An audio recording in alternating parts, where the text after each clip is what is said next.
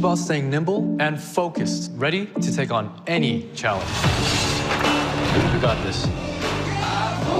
Stylish outside, savage inside. Lenovo Legion. We were chosen. Watch everything we work for fall in line. We gon' give it all until the end of time.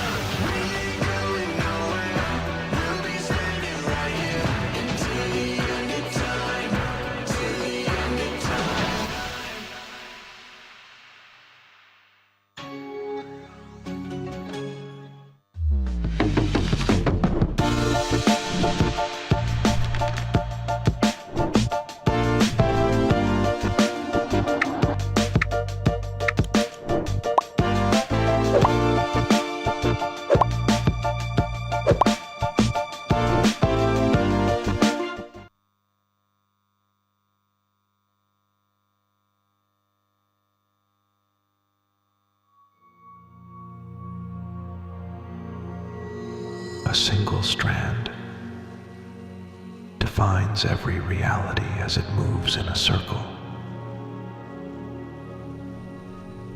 A perfect circle.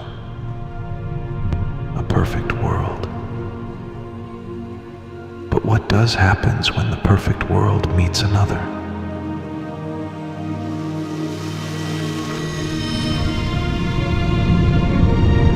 Do we divide ourselves and run?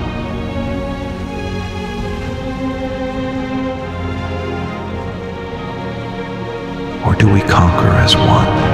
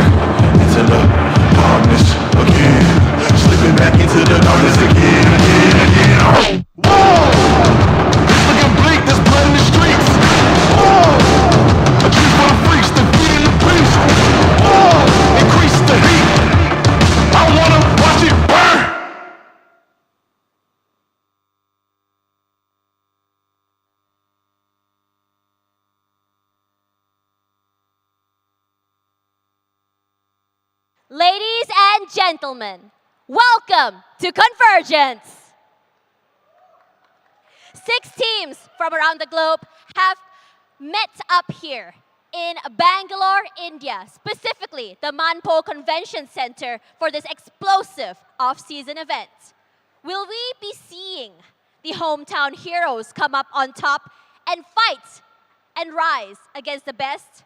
That is the question that we have now. And with that, ladies and gentlemen, let us introduce to you the contenders of Day 1, Match 1 for Convergence. The question for this particular team is it time to tear into Tier 1? Give it up for True Rippers!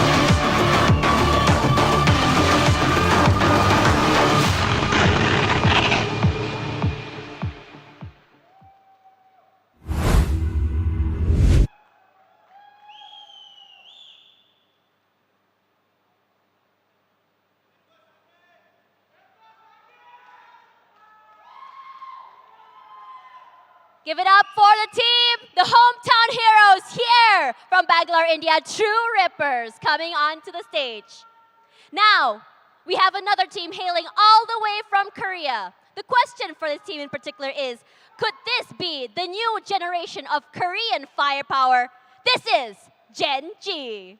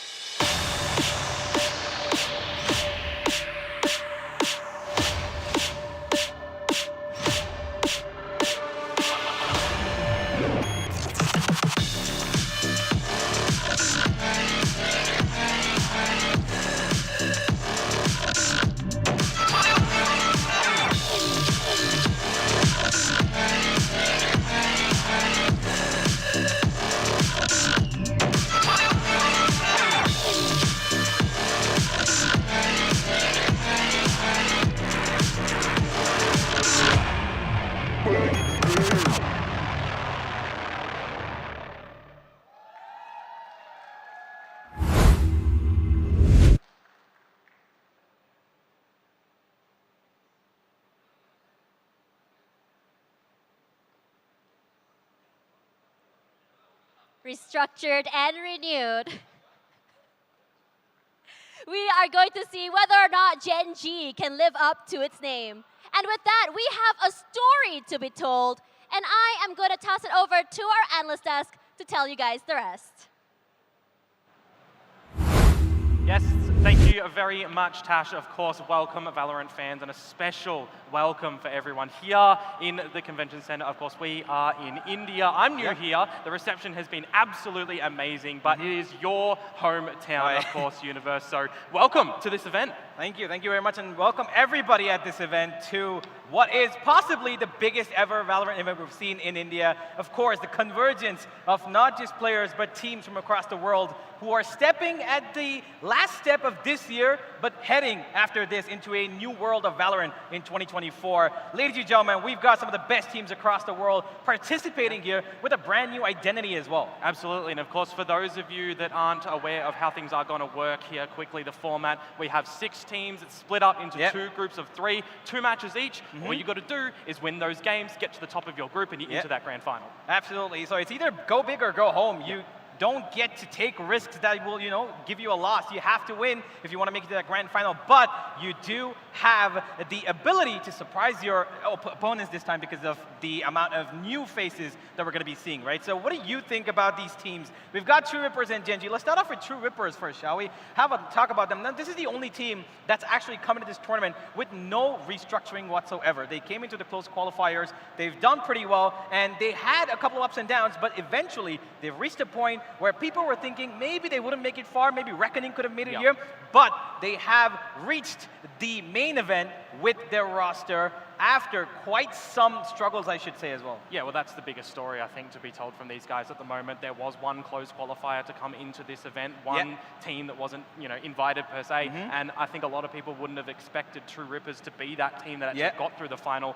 All 5 maps against Reckoning, a massive grudge match, and the fans here that are already, supporting True Rippers is just absolutely phenomenal. Yeah, let's have a look at their team properly, though. We've got, of course, 5 players who have stuck together for quite some time, I would say, at least 6 to 8 months. We've got a couple of role changes in that team during that time as well, of course, right? But True Rippers are, of course, coming into this as a team that is considerably the underdog, right? They don't really have the experience of fighting against teams of this level before. Tier 1 is something that they've been trying to get to for so long. Ascension as well was not that great for them. But now they've got a chance to play against some of the players that they would have seen on stages bigger than these, right? So what do you have to say about that? What kind of, impact would this tournament have for True Rippers? Well, I think the main thing is it's the biggest tournament that they've had in their careers so far. Absolutely. And I think that's just something that they have to really crack in towards this event and against a new reformed Gen.G, which we can talk about now as well. A bit of rockiness at the end of the season as well, but now you can see they're bringing in this new roster, and we'll start off, Meteor is continuing on, but then the rest of them, I mean, they've got some Tier 1 experience already in Pacific, we've got a new face in Karen, and we've got last Lakia stepping up earlier from the Ascension event. Indeed, of course. Now, this is quite the, I would say, diverse, but still the same region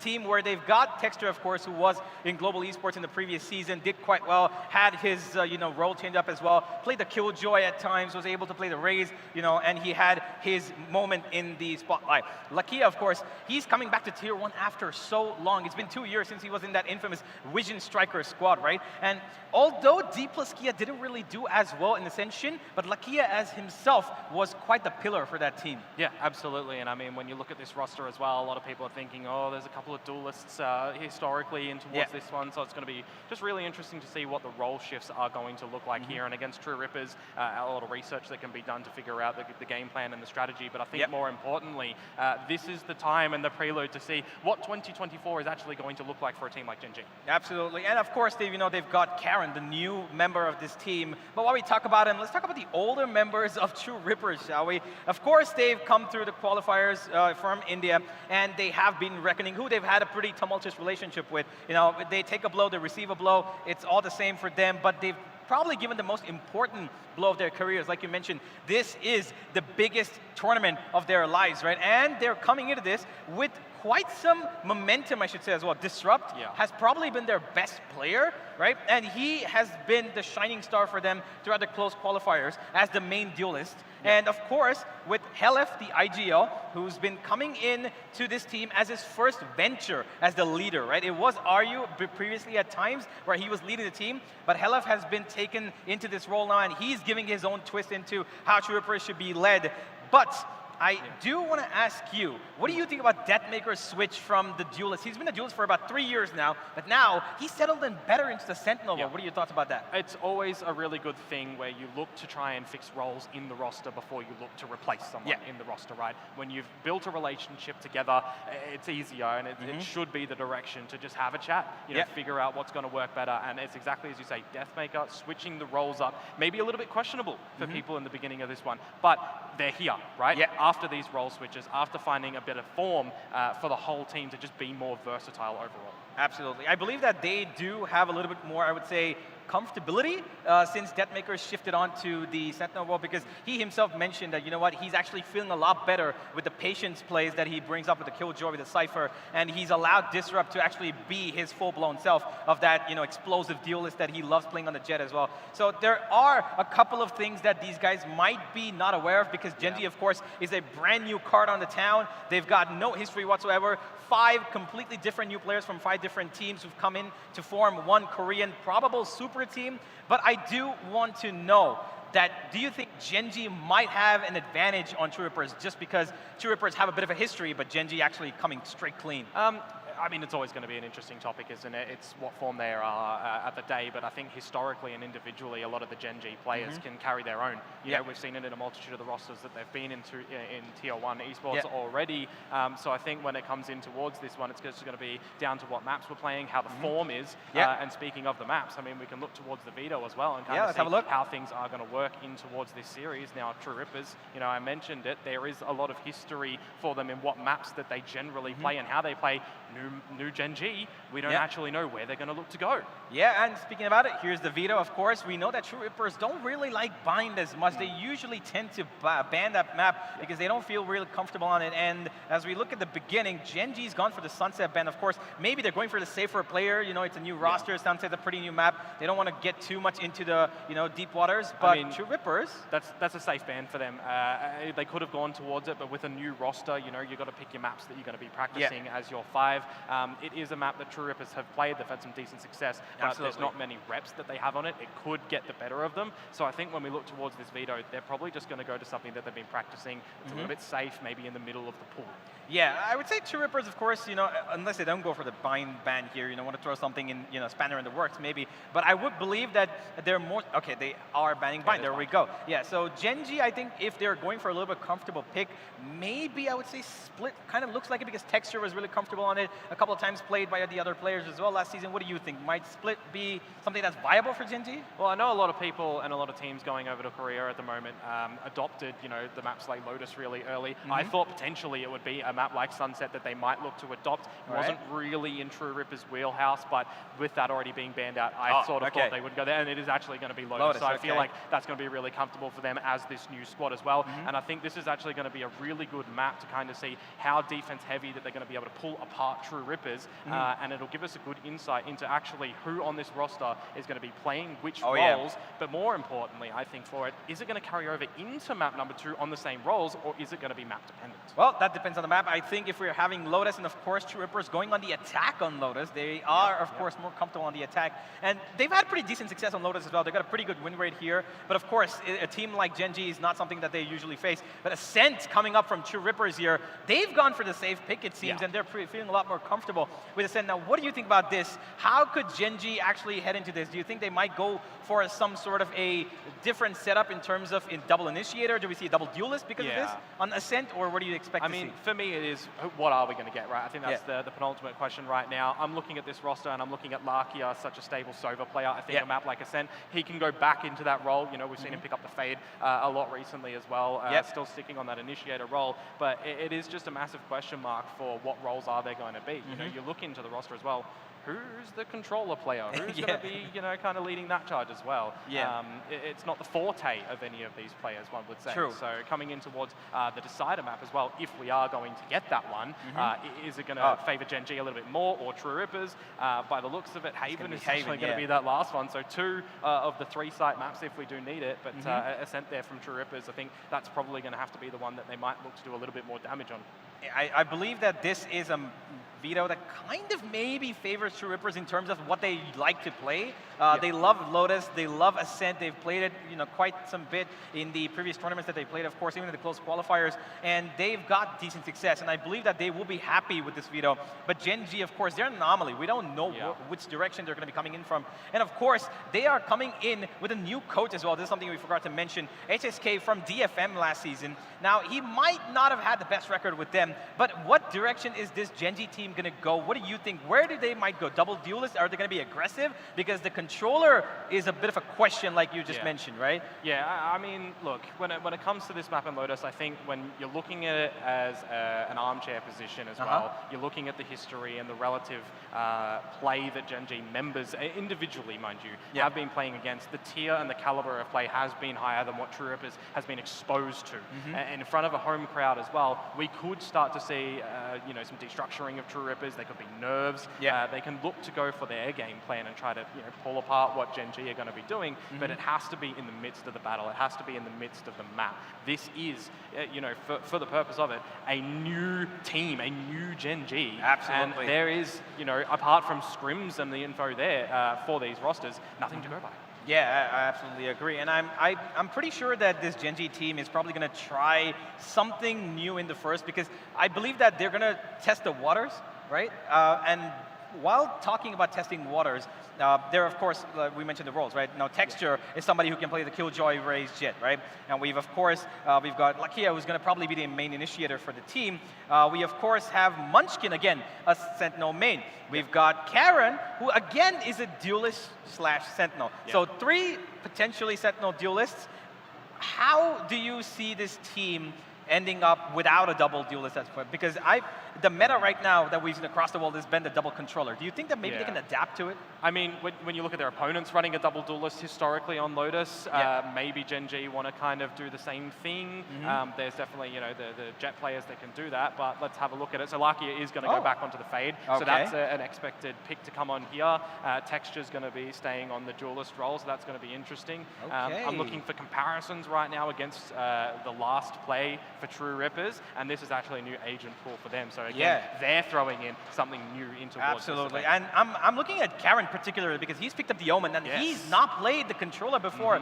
Mind you, ladies and gentlemen, Karen is a player who started his professional career just about 6 months ago. He played in the Korean Challengers League, and he was individually doing really great, but unfortunately his team couldn't make it so far. But he has been a prospect, clearly, that Gen.G have believed in, and he's been thrown into a new role as soon as he comes in. So this is all about him, I would say. If he can play that Omen to the level level that we would expect him, especially on Lotus as well, because they're playing a double controller, which is something that we did not expect, right? We were talking about before as well. Gen.G could be a team that plays the double duelist, maybe the double initiator, but double controller seemed a little out of the mix. So I am excited to see this form of Gen.G. What can they bring on the table? Of course, Texture coming back to the duelist role. And talking about True Rippers, it seems pretty stable Lotus pick, right? You got a Breach, you got a Sova, double initiator there. So how do you think they might contradict each other? I think True Rippers have to be careful of Meteor, honestly. He's going to be so capable of just locking down one of these sites by himself. They have to sacrifice a lot of their information. I think it's going to be quite pivotal on early information to just try and figure out locations of the Gen.G members. Because again, I'm looking at this as a sort of hierarchy view. Gen.G should be, the I guess expected victors right here. But they've got the crowd against them, folks. Oh yeah. You know how much a crowd can assist you. So for True Rippers, I mean, I just want to see a good show. I want to see it good. Absolutely agree. I'm pretty sure that with every kill that True Rippers find, there's going to be a bit of a tear fest going on right behind this. But yeah, True Rippers are coming into this with quite the stacks against them. But ladies and gentlemen, all of this is for us to find out. It's all for you to find out as the stage is getting prepped. The players are ready, and so are our casters. Kremer, Pavlos, take it away.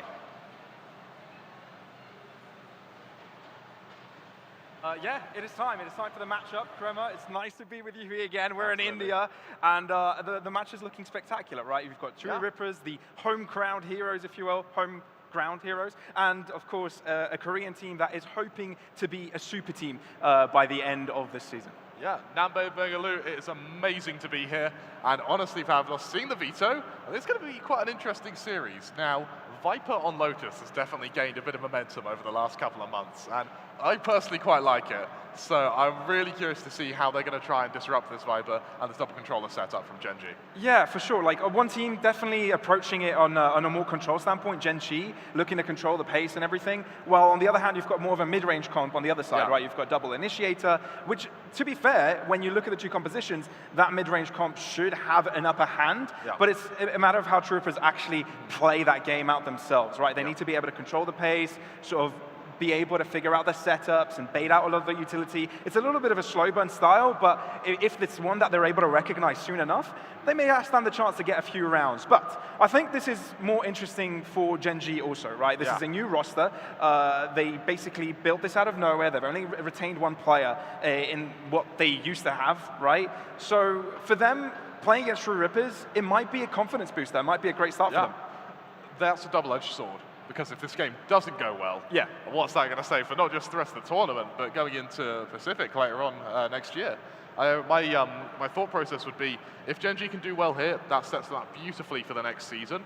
The second they find any bumps in the road, the second they stumble, it may very quickly turn into a complete collapse before this even starts. Yeah, I know what everybody at home is thinking, right? At least from India. What are truly the chances of True Rippers here? Can you answer this for me? I want to say they've got a good chance. I do. I mean, their ascent's pretty good, as they've demonstrated over the course of the qualifiers going into this. Their Haven's been a bit shaky. Their Lotus is the sort of missing piece of this veto. So for Gen.G, if they want to win this series, you need to start strong on Lotus and use that momentum. If you're True Rippers, even if you make Lotus close, even if you keep the series close, you go to your comfort map next, Descent. It's one of their best maps, if not their best map. You then go to Haven, where you've got a sort of 50-50 chance of winning. 50-50 for True Rippers is pretty damn good. It is, it is. I love the fact that you say it's a 50-50. I like to dream, Pavlos. You like to dream. Delulu, maybe. No, honestly, True Rippers deserve to be here, right? I think a lot of people have been looking at this lineup from the regional league that they've been playing in, from challenges and whatnot. They've never really been the top team in India, right? This recent Rise success is actually extremely recent, right? Reckoning has always been able to beat them. Orangutan, when they were in the picture, always were able to best them. But this time around, the qualifier, the Indian qualifier that they were able to perform in, they come out on top. So it's vengeance for them. They're on the best high they've ever been. So if there's any moment for them to actually start shooting up against top hitters like Tier 1 teams such as Gen.G with all that experience, this is basically the best moment for them to do that. Absolutely. I'm going to put you on the spot right here, Pavlos. All right. What do you think the map score is going to be going into this? Realistic? Oh, you can be mean. I'll do the Hopium. All right, I'll be the mean one. I reckon it's a 2-0. I hope True Rippers actually give us a good fight. Yeah. Right? I really hope that True Rippers give a good fight. But given the quality of that Gen.G in regards to individuals, in regards to the players that, what we've seen in the past, I think, there's a bit of a quality discrepancy. Yeah. Right? But I think for True Rippers, if they're actually able to get a decent score, go above those 7-8 rounds and, get some maps to be actually close, that's generally some really good experience for them, because at the end of the day, you want to build this regional, this regional performance step by step. And True Rippers in this tournament, they've got the chance to do exactly that. So this is going to be some mega Hopium. So I hope you're ready for this. Okay. I actually see a 2-1 True Rippers here. Okay. And I'll tell you why. Is when you've played with a roster for so long, your familiarity with one another ends up trumping experience of the other team. So you end up in a world where, because you've spent so much time together, because you have rehearsed every map so many times, that when you encounter a new strategy, you already have the contingencies in place to try and beat that. And so Lotus is going to be the litmus test. If True Rippers can stay even on Lotus, this is their series to win. However, if they let Gen.G get ahead, then Gen.G are going to stay ahead. Well, I believe the game is ready. So let's get the show on the road, and let's get on the server. Let's see how these two teams perform. It's Gen.G, of course, a brand new roster, how they brought together, and True Rippers, your home crowd heroes, who, by the way, they're not only home crowd heroes because they're in India, it's because they're from Bengaluru as well. Yeah, it's a 20-minute drive, and they've made it here. Yeah, exactly. All right, seems like it's not quite ready. I've just been corrected, but that's okay. Yeah. We've got another couple of minutes until that happens. All right. So, Kremer, in regards to this entire tournament as a whole, we're seeing a lot of new rosters. Is there anyone in particular you're actually most excited about? It's got to be Lakia, right? Okay. I mean, he's been out the picture for quite a while now, at least in sort of tier 2, tier 3. Right. Now he's back to a tier 1 roster. We've seen what he can do in the past. Let's see if he's still got that form. This is a chance to show that he's been dominant this whole time, and just maybe it'd be lack of opportunity rather than lack of skill. Yeah, because, a lot of people have been thinking, ever since the partnership program happened, you've got 8 teams in each of the regions, and obviously some talent is going to be left out into the Challenger Leagues, and they've got to battle, grind their way upwards. And I think seeing a lot of these players, not only in Gen.G, seeing them across Vitality as well, you've got players like Kicks being brought up, you're seeing a lot of talent that has been slowly fostering, slowly getting stronger behind the scenes, not in the spotlight, and now they finally got a chance to play in Tier 1. And the fact that we get to see that in this tournament just makes it that much more special. Yeah, it absolutely does. Who are you looking forward to, Pavlos?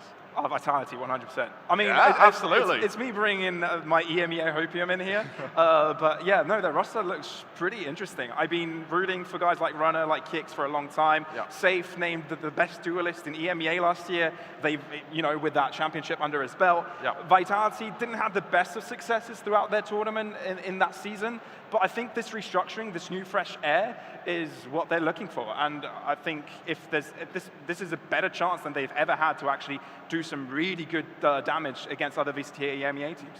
Yeah, well and truly. And I mean, you've got to talk about Runner, haven't you? Yeah. When it comes to, India's known for their flashy duelists. I mean, SK Rossi sort of was the one who led the way for that. Runner is sort of EMEA's SK Rossi's in the way he's come out of nowhere, just been absolutely dominant, and now he's got his chance against tier 1 teams to show what he can do. So it's pretty much around the board we've got new rosters, and around the board we've got interesting pickups. Yeah, and I think all across the board in this tournament we've got some very young players. Yeah. I think the average age of all the players combined is 23 years old, and the youngest is Furia at an average age of 18. Makes us feel old, doesn't it? It does, right? Like 18-year-olds are born in 2005. That's a compound sentence. 2005. And? There's an and? Oh, God. My voice still going. but yeah, I'm very much looking forward to this series, Pavlos. Now, Lotus is a map which is either going to be played extremely fast or very, very slow. Okay. With Gen.G going for the double controller, I'm expecting a particularly slow play style going into this map. For True Rippers, the way you counter that is you find one of those controllers and you pick them off early, and it forces Gen.G to go into a more of a default play style, initially as a 4v5. So it's a very, very technical way to play the map, but because it's so technical, it means it's very easy to mess up. Yeah. And so there's a lot of pressure on Gen.G here, almost optimism actually to go for double controller this early into their team's life cycle. I think the mid-rounds are everything for these potential compositions, and especially on Lotus, right? Those decisions, True Rippers are definitely going to be tested on this one. Yeah, they've got the facilities to actually do some damage. They've got some good coordination pieces, raise, breach, etc. So it's a matter of spreading the resources thin from the defender's side and trying to exploit the weakest point. You've got to talk about the afterplant utility as well. Oh, with the raises, the breaches, the killjoys, the fade as well. There's so much to work with here, and it's almost like usually when you see a spike go down, that should be toward the final third of the round. I genuinely think that in a series like this, or at least a map like this, having that spike go down just marks the halfway point. Indeed, indeed. Could we get a little bit of an update, please, production team, on when the game is ready? I believe the players are waiting in the server. If anything happens, do let us know, and we'll update everyone in the venue and at home as well. Now, Kremer, obviously, we've talked a little bit about the team. We talked about a little bit of about the players involved, the teams in particular. I want to talk about this off-season in general, right? This is, I think, the last Pacific off-season we're having this year. Yep. This is it. This is the last off-season event of Pacific for this year. So, is this something you're particularly looking forward to? This one, something that you're looking to explore? I want the APAC teams to live up to their stereotypes. I want the EMEA teams to live up to their stereotypes. I want the South American teams to live up to those stereotypes. I want to see fast gameplay. I want to see flashy plays from everyone in APAC. I want to see calculated plays from EMEA. And then, I mean, the Americans, every time I see them, my jaw just hits the floor. That is a skill city I don't think we could only dream of seeing. True that. For Gen.G, I think a level of criticism that Universe might have touched upon the desk earlier on is the fact that, you bring a lot of pieces together. What does the coaching staff look like, right? Yeah. HSK comes from Defamation Gaming, right? That was his previous roster. Yeah. And we all know that team didn't quite succeed as many people would have hoped. Do you think that's, I don't know how much you've been able to watch Pacific this last year, obviously. Quite a bit. Yeah, okay. So how do you think HSK was influential in that? Were the problems around the strategy, or where was the problem? So for a lot of coaches, the stratagem to fixing problems is find problem one, fix problem one, problem two, fix problem two, problem three. Yeah. The issue with Destination Gaming is they had so many small problems that it takes such a long time to fix, and that's sort of over the course of more than one season. For HSK, I think he did a good job towards the end of the season. They were getting a little bit better. Their fundamentals were looking stronger. But I feel like the roster just needed more time.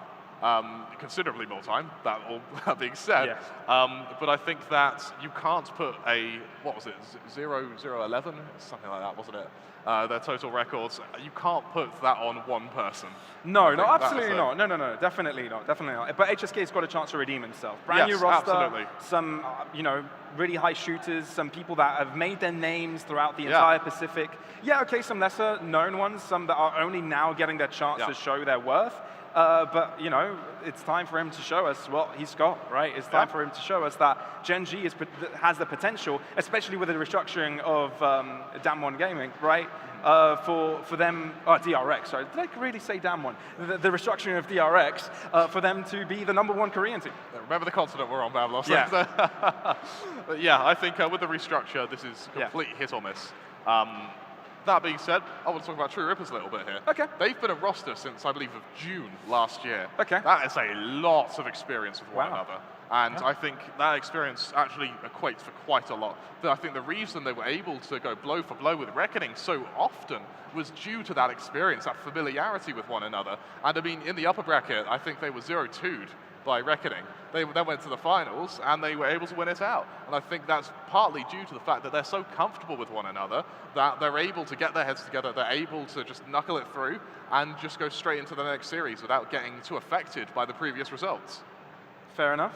Yeah, indeed. I think for True Rippers, they've got to come in with a mentality that they're here to learn, right? Yeah. I think, you could easily get, smash the first match. That could very happen. They could even have a really good result. Yeah. I think it's a matter of them embracing the fact that they've got a really big opportunity on their hands that could set them ahead of the rest of the Southeast Asian scene, or South Asian scene, mind you.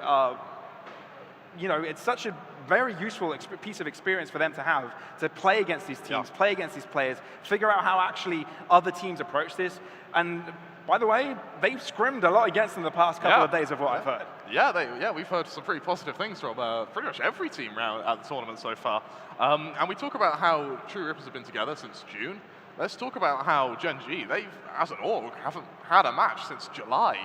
That is a long window of nothing. And so that means either something very weird's about to come out and we're about to see some wild stuff, or it means that it may be, they may be coming into this cold. Yeah, I mean, another reason why we might be seeing some wild stuff is because, okay, yes, we've got a mismatch of players, but we've got a mismatch of experience, right? Absolutely. So you've got to tie that all together. How low down the basics level where you have to get to start practicing, to start and seeing, you know, where do we have missing pieces? Where do we begin our whole journey here?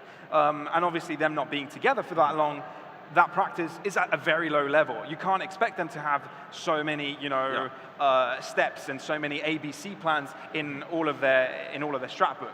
So yeah, I'm interested to see how that, I think what we're basically looking to see from all of the teams actually competing here is the general way they interact with each other.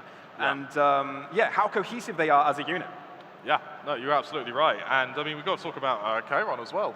He's just come out of nowhere, having, I believe it was like a month and a half experience at Tier 1. And since, before then, it was, I think, one team on Tier 2, and that's it. What do you make of that? I mean, there's such little real to look at. It must be something special for Gen.G to snap them up that quickly. Yeah, that's what I'm really curious about, right? You've got an opportunity in the off-season to start trialing players, and you never really know what type of talent people will turn out to, you know, come up with. And so for them, he might be something special, and that's what we'd love to see. They might have found a gem in the rough. Maybe. And of course, that means there's going to be quite a bit of pressure on him as well. And yeah, we talk about pressure. That's pretty much for every member of Gen.G now at this point, is because you've got such a new roster, you've got to prove yourselves, not just to every other team in Pacific, but to your you know, your fans back home. They've gone a while without playing. They've got to show something for it, right? They do indeed. They do indeed. Any update production on when we'll be starting a game? Because I think if they're waiting on us to find the start a game button, I didn't get the memo. Did you lose it again? I think, okay, soon. Soon is a relative term. It's a very relative term. But we'll get there, But yeah, where have you stashed the start game button, Grant? I thought I gave it to you. I think we need to call in Pansy and Hypoc because these tech issues are taking too long. Are they in the building? What's going on? Did you leave the start game button at the hotel? Have lost. I didn't get the memo that I had to bring it.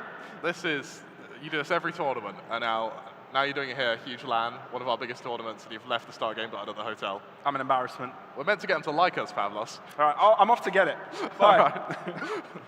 Of course, any second now we should be going into game. That being said, we've given our predictions, but I want to hear from you guys in the audience. Make some noise. You think True Rippers are going to be taking this? True Rippers? They're taking it? That's pretty good. It's actually very good. A lot better. Yeah. All right. And what about Gen.G? Any Gen.G fans out there? Oh, it's about even, actually. Yeah, about even. Close. Yeah. Did I hear that right? Is game ready? Is game ready? Maybe. I guess we'll see. part of the fun. Part of the fun. Yeah. All right. So, Gen.G versus True Rippers. Yeah. The match of the day. Yes. Well, the first match of the day. We've also got a global versus Team Vitality match. It will be the best match ever until the next one. Exactly. Yeah. Right. So, I think we've got a little bit of time to dive into global and Team Vitality until the match starts. Yeah. Shall we? Bit. Okay. I'm looking forward to that game. It's going to be a very good one. Both of the teams completely restructured. Yes. Completely new. Well and truly. What stands out to you the most? Honestly, I'm really looking forward to seeing. Of course, my heart wants global to do well here. Yeah. Of course, we're in India. We've got to have the Indian teams doing well. But Vitality have been cooking, and it smells delicious. I mean, Kix, Runner, we've both seen them play out their minds at the MEA, especially in Tier 2. Now they're given their chance. I mean, as you mentioned, Safe has already had an incredible season. I think there is the ingredients there for something miraculous, something truly special. But you can say the same for global. You know, brought in new talent. Unfortunately, Benkai unable to make it. Yeah, that is unfortunate. I don't know if that's going to affect it that much. That being said, because of course Skills has been with the roster for a while. He's sort of been there as the stand-in, so he's already seen the strats. He already knows how the team functions. He's already part of the dynamic. So hopefully they'll be able to quite easily interchange with one another. Right, indeed, indeed. And I think for global, it's a complete 180 on their whole, you know, way of thinking about picking up a roster. Last year, when we saw the global announcement, 5 duelists, or might I say 8, because they had like 8 players in the team or something. Now they've completely switched that up, and now we've got 5 flex players. I mean, I suppose it's flexible. Yeah? Interchange it a bit. So I guess maybe they saw there was a bit of a weakness in how they saw things. I think they saw that there's value in being able to pull off multiple roles for those roles to be your specialty. Yes. So I think another interesting key aspect of this tournament is to be able to see where are they putting these, where are they slotting in these players into what roles and what, you know, what are they going to be putting their focus on? I quite like how forward-thinking it is. Bearing in mind that we're approaching the latter end of this year, who knows what the meta's going to be, sort of, come the next couple of months. And so having these flex players means that you don't have to worry about bringing in players who may be specialists on different agents. Instead, you've already got that wealth of knowledge, and it means that you can interchange your stratagems to whatever the meta suggests. That is true. That is true. You've got to adapt, right? Yeah, and many players have been saying, okay, we might be seeing a bit of a meta change soon, maybe, because, I don't know, we've had this divey meta to be the case for a while, right? You have got these Jets, these Razors. Now we've seen a bit of Euro this year as well, and having a lot of impact by gaining space into sites and areas that really shouldn't be under your control. And a lot of people have been speculating, are we going to be seeing a meta shift this year? And if that meta shift happens, which teams are set up for success? Which teams are able to adapt to that soon enough? And when we talk about sort of shifts in meta, let's talk about shifts in rankings, because of course DRX were known as the kings of Korea for so long. Now that they've had a roster reshuffle, for Gen.G, this is their chance to try and usurp them. This is their chance to try and take that rank 1 career spot, something which has been eluding them for a good while now. Yeah, they've always fallen short, right? Gen.G, there were high expectations for last year, didn't really live up to them, and I think that's the reason why they went for this whole entire restructuring. They're like, we've got missing pieces here, let's see if we can build it or piece by piece. Yeah, and this is piece 1. This is how the puzzle starts. Any second now we'll be going into the game. We do apologize for the delay. Blame it on Pavlos. It's all his fault. Yeah, it's always my fault. Yeah. That being said, Pavlos. Now we've sort of broken it down a little bit. Look him up. Okay, so there seems to be some sort of tech issue. Which is, I hope it doesn't take too long to get fixed. First you left the start game button at home, and now you've been sabotaging the PCs. Hey, there we go. We've got a technical pause. Lower third. All right, giving some info out there. It's day 1 of a LAN. Day 1 of a LAN. Day 1 of a LAN. I've got to say, though, that stage looks brilliant. It looks awesome. It looks amazing. It was hard to not post that stage when we saw it yesterday. Yeah, we got told so many times, don't post no about the stage. Under any circumstances. Don't leak the stage. Oh, there we go. We get to see it. Look at it. It is all its beauty, all its glory. And the light show at the start of the show was so cool. You know what's funny as well is out of all of those casters, no one's fallen over yet on the steps. Way to jinx it, mate. There's a thing called the caster's curse, and you just went there. Here's the thing, though. I said every other caster, so it'll happen to one of you guys, and I'll get great entertainment from it. Well, that's not how caster's curse works, mate. You can never predict it. So it will just be me then, maybe. So it will probably be you. I feel like if someone is going to look after yourself, mate. They'll have to be quite spectacular if you're going to fall down that stage. Go down the whole length. Go down all the steps. Hopefully in just a second, this tech pause will end. Pavlos, it's like a fun fact, actually. I'd love a fun fact. While I was here, got a fun fact for you. Fun facts with Crab. Yeah, exactly. So, you know how Hindi written and Thai written, languages that have lots of curves in them, they're very connected like that. Do you know why that is? Why? So when, of course we come from Europe, our letters usually have quite a lot of straight lines in them. That's because they used to be carved in stone, whereas for Hindi and for Thai, it was on papyrus leaves. And so to help sort of with the shape of the leaf, there were lots of curves, and that's how language sort of evolved in this area of the world. It's pretty cool. That is very nice cool. orthography for you. I never believed I'd be coming to today's broadcast Yeah. and learning about orthography and how shapes of languages are formed. To be honest, Makes sense, though. Yeah, Makes sense. makes a lot of sense. That's also it for my language knowledge, to be honest. That's all of it? Yeah, I'm pretty stupid, Pavlos. Hey, you've been throwing a lot of Hindi out there from time to time on Twitter. Yeah. Is that all Google Translate? That's a loss of practice in front of the mirror. Okay. Are you a Duolingo enjoyer? You kind of go on... Duolingo's great, but there's nothing beats saying it to a native, then Okay. laughing at you, then telling the correct pronunciation. So then you make a memory Right. which fits the pronunciation as well. That's quite a nice way of learning it. Yeah. What's your biggest streak on Duolingo? I don't think I've ever properly used Duolingo, actually. Right, so okay, yeah, fair enough. I couldn't say. And I know people that have gone for like 100, 200 days in a row. Yeah. You know, How far do you get with to 200 days I don't know. of a language? What does that look like? I don't know. I have no idea. I think it's overrated, to be honest. I don't know. It's because it's one of those things that if you don't interact with actual people that speak the language, if you're not in the whole environment of in the country of that native tongue, then you don't really get acclimated with it. It's all just bits and pieces of information with words, and it's not all really put together. But how else are you going to learn Elvish or Klingon or Orc or anything like that? The internet is really, really great. And that's thanks to Duolingo. You too can learn that. But, any second now we get into this game, Pavlos. Of course, now that we've seen the whole veto, what map are you looking forward to the most? Of course, we have, I believe it's Lotus, Ascent, and Haven. I'm looking forward to Lotus the most, actually. Yeah? I feel like we might not have a chance to see Haven, given my prediction. We can hope, Pavlos. Yeah, I think Lotus has got a bit of a difference from how both teams will be, approaching the matchup in general, which is why I think there might be a potential for True Rippers to actually do some damage. I think for Ascent, things get simplified a little bit, which is where True Rippers actually might have a chance to do their high their best map as well. Exactly. So I think the first two maps are the most exciting ones. If it comes down to a Haven, I think that's where difficulty would come in. For me, it must be Lotus and Ascent close second. Yeah, I actually am very much looking forward to Ascent. Okay. Because Ascent is sort of the map everyone knows. And so what it means is when you see some creative strategies in it, it's really quite groundbreaking. And something we've started seeing on Ascent quite frequently is these sort of util combos, where you just see these sort of dumps of utils try and get this early pick, and then you play ultra defensive for the final sort of 2/3 of the round. Yeah. That being said, we'll have to see if Gen.G are going to allow True Rippers to do that. Of course, it's True Rippers map pick. It's one of their best maps. So I, for one, am really looking forward to seeing what True Rippers can bring, especially against a tier 1 team. However, for Lotus, I think for True Rippers, it's just weather the storm. That is true. That is true. Yeah. Let's make a bet here, Chroma. A bet? Yes. A gambit. All right, I'm ready. How good are you at bottle flipping? Pretty bad. Is this the right amount of water, or? I couldn't tell you, Pavlos. Okay. I think that's also my water, but that's...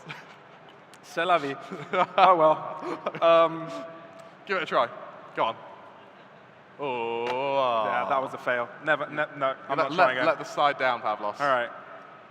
So have I, apparently. Yeah, okay. We're not for bottle flipping. We're here to do some casting work, so hopefully we can jump into the game soon enough.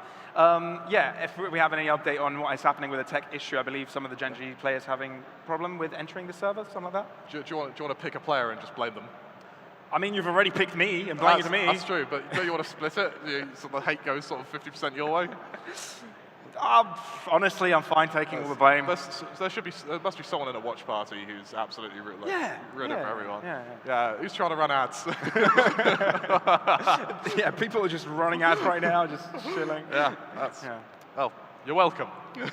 You're welcome. There's a chance we can throw it to a break production. If we can, will be great, so we can jump into the game with full energy and full hype, because I know that's what everybody wants. Yeah. Yeah. I'm waiting for a response, if I get it. Maybe we do. We're just talking to the void. Talking to the void. We're on our own, boys. Right, Andy. Oh, what did you have for breakfast today? Breakfast? I had all sorts of breakfast. I tried to make it my objective Yeah. since getting here, is I want to try every single bit of food I can. And so I'm not sure if you remember, but my breakfast was just a plate piled up with stuff. So I could list it. I actually can't pronounce half the stuff I picked up. But Fair enough. It tasted pretty good. So What's the favorite thing you've had so far? Oh. Again, I'd forget all the names of everything we tried, but Yeah, I'm trying to think of the name for it. It was like a it's like a dessert. Was it samosa? Maybe it's samosa. I don't remember. I'm really bad. It might be samosa. We honestly, since we got it, we've just been handed delicious food. Yeah. And we've just sort of been stuffing our faces, to be honest. Honestly, the curries here are incredible. Yeah. What was that? Oh, we got the game, we have a everybody. game. All right, let's hear some hype. Let's get into the server. It is time for True Rippers versus Gen.G. Oh, it's good to be here, Pavlos. It's good to be back. Of course, Gen.G starting on defense with True Rippers on the attack. Now, of course, for Lotus, it's a map where if you want to start, you have to start fast. We're going to see a bit of early control over towards C main here, but Gen.G, big stack of force connection here. This could be the crunch. Karen finding the first pick for Gen.G. Very aggressive start for them onto that left-hand side.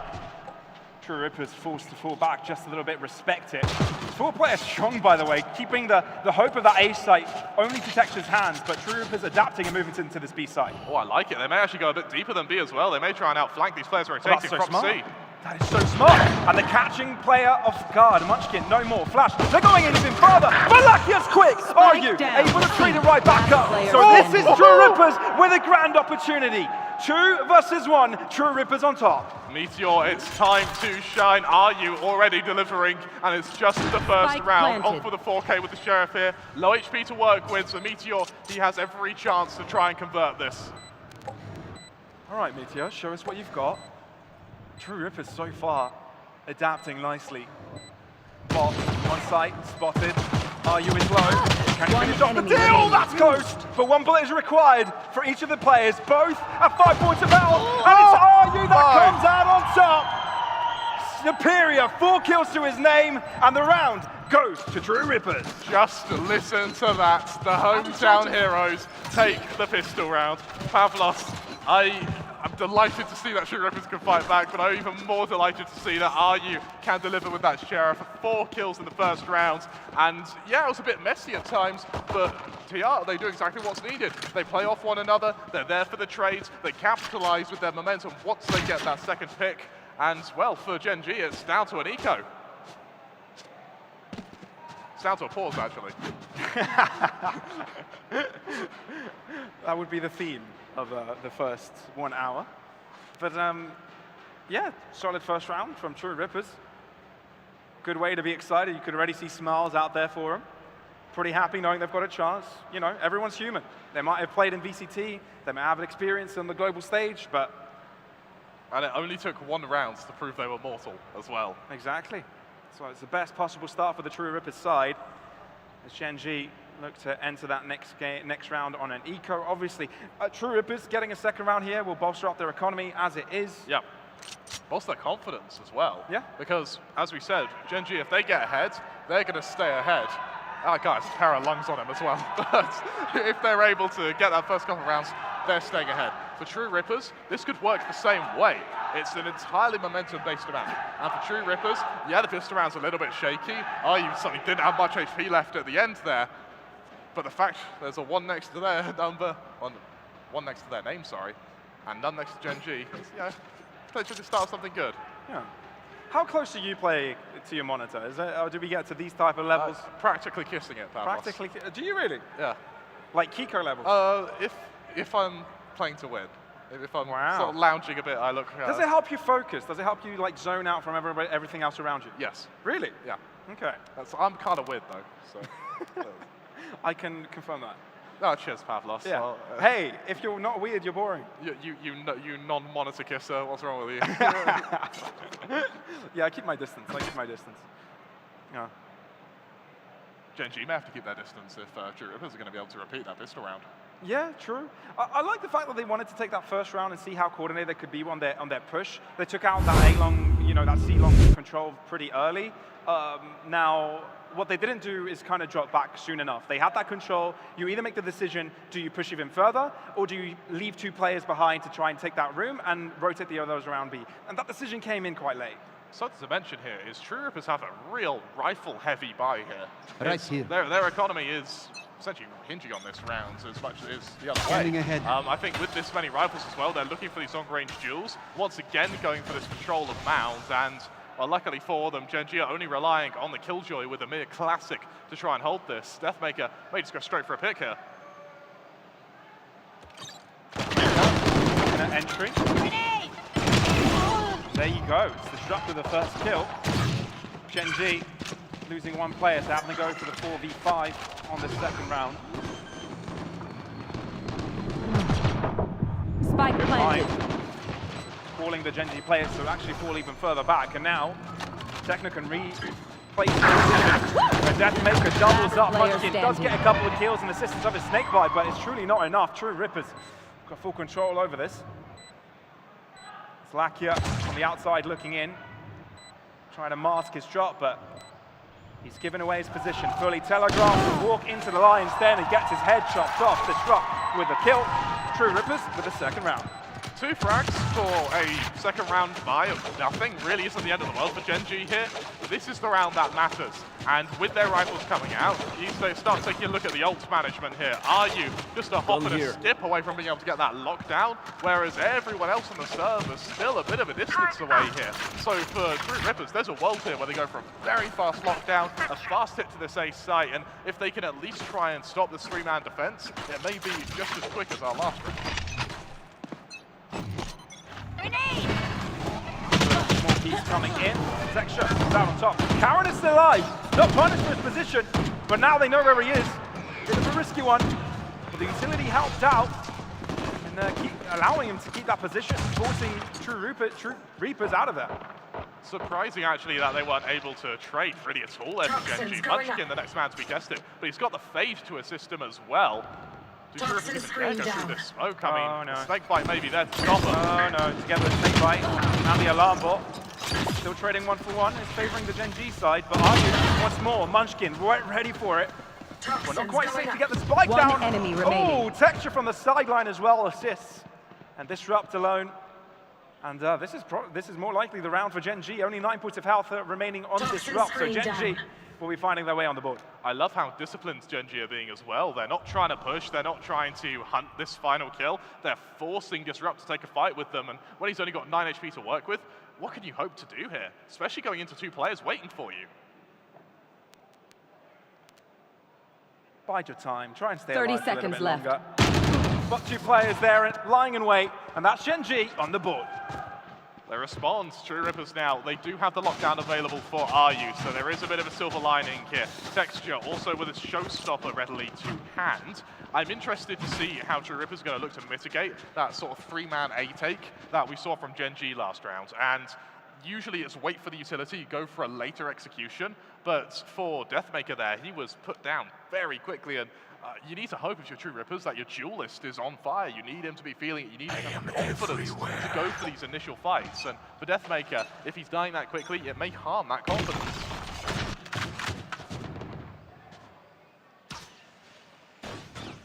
True Reapers spreading out their forces for now. Bit of early engagement towards his left-hand side. Met with strong defenses, Gen.G. We talked about the control lineup they've got. You know, they'll usually put most of their forces on making it virtually impossible to enter a site and keeping the other part of the map up for a retake. That's what they've done here.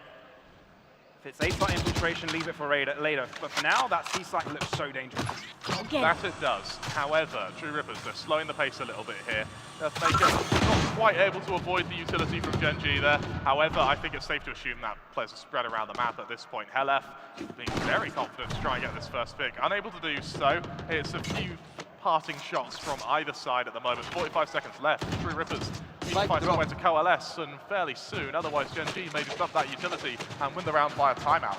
Right there. To be fair, True Rippers, even though they took their time on this one, not much utility was expended from Gen.G. Still quite a lot of useful pieces at their disposal. Showstopper being the most important one 30 there from seconds Texture. left.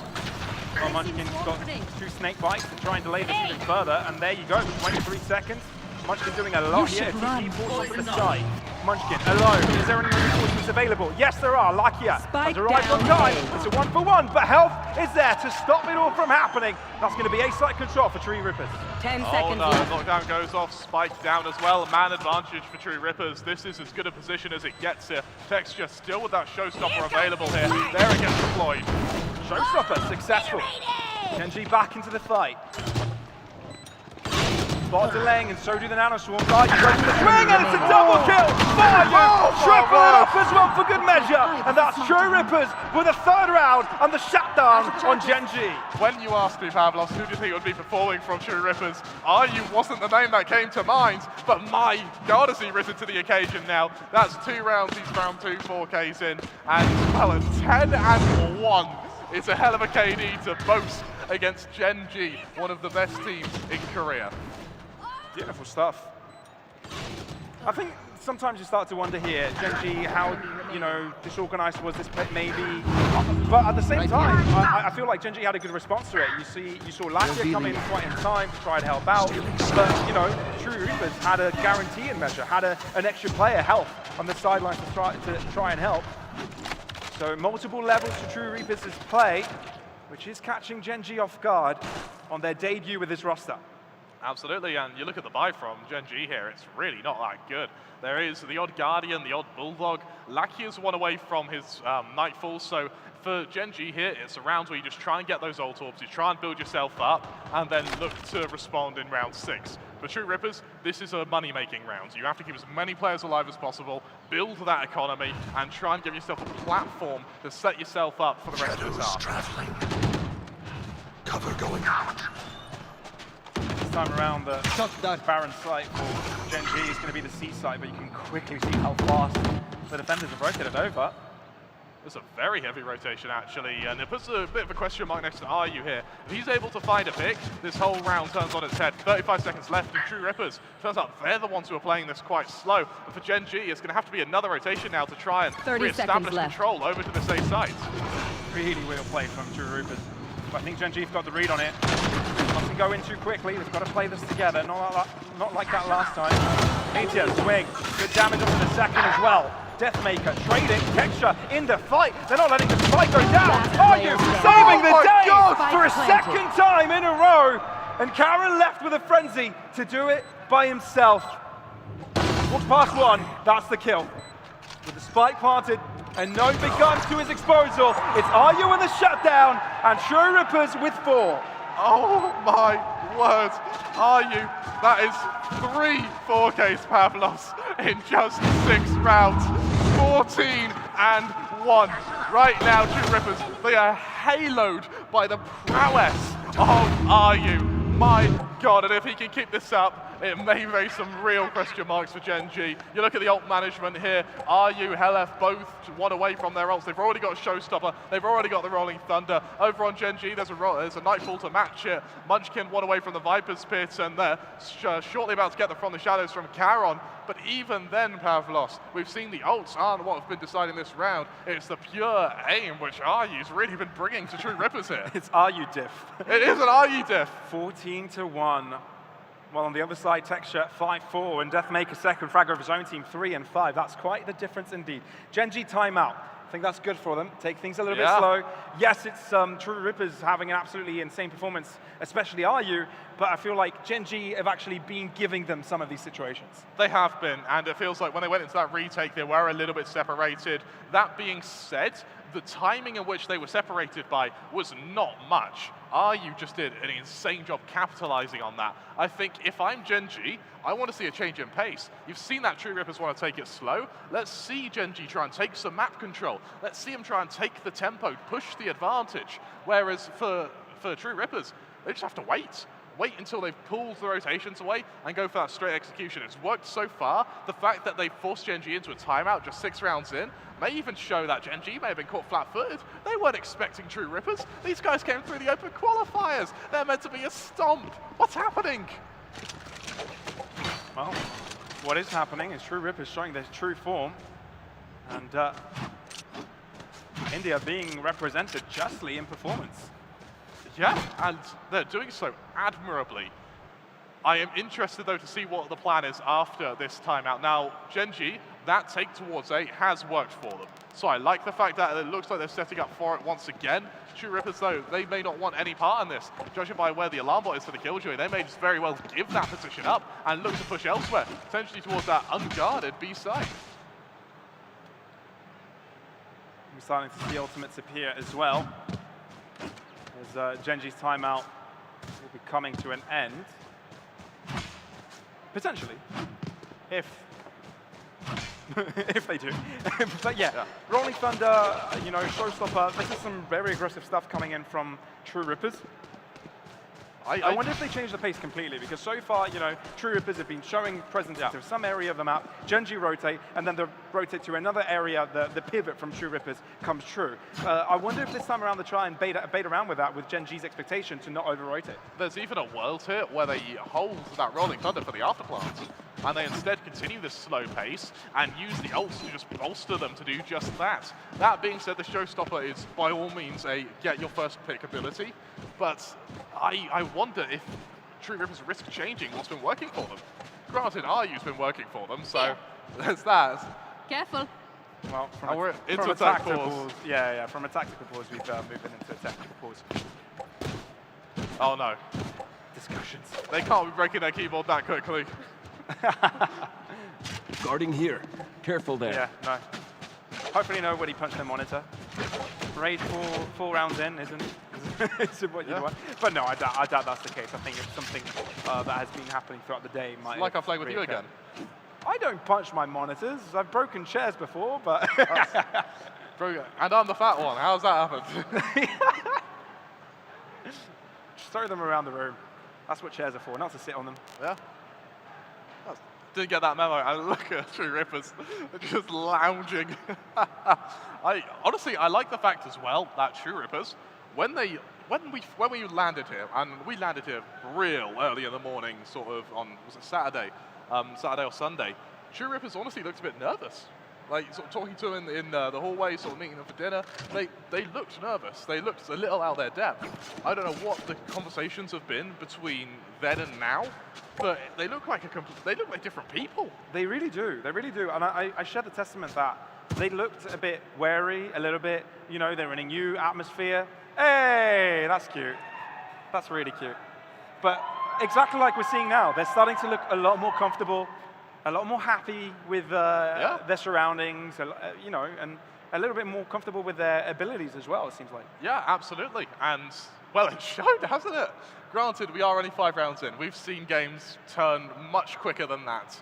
That being said, though, for Gen.G, maybe there's a world here where just simply not being able to take the lead is going to really weigh on their psyche. Also to be said, though, and this works the other way, is that because we have these tech pauses, because, you know, Gen.G did call that timeout, there's a world where this just breaks the momentum of True Rippers. There is a world that happens, and I guess we get to see just now if that will be the case. 5 seconds till we enter the round, and it's a buy round all across the board. A bit of a shaky economy on that left-hand side. Gen.G have to win this if they want to stay in it. And if they don't, they might be trailing a little bit too far behind to catch up later on.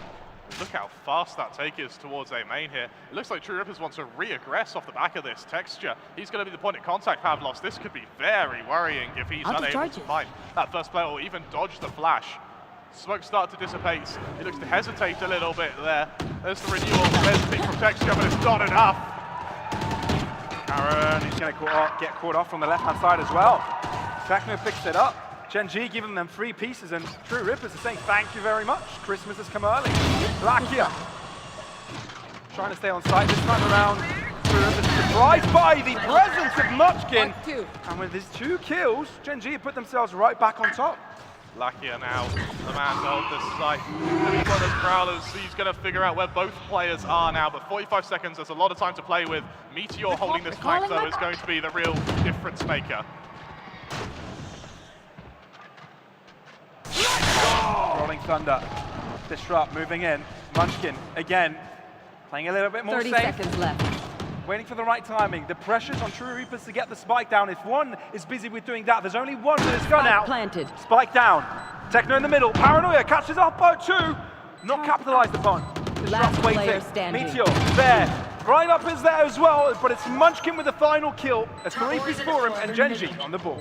Great recovery there, and that's all down to Lakia. The fact he's able to trade onto that Raze, who, honestly, Deathmaker really shouldn't be doing that purely alone. I was expecting there to be a teammate behind him. He's able to get Deathmaker full back to the site, and then use his utility to delay until his teammates are able to get there. The ult advantage still lies with True Rippers, but their economy isn't looking that good. Furthermore, Meteor is one away from a lockdown of his own.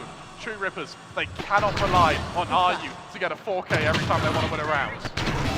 No, they really can't. They really can't. And I think this time Gen.G played it a little bit more patiently. Waited out to see if the mistakes are made from the opponent's side, not forcing their hand, trying to let their opponents have their nerves get to them instead.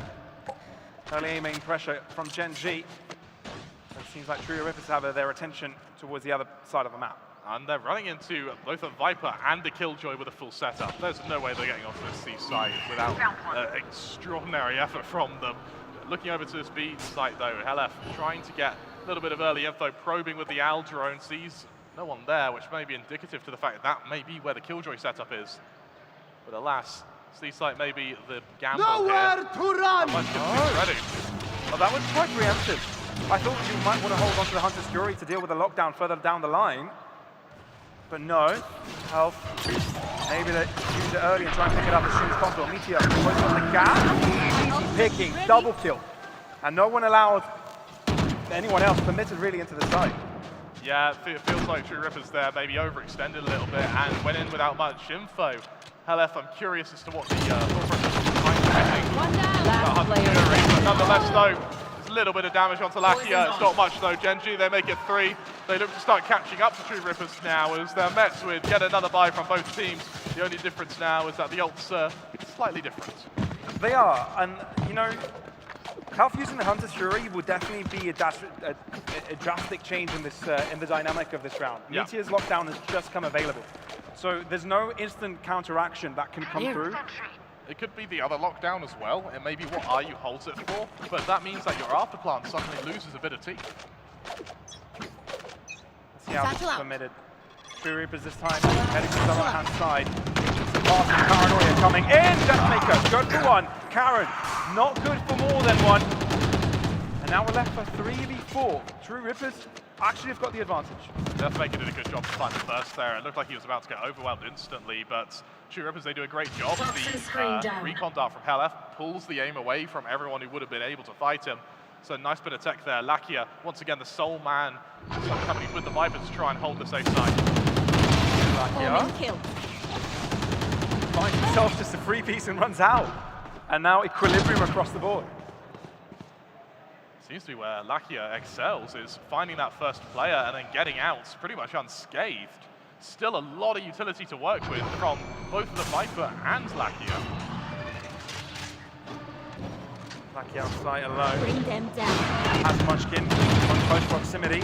If he comes in on time, enemy holds remaining. his line, gets one. Munchkin on the back line, retrieves a double for himself, and that's going to be Gen.G equalizing the board. Yeah, you talk about equilibrium, Gen.G, they seem to have found the missing piece of the puzzle, and that's those mid-round frags. Right there. When True Rippers were able to get that first kill, Gen.G, they don't overextend, they don't panic, they don't over-rotate. Instead, they rely on the anchors of these sites to get that trade, and Laskia's done it twice now, where he's been able to get that instant trade, fall back, and then just delay the entire attack from True Rippers. You see it just there. Absolutely beautiful stuff. The fact he's even able to find disrupts as well is just Enemy cherry on remaining. top, Fab.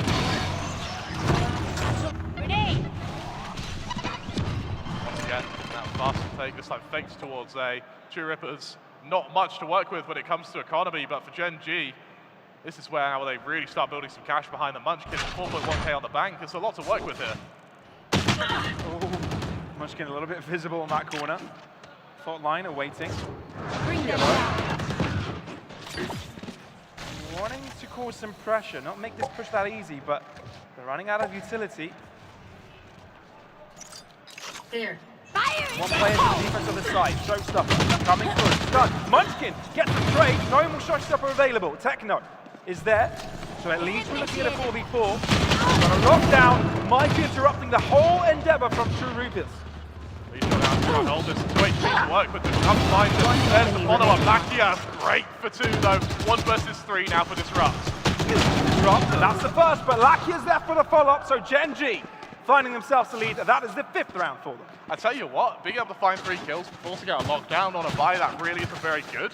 It's pretty good for True Rippers. That being said though, when it comes to momentum, you've just given your lead over to Gen.G. For True Rippers, I'd love to see a timeout now. This is where they start trying to figure out, okay, how to prevent these mid-round frags going the other way, and how to push the lead that you already have. Well aware of the amount of utility they've got available, even though they, slowly throw it in to try and delay the push. They always keep it just enough for those latter fights. For a moment there, we have the first op on Texture here. Gonna have to see what he can do. Misses the first shot, but he's looking to be pretty confident with it. Wow! Deathmaker, come on! The confidence on him to just move in, pick up a double, and let his team move in with him. Karen, alone, out of position, and that's 3 in a row for True Rippers with no reply.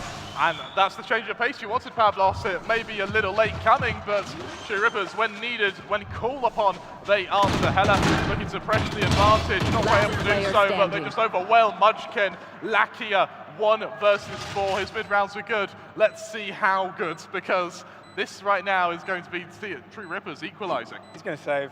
He's got to. He's got to. That op buy for Texture as well has ruined his economy. The fact that he only got 1 shot off, instantly killed by Deathmaker. And I mean, Deathmaker, he had a quiet start to the map. The fact he's able to recover towards the latter stages of this first half by just overwhelming that seaside defense is beautiful. At least gets the consolation kill at the end, but consolidation. But yeah, no, Gen.G will be found on an equal state as True Rippers. Process explosion. 5-5, keeping the fight very, very close. You can tell who the crowd support, can't you? Oh yeah. As we go into sort of the latter stages of this first half, as previously mentioned, Gen.G, the first time this entire half, have now got an ult advantage. It took a long time to get here, but they've been feathering their ults quite nicely. True Rippers, I think they're a little bit away from being able to get that ult on Disrupt and on Hellef. But for Gen.G, off the bat, they have that Showstopper, they have that Nightfall, they have that Viper Spit. The Viper Spit, which they've had available for quite a while now, and just not used. My ult's ready. Yeah, you've got to put that utility in. Maybe no opportunity thus far. Texture, operator. Spike down, C. That save from Lakia that round ago came out to be very useful. Yeah, now a man down, Gen.G. This is, well, True Rippers even. This is going to be a little bit difficult to try and enter these sites without having to dump ults. And the second they do that, that gives Gen.G the advantage in the latter stages of the round. Toxins True Rippers need a pick. They need to find an isolated player, try and lure them out. But for now, Gen.G holding their position. Instead, it's them, Techno, that actually gets caught off by Texture. Bit of Vizelis, repositioning from Texture, and he wants to go in for more. Disruptor may be in trouble now, as Texture eases up a little bit closer. Instead, the movement comes in from B. True Rippers, good forward trade. Are you holding on and trying to keep his team in the game? 30 seconds left. Not enough time for the Disrupt to head towards the safe site. There's still a chance. And I mean, once the spike goes down, it's anyone's game. Bear in mind, Disrupt has his full utility set here. He's got so much to work with, and for Gen.G, they've not got much on. They've not got anything on that Killjoy, so zoning out positions is going to be damn hard for them. 2 flashes, fault line, aftershock. Disrupt is available, and didn't use any of them for the first kill. Fault line, delaying the push, but Karen closes up, unexpected, and picks up the clutch for Gen.G, putting them on top on 6 rounds. Well, it's the youthful zest from the youngster of Gen.G to bring 6 and to guarantee at least a draw in this first half. But I think for both you, me, the viewers, and everyone at home, and for the players, this game has been much closer than what we may have anticipated. Going into the final round of this half, the economy could be better for True Rippers. We are seeing a Spec to have to come out on Techno, but when it comes to utility behind that, there's quite a lot to work with for both teams here, and you've got to look at that operator on Texture. Very impactful the previous round for sure. Yeah. 2 isolated kills, And an extra aspect that True Ripper's going to have to account for. Not available for them last round. All of it's going to have to do. Sportsman's on one side, 3 on the other. Show some texture.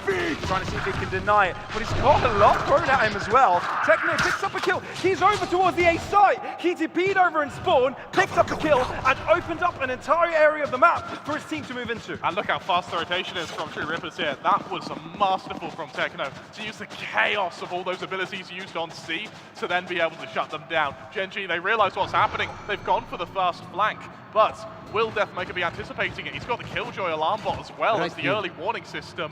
For Gen.G, this has got to be some success and fast when it comes to finding a pick to get back into this site. This is brilliant play from True Rippers. They've even got the guarantee for the lockdown. Deathmaker will be turning his attention towards the backside. Texture quick on that trigger. Disrupt. You Spotted. should run. Snakebite doing its work, forcing him out into the open. Karen deals with him, and now we're out an equal footing. 3-3. Meteor putting things in his team favor, but the lockdown's going to delay the endeavor even further. Are you? Want to close up the gap and not allow Gen.G to move into the site. And he's done his work valiantly so far. With not much time remaining, Gen.G forced to explode their way into the site. Techno within the smoke. He finds safety. Paranoia.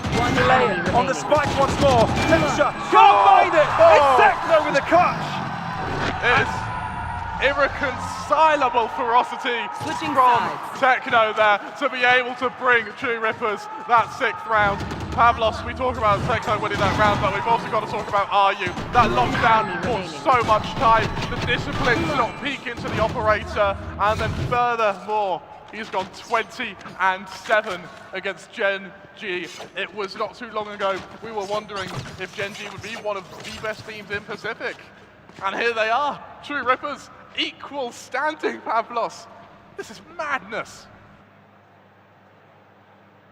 This truly is a result I don't think many expected to come out this early. True Rippers definitely showing to be quite rehearsed, obviously being the team in this tournament that's had most experience with each other as a 5-man, obviously. Got some cores out there that have been a while longer, you know, for esports, having, you know, their core for, I think, over 2 years now, obviously with a couple of changes. We've got CNED brought in. Let's see if that can bring in more firepower. But for this one, True Rippers definitely showing damage. Gen.G, this is their map pick, by the way. This is where Gen.G expected to come out on top. They wanted to be here. And remind you, True Rippers came into this matchup, into this map in particular, switching up their composition. This is some newly recrafted strategies from them. What on earth do you say to the rest of your team if you're HSK? I mean, True Rippers, that's your opening. That's your easy start to the tournament where, you know, you get a bit comfortable, you get used to the setups, you know, you get used to playing in India. But now they're having to fight for, bearing in mind, only one team goes out of every group. So every game is a fight for your life. Yeah, it's like you said it. It's a round robin on each group, and there's 3 teams in each of those groups, and only one of them gets to play in the finals. Yeah, and you see the matchup here between Texture and Deathmaker. Now, Deathmaker, for me, has had a fairly quiet game. It feels like the rounds, he's had 2 or 3 rounds where he's just exploded, got the 2 picks he needed, and just secured the entire round for True Rippers. But in every other round, it feels like he's just been someone to be traded. Yeah. As harsh as it sounds. Yeah. Also harsh reality. Yeah, I mean, Texture as well. 212 ACS. That's not bad at all. No, not bad at all. But can it be reflected in the rounds? 6-6. Switch of the size. Gen.G now on the attack. True Rippers have to be the ones to be reactive. Switch of dynamics. Let's see who'll be able to keep themselves on top of the other, who can close out this first map of the series. I would just be in awe if True Ripper's going to be able to convert this Pavlos. Just in awe. And Gen.G, they're going to go for, I feel that's a bit of whiff utility actually there. They need to get that early information on Mounds. Deathmaker, the player we spoke about in the half-time break, is going to be that first point of contact. There's the trap on Mounds there, and Kayron's going to take a lot of damage. He's going to be finished off by Deathmaker. There's the advantage. Deathmaker good for 2. And for Gen.G, not what they really needed. They've taken a lot of damage and haven't really created any space. Now have to rotate all the way over. It may have called for reinforcements from True Rippers because that A site is open. And if they're not able to get there on time, we might have a position where Gen.G have got ground that needs to be covered from their opponents that they are the ones in control of. Even then, though, there's quite a bit of util to work with on the Sova, on the breach, and so they have a world of control here. That being said, once that spike goes down, the round suddenly becomes very, very interesting. The Killjoy utility is actually still in place over on that A site. There. Rotations coming in now.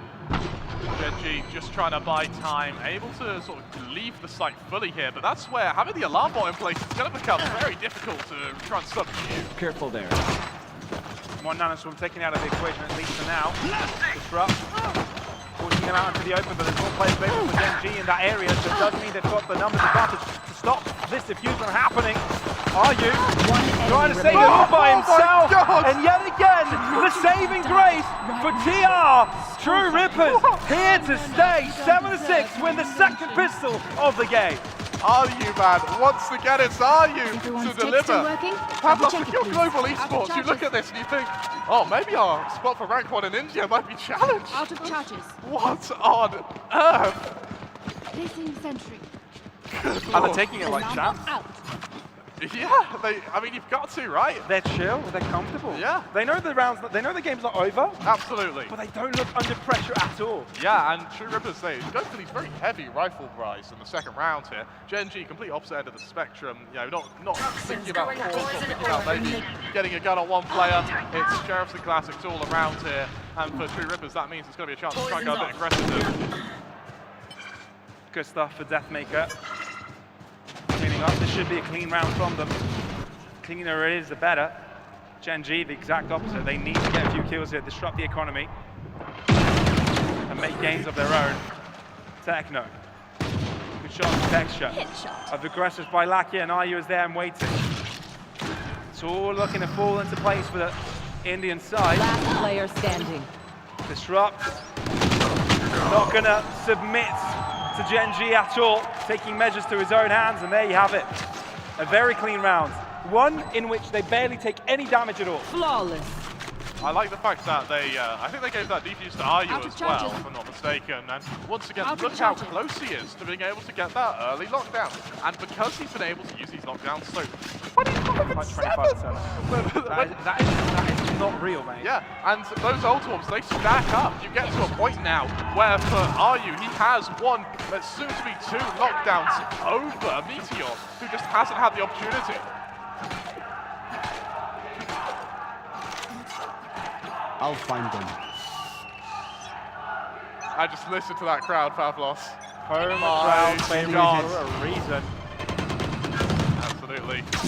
Gen.G, generally early control texture, going to be peppered a bit by the utility. But True Rippers, they have expended quite a lot to slow a push, which seems to be happening anyway. Gen.G. My ult's not ready. Right-hand side. Very heavy in that area. True Rippers. Only got hell for its defense, but looking more likely like a retake setup for them. Gen.G, I've got to pick up this round. Otherwise, we'll be looking at a 6-9 score with Gen.G barely having any money and a potential double-digit situation for True Rippers gaining quite the insane lead. Yeah. And True Rippers, once they got that Killjoy turret, now they're looking to just be hyper-aggressive. They're going to be able to catch out this fade if Lakia's not careful. He was not. Lakia is not careful. I'm really liking this from TR. Yeah, and look how passionate the Sova's being as well. They've realized that they've lost control to A, let's regain it outside of B main, and then we just go for the retake anyway. Spike Good planted. VALORANT. Watching here. But this is where they'll need to start gain ground. They need to translate this man's advantage into a round success. Revealing area. Good stun! And that catches off Karen. Deathmaker is there. Triple. Munchkin tries to save the day, but doesn't account for disrupt. And that's TR. Continuing with this momentum. And that's recession for the Korean side of Gen.G. Gen.G now, they're without utility. Oh, sorry, without economy even, Pavlos, even worse! What on earth is going to happen with Gen.G now really up against it? After this round, they are going to have ults to work with. After this round, they are going to have guns to work with. But after this round, TR are going to have 10-6 advantage. And they've already got that lockdown on RU. Deathmaker's got an early showstopper who has woken up in this second half, by the way. And now for Gen.G, they need something to respond. Munchkin's one away from a Viper's Pit, but he's not used it this map. Scanning ahead. Shock dart. Yeah, haven't been playing the perfect game, that's for sure. An understatement, perhaps. Bring them down. On the ultimate game and economy game, TR ahead, health, respecting yet again. Very similar to that previous round, but this time Gen.G don't have a lost player in the process. Placing and they keep the distance close with these weapons. It feels like True Rippers may be a little bit too passive this time. Welcome Bearing in mind that my there is that world. Viper's Pit, we are finally seeing it get used. There is a lot to work your way out of here. RU does have that lockdown, and that will be the missing ingredient to try and save this round here.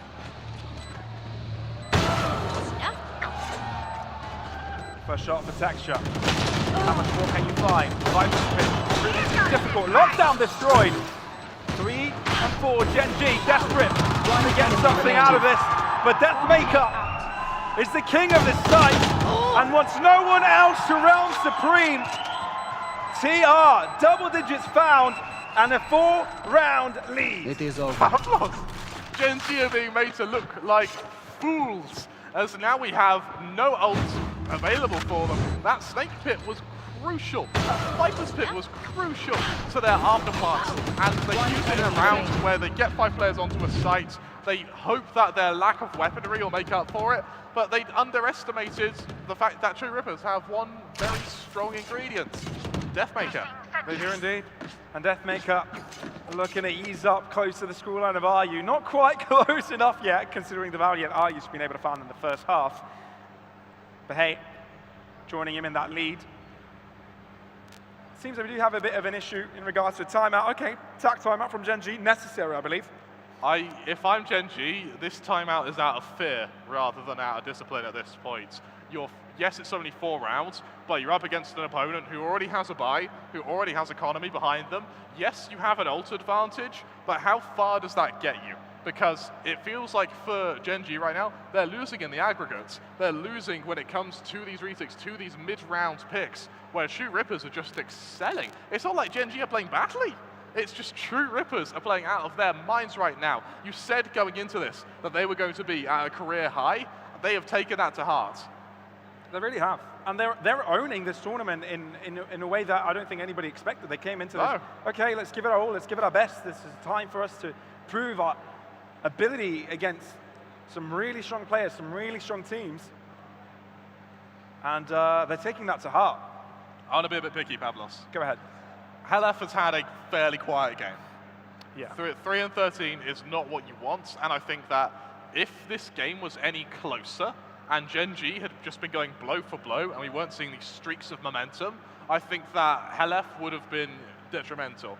However, that's being made up for the fact that RU, A, is playing out his mind, and B, Helef in this comp, it feels like his main objective right now is to just ping your opponents and use the utility from the box and use it to just chip down. Oh, wow.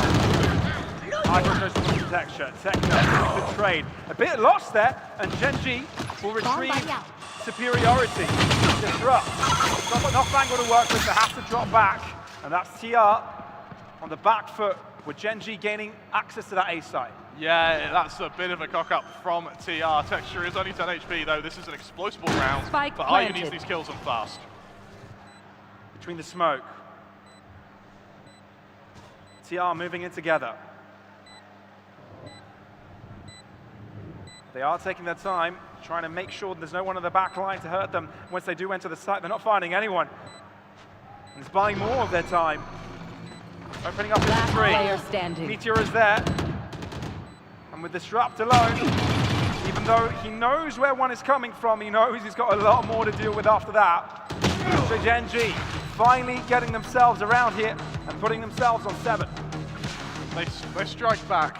and off the back of a timeout, it was needed. But that round honestly felt like True Rippers failing rather than Gen.G succeeding. I think that when they went that aggressive, losing the first player to the showstopper, that's usually when you bail. I feels like Deathmaker potentially overextended a little bit and sort of committed to getting behind Rubble, and that's where it sort of played against them. That being said, now there's that ult advantage for True Rippers. Techno, we've seen what he can do with this from the shadows. Adds an Odin on RU. This is a wallbang, and I love it. If he plans on using it, that is. Of course he's going to use it for a wallbang. Here. Just going to wait for the right moment. AKA now. Face your fear! Nicely drops in front of him. Nice placement of his crosshair to deal with Lakia. Is that going to be good enough? He's got the advantage, and Munchkin's gone all the way around. Disrupt. He's there to assist. Flash comes in a little bit late, and he's in risk of being burnt alive. Nanoswarm snake bite at his feet. He's slowly going to lose out his life to this. Munchkin finishes off the job, and that's Gen.G on top with numbers. That did buy a lot of time, though, for True Rippers to get in position for the retake here. Man down, they need this first kill and fast. Karen, Lichman position as well. He's over to create more question marks. TR, drop the ball. Recon to try and find anybody out. Alarm for delay, but it seems that Gen.G have got the safe side under lock and key. Don't want to let anybody in. And Health and Techno forced on the retreat. Save those weapons, save them for another day. It's Gen.G in this round to stay. That makes it 8. They're slowly catching back up to True Rippers here. And True Rippers haven't used the timeout this map. So now would be the time to bring it out. Bearing in mind that the economy, if these two players stay alive, they can just about buy going into the next round. Ryu's going to need a drop. Deathmaker and Disrupt can sort of scrape by. But the ultimate question is, how do you stop the fast day take from Gen.G? It's a bit of a hard one, right? Even though, you know, Gen.G, they've got a bit of a two-speed approach. It's either super slow or super fast. Yeah. And, you know, when you've got the Omen, you've got the Favor, you've got the Raze, that's when you can get in super fast. But the fact that you've got a two-controller setup, you've got multiple opportunities to have those entries. And there's that up that comes out on Deathmaker. Is that the missing piece of the puzzle? It could be. Texture had some success on that on the defense. Let's see, Deathmaker find the same amount of value. Texture very aggressive. Off angle for Techno, good with one. Texture keeps it alone, has to pay the price for it. Techno doubles up. Hell is there as well. The straight out against the smoke. And Gen.G, oversights galore, and have to pay the price. Oh my word, Gen.G, they open Pandora's box and all they find are their own fractured fantasies. As this left on Munchkin, hardly a single member of True Rippers has even been scathed in this round. For Munchkin, without the spike, without much in terms of ult management, without much hope, Pavlos.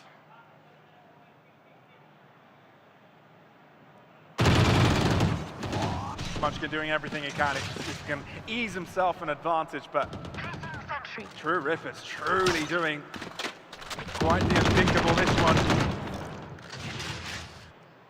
I think Munchkin just has to save. For sure.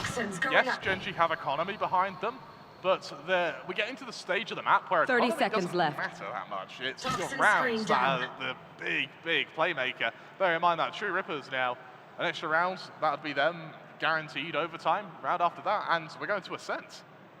That is true. And that's True Rippers' map pick. Running damage. He knows there's a lot of value to this. 10 seconds left. 8 seconds. The Deathmaker is there lying in wait. True Rippers lock it in. 11-8. 2 more from closing out map number 1. What are we watching, Pavlos? What are we seeing? Do you want to know what the, do you want to know, I went on VLR to check the stats of both these teams. Do you want to know what the first comment on the slide was? It was a coughing baby that needs to be a mob. That was how these teams are measured up against each other. And instead, what do we even... You can't make of this. What do you make of this? You can't describe this in any way. Yeah, Meteor's got that lockdown. However, LF does have the Hunter's Fury to try and counteract it. From the shadows available to both teams now, Deathmaker trying to get a pick. Angel towards Texture, forced him out, slowing out the approach of Gen.G. Here. True Rippers actually been a bit slow to react on the mid push. And they very much respected the approach of the Koreans towards A. Dropping completely far back. Operator, no value behind the smoke. The Hunter Shuri finding some damage. You should run. Out comes the utility from Gen.G. Lockdown deployed. Deathmaker trying to find that opening pick, but they're renewing the smokes over on main here pretty nicely. Area's clear. Don't know, how does he use this from the shadows? Does he use this from Watching the shadows? here. Already tails on the flank, Lackian spotted. Yeah, off position. Catches them off guard, but True Rippers actually have got the advantage here. All of a sudden, Meteor has found himself in a very important position. And Texture is no more. Put to his grave. And Meteor has to save it for his team. Oh my word! Deathmaker! So good on this half. The operator in the best hands possible. And there's only one round remaining for this to be over in favor of the True Rippers. And they look calm, they look cool, they look collected. True Rippers, they have come into this tournament to take some names, to dethrone some gods, and to show Gen.G that they mean business, to show India that they mean business. And I mean, we're left here a mere puddle of mind as True Rippers approaching an ult advantage as well. Disrupt one away from the Rolling Thunder. Are you two from the lockdown? Same set for Deathmaker, Showstopper.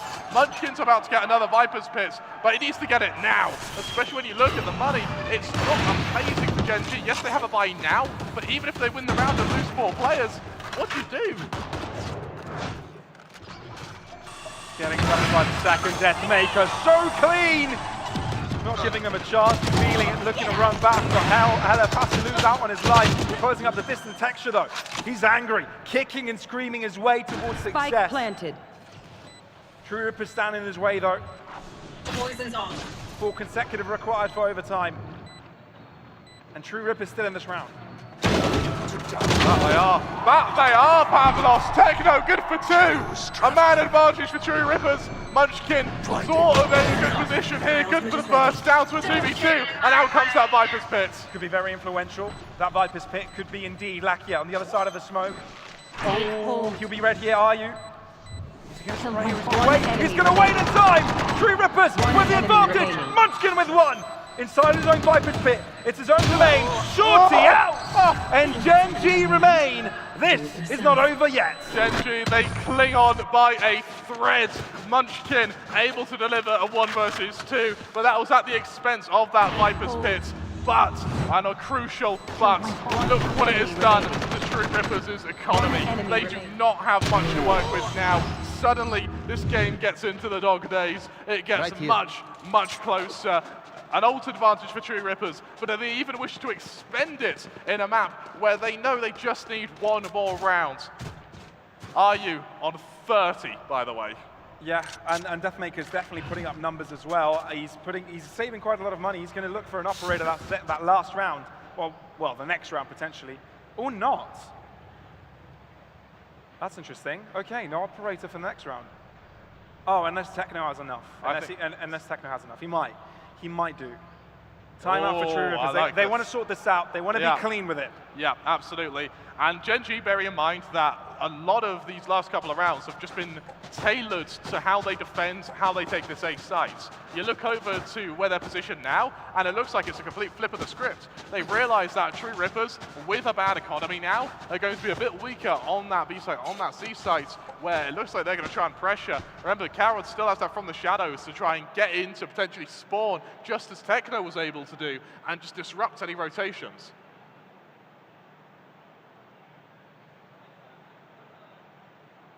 Gen.G, though, find a bit of room to breathe, really.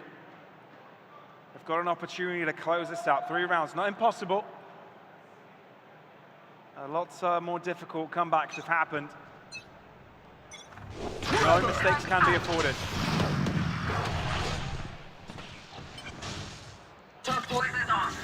My ult's ready. True Rippers, they go aggressive, they get that ult orb, they get another ability available for them in the form of that Showstopper. Gen.G, yes, they're going to have this C side, but True Rippers, they're not focused on this round. It's a round for them to farm ult orbs and set themselves up to try and secure the 23rd. Munchkin don't expect it, but at least get the trade. Are you trying to reinforce? 9-4 forced out. Lakia might be in trouble. Are you? Good shot. Surely not a pistol round to give it for Reapers. Deathmaker comes in, and this could be it. All down to texture. Showstop in the hands of Deathmaker. Able to use it. Down low to 30 points of health. Can it be done? Lockdown enabled. Texture wanted to close it out right here, right now, but he's not able to do that. Deathmaker with 3 kills closes out the round and the map for TR and for India. True Rippers are the true Rippers. It's sallow, sunken and lame from Gen.G, but it's joy and confelicity from True Rippers. What a map! As they open this tournament, they open Convergence with a breathtaking display, taking map 1 and sending Gen.G straight back to the drawing boards. Now that is a confidence booster. That it is.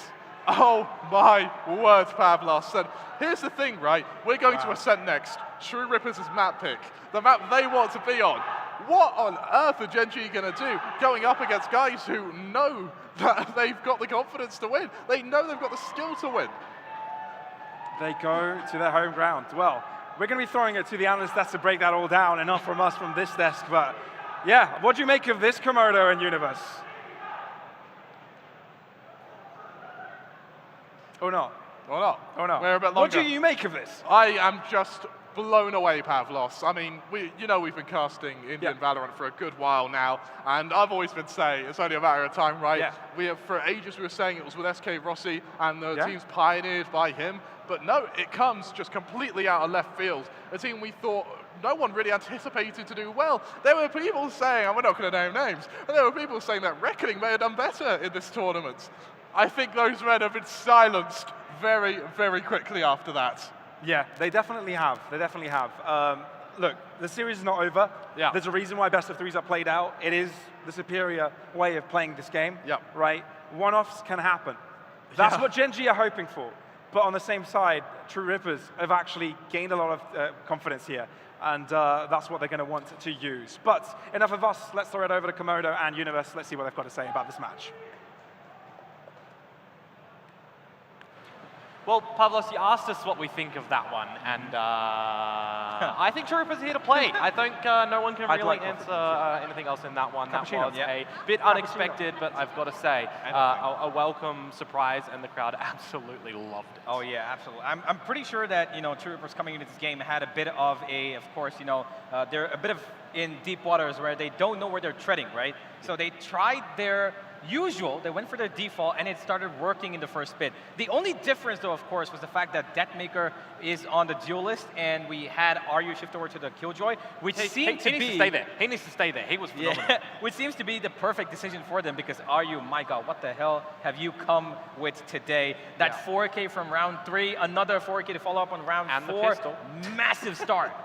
Yeah, absolutely. I mean, when you're putting up 20 frags in the first half, I think, Deathmaker, he can chill, he can get carried, he can be in the backpack. I think that's absolutely fine. Yep. Granted that you step up in the second half, and that's what happened as well. Coming towards that second one, and they find their footing as well. Both pistols, the bonus round in the second half as well. I think that's exactly what you want to see happen, especially if you are considered an underdog as well. You've got to take as many chances as you can, and as many risks as you can. And there were certainly rounds where True Rippers took risks, pushing on out. I think one of the biggest risk-making maneuvers as well is the round I want to highlight over towards the C side. All the abilities, all the ults going in towards that one, from the shadows to spawn, and poor old Lakia caught out again. Techno coming out with a 4K, I believe, at the end of that round as well. I got a feel for Lakia. He was just...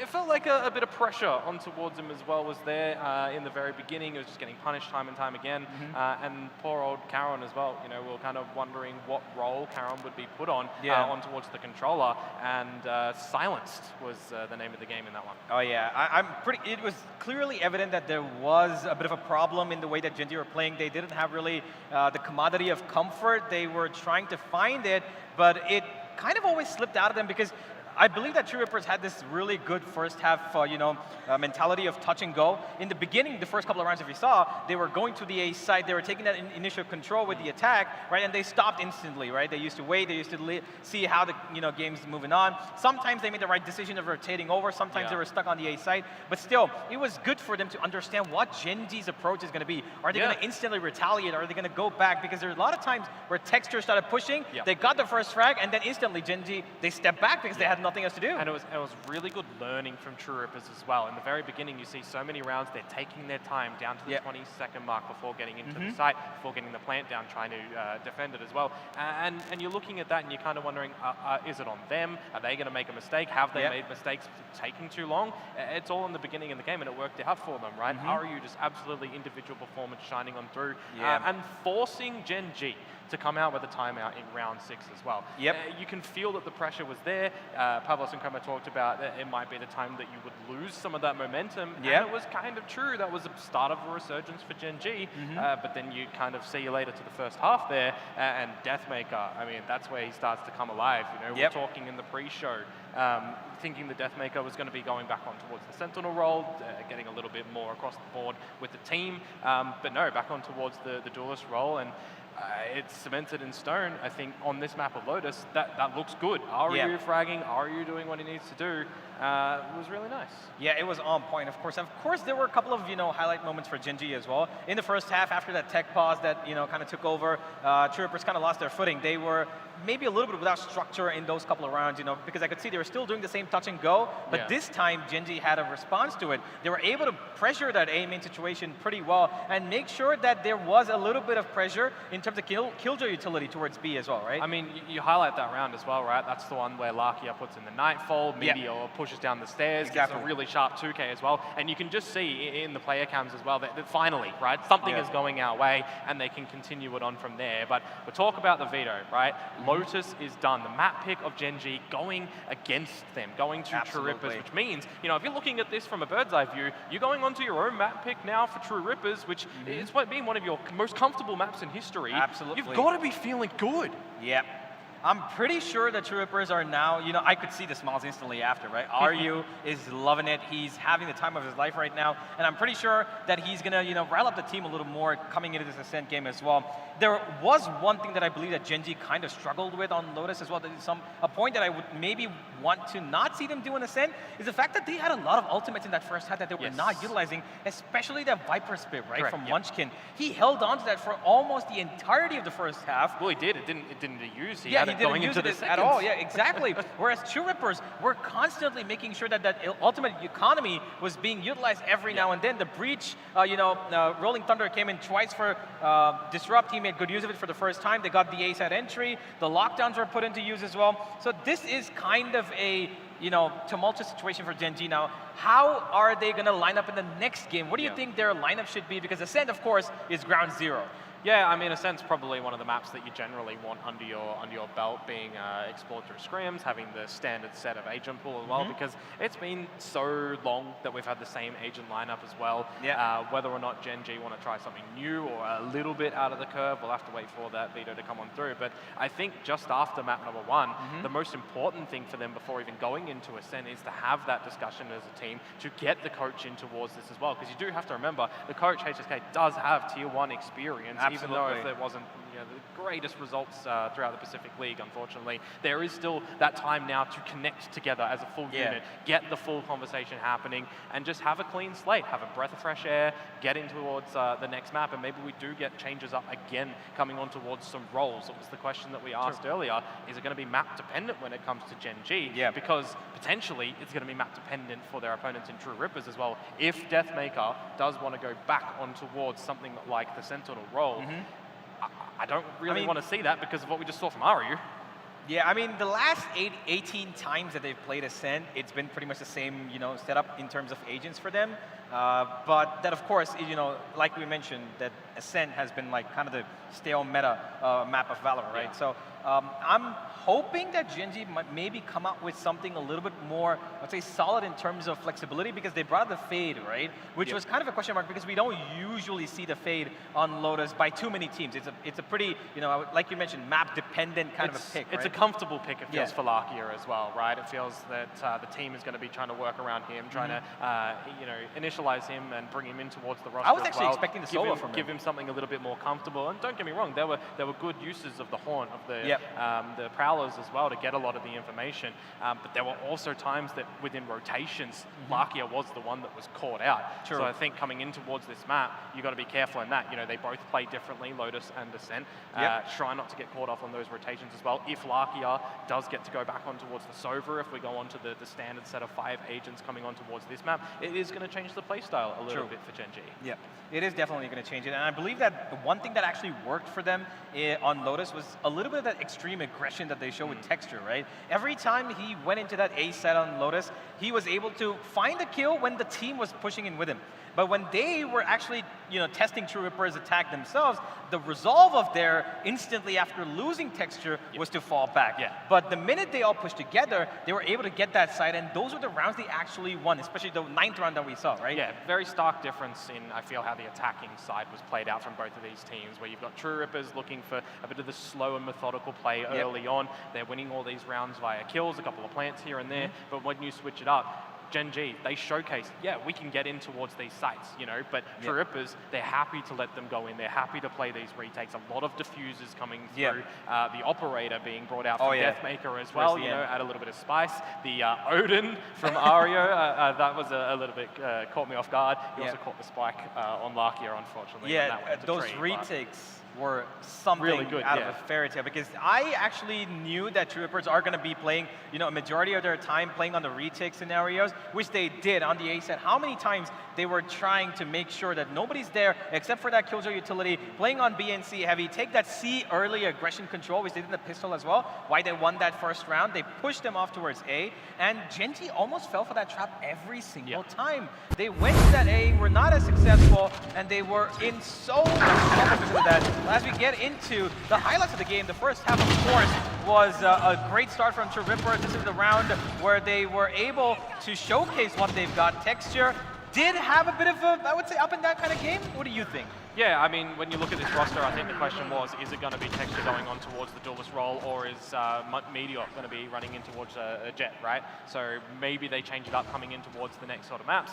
I mentioned in the pre-show before this map started, keep an eye out for Meteor, right? What is he going to be doing on this Killjoy? Looking to just lock down sites by himself, essentially, and predominantly over to the C site, but we did just see a bit of a steamroll come in from True Rippers. They were just overwhelming him, more often than not going for this A pressure early on. A lot of rubble denial as well from any aggression that Gen.G looked to throw their way. So it definitely felt like from the beginning of this series, of this map, sorry, that Gen.G were a little bit of a foot behind. True Rippers, they've done their research together as a team, and in the midst of all this chaos, they are the ones that thrived. Yeah, it's pretty evident that, even though Gen.G had quite the knowledge about True Rippers, they couldn't really do much with it. They didn't really seem like they had a set game plan as to where they hit, because if they knew that True Rippers are pretty heavy on that A retake, they should have probably tried to avoid it, maybe because they thought they could, actually hold it off. But clearly, they were, disproven there. And of course, it was Ryu's, intelligence as well as individuality that did quite a bit of work for them. And of course, Techno, who brought up the individual clutches when needed in the final round of the first half, and of course, towards the end of the second half as well. I mean, many moments in this map for individual prowess on the other side of True Rippers as well. You've got Ryu starting off things, you've got Techno having that gorgeous round, and then you've got some rounds in there from Deathmaker. And we can say Helif and Disrupts if we want to as well, but a lot of their prowess in this map actually came from the supportive roles, where their agents generally peer towards, right? They were getting in with all the information. They were stunning up, they're flashing up, providing space for the team to get these retakes happening, to go for these early aggressive fights as well. So they, in my mind, have checked the box in what they needed to do on Lotus. Absolutely, agree. And this is going to be quite the uphill climb for Gen.G. I genuinely did not believe, coming to this matchup, that I was going to say that True Rippers are going to be the favorites into going into this. I knew that they do not have the experience fighting against the Tier 1 teams.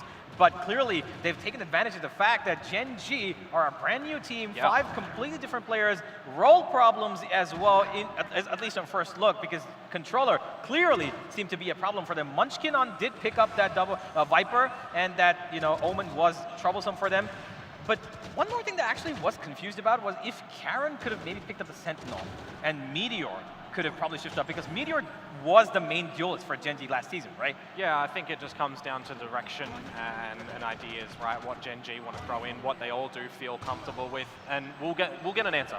Coming into the next map, if Gen.G are able to win Ascent, going in towards Haven, that's a sample size of 3 maps to see if we're going to get any different agent checks, right? If we're going to get what you suggested there. But for right now, I mean, what is set in stone is the fact that map number 1 did not go Gen.G's way. Absolutely. If you're True Rippers and their fans here, you're over the moon already. You're looking really hot going in towards Ascent, which is your own map pick. So it definitely just feels like the train is heading in your direction for a victory. Yeah, absolutely. I just really hope that True Rippers don't get into their own heads. Yeah. That's one thing that could easily happen going into this, and I really hope that Helif has got his team under check and in control, because he is now leading this team, and it looked clearly that it's in a good direction, right? Yeah. Now, going into Ascent, I want to know from you, what do you think Gen.G might need to do to maybe, upset the mentality? Because True Rippers, they've got the home crowd, they've got everything for them, and Gen.G are 100% feeling the pressure right now. So what do you think needs to be the approach? I think the map in itself will help Gen.G not do a couple of their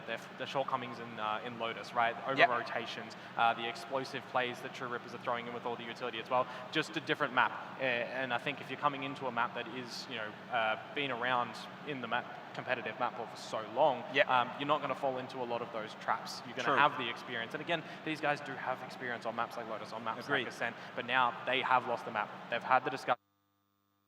Is the thing that you've got your first map. Done. You lost it. It's okay. Now is the time to just step back in towards it and shake off those nerves. Because coming into this, we said earlier, this is the biggest tournament so far that True Rippers have played in as well. Right? And they've thrived. Don't let it get to. Great start on the most important game of probably your life, and now you've got one more step to take to make it maybe 2-0, you never know. If at all it does go to Haven, it's going to be another, of course, interesting turn of events. But Gen.G right now need all the force they can get behind them, all the people watching them, if they can give them some love. And of course, I really hope that HSK has got a plan for this team, because they really need somebody to lead them into a certain direction. Everybody's kind of having their own thoughts right now. They had tried a lot of individuality as well, we saw on the map of Lotus, but right now I believe they need some set executes in the sense, which is the easiest, of course, map to do, right? You can be innovative. There are, pre-existing ones that they've done previously, whether it's going to be, Texture bringing something in from what Global Esports did back in their day, or is it going to be HSK from what DFM tried. There has to be one set direction, because in the last map, it seemed kind of all over the place. Yeah, and I mean, we can sort of say the same thing for True Rippers in that narrative as well, right? A team of 5 that has been together for quite a while, has a lot of reps when it comes to Ascent. There's a lot of research that you can do, that you would expect to be done by Gen.G to figure out these plans, these rotations, these over-rotations, set strategies, if it is going to be the 5 same agent lineup to come in from True Rippers, and it does give you a little bit of flexibility as Gen.G. Do you play this map towards your strengths? Do you play it towards your opponent's weaknesses? Because that can definitely be a way to get things started, and started is where Gen.G, I feel, need to actually begin. The pistol rounds, they lost both in the first map, and there was a lot of rounds sacrificed after the fact because of that. So for Gen.G, if you can get the pistol round, maybe if you can get the bonus as well in the first half, maybe that's where you start to really, find your footing on the map. Yeah, I'm going to be really interested in seeing what is going to be the agent pick for this. Are they going to go for the same ground zero? Are we going to have a KO, and a Sova setup, of course, with the Killjoy, Jet, and Omen? Or are they going to go for another double controller? Are we going to see something different from Gen.G? And I'm a little concerned if at all they do go for something different. I believe that, like you mentioned, right, it's a map that everybody's always been there. It's always been there. Everybody knows it. It's basically the salt of VALORANT, and you should be able to do really well. I'm not gonna say that Lotus was a bad map for them. They could have done better, because of course the first half 6-6. everybody was thinking, oh, you know what, this is a good scoreline for True Rippers, but this was not expected from Gen.G. And now going into this second map, of course, they need to try and dominate this first half. They need to look for at least maybe an 8-4 scoreline, I would say, at least in my opinion, to be able to actually put some pressure off their shoulders and maybe get the crowd, getting a little agitated, because this is clearly the only way that they can go forward. Extreme aggression, because I believe it's worked for them, and I think that Gen.G need to utilize Texture and Meteor to the best of their powers. Yeah, that's fair enough. I mean, looking at it from the outside view as well, we know that the group has 3 teams in it. Yeah. What do you think's going through the team that's sitting on the sidelines at the moment, looking at this series? Do you think Fury are kind of like, oh, Gen.G are a little bit underperforming here, True Rippers, so we're feeling confident we can get this one? Yeah, well, I mean, I did see Global Esports sitting right back there, so they're of course here to support, their team from the country, of course. And of course, I believe that if Vitality and Furia and of course, I just forgot the final team. Foot, yeah, of course, yeah, forgive me, Foot. If they're watching this, I'm pretty sure that they are, of course, a little surprised by what they've seen, because I'm pretty sure that like I mentioned before, not a lot of people expected True Rippers to get this, but I, personally, am extremely joyful that I have seen the team from my country, from my own city, to pick up a brilliant map against Gen.G. But talking about Foot in particular, I believe that they don't really have that much kind of a pressure, because of course, coming into this, they clearly were the most experienced team, and they clearly have players that have played on the stages and won trophies, talking about TNT, of course, particularly, who have beaten some of the best teams across the world. So I'm pretty sure they look at True Rippers and be like, okay, you know what? They actually can do some damage, but Gen.G need to tighten up their shoes. No, absolutely. I mean, Ascent, new roster, we're saying the same thing about Lotus. What are we expecting? 1 map under our belt, 1 map done and dusted. You got a sample size of a couple of rounds in there. Yep. You've got good aggression shutdown. You've got good, chances of getting these plants down as well. And I think if you're saying that you're expecting aggression from True Rippers, I think I would agree with you on that one. What's the narrative then from Gen.G to counter that?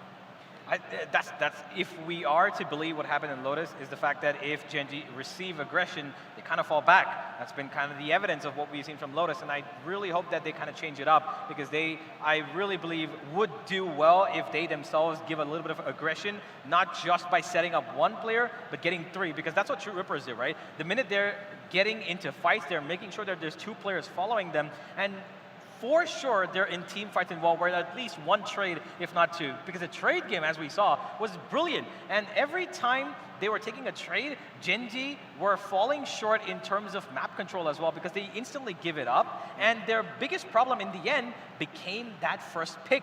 Yeah. Is it going to be as scrappy as Lotus was, with all the explosive plays coming towards the start of C, with all the rubble plays? Ascent plays a little bit differently. Are we going to get a more, I don't know, mundane play coming out? I really don't expect it to be mundane, because I think that Gen.G do know what they got to do in terms of aggression. It clearly was the aggressive rounds that they were able to capitalize upon. Yes, they lost a couple of players, but we did have these players get out individually when it was needed in the most desperate situation. But hey, ladies and gentlemen, all this is speculation. I think we've got something coming up, agent selection. Let's have a look. Yeah, so let's have a look at what we're going to be getting in towards. Of course, we had our expectations of what True Rippers would be coming in with, which is what they are, and I mean, Gen.G are just going to echo and reflect that as well. It's expected, I guess. This map has been out for so long, as we said. Yeah. Why change it if it works? Absolutely. Now, Munchkin has taken up the KO here, and we've got Karen again on the Omen, and we've got Lakia on the Silva. Of course, he's going to be loving that, and of course, on Ascent, he's one of the best in across the Pacific. Meteor once again going with that Sentinel role. Yeah. And on the other side, it's going to be Disrupt with the Jet Deathmaker on the KO. And are you continuing the Killjoy? Yeah, I mean, I like it as well, right? You got a little bit more flexibility for Ario to just get involved in the action, lock down one of these sites as well. I think he's already showcased that it doesn't matter what agent that you are playing on at the end of the day. You got to hit those headshots. That's exactly what it was doing in the beginning. Oh yeah. Whether or not Ario can continue that consistency from the beginning and a bit of the tail end of the last map in towards this one as well, I think that will be a key piece of the puzzle for True Rippers to get some early success. If Deathmaker can get involved nicely decent early because he's not on the duelist role. He's on a KO. It can be played as a sort of pseudo duelist alongside Disrupt, who I might add was a little bit silent in the last map, right? Playing on an agent breach that doesn't really facilitate a lot of these fragging high potential action that he was doing there. It was more so Aryu just taking control over towards Deathmaker as well. This is the time that we're maybe going to see what we mentioned earlier, that Disrupt is the one to look for on this True Rippers team. Yeah, Disrupt is now going to be full-fledged ahead in front. He was the breach last time, but now he settled into the role that he loves best. And of course, one thing I'm kind of worried about is Deathmaker, because yes, he had a bit of a slow start to the last game, picked up the momentum, the operator worked in the end, but sometimes I've seen this to be the case, that Deathmaker in the following map tends to get a little bit lightheaded and loses his traction. And he needs his teammates to kind of surround him and give him that kind of support that would actually help him do a lot more in terms of utility usage, because he is that guy who's called one of the best aimers from India, right? So he really relies and knows and is confident in his aim duel ability. But on usual times when there's a momentum change in between games, he kind of loses it out and needs his teammates to kind of, give him that hype. He needs that. Well, I mean, we saw that off the back of the timeout at round number 6 on Lotus as well, when there was a little bit of silence, when there was a little bit of a wait time as well. We saw a bit of a dip in the power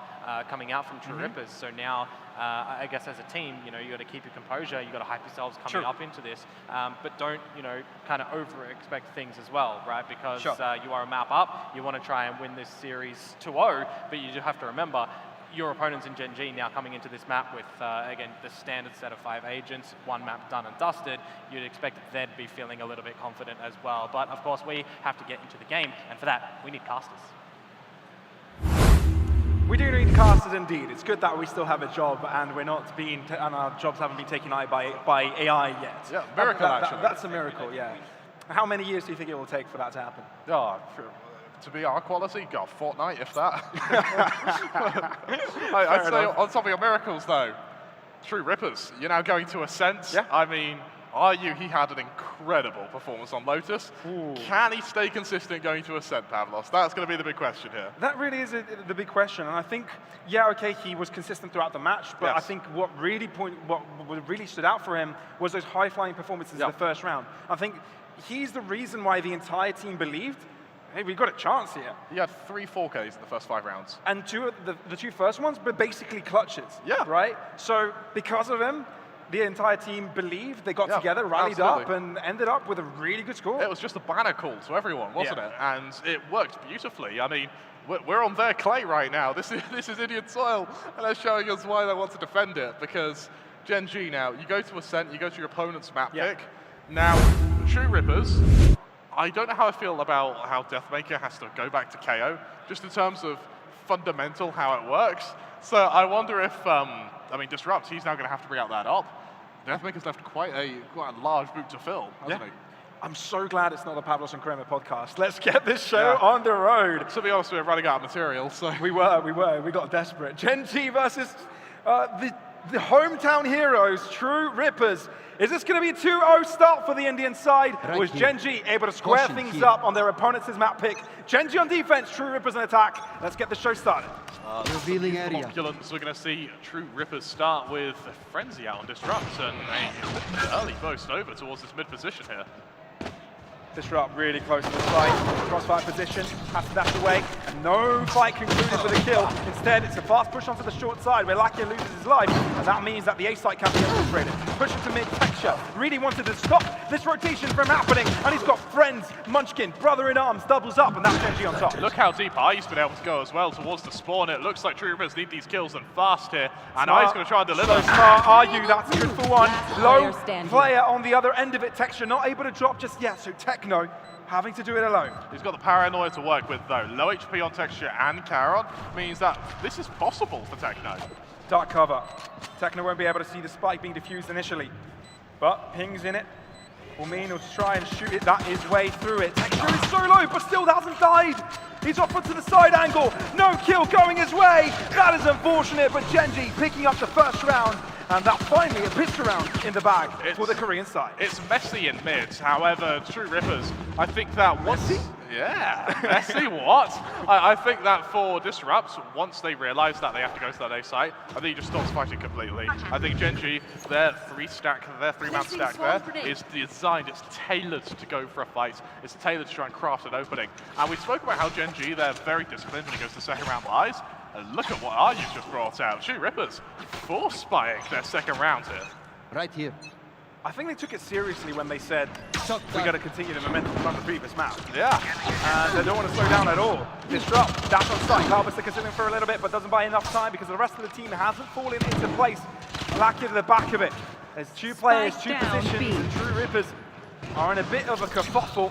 How do you untangle yourself out of this one, considering Gen.G have already rotated over? Into logs they go. Ayu is dead, and soon will the same fate follow for the rest of his teammates. Gen.G double up, and that's 2-0 on the board. This is the Gen.G we were sort of expecting to start on Lotus. It's instead going to be, yeah, sure, they're exchanging blows here or there, but Gen.G look fairly set in control. I mean, True Rippers, once they go for that initial advantage, once they go for that push on Disrupt, his position, he's committed everything. They've committed that suppression from the KO, they've committed the recon darts, everything's gone to getting that jet onto site. Once Disrupt dies, the attack just loses its teeth there. And now it's down to Sheriffs, and for Gen.G a chance to really build an economy that, well, they had no dreams of seeing on Lotus.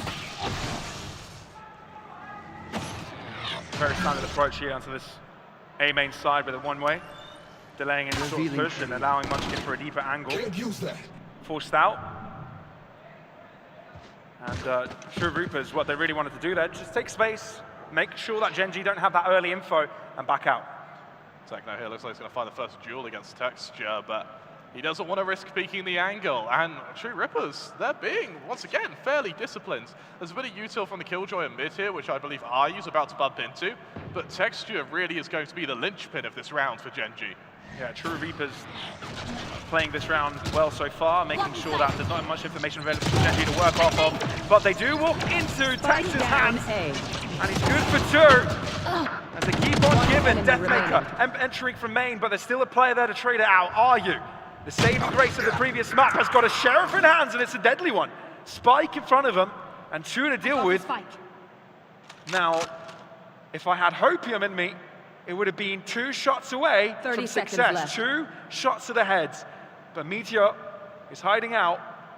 Did I see him? I think he did. Are you? No. Lakia able to rotate time in a timely fashion from mid. And that's Gen.G, 3-0. I'll tell you what, for 3 Sheriffs, though, being able to find 3 frags is pretty damn good. I don't like how True Rippers are sort of foregoing common sense, dare I say, in order to go for these fast plays to try and keep up a high tempo. Because of that, I mean, they're running through smokes. They see that the flash doesn't work from the KO, but they're still fighting. We see the operator comes out from Texture here as well. 1 away from the null command on Munchkin, 1 away from the Blade Storm on Texture, and 1 away from the shadows on Techno. A lot of ults to come online here, and for Texture, he's going to try and be the one to sing the song of first blood here. As Disrupt to get first blood. Who has other opinions, it seems. It does look like that's the case. Killjoy over Killjoy on B. Seems to be an unfair advantage for Gen.G as Lakia is joining in on the fight. Both sides going for extremity control. You don't see this often, it's usually one or the other. But that leaves mid exposed, and True Reapers know of it. Did they take the advantage in time? Because they've lingered a little bit too long now, and Gen.G have managed to rotate all the way back to spawn. The issue is, without this mid control, Gen.G, they need to commit one of these 4 players to just constantly checking to see if they've lost spawn control. And that means that whichever site that True Rippers, if they predict correctly, is going to be a 1 versus X. The Cloudburst, working headshot. Oh my word. It does get traded out eventually. Gen.G on the back foot, though, it's an opportunity for True Rippers to gain this round with this B-side access. That it is, 35 seconds left, so the time isn't quite on the side of True Rippers here. Spike's going to go down, now it's time to burn that utility to buy a bit of space. Techno's in trouble, Meteor is there on time. Just a matter of Gen.G able to close up this gap a little bit. Munchkin from the other side, Meteor from another. But Meteor's got to deal with behind, and that means that Munchkin is left to fight off the site all by himself, and that allows True Reapers to get themselves around on the board. True Rippers, they find themselves another 4K this time though in the hands of Disrupt, and he started this round beautifully by going high, instantly taking out the Operator on Texture, and we've seen that Operator purchases from Gen.G seem to be surefire ways to destroy their economy because very rarely has it actually worked out for them. Indeed. And to be fair, this is like, I don't know. The previous round was like the bonus round for Gen.G, but they went for full eco buy. I don't think they accurately read the fact that True Rippers did a full buy on that second round. So I think Gen.G could have been in a better economical situation now. But instead they chose to invest fully and now have to drop back to lesser weaponry. Texture so far forward. Nobody checks this, surely. This could be a delayed, almost DRX play from Gen.G. Their countryman said, of course, authored something like this, but Texture getting ready to go high, waiting for a flash, I assume, here. Instead, forced out by the utility, spotted by the other Jets. Still no kill in this round. 1 minute left, so still time to work with. Drop back from Gen.G, want none of this fight. They realize True Rippers have moved in and respect the space granted. There's a lot of space granted at that as well. We're going to see short control get established, and it's only down to a very lonely Munchkin to try and hold this site, with 4 players from True Rippers ready to engage. Yeah, you've got to take a chance here for Gen.G, and that's exactly what they're doing. Putting all of their eggs into one basket, that is that B side, but they do realize that's not what True Rippers are going for. Instead, wrapped towards the A site, they pivoted in time. You can see all of the players moving into heaven right now, and True Rippers haven't gotten into that A site soon enough. So the spike needs to go down, and Gen.G are actually very close to this one with a null command available. True Rippers is taking way too long here, Pavlos. Now it's tapped. Here's the retake. And it doesn't even come down to the retake because the spike has to drop down just in time. Texture and Karen start to reign supreme with their bullets, and they're fighting head after head. True Rippers have taken too much time, and they're paying the cost of it. This drop is low. 10 points of hell. Tries to save the day, but Texture is there with his blades, and it's Gen.G on the board. What a blunder from True Rippers there, Pavlos. That was their round to win, but instead they sit back, they take their time, they assume that Gen.G haven't got the confidence to push into that retake that quickly. And when the Blade Storm's already out, of course they're going to be that quick, Pavlos. Texture started this round beautifully. And started this map beautifully, I should say. Ult advantage for True Rippers, but the money's not there. Yeah, it feels like True Rippers are giving Gen.G a lot of too much respect, it feels, right? Not taking, seizing chances. I think that happened a couple of times throughout that round, whether that was double extremity control from Gen.G and exposure of mid. Happened a few moments. And it's these moments that make the difference between a top-level team being able to accurately read and react on it in time, especially on a map like Ascent, where space is so vital. Through the wall there, LF almost meets his maker. Just about able to survive, but Texture, he's really dishing out the damage without even seeing any of his opponents thus far.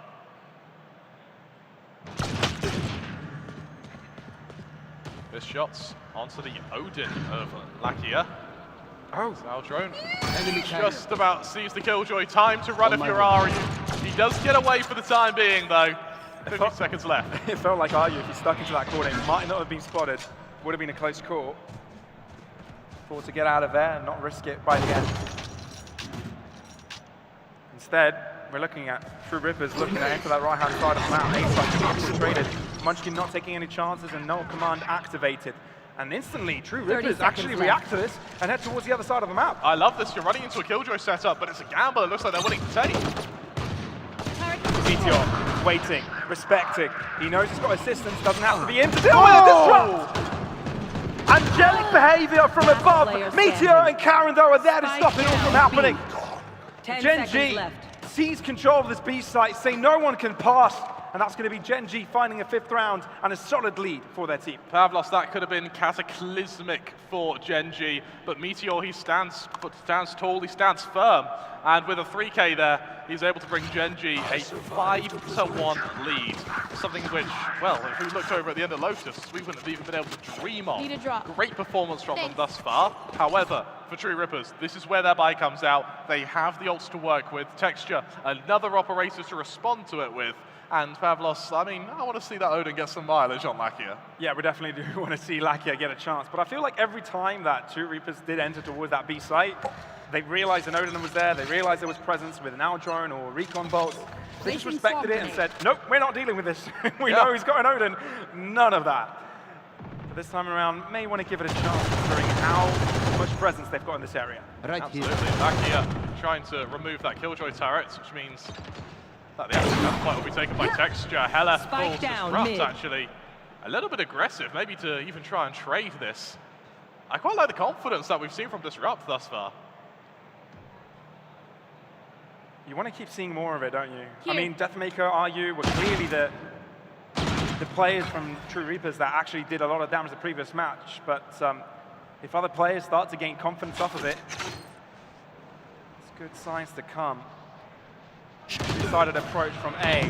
Deathmaker successful in finding the opening. Can the rest of them move in? Deathmaker doubles up, and now Techno is trying to enter the site from a different entrance as well. Karen on the back of it, 1 point of health. Can't stay alive. True Rippers looking to solidify the safe side. And look at the flanking mid here from Disrupt. He's going to try and make sure that Gen.G don't even get to save these expensive weapons, these Odins, these operators. Disrupt all the way around the world. Around the world, around the... Oh, Texture. Reads it though. Very smart from Gen.G. But can they close it all out? Operator, not the best weapon in this situation. Are you? Off angle. And Texture's got to respect it. True Reapers back into the game. That's 2 for them. Texture, he gets the hell out of dodge. Of course, money isn't really any object for Gen.G. They've got about another round's worth of investment in them before they have to worry. But for True Rippers, a second means everything. A second means confidence. It means a chance for them to be able to come back into this map and to come back into this half, more importantly. I still can't get over that owl, Silver. It's too cute. Look at this here from Texture. Oh, he's fast, isn't he, Pavlos? Textbook. Yeah, and then Deathmaker as well. Now, Deathmaker, he's been plagued with the same plague that hits a lot of Indian Valorant players, and that's inconsistency. But he has found it pretty much throughout this series. Yes, he had a slow start, but once he found his footing, he's been instrumental in these rounds, particularly when TR need those fast responses. Gen.G actually going to play this aggressively. From the shadows and able to the back end of the B side, actually into spawn. And while the fight is happening, Hell tries to hold on to his life, but Karen comes out on top. Now, do they know where Techno is? No Uruku given, but they're wary of the position. And with that Owl drone, it looks like there might be a true elevated position approach, but it's a shot through the wall that gets the kill in the end. And True Reapers trailing. Texture on the back line. Blow after blow. The Korean side seem to find themselves a lead. And Deathmaker, the only thing he's seen is death imposed onto his teammates. One suppressed. And I think it's a good call here, actually. Worried about Texture flanking from top mid. Looking straight to the operator. This shot without sort of follow-up is collapsed on 3 angles. Gen.G, they take it. And it's a homage almost to their Korean counterparts. It's a delayed, almost, DRX take there, where they instead put the main pivot, the main crux of the attack through main. I love seeing that, and it shows that True Rippers, they struggle, particularly when they're caught flat-footed, Pavlos. That they do. Right here. That they do. I like that they tried to go for a counterplay there, but the fact that Techno had to move into spawn, it meant that they were playing with one lesser player. And by pure maths, Gen.G were outnumbering them towards that B front. Looking to repeat the success of the previous round, but this time not overzealous, hold their ground and accept that B main entry is all they're getting for now. That is Texture. Going for the peak on mid here. It's been successful for him thus far. Oh, Deathmaker sees the angle but can't find the head. Don't challenge him on that. You've got to learn your lesson. Disrupt tries to have next say in the matter. Unable to do so far. Gen.G, they look to continue what's been a dominant form throughout this map, Pavlos. Got to keep it rolling. Not right here. A lot available for True Reapers.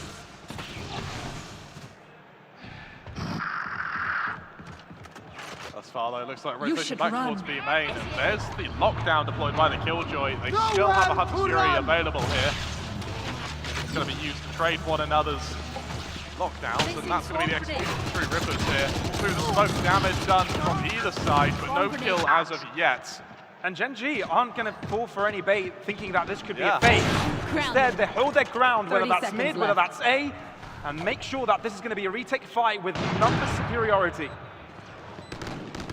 That's twice now. Disrupt's tried to go for a flank, and TEC's just been ready for it.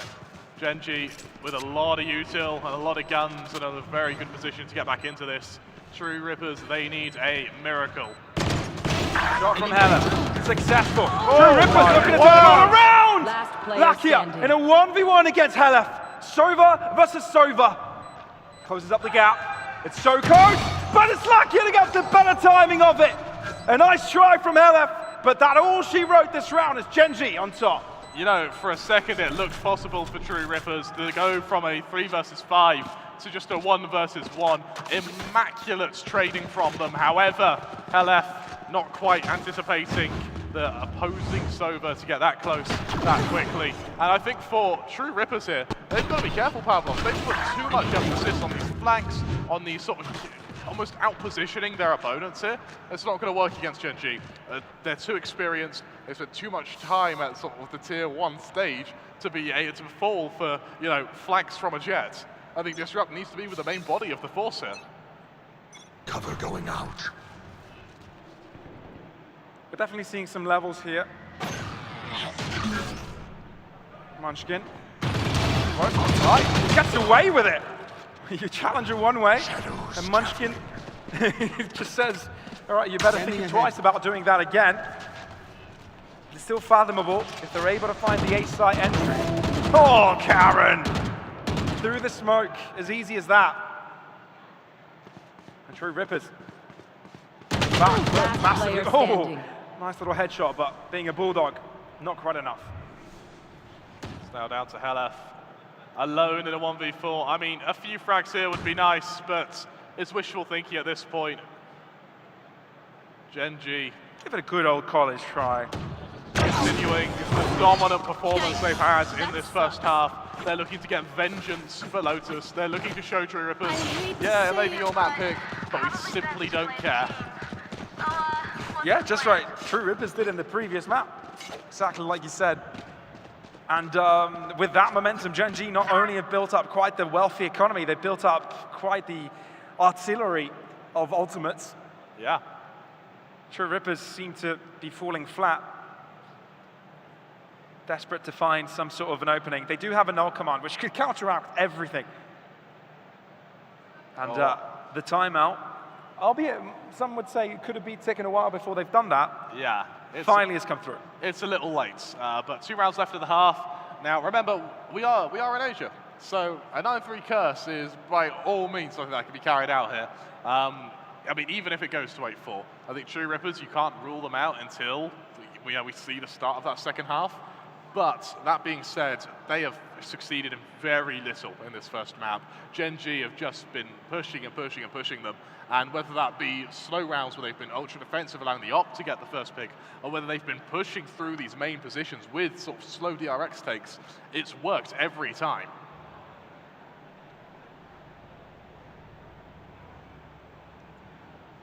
Getting a fresh piece of chewing gum in there. Yeah, don't blame him. Don't blame him. I mean, it's been 10 rounds. I want to bring you that. If I was a map up against Gen.G, I'd have chewed through my own tongue. So, well, this time out. If you were the coach of True Rippers right now, what would you tell them? It would be to stop respecting Gen.G in the sense that we're trying to do cocky things. We're trying to send players on flanks. We're not committing as a team. And when we are, we're running through smokes, we're running through utility. I'd much rather see a slower round when you're calculating and getting your control rather than trying to burst the position. I cannot use that. That's unfortunate from Deathmakers. Lakia finds first blood with the use of the Sova. Actual repositioning this time around. You can use the Sova Odin in multiple positions around this map. It doesn't only have to be B. Right here. A site filled with Killjoy utility and quick access to a lot of players as well from the Korean side. Information retrieved from Gen.G, that A site to be infiltrated. Meteor Spike looking to do it down alone. A. Found one, finishes off the second. No assistance needed at all. As Munchkin looks to take on the second front with Disrupt, trying to face up against it, but he's dealing with multiple angles as well, and it's not the best situation for them. True Reapers really falling flat here as Gen.G sees full control, upgrading their weapons, going after RU, and having a flawless round to get them on 9. Yeah, the flanking Jets just, it doesn't work, Last Pavlos. round I'd in the much half. rather see Disrupt be with the main body of forces, to be one of the ones leading the charge, Spike as down. it worked for him with the breach when he was able to just flash his teammates in, go for that second pick. The lurking playstyle doesn't seem to suit him. It puts too much pressure onto Deathmaker or RU to get the opening pick on a Killjoy and a KO. Time for a field test. Ult advantage once again for Gen.G here. Yeah. One away from the shadows on Charon. It's so much to work with here for this final round. Things keep on giving here for the Korean side, but instead of Disrupt moving into a smoke, makes it easier for Texture and goes right in front of him. And just like that, Gen.G again with the advantage, slowly moving in. Meteor this time around again in the right position to deal with these. On the back of the B side, Texture repositions, might be taken down, but no, stays alive just long enough to keep himself into a great situation and clean up house. Double digits for Gen.G at halftime. We're looking at 10-2. Pavlos, it's Switching smooth, sides. it's calculated, and most of all, it's Remember, violent the weapon from is only Gen.G a to be tool. able to find Not just 10 shoot. rounds, You have to recovering think. from a map in which they lost when, let's be honest, no one thought they would. Even those who were saying that True Rippers would have a chance in this series are saying it starts at a sense, and myself included. Instead, we're seeing a complete reversal of the script. We are indeed. I mean, I wouldn't say complete, because at the same time, we did have a 6-6 half. That's true. Right? That's so very true. Gen.G have actually come off of the previous map. They've been able to reset. They've been able to get their thoughts together and be like, guys, we shouldn't be making these mistakes. We shouldn't be giving these early fights. They've said, if we play this coordinatedly, it doesn't matter how fancy we play it. Just play simple, good Valorant. And that's exactly what we've been doing.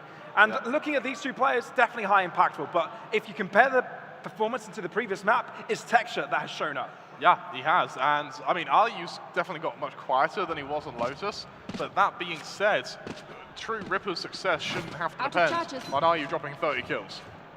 Instead, Texture, I mean, he showed up, he's played out his mind, and now as True Rippers stare down the barrel of a 10-2 half, this pistol round is no longer a need, or a want, but a need. It's a must. It's a must, you're right. Many have thought that True Rippers wouldn't be getting to a third map, but if they do lose this one, it might be a third map. Not because they won Ascent, but they won the first map, and I think they're thanking their lucky stars they were able to have the performance they did there to be given another opportunity. Might be a bit not as optimistic as we were at the start of this map. Yeah. But that's for good reason. Gen.G, clear control, and some miracle is required to bring True Rippers back into the game.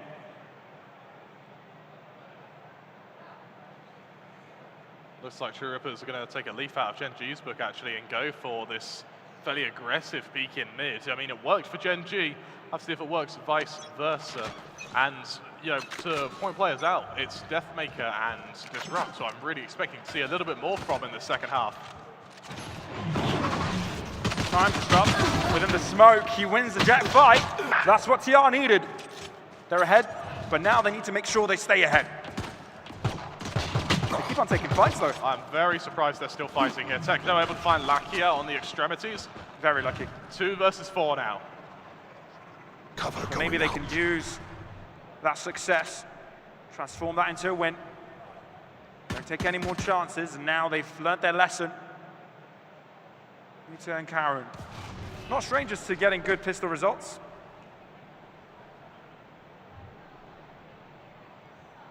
Oh, they're walking into 3-player stack up. It's almost heartbreaking to see in real time. Still 45 seconds on the clock. They have time to back off, but no, they're going to commit to this. Moving into 3 players now. Charon to lead. Karen. Last player. Whoa, close stuff. 17 points to Pell. Oh, and it's Techno coming in from the defense side, and that's TR. getting themselves a third round. We'll have to see, Pavlos, are those the war drums of a comeback, or are they the quiet whispers of a death rattle? For True Rippers, this is the first step of a uphill battle. However, it starts at a pistol round. And the audience, they're definitely starting to back up TR.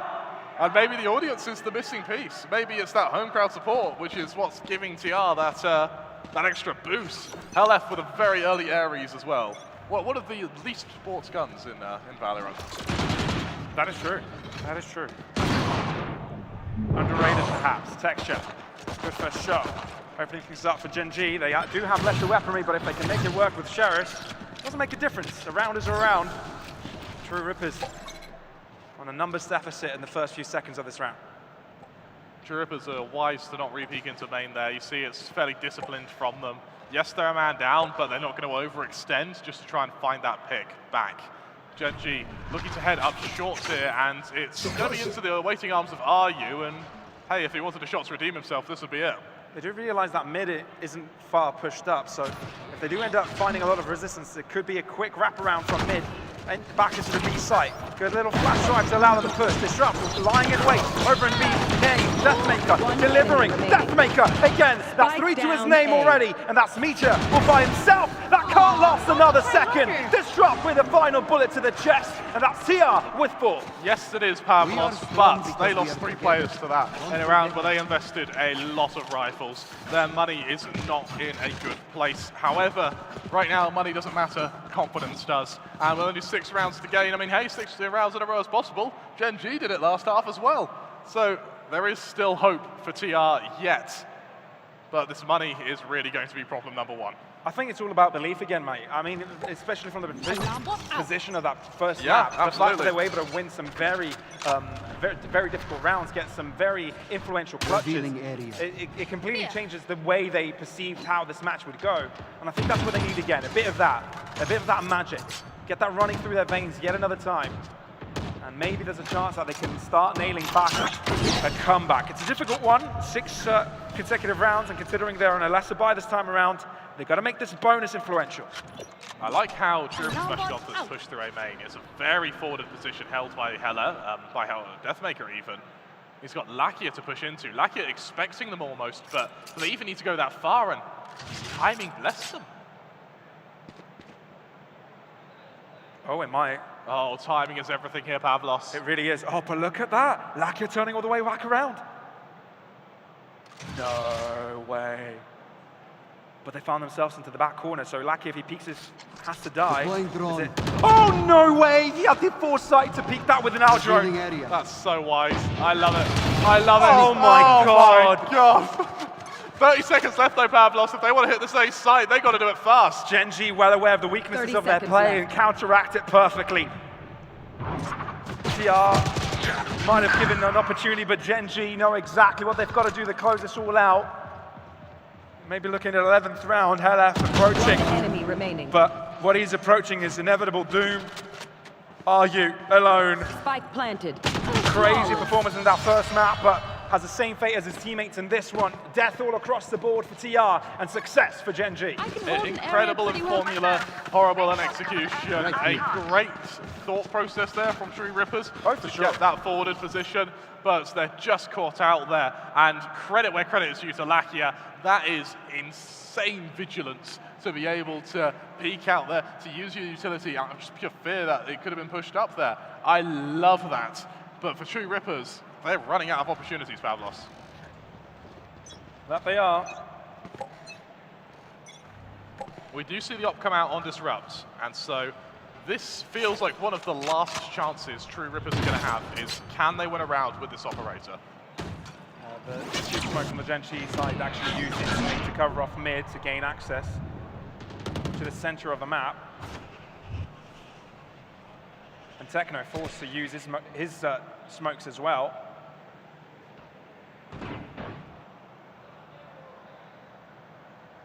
Oh, Techno and Charon, both on the same angle, both just trying to play the jiggle game. Neither actually sees each other. Oh, Texture, first blood. Techno retaliates. Fickle Matter in mid. left aside, cast aside for now.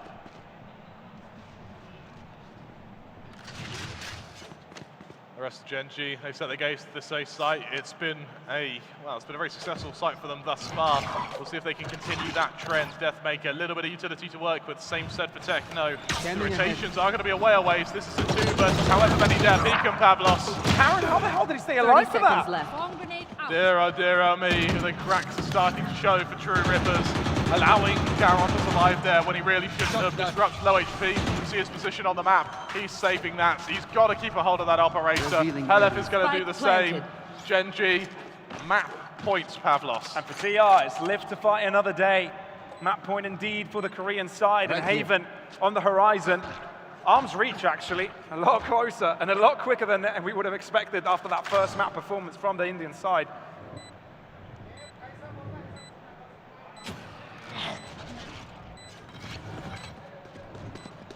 Pavlos, I can't help but think for True Rippers here, is there a world actually where going into Haven they're going to be able to recover from this? It's all a matter of speculation at this point. Yeah, it's if TR are able to have, you know, the backing, the morale backing to get back into this game. Remember how it felt like to perform on that first map. I think Gen.G is making it a lot more difficult for them. It's not just TR, you know, not playing to the level that they were. I think they just presented less opportunities to bounce off of mistakes. Yeah, absolutely. And I think now for Gen.G, 1 round away from taking us to Haven. Gen.G, no matter how you view this isn't the result they wanted. For Gen.G, success is 2-0 and nothing else. So the fact Lotus went in the favor of TR means that Gen.G just needs to get this over and done with, get it as a distant memory, and then look to the future games of this group. Look to the game against FUTS and hope for the best. Yeah. Again, only 1 out of each group can get into the finals. Stay down. And True Rippers losing this match would definitely hurt their chances. Good stuff so far, though. They managed to pick up a lot of the kills, even though with lesser weaponry. Disrupts. Gets back for the time being. Disciplined from TR. 4 versus 2 to work with here. Meteor and Karen. What can they hope to do? Deathmaker spotted on the jump spot, so not quite chipped down through the wall. Flash is going to buy a little bit of space, a little bit of time. Still a minute left on the clock, though. For Gen.G, the world is their oyster, but with the From the Shadows available for Karen, they can just leave the spike in mid for the time being. Suppressed. Are you holding out? Information gathered. Gen.G play it safe. But now, 1 full enemy center, remaining. 40 seconds. Are you so close to this all fight? Good for 1. Meteor wants to read it. But are you waits for Techno to arrive? Oh, the spray down is best for Meteor. left. Paranoia, you've got to get out of the way. He does. 25 seconds. The spike is in no man's land. Meteor's got to go for the kills, and I think TR are actually moving up to him. They don't know Meteor doesn't have the spike in hand, but it's a drive-by by Techno to keep TR in the fight. Drive-by to make it 5, Just let them and for try. TR now, as they, yes, they're able to find the odd round, but I don't see the ability to repeat rounds like this, because a lot of those kills came off the back of just white swinging mid, of using the advantage gained from that first pick to just take duels on Gen.G when they weren't expecting it. You look at the ult management as well. Meteor, Munchkin, Lakia, all 1 point away from being able to bring Gen.G a full roster of ultimates. And for True Rippers, yeah, that ult's still available to disrupt, but is that enough to be the difference maker?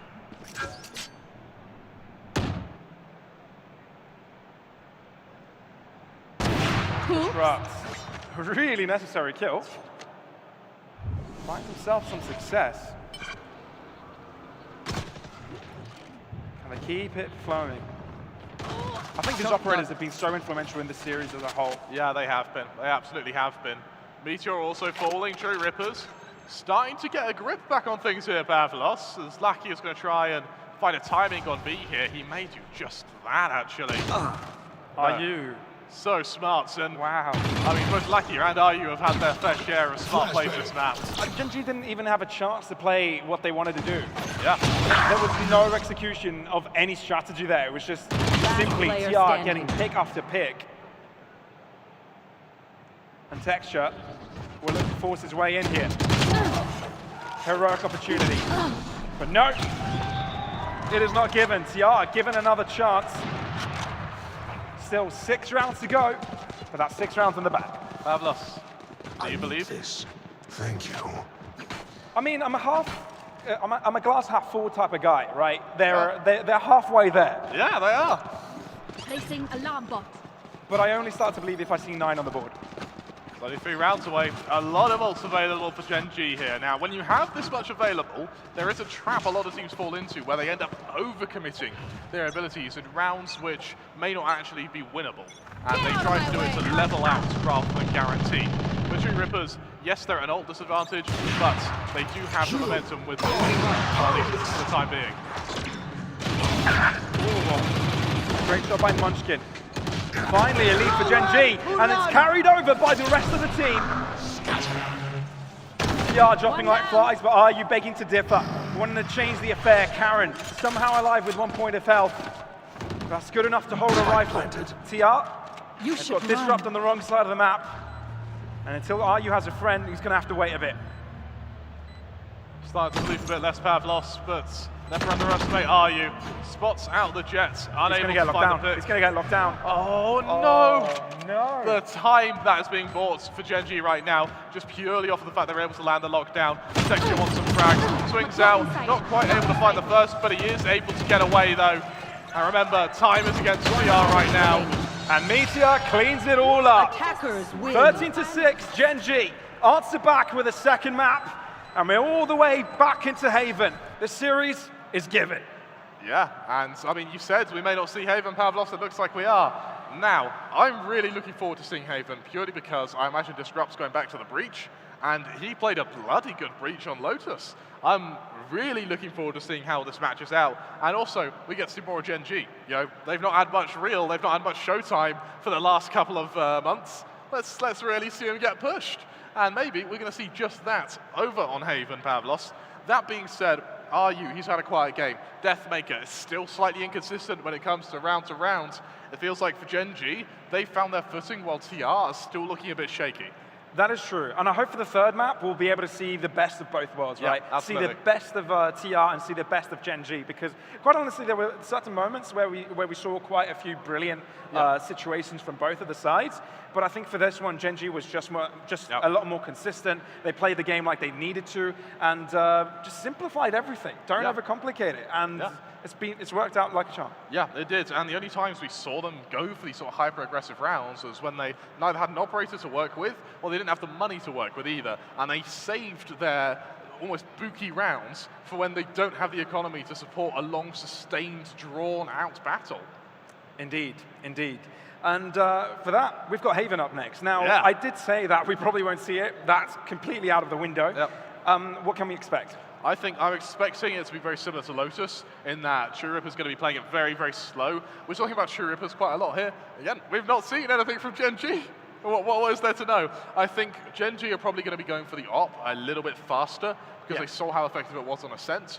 I think that being said, though, now we go to Haven, True Rippers, slow it down completely, stick to the methodology that worked so well on Lotus, and just transfer it over to Haven. Yeah, that is quite true. And the fact that, you know, Gen.G is a new roster, keeping it to basics as well is what they're looking to do. And it's what they've succeeded in so far. Yeah, you're absolutely right. I'm curious to see what analysts are going to say about this, because there's quite a lot to unpack here when you talk about how high True Rippers were at the end of that first map to how low they've fallen in just a mere, 20 rounds or so. Yeah, so am I. I'm just waiting for the call to see when the analysts are ready. That'd be dope. But yeah, Komodo's and Universe's input has been pretty good so far. I've really enjoyed it. They're so much smarter than us, They're so smart. Universe knowing everything about the Indian scene, and even more. Like, he's such a nerd with a VCT in general, with so many players. Like, he was playing this game earlier today, and the past days with us, about tic-tac-toe without I'm different players playing all the agents. He's memorized it. He's a genius. Yeah, I sort of feel quite insignificant standing next to them. I'm glad I'm casting with you and not them. That's that being said, Haven. All right, I get you. All right, okay, I feel you. All right. I know the vibes when I'm getting them. I'm not wanted. All right. Haven's going to be an interesting one, Pavlos. So what are you looking forward to seeing here? Is there anyone you want to particularly look out for? I just want to see a little bit stepping up from all of the players, right? I think most of the games have kind of been a starved performance from a couple from both sides, right? So seeing a little bit more balanced out game would be nice. Obviously, you know, when it's your first LAN in this environment, absolutely, it's going to change the whole situation. But there's no reason to wait anymore. Our analysts are there and waiting. Take it away, boys. Is that an are we ready rather than are we ready? We'll see. There we are. Hello and welcome back. Thank you very much, guys. Yes, we had a changer. That is for certain. I don't think a lot of people would have expected True Rippers to maybe fall away a little bit in the first half there, but I think you can flip it over and say that's probably more so the Gen.G we were expecting. Yeah, I'm pretty sure that, you know, coming into this game, that Gen.G clearly had a game plan, well, pretty precisely there, and that was, you know, to boil out the aggression as much as they can. They realized that, as we spoke about it earlier as well, before Ascent, that these guys clearly have won their rounds on Lotus on the basis of their aggression, and they tripled it down on Ascent, and we could clearly see that because Texture was popping off from the beginning itself. The first pistol that they won, instant towards that mid-aggression, finding themselves on that front foot. Troopers almost instantly felt that pressure. Excuse me, you could see it as well, right? They were 5-1 down at point, and you could see that Gen.G were pushing B main, they're taking A main control, they've got mid lockdown, Textures hitting practically all of his shots. It's been quite a road for them to take in that much pressure. I mean, you got to look at it, right? 5-1 and then 6-2. There's just real scatteredness in the first half. It feels like for True Rippers, just not on the kind of same footing, I guess. But I think you flip it over for Gen.G and you say that there is a lot more cohesion for this whole team as well, right? You started off at the very beginning. You see in that pistol round that they finally are actually able to get. Just everybody feels like the switch was flicked and there was just everything was working. The setups where Munchkin is able to get all these flashes on out, for Meteor to be peeking, for aggression to come out from Texture as well. It just felt like the first game might have actually just been a warm-up game for Gen.G, how things are actually going to work in the roster. This mirror match definitely did prove that Gen.G are still here to showcase what individually we come to expect, and now as a roster, maybe what we should expect in the future. Yeah, absolutely. And I believe that Gen.G clearly have gotten what they needed in terms of, you know, Texture's ability to be open up, to be able to, you know, feel comfortable on his role, go ahead and take these risky peeks towards mid, which he did quite some times as well. The operator functioning well. Overall, True Rippers did have this, I would say the minute they hit that 6-2 mark, they kind of felt disarrayed, I believe, in my opinion, because they kind of were trying, you know, okay, you know what, maybe we should go here, maybe we should try your attack, especially in that ace side, right? There were so many times that we saw that they were actually not clearing their corners because they were desperate just to find that first pick, to get into the site, to actually find a corner, right? So it was difficult for them, and it clearly led them into a moment where they were like, okay, you know what, at this point, we'll take anything on our hands. But the problem is that the minute they got one, there's instantly two other Gen.G players immediately there to, you know, make them feel like, hey, no, we can't go in there anymore. Yeah, there was just really good reads coming through from Gen.G, great strategies as well, you know, a lot less lines when it comes to a map like Ascent compared to Lotus as well, so I guess that maybe into the new team, into the new play style, can work a little bit favorably for Gen.G. For True Rippers though, one might expect that, you know, they've got the history, they've got the backing when it comes to this map, that they'd be expected to still put up a little bit more, but I think it is just a case that Gen.G kind of just slapped them around, right, with all the differences of aggression and the slow pace to come through from Gen.G, they were always changing it up, and the guy on your screen right now for Texture, certainly coming on through where required, leading the charge, the Blade Storms coming out as well, able to get them on. I mean, you look towards the force round in round number 5 that they were able to get just after losing the fourth to True Rippers, the Blades are out, and that's the kind of tip of the spear that he's able to go through, get them that round. There's just no time for True Rippers at the end of that one, and again, it kind of just starts to spiral a little bit more there from True Rippers. Yeah, absolutely. Yeah, there was one thing about Gen.G though, I'm pretty sure that we, you know, even though it was better than last time, it was pretty clear that Karen's not comfortable on that Omen. He's taken a bit of a, I mean, it's not like he's, you know, completely detrimental. He's taken slow steps, he's taken baby steps, but he definitely is finding it difficult maybe to settle into that role right now, because of course this is the first ever, you know, tier 1 game like at this stage.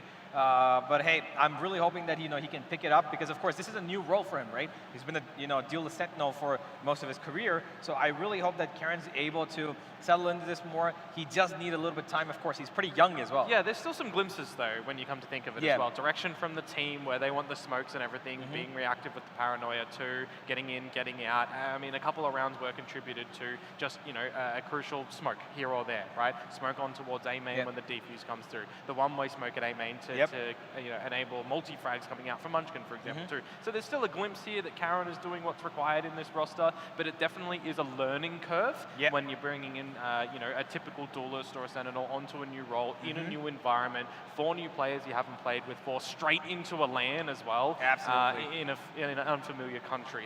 There's a lot going through a bunch of these players' minds, but the focus for them now should actually be, we are one apiece. We are both tied. We have one more map to decide who is going to get the victory here, and it's going on towards Haven.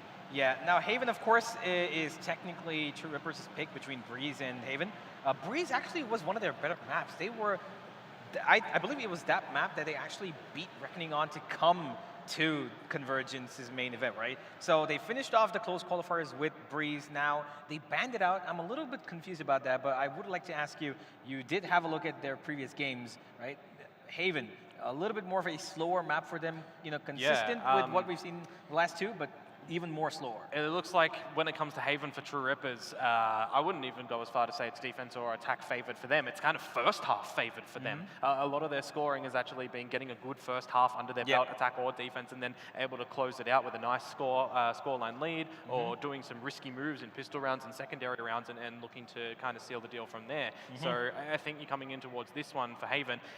3-site style might play a little bit similarly to Lotus in terms of what they want to try and attack it with. Some aggression, some choke point aggressions when you think of over towards A main. Maybe they're going to put a lot of their utilities over towards there, a lot of their sacrifices over towards there. But then you can also consider, again, on the flip side, Gen.G, they don't technically have a rep when it comes towards this map, but you could make an educated guess on what the agent lineups are actually going to be, because when you look at these 5 players, or majority of them 4, what they played on previously in Haven in their previous teams, they're actually all on different roles spread between Killjoy, Breach, Sovajet, and Omen. You're probably expecting a very similar pick to come through from them, like we just saw on Ascent. Yeah, there is one thing though. Of course, the double initiator for True Rippers, they play the Breach on this map. They play Breach on both 3-sided maps, right? They could continue, but I am now looking to Gen.G to maybe think, is this going to be a change in terms of what they played on Lotus, right? Now they might want to think in the same ideology that, okay, you know what, maybe we go ahead with the double controller, but after playing on Lotus, they must have realized, okay, you know what, maybe it's not working out well. Maybe we could just go ahead with a Breach pick themselves, which I believe can be played by one of their players. I'm pretty sure somebody can pick it up. Munchkin, when it came to T1, he was always quite consistent when it came to Haven, when it came to Breach as well. So I would probably come to expect that that's going to be the pick. Karen, again, most likely we'll see on towards the Omen. But it definitely feels like when we look towards Meteor, if Jet is going to be switched on over as well, right? Because we didn't see him really jumping on towards the duelists here. It was Texture, right? So I feel like maybe those two have swapped roles on the maps that we've seen just at the moment. Is it going to switch again coming into Haven, or will it be what we've already seen in this new role for this new look of Gen.G? I think they're going to continue, of course, this game style of being a little bit more aggressive, right? Clearly, they've figured out the formula to put True Rippers under pressure, and they clearly could not handle that pressure in Ascent. Coming on Haven, there is, of course, a lot more variability in terms of defense, and of course, True Rippers are starting on defense on this map, so that is going to be, of course, a tricky situation for them, because, of course, as much as you could like to say that, Haven is slightly attack-sided, it's pretty balanced at this point. It all depends on how you find your momentum, and Gen.G have clearly found a formula for that momentum boost. True Rippers did have a couple of breaks in the previous game. On the stand, I believe it was one of those rounds where, Deathmaker timed that A-side take really well, where they were trying to do the split, and that was the one and only time where they kind of had, okay, you know what, maybe we can break this. But no, instantly, Gen.G back at it. Texture picking mid, taking out one, going back in, and making sure that his team maintained that, man advantage position, 4v5, keeping in their heads strong and making sure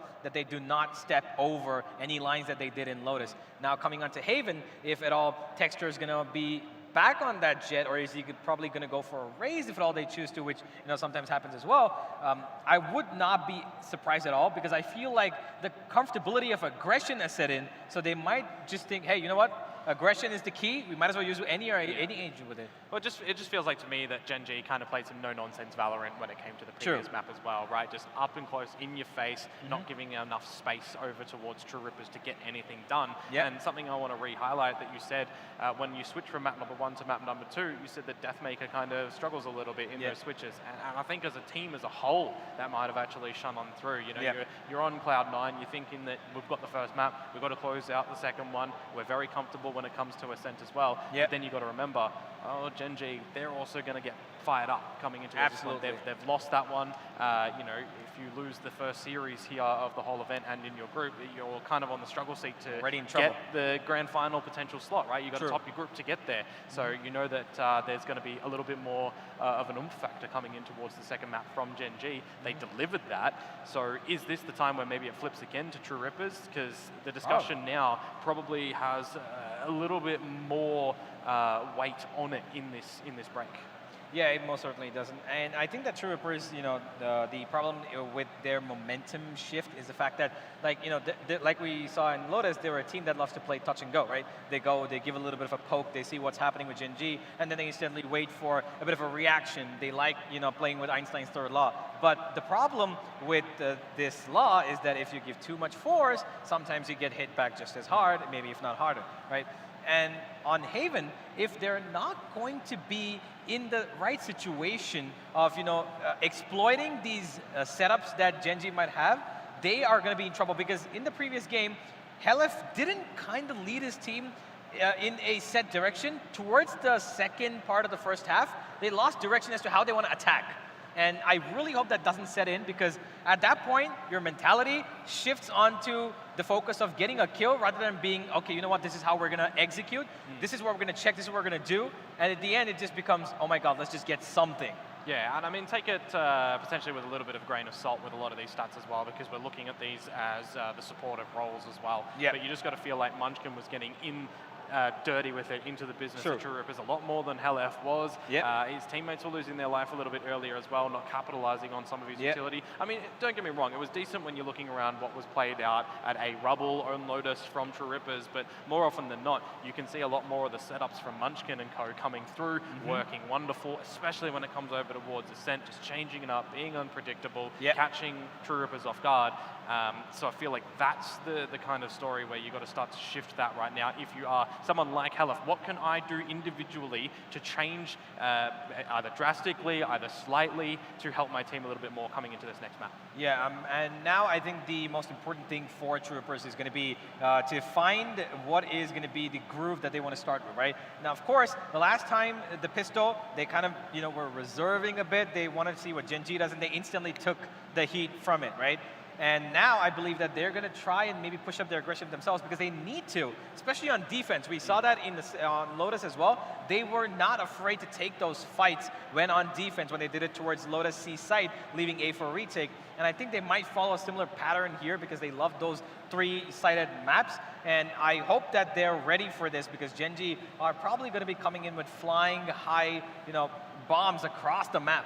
Yeah, no, absolutely. It's definitely the time for the crowd to assist, to get everyone in towards this one right now. Your homegrown heroes, right? True Rippers, it's the time to back them. It's the time to get everything situated in towards this one. And yeah, again, there were little bits and pieces that they did well over on Ascent that they can carry on over. But I think if you're looking at this series right now, there's more that you want to take away from Lotus for True Rippers and apply to the next map than Ascent would give you. True, absolutely. And of course, Texture, rounds like these where he's just peeking out, he's got half a second to react and instantly finds a kill. This was the one round that, I was talking about, that momentum breaker that could have been a possibility, but instantly after that, it was Texture once again stopping them in their tracks. How many times this guy peeked mid and he's got those operator frags? And they were just giving it to him. There was no real setup from True Rippers there because they just wanted to somehow get him off that mark and take up that space, right? They were just letting him get into their heads and Texture just blew them away. I mean, the funny thing is as well,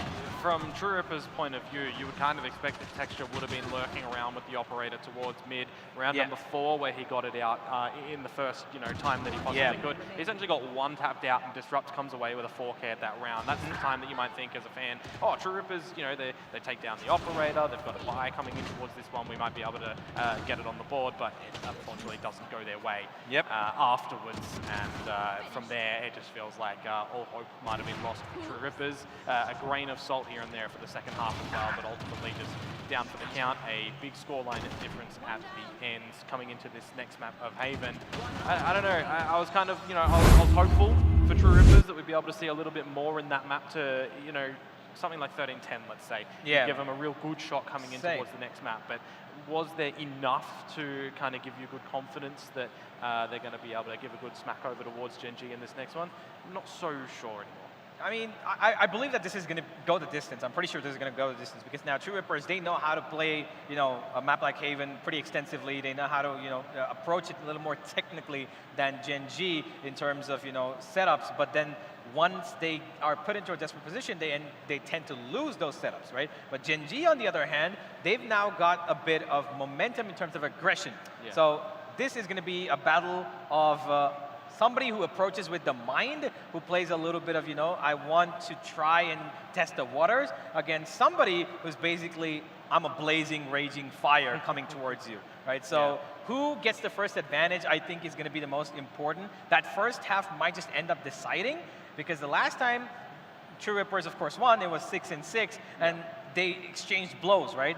This time, Gen.G are coming in with a lot more experience after having played a 2-map, complete roster filled with power.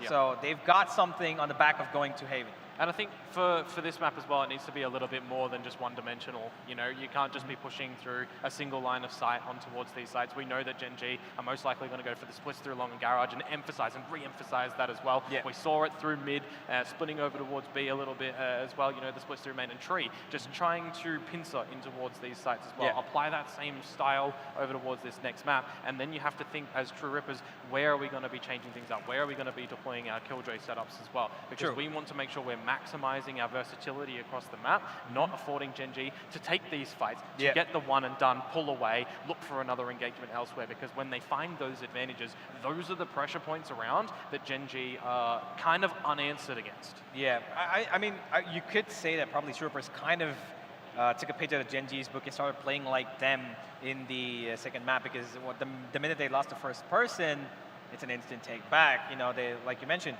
and they really need now to make sure that what they did in the first map, team fights are important. Gen.G took that from them. You could see a number of times they were doing that A split towards the attack, right? They're able to go 3 towards short, take 2 towards A main, and even when there was, some sort of substance stopping them, Gen.G always had the trades coming in. They were even economically damaging them during the eco rounds and anti-eco rounds, right? So they had complete control of the game, but I really, really want Rippers right now to understand that aggression could be battled with a lot more aggression, and hopefully they realize it. Yeah, I mean, they're getting real close towards the game now as well, so you've got to be feeling that things are getting ripe and ready with the agent pool coming on out. This is a change coming on through from True Rippers as well. 18 series that they've played with the same lineup, or 18 maps occurrences, and they're changing it up coming in towards this one. I'm really, I would say surprised and also excited for this, because now I think what they were thinking is that, Gen.G probably knows that we played this for so long. We need to switch it up. We need to keep it going in the right direction. And Deathmaker now has finally stepped into the role that he's been a lot more comfortable in. He's played 3 different agent pools so far. He played the Sentinel, he played the Duelist. He played now, previously the Initiator. Now he's come onto the Sentinel. And we've got Techno on the Astra, a Breach and Fade as a double Initiator, and Disrupt with the Raze. And then the educator guess that I was mentioning earlier for Gen.G is thrown out the window as well, right? Because previously they've dabbled with a couple of breaches and sovers and something for Lakia, Meteor previously on the rendition of Gen.G, getting out the jet. A change up to what feels like their identity now. Texture is definitely, with this third map coming through, going to be your pivotal duelist for this roster. Sure. Lakia, it's expected, I guess, that he's going to be changing initiators across a couple of these different map. So it feels like, again, this is going to be a little bit of a new look for Gen.G coming in towards this map, just by given these slight little agent differences. Now that we know that the Viper is going to be back in for Munchkin as well, that is going to change the play style of Gen.G. Yeah, absolutely. And I think that Gen.G, of course, this might be a little bit of a risk, given that, True Rippers have pretty much played against the same just a couple of maps ago, except for the difference, of course, of Jet being the Raze. So I'm a little bit, concerned about how this could end up being for them. If at all they change the game style that they're going to approach this with, of course, we can't say where they go.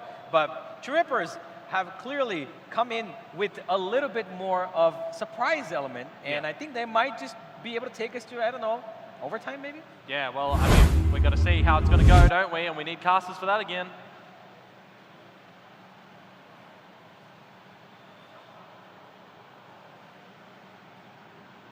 Mic is working. There it is. I just had to call it. I just had to call it out. But yes, third map time. It's Haven. It's where we'll get to see who will come out on top in the series. Yeah, absolutely. And I mean, True Rippers, they had a rough performance on Ascent. Now's their chance to recover.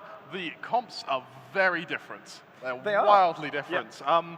I was halfway through constructing in my mind the sentence to say, it's nice to see Deathmaker, back on the Raze. It's nice to see IE back on the Killjoy. No, it's completely different. It is going to be a Raze and a Killjoy, but on different players. That's really interesting, actually. And I mean, because the team's been together for so long, they are able to sort of work with that. And so, obviously, it means that they've practiced this. Obviously, it means they're versed in this. And they have Haven games on record. So, for Gen.G, they're treading into the unknown here. For True Rippers, they have experience to work with. They do.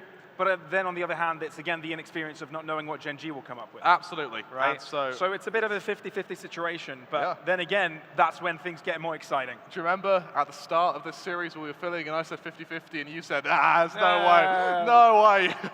And here I am saying it's actually 50-50. And here we are saying it's actually 50-50. I actually quite like Fade on Haven. It's a bit of an unorthodox pick, but the siege you get is very good for retakes. The Haunt has some very good positions when you're trying to go for mid takes as your defenders.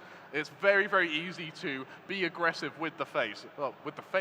So I'm really looking forward to seeing how this works. Let's head in the game and see just exactly how this is going to pan out. Pavlov, welcome to Game 3. True Rippers, their chance at redemption, their chance to show India that global esports are not the only top dogs in town. And for Gen.G, the Korean homeboys looking to potentially try and, well, crush the dreams of the Rippers. And redeem themselves, because losing that first map is not the way they intended this tournament to go, the series to go, but now they've got a chance to close it all out.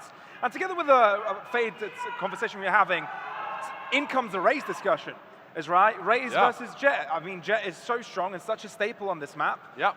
Why would you why would you switch it out for Raze? It all comes down to zone control, and it means that when you're going for this map control, with that Astra as well, it gives you so much to work with in slower paced rounds. For Gen.G, look at the pistol round by here.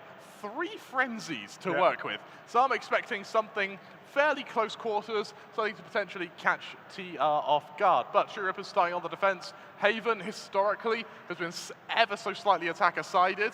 So honestly, for True Rippers, if they can take another 6-6, as they did on Lotus, they can continue the success they've been having in pistol rounds of this series, then they could be in a great spot here. They could indeed. Now, entering this matchup, a lot of expectations on Gen.G. True Rippers actually given hope that weren't here. I don't think it was here prior to the start of today. I think that it was expected True Rippers to have a hard time, but they've definitely exceeded expectations thus far, picking up map number 1, and with an opportunity being 1 map away for potentially taking home this first series against what would have been considered a very scary Korean side. Look how aggressive True Rippers look to be over on A here. 4 players committed to the sewers and long fight, anticipating something fast. It's time to put our hands together for this final map of this series, everybody. It's True Reapers versus Gen.G. Defense for the Indian side and attack for the Korean.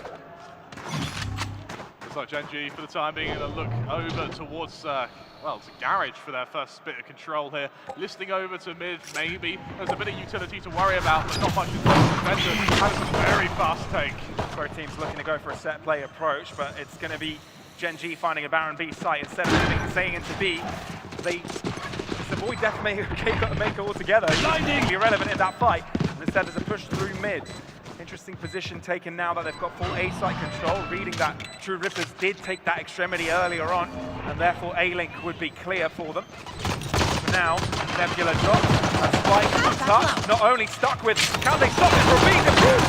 Oh dear, lead up to the fumble, and without the Google, the Rippers come out on top. Fumble into a blunder, and it's a bit of a slaughter after that Spike is defused, but nonetheless, True Rippers, they put themselves on the board. They continue dominance in their pistol round loss. Their pistol round success throughout this series has been amazing.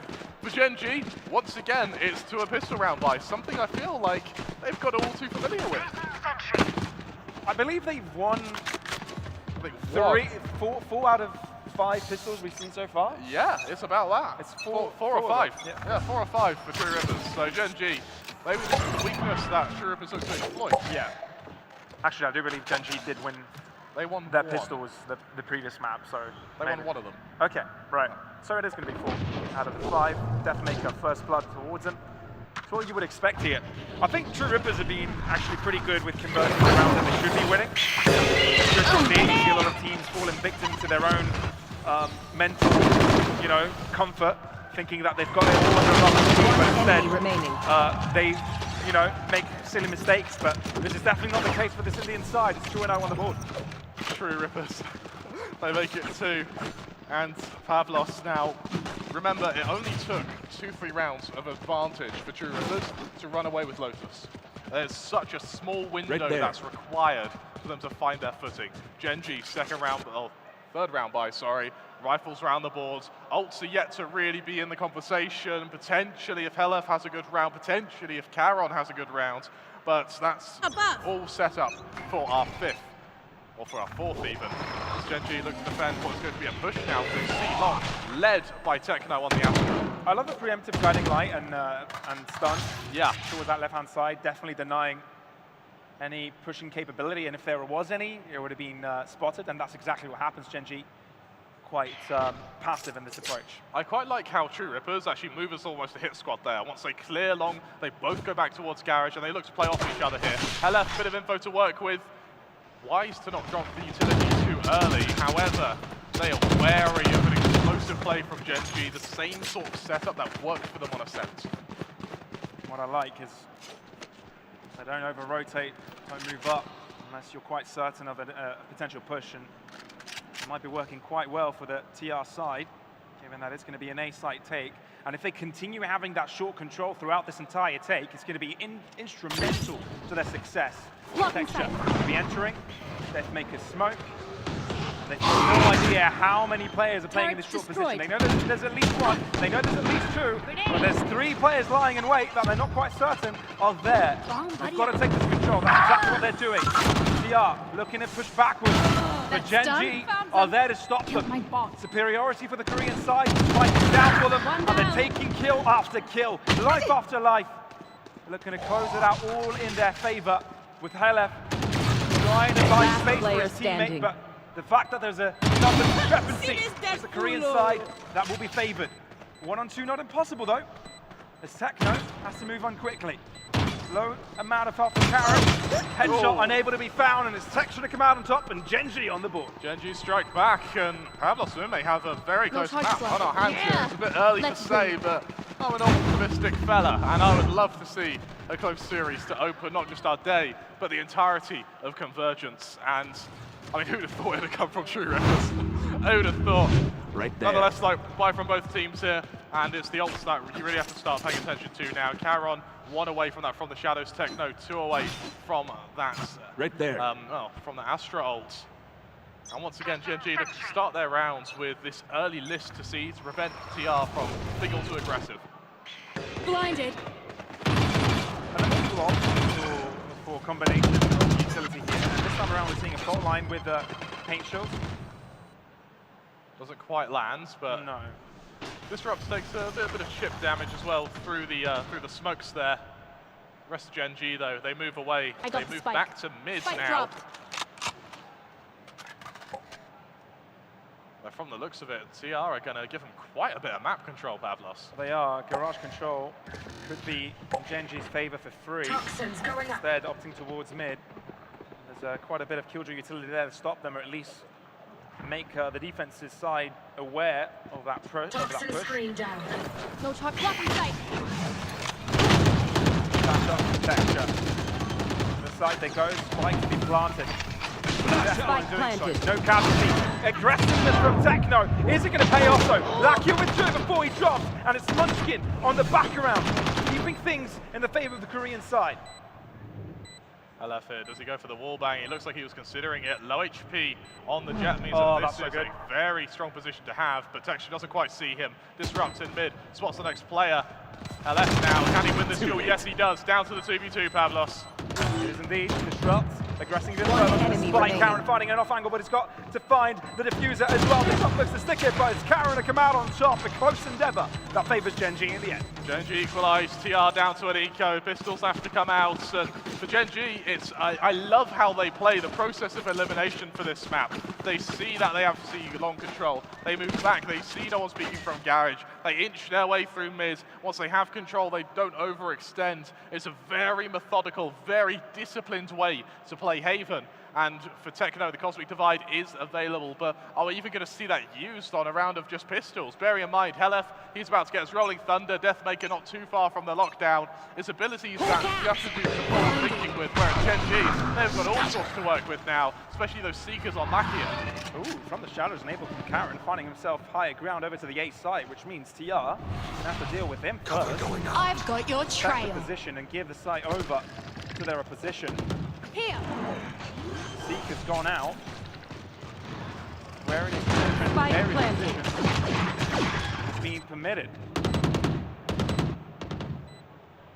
It's all going to come down to this first pick, Pavlos. Techno deploying the util where he can, hoping to almost aid his team to get out here, but they've got to come all at once. It's got to come thick and fast if you're TR. This is definitely punching upwards. You're dealing with Sheriffs here. Not an easy one. Placing sentry. Can't count them out, not at all. Munchkin within the smoke, safe as ever. The stun is so accurate, but Karen doesn't care. Thankfully for him, he's got the things to help them out. Hella good for 2 by the end of it, making it slightly expensive, but it's Gen.G to secure the round. It's a silver lining, isn't it, Pavlos? Gen.G able to only lose 2 players, get the spike down. They're building an economy right now, whereas for True Rippers, it seems to be a sort of round-by-round survival, almost. The silver lining, once again, though, is 2 parts to it. The caveat is Gen.G committed all their ults to that round.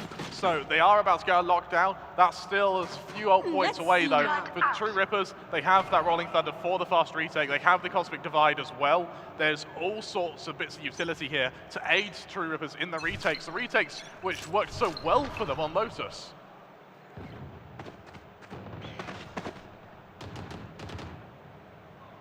Techno alone on the C site. Spotted. No easy way to cross, really, but won't be punished for it. Instead, Gen.G focused towards the middle of this map. Disrupted are you, looking like they want to potentially duel this Viper here. Both on close angles, neither taking a fight as of yet, though. Disrupt, patient as ever. Lakia, able to get that. Blinded. Able to get that flash out. A bit of information to work with. Through the wall. Now they know how close TR are on that A main position. It means the only likely place to hit now, it has got to be that B site. Avoided the alarm bot completely, and double fake on that TP ends up onto this garage side where Deathmaker is just waiting to shoot them down. It is a trade, so an opening to see perhaps, but a Rolling Thunder is well timed, putting Gen.G in a really bad spot as they've got no access to any site, especially given that Disruptors are all the way behind in mid. And look at Disrupt now, he's going to be the linchpin. He sees the rotation back towards B, now it's all on Meteor. He spots out Helef, but he's unable to get the kill though, Pavlos. Attention turned around towards B, and Disrupt has done everything in mid, disrupting the play in its entirety. 3 kills to his name, making it 4th as well. TR showing why they should belong in this tournament. 3 rounds to their name. If anything, Pavlos, there is no longer the argument of do TR deserved to be here. I mean, this is clear cut at this point. Disrupts a flank which looked like he was going for information. Fakes backing off, then recommits to prevent that push onto B. Beautiful stuff, and more importantly, TR, they feather their ults. They only use one. They still have that Cosmic Divide, and now, with such a heroic round, Disrupt has the showstopper. Hella, Deathmaker now has that lockdown. It's all sorts to work with now against what is only the lockdown on Meteor.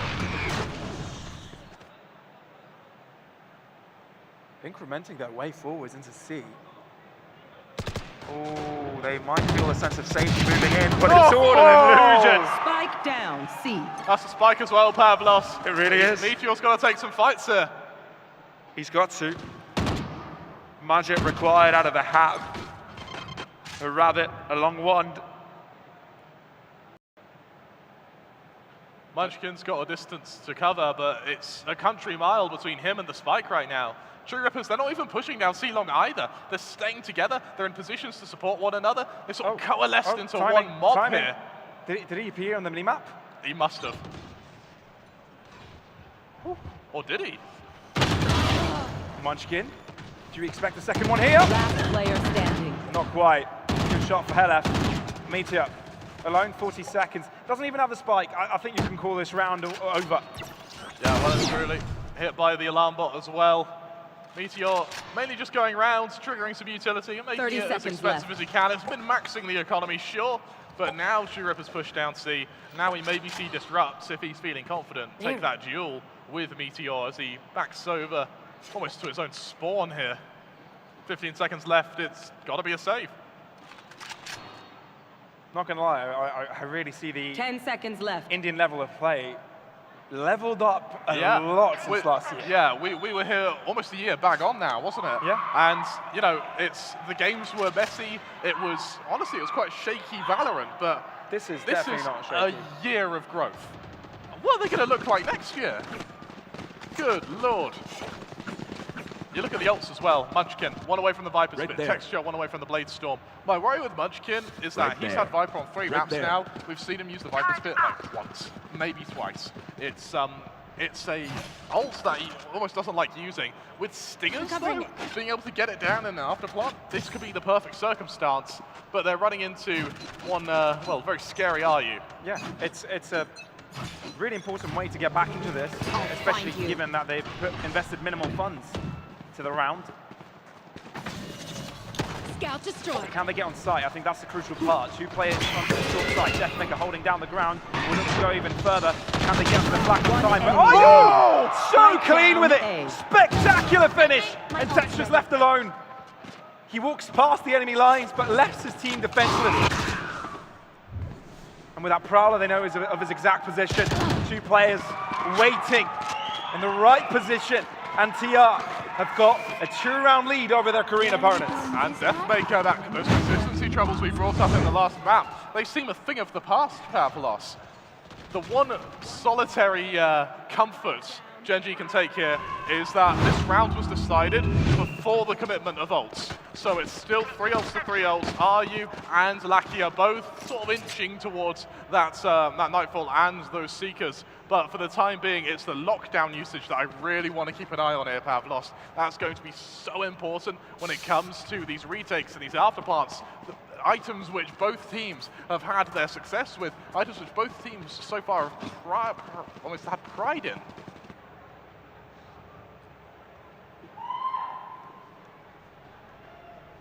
Ultimates all across the board here. And Gen.G required a breather. Yeah, I mean, Gen.G, they seem to go for these fairly early timeouts. I quite like it. It's worked for them in the past. It's done a good job for them. That being said, you know, on the other end of the spectrum, there's True Rippers who don't really time out until it's too late. But of course, True Rippers, they're playing without a coach. So, wait a second, Pavlos, they got this far without a coach? it dawned on me halfway through that. What on earth? To think that this is just 5 guys who just showed up and went, yeah, you want to play a Valorant tournament? Yeah, I guess. We'll do the qualifier, hope for the best. Reckoning will probably win it, but, you know, we'll give them a run for their money. Here they are. It's impressive. It really is impressive. Okay, I do want to also like give the benefit of the doubt for Gen.G. Obviously, this is the first official they played, you know, post getting the team together. right? So the fact that they're, TR, the Indian representative, is taking down a team that is supposed to be playing in VCT next year is it's quite the feat. It's mind-blowing. Look, they haven't finished the job yet, right? But even if they don't manage to finish the job, what they've shown is impressive. Yeah, exactly. Even we're at a stage now where even if Gen.G win this, and that's not decided by any stretch of the imagination, no. Even if they win this, True Rippers have shown up and shown that they are a competitive team. Competitive with Pacific, not competitive within India. And for APAC standings, what on earth is this going to mean for Ascension next year as well?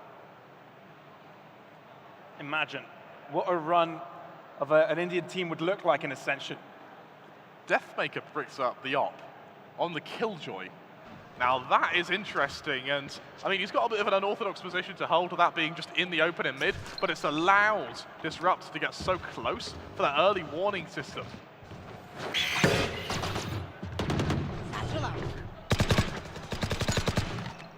Opted out of the fight early, not wanting to take the chance anymore, but the operator is there from Deathmaker. He just doesn't care.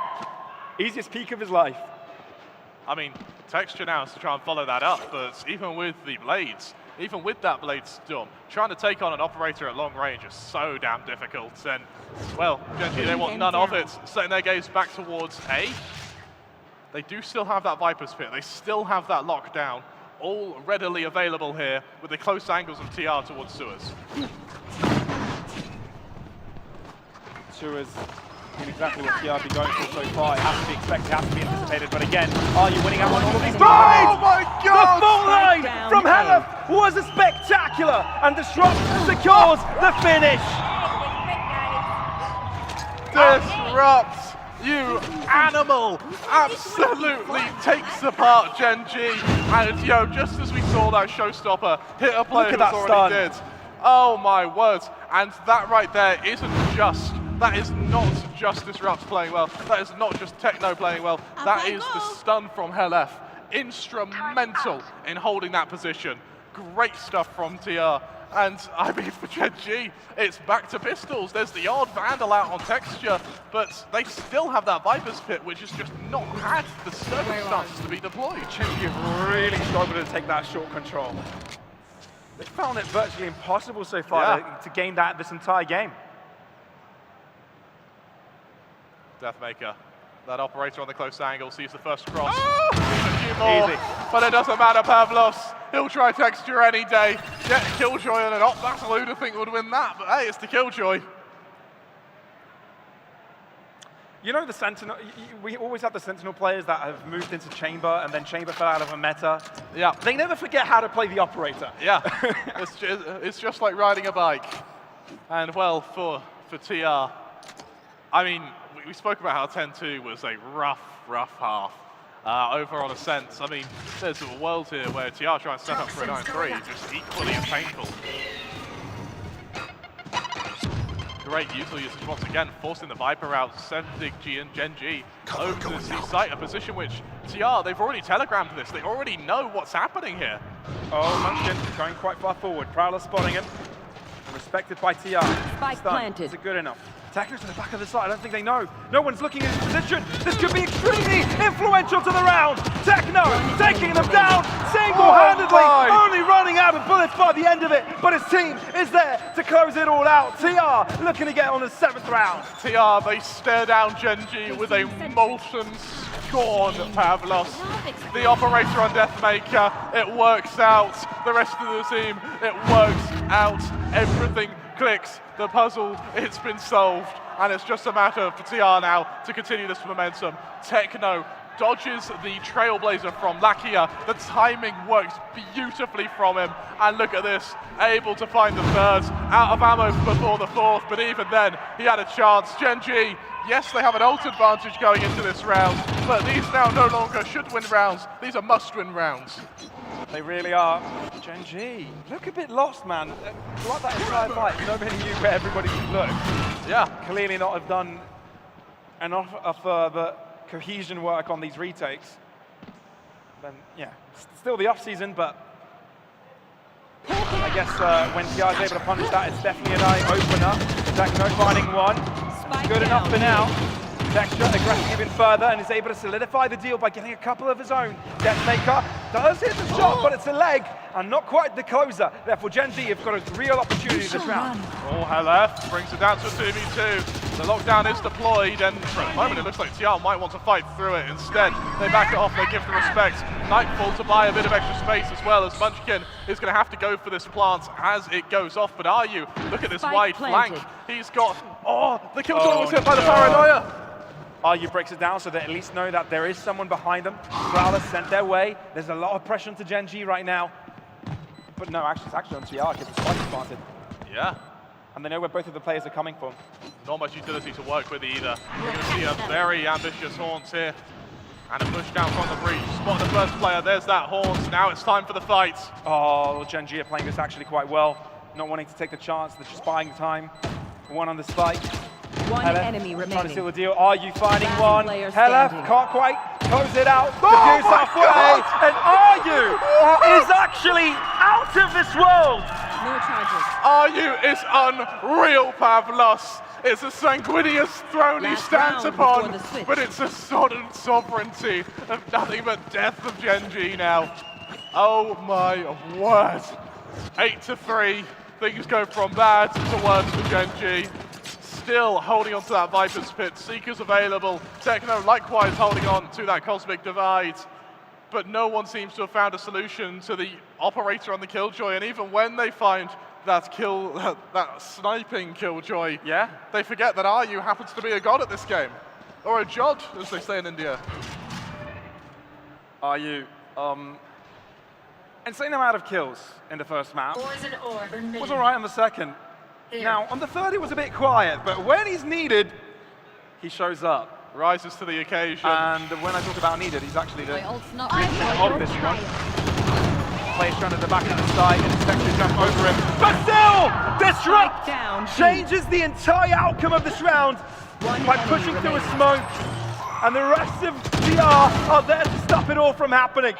Meteor alone, with so many to deal with.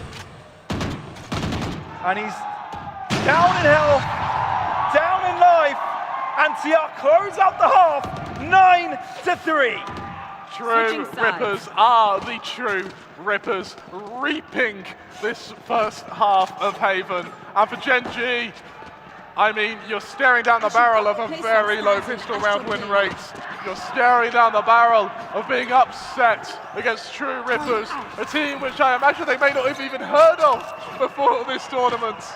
Oh my word.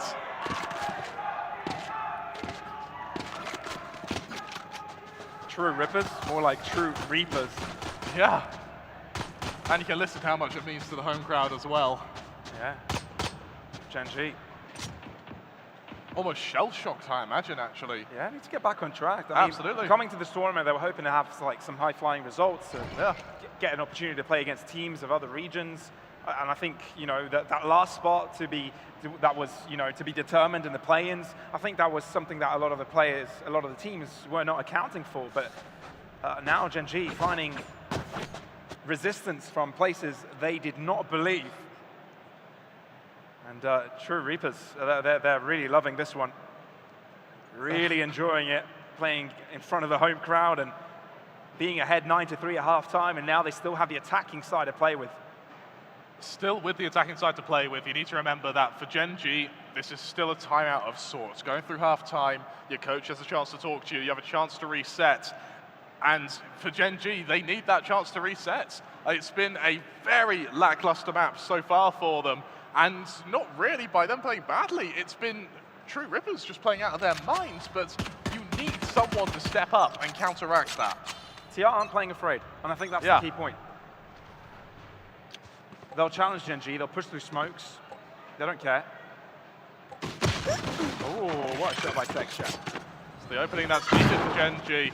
4v5, this is going to spring TR into hitting this A site. The Killjoy just going to back off, play for time here. However, TR, they can't fall into the same trap as Set. They need to get the spike down and soon. They will. At least what TR's got going for them this one. The fact that they've got the spike down, area control. Guiding Light and Paranoia available for Gen.G on the retake though. Really instrumental for this.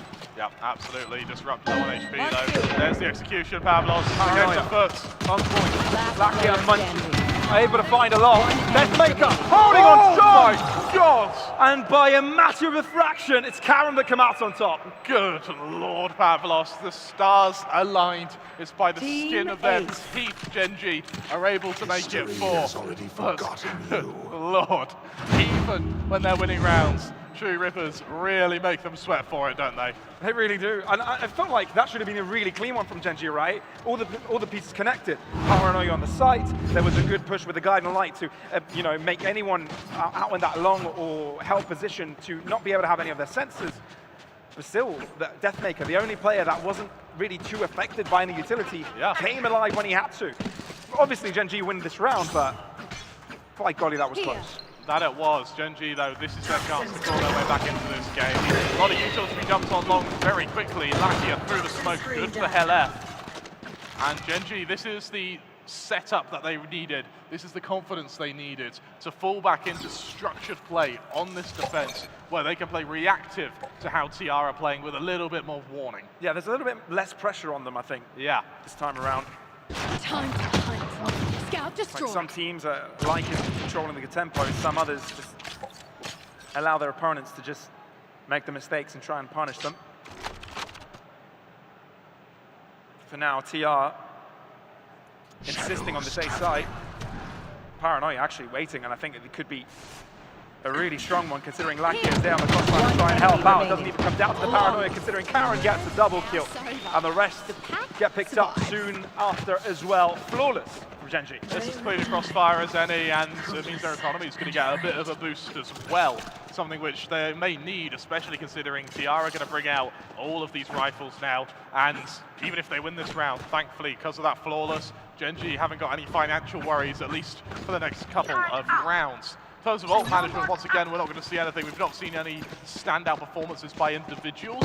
So for True Rippers now, let's see if their defense, or their attack, sorry, can be just as good as that defense.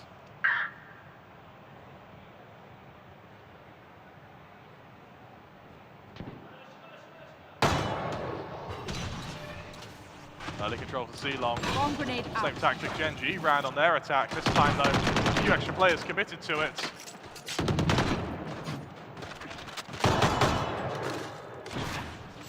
And it seems to just be a game of finding these ult wards, Pavlos.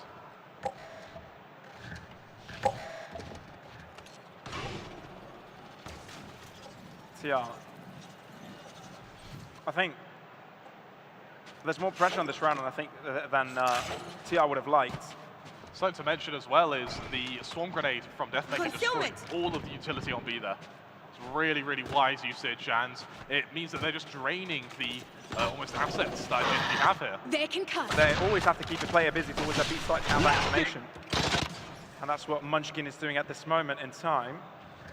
Oh, Techno willing to take the fight, disrupt as well, and he comes out on top.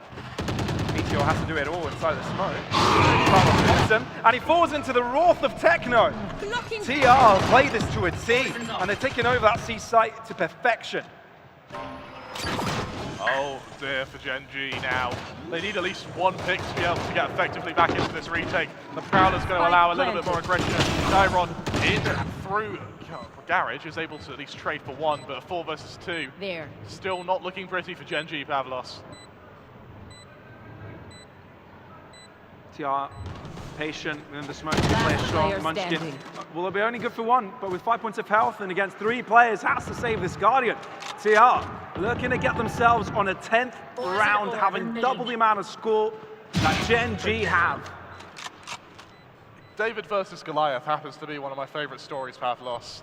I never thought I'd watch it in real time, in person, halfway across the planets, where some little David, known as True Rippers, happened to stand up against the Korean supergiants of Gen.G on Haven, 10-5.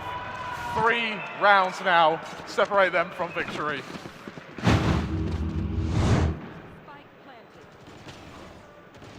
True Rippers said, we're going to give our home crowd a show, and that's what they're doing. That's what they are doing. A show for the ages, Pavlos. And as we enter round 16, there's a buy across the board. No ultimates, but it's a fight for them. Alarm bot out. It's going to be a tough old spot here for Gen.G, especially if they lose this round. The economy, yes, it was good from keeping those 5 players alive in the second, but that only goes so far. The ult management as well. Lakia 2 away from those Seekers. RU 2 away from the Nightfall. The tools really to keep an eye on here, especially those Seekers when it comes to those fast retakes.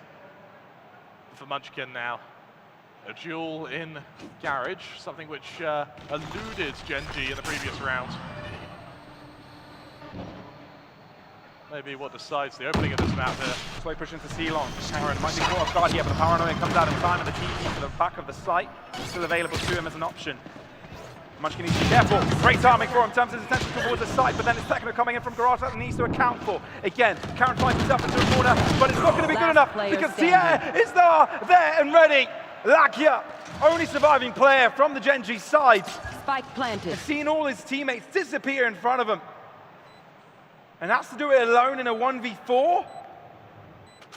True Rippers, they're here, they're there, they're everywhere. And for Gen.G, there is nowhere to hide. For Lakia, winning this round is not an option, and losing this round is not an option.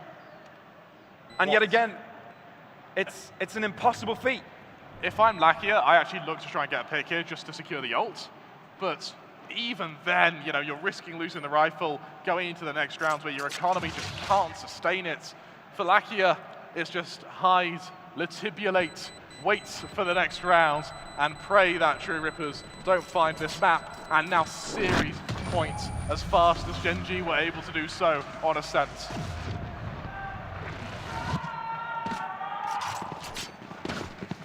Slowly but surely, TR racking up those numbers. Gen.G, definitely pressure on them here. But TR look comfortable, chill. They look calm. Near zero nerves. Yeah. Yeah, and it's almost wild to think that, considering the circumstances of this series. You look at the buy from Gen.G, it's not pretty by any stretch of the imagination. 2 Vandals and pistols to complement it. Chiron has the front of the shadows, but even then, what effectiveness is that going to have with just a Sheriff to back it up? Lakia with the Seekers, maybe something a bit more instrumental when it comes to those retakes, but if Lakia is the last one left alive, what good can they do? Bring them down. Timmy the turret waiting out on C.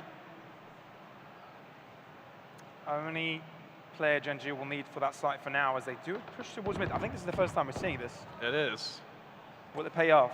True Rippers tried something in the previous half, and it works beautifully for them. Great rotation from Gen.G here to C. They're going to get there in the nick of time, but that might actually force True Rippers to re-clear mid. Seekers thrown out. Soon they'll find the information that no one's around that A site area. Instead, Texture finds the opportunity to grab out an early kill. Quickly as that, it's a 4v5 in favor of the Korean side. True Rippers potentially being a little bit too clever, a little bit too slow here. Techno is going to try and buy a bit of space now for the rest of the team. 30 seconds left. Instead, True Rippers, 25 seconds left. They've set their gaze to this B site, but Pavlos, time is not on their side, especially to hit C here. The third cat was actually worked out because now they can move into the C site.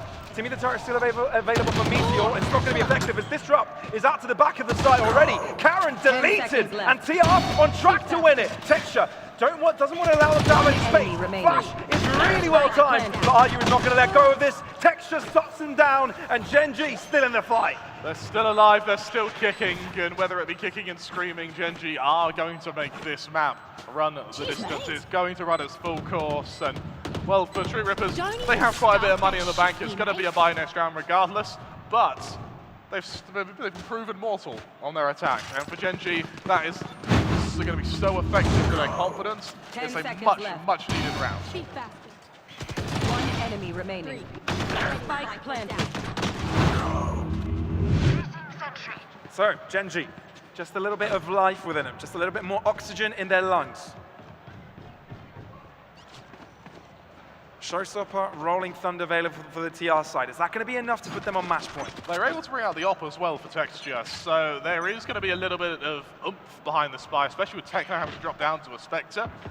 But that being said, True Rippers, they're going to try and challenge Lackey as the sole defender of this A site.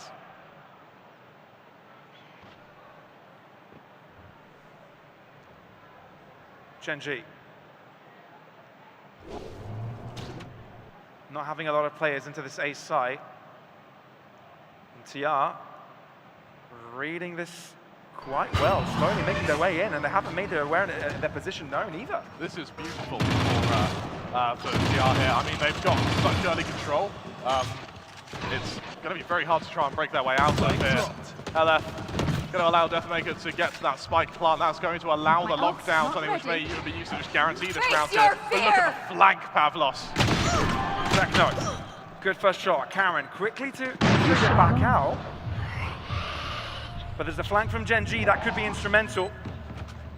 They've got the best player in the right position. Disrupto ends up dropping.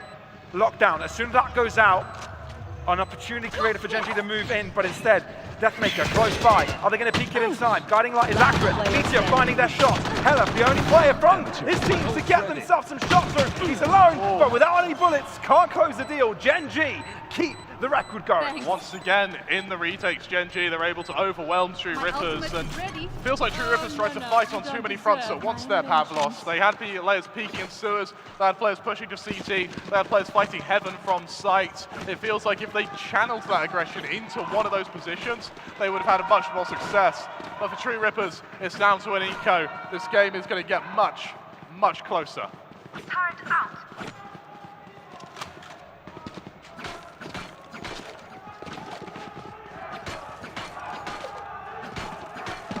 Much needed encouragement.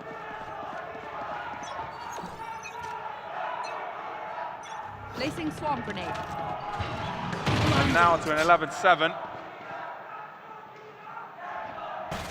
TR under pressure. Obviously, not the best weaponry, but they use the showstopper straight out of the bat. Disrupt. No nonsense time. Wants to kill and upgrades to a Vandal. They forced Gen.G straight off that site as well.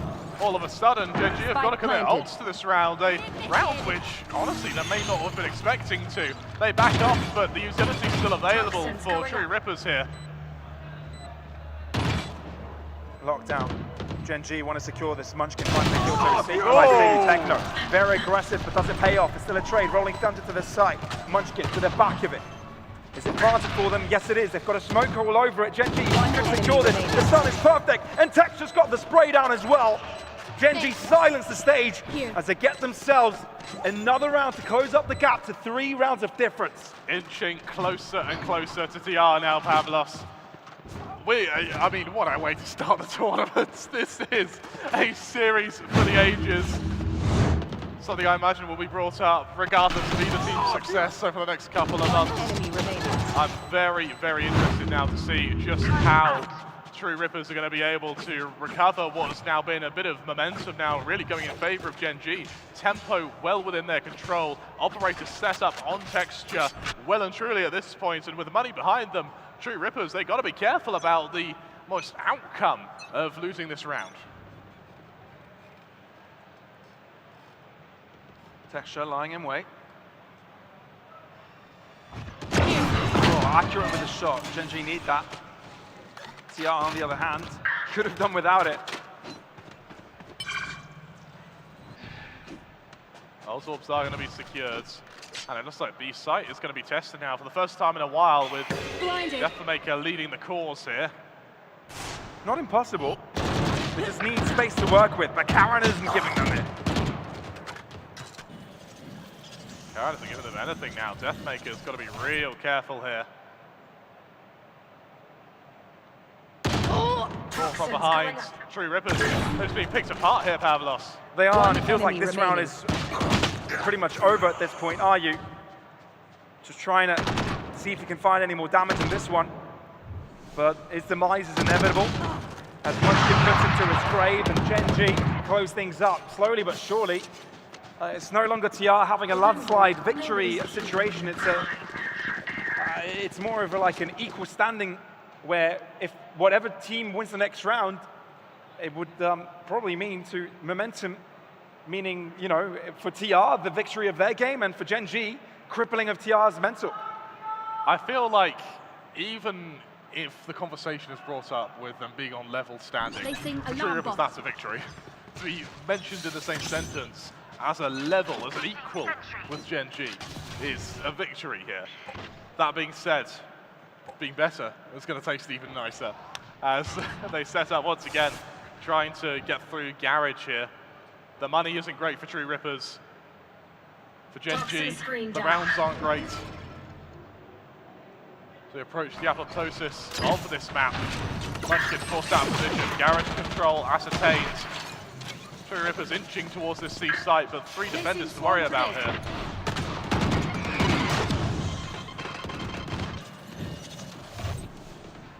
TR eager for the C site take, but silence their movement for now.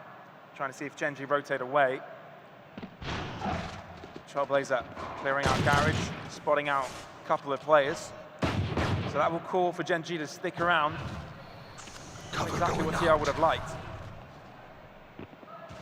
45 seconds left now. Hella going to flash through. Here's the execution. Can it be shut down, Pavlos? It's looking messy. It really is, but Gen.G are coming out on top. Are you closing the distance with that stinger? Is it going to be good enough? Meteor into the middle of the site is able to deal with them, holding his ground.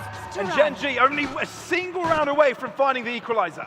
This is going to be heartbreaking for True Rippers if they come this far to get to 11 on map 3 and then not be able to close it out.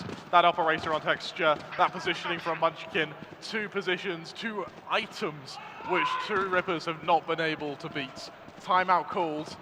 I can't think of a better moment for it. Ults available, that Nightfall and that Cosmic Divide for RU and TEC, no, matched by the From the Shadows and Viper's Pit on Munchkin and Karen. But for True Rippers, this is a big but. There is money for a buy, but nothing past that investment. This is a tough one, right? What call do you make? What decision do you take? And especially after TR have won so many rounds prior to this, and now find themselves in a bit of a drought. Sort of gets in your head a bit, right? Gen.G, do they have our number? Have they got us figured out? What is wrong with the situation? How do we tackle this one? They know they're really close to this, right? A lot of teams struggle at closing out maps because they overcomplicate things, because they get into their own heads. Even just fighting 12, even guaranteeing overtime will be enough here for True Rippers. Getting to overtime would be enough here. But for Gen.G, this has been an indomitable latter stage of the second half.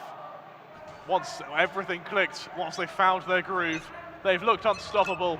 True Rippers, hopefully this timeout will be enough to stop it. Struck with first blood, Texture. Counteract yet. Flash out! TR for a second thought they were going to go for an aggro play, but no. Freeze. Blocking vision. In these situations, Gen.G have been really good at reading what TR is getting up to. And this time is no different. No different at all, actually. And for Gen.G, there's a heavy rotation towards this A site. True Rippers, they've pulled a lot of players away. And actually, C site, the undefended site, I think that was a ping for a Cosmic Divide as well to really start getting aggressive and to get on the site as soon as possible.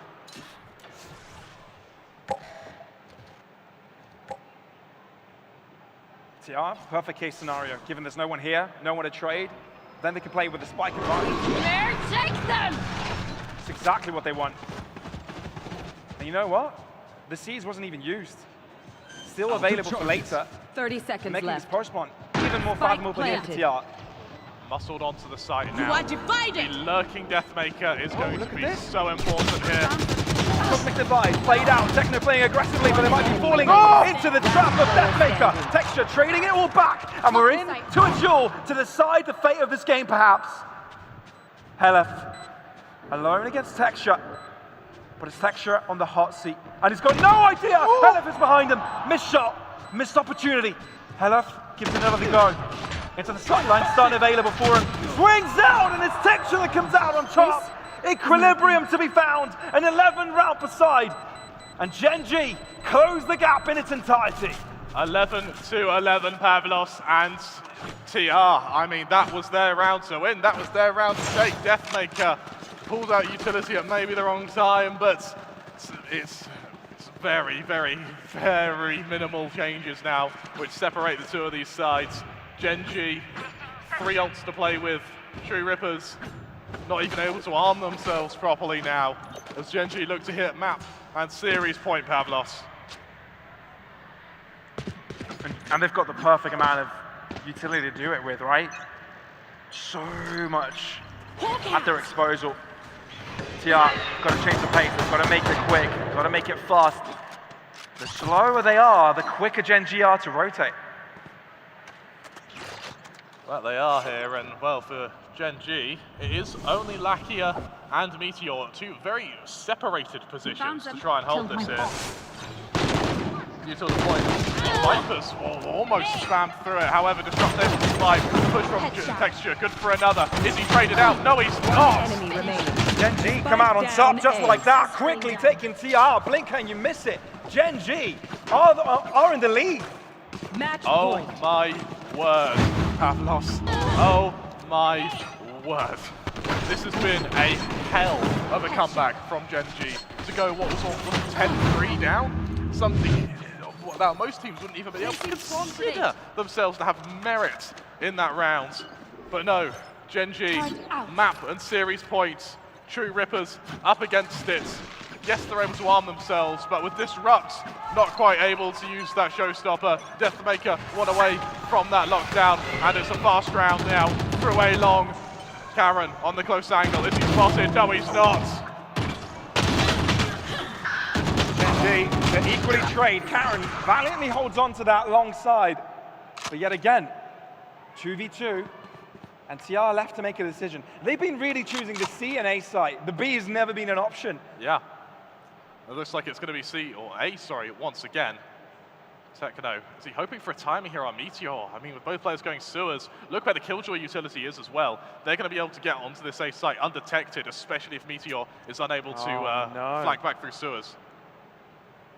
And if they do end up planting on that A site, do they expect someone to be coming right where they came from a second ago? If Meteor moves into the short side, the thing is, he's walked all the way past them, he's switched up positions, and the longer he just falls back from it. And now it's been read, it's been anticipated.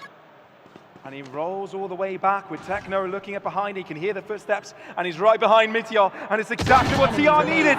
Techno does his due diligence and checks behind him. Texture, all that is required. Gravity Well awaiting. As soon as Texture touches the spike, he does so, and it's enabled. And what TR do is group their players together. 2v1. Can this slow things down? The discipline, Pavlos. Texture, tap again. Not going to stick it. Swing out. It's a long swing from Techno to do it. Overtime achieved. 12-12. It's anyone's game. Pavlos. Oh my God. Map 3 in our first series. Welcome to Convergence, and welcome to what may be the upset of APAC. And what TR is saying, welcome to India. Yeah, welcome, it's not just India, welcome to Bangalore. And I mean, look at this. Just the discipline there, the confidence to not even peek once that spike was tapped. Oh my word. And now it's level pegging. It's equal economy for both teams. Both teams with success on their CT, on their defensive side. Let's see if Gen.G are going to be able to be the first ones to almost break that mold. 2 consecutive rounds. That's all they need. Gen.G was the team that had the momentum their way most recently, but recalling my bot. with the final round Bot coming back. Going to the TR side, that momentum can quickly swift in their way. There's a bit of a pause in play, allowing the teams to think, how is this going to be approached? How is this going to be played out? There's no worrying about money now. It's all Equal playing ground on overtime. Oh my, Pavlos. I mean, for True Rippers, you heard how loud the crowd was when they were able to get to overtime. Imagine how loud they're going to be if they win this. Keep it cool. That's how you survive. Let's see, Gen.G setting their gaze towards this Suez control and this mid control, two positions which eluded them throughout this first map. Ninja is tracked, down to 50 points of health. That's a nice opening for True Rippers. Gets the early chip damage. Softening them up for later. Yeah, tenderizing them, some would say. He'll use by that Sky though, is going to top him back up. Deathmaker going to be joined by the Breach. Are they going to be in time to control Suez here? The Breach is going to have to make a bit of a run instead.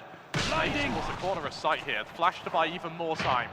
A little bit preemptive with the flash. Won't be affecting them in the end. Texture finding himself high ground and goes all the way down to short. Deathmaker holding his ground yet again. That Suez position being so strong for this Indian side. Gen.G though, want to turn it all right back around. But RU's approached, he's here, he's there, ready for the fight.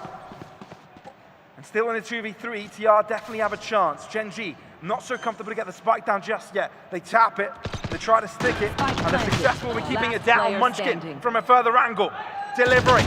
And just like that, even though Techno gets one down with him, it's Gen.G that find the lead. 13 to 12 now, True Rippers make or break. Can they stay alive?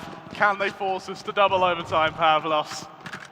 Can they ignite the fire in the hearts of Indian Valorant fans? We'll have to see in just a moment. Texture. That fire has definitely already been ignited. It's going to be set ablaze, especially if they win this. Texture goes for the glass cannon operator. It's a brave decision, but it's a weapon that has brought so much success to Gen.G over the course of that second half. For True Rippers now, let's see, set up once again. Heavy commitment towards C, towards that aforementioned operator. Meteor with the opener. This spell's trouble for TR. They don't respond well off of number deficits. And this time, Gen.G is on the stronger defense side. Texture doing really well to keep numbers in Gen.G's favor. And the Indian fans in horror looking at this match saying, we got so close and this might all be over. Gen.G, all they have to do is play it slow, play it safe. 13 to 12. And this all could be over in a matter of a minute. Deathmaker looking to close up the gap. He's got to make the magic work. Shot from Lakia. It's successful. Deathmaker on sight. Meets demise. And even though they got close, TR won't be able to close it out. It's Gen.G instead that grabbed the first win of Convergence. It was by no means pretty. It was by no means easy. But Gen.G, they emerged victorious. The Korean kids show us how you play Valorant, and well, True Rippers, that was an incredible performance by all means. That was a victory from both teams there, at least as close to one as you can get.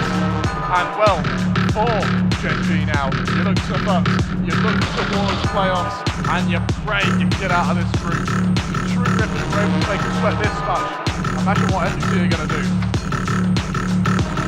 Definitely a wake-up call here for Gen.G. It's definitely a lot more of a competitive field than they anticipated, and even the teams that you thought you could count out are packing punches. Now, they did manage to bring up the comeback in the end, right? They realized the mistakes and were able to capitalize on the back around. Yeah. And once Texture had that operator, it felt like that was the missing piece for Gen.G there. But it took so long to get that operator out. It took so long to find that winning formula. That's a window of time which many teams just aren't going to give you. What a game! What a series! And what a series. For TR, they've got to be happy about that one. But for now, we're going to have to throw it over to our host, Tash. I believe she's got an interview ready for all of you lovely people. Casters. I was not to host. I don't know. I've maybe heard 3 different things, but we'll see in a moment. We'll see in a minute. We'll see in a moment. See who it goes to. There was us. It was us. There we go. There was us. All right. Okay. Okay, let's talk about TR here because I think it was already quite obvious that they were punching above their weight. Yeah, absolutely. But it didn't look like it on the server. Yeah, absolutely. And it felt like a lot of TR's success came off the back of momentum. Their pistol rounds were immaculate, and so that meant they always had that starting point for tempo, and everything just came naturally after that. It feels like once Gen.G were able to utilize their timeouts, and Gen.G's timeouts have been amazing this whole series. They go for a timeout, they break that momentum. TR found it really hard to re-establish themselves and to find their footing again once Gen.G were already set up with that operator, with those rifles. Yeah, I mean, there seems to be, a big discrepancy in performance, right? Yeah. At the same time, TR were really good in those pistols, but when it came to, money rounds, Gen.G were superior, and I think that's where it paid off in the end. At the end of the day, there's more rifle rounds in a series, and therefore, you kind of see that falling in favor of Gen.G. It's not that simple, but in Haven, at the final map, it definitely seemed that way. Yeah, that is as close as the game's going to get, Pavlos. I'm so impressed with True Rippers, honestly. And, at the start of the day when you said, oh, we're even going to see a third map, Pavlos, that's what you get for not believing, son. You're right. That's what you get. That's karma. That's karma right there. Absolutely. And it's also the caster's curse, if you will. Yeah, caster's absolutely. Curse. I do believe there is an interview ready. I believe Lakia is going to be interviewed by Cash Bunny, so stick around for that. Yeah. Whether you're online watching the stream or you're in the venue. But yeah, throwing over to the host. See you in a bit for the next game. Or are we? I guess not. In 10. There we go. Okay. All right. We'll add you over now then to the amazing Task Bunny. What a great start to the opening match, toe-to-toe, the hometown heroes against one of APAC's finest, Gen.G. On stage with me, I have Gen.G Lakia, just back here on the big stage, coming in from Ascension. First of all, I just want to ask you, how are you feeling right now after that match?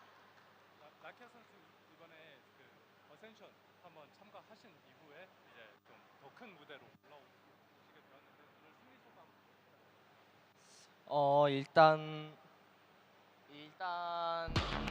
좀 높은 무대로 올라와서 좋은 것도 있고요. 그런데 오늘 조금 잘 못한 것 같아서 저한테는 아쉽긴 하지만 그래도 역시 상대 팀들이 전부 다 잘한다고 느껴서 더 열심히 준비해야 될 것 같고 오늘 그래도 우리 팀들에게 다 잘해줘가지고 고맙다고 느끼고 있어요. So I'm happy to be back on the big stage. But I'm a little bit disappointed with my performance today. And I realized once again that every team at this event is very, very good. And we have to take every team, prep for every team very much. And I want to say thanks to all my teammates who played very well for me today. All right, thank you very much. Let's talk a little bit about your performance today. So were you expecting to go toe-to-toe to True Rippers? What was the vibe like coming onto the stage today? Were you expecting a 2-0, 2-1? Can you share that with me?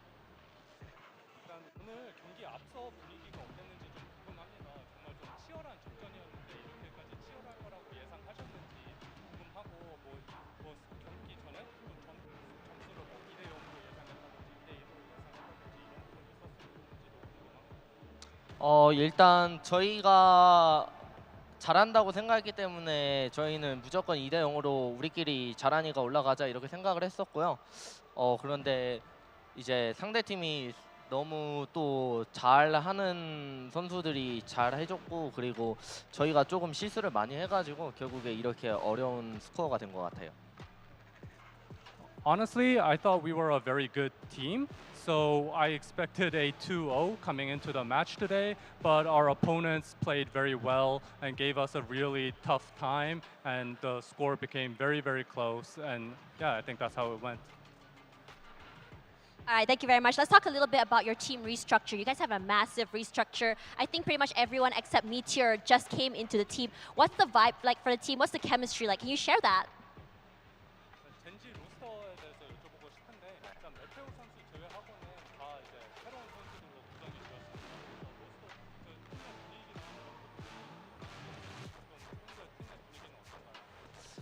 일단 저희 팀 내 분위기는 말로 설명할 수 없을 정도로 선수들 5명 감코진까지 서로 전부 다 친하고 좋고요. 저희가 여행도 많이 서로 갔다 오고 게임도 다 잘하고 피드백도 확실하고 저희 팀의 지금 현재 분위기상으로 문제되는 건 단 하나도 없다고 생각합니다. In terms of team atmosphere, I think we have zero issues in the team. I think we're all very close, including our coach. We went on a couple of trips together separately as well. So in terms of team atmosphere, everything is flawless. Thank you very much. Everything is flawless. I hope you guys have a good run and an enjoyable time here at Convergence. And for now, to break down that game earlier, we're going to be going to the analysts. But before that, I think we have a lot of things going on. After this, we have another big Indian team coming on the stage. So without further ado, our analysts to the stage. Let's talk a little bit about the game just now. And there we have it, an overtime map to get us the decider to see who is the first victor here at Convergence. And I just want to point it out again, the 9-3 curse has happened here, folks. Well, I mean, yeah, 9-3 curse is of course something that, has been infamous across South Asia for quite some time. A lot of teams have, witnessed the better and also the worst end of both. Unfortunately today, True Rippers, they had multiple chances when they were up by 11-5, 11-4 at point as well. They had multiple chances to finish this game off. They've done so much in terms of, being able to manage that turbulence that, Gen.G threw at them in Ascent. And coming into Haven, they seemed a lot more sharper, a lot more confident. Their playstyle improved, they adapted well. They were able to make sure that their patience had a bit of controlled aggression with it as well. Yeah, I just want to start it off as well. The very first pistol round, straight in towards the B side, a 5 versus 5 retake, and the spike gets diffused in a 5 versus 4. Like, that to me is just a jaw-dropping moment, and the crowd goes wild as well with that one. I don't think anyone would have expected that is the way that we started on off. True. But then, you get to a 3-2, right? And you're thinking, okay, Gen.G, they're on their attacking side. They're thinking, yeah, this is looking good for us now. We had a bit of a mishap in the pistol round, but our trajectory is still looking pretty good. Things are flowing. No, 9-3, everything starts going in the way of True Rippers. And I thought at that point in time, True Rippers were doing what they needed to do, changing up momentum, changing up plays, just going aggressive, going passive. I want to say that caught Gen.G off guard a lot. And I think that there was something at the halftime that just had to be switched for them, and they found it.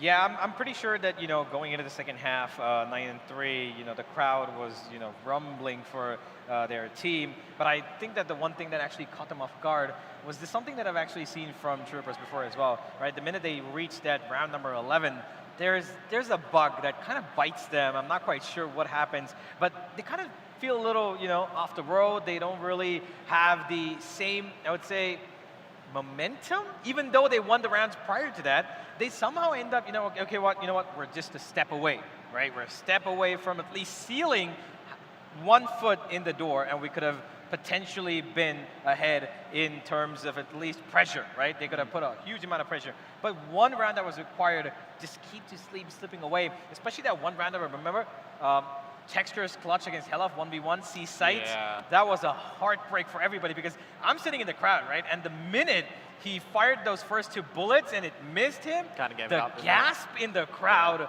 was heartbreaking. And those are the heated moments, right? Those are the moments that you can't afford to make these mistakes. These are the ones that, can define some nerves. They can showcase, some nerves. And I think at that point in time, Helaf, it did get the better of him. He thought he was in for the kill. He completely bamboozled Texture and where he was playing around the site. Texture had, probably 99.9% chance, sure, that he was going to be down long, but it just didn't work out that way. Kind of questionable what was going in towards this map for agent lineups. For Gen.G as well. We expected Texture to be bringing either the Jet or the Raze in here, but I want to highlight actually Munchkin on the Viper, the amount of lineups and changes coming out through with the Toxic Screen, with the Poison Orbs as well, but the conditioning effect that he was trying to do as well. It's kind of becoming a little bit more common when you bring out a Viper on this map as well. Cutting off the A-Link side of B side down through the sewers. You see a lot of teams putting a bunch of util to peek through the sewers, the screen down sewers to go down through long. And I think the big brain just on repetition on that from Munchkin was just the fact that they had to keep someone at the A side of the map. And True Rippers, they put Aryu there. Yeah. He actually did quite well when the heat came over to him at the A side. So I want to give a little bit of a credit to Aryu for that. Yeah, I'm pretty sure that Aryu, he came into this being a little bit more, versatile for his team. Of course, he picked up the Fade this time, which is not something that we saw previously from True Rippers in the long time that they played Haven, forgive me. So having a look at the scoreboard as we do get into it, I do want to point out the fact that Aryu has potentially been the most important player for True Rippers in this entire series. He might not have gotten as much frags in comparison to the rest of his teammates, but we could see the impact that this guy brings. The first game, he started off the series on Lotus, first half, 20 kills, and nobody was expecting that, right? But Aryu stepped up to the plate like it was nothing. And then, of course, we came to Gen.G, where they went ahead and took Ascent with a complete difference of momentum. Yeah, and I mean carried on essentially through this one, right? Munchkin at the top, at least in the MVP department, but Texture up there in the fragging department, 23 at the top of the server. Karen getting involved in a lot of these rounds as well, getting the kills up there. That's got to give confidence moving forward in this event. But I want to flip it over to Deathmaker, and that's who I want to put on a pedestal right now. We talked about it earlier that there's changes going into True Ripper's roster, right? He was on the Duelist for a couple of the previous maps, some slow starts, some pickups towards the later stages, but onto this map, in towards what was feeling to be a shift in direction for True Rippers, having Deathmaker go on towards this Killjoy. This is what feels like a better flow for him. And I think the team just needed a little bit more of an edge to either assist him and put him in the spotlight there to carry on forward, or they themselves just needed a little bit of something extra to get them over the line. Because from a 9-3, you get to that 11th round, and 7 go Gen.G's way, and then gets brought into an overtime. I mean, these are the scenarios that you can't afford yourself to be seeing in an event like this. Absolutely. You need to break that momentum. You need a round that can, possibly tell Gen.G we can't continue doing what we're doing, right? And whilst we saw in the first half that, there was a bit of a fight in the first bit, right, where the rounds were exchanged. Gen.G started off really well. They got 3 rounds as well, right? And then True Rippers, they found their momentum. They picked up their couple of rounds, right? And the one round that I really think that, kind of changed the game in the first half was round number 6 and 8, where Gen.G were the last couple of dying seconds of the round trying to take the C site, and the breach ult from Helif completely stopped him in Garage. And they went back and Disrupt. That's where he started his 4K streaks, right? 4K, 4K, 3K. And then one more was when in round 8, they took that A site Gen.G, the read from True Rippers, brilliant, and Deathmaker right there was the holding wall to stop them. Yeah, and Aryu as well in that specific round. Really good fade util to just keep them all entrapped around the side as well. The C's getting some good usage. The Prowler revealing a lot as well. And it actually forced Gen.G to bring a timeout after that round. So I think that is a real crucial turning point for them. And before that, the 4K from Disrupt as well to kick off essentially the remainder of the first half. But Deathmaker over to True Rippers, changing up the role here from the Duelist to the Killjoy. Grabbing themselves, I guess, a little bit of a consolation prize at the end of the day for this one, because this is, their series done for the day. We'll see them against their next opponents throughout the course of the next 2 days. But for their opponents that they will eventually play against, there's now a lot more substance that goes into that series because they've seen what True Rippers have come out with. I think there needs to be a little bit more respect given to True Rippers now as well, because they did push Gen.G here. Yeah, pushed them to the wire. The limit. Actually farther than anybody would have expected them, right? Picked off a map, came up to overtime, almost won the series as well. It could have been in any moment of those last 6, 7 rounds, but unfortunately, True Rippers have to now deal with the consequences of their own efforts. Now they go up against Foot in the next game that they're going to be playing. That is going to be tomorrow. And that's going to be even more of a challenge because they have quite the more experience of playing on these international stages a lot more. So I am expecting True Rippers, Foot, to come in with a lot more preparation than they were probably expecting, because if they have watched this match, and I'm pretty sure they will know that True Rippers are not to be taken lightly. Yeah, I mean, I'll swing it the other way for Gen.G. I think that they're going to have to put in a little bit more research coming in towards the next series of their own as well. You know, they've figured out here what works. I think it's important for Karen that last map was a really good showing for him as well, getting into the mix, getting a lot more work done on the scoreboard as well, because you look at the previous 2 maps and it's a new role for him coming into this new team as well.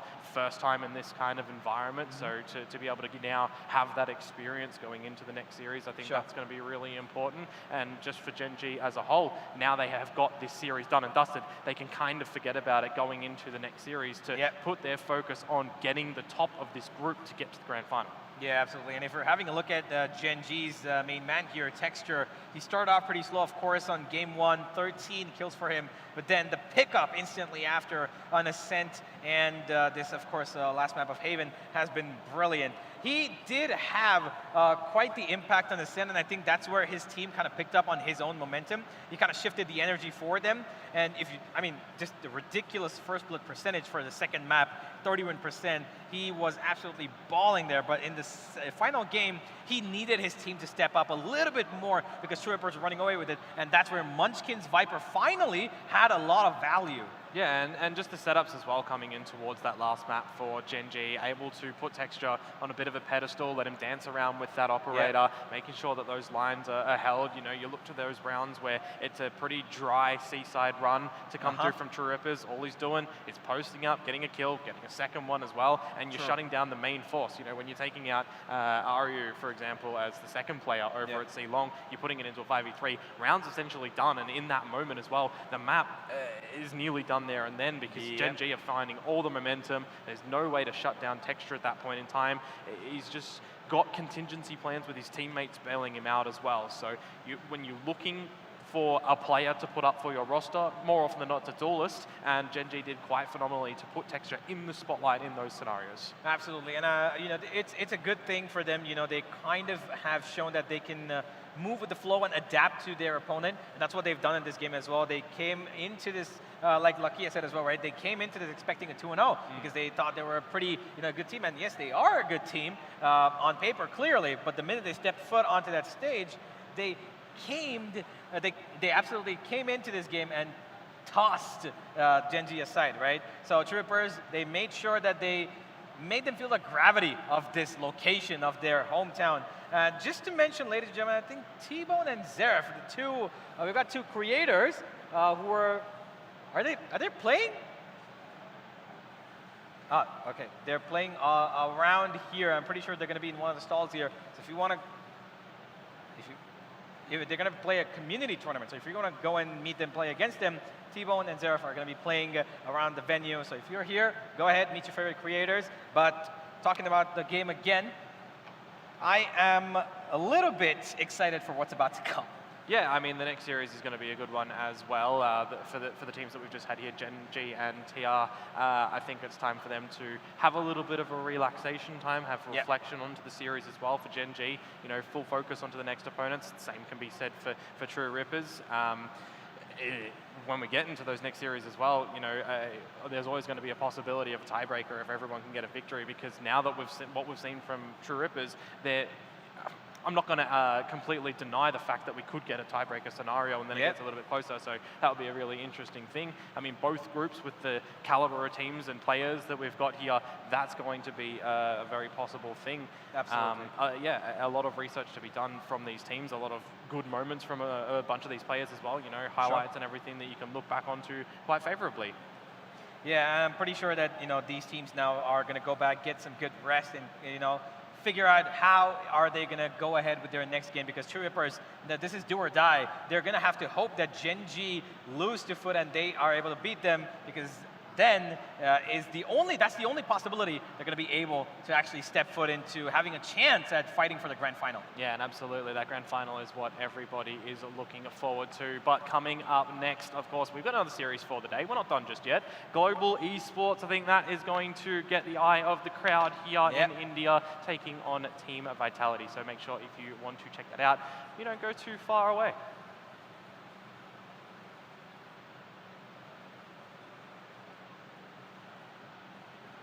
I don't think we're going far away at all. I don't think we're going far away at all, no. Yeah, we're not going anywhere. All right, yeah, but of course, Global and Vitality, two big names, of course, two histories involved, of course, and two brand new rosters, right? So a team that's come up with fresh off the slate again, same like Gen.G, Lightning Fast the only one that stayed by, and Vitality have gotten a little bit more firepower, you would say. Yeah, I mean, we're getting a little bit too in towards the next series, so before we get to that, we have to go over to a break. So this time, for real, don't go too far.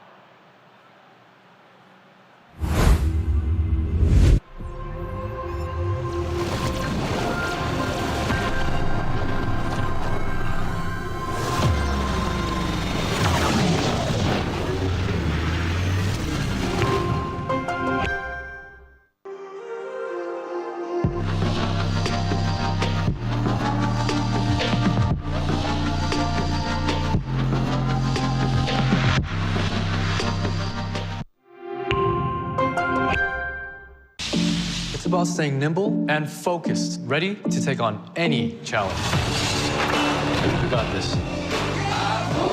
Flash outside, savage inside. Lenovo Legion. We were chosen. Watch everything we work for fall in line. We gon' give it all until the end of time.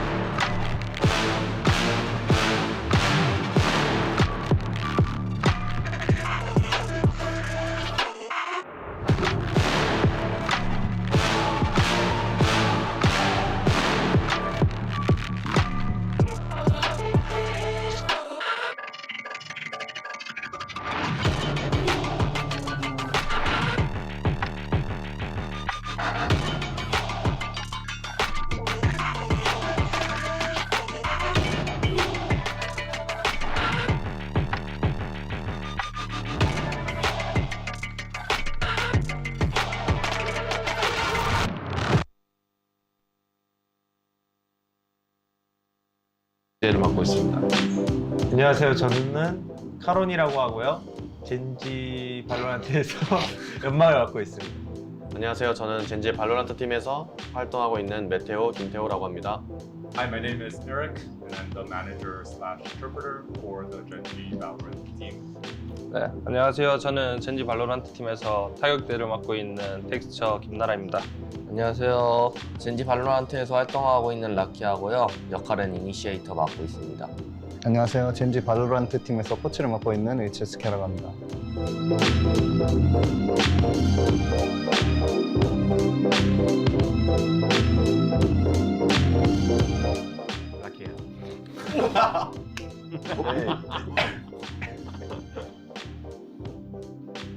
원치킨. 오.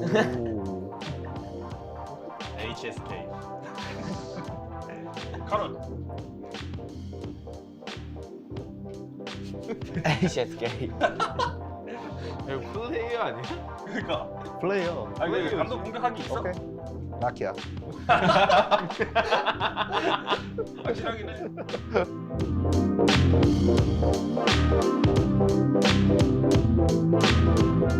저는 일단 인도는 처음이긴 하지만 이제 날라올 때 너무 걱정이 됐는데 오래 걸려서 근데 막상 도착하니까 되게 뭐라 해야 되지? 되게 이뻐서 네, 되게 좋았어요. I was a little bit worried because the flight was super long. But when I actually arrived, I thought everything looked super nice. So I really liked that. 인도에서 코끼리 한번 보고 싶어요. I do want to see an elephant. 타지마할. Maybe the Taj Mahal, but 뭐로 사는데요? 난 그냥 카레. 나도 카레. 카레. So curry.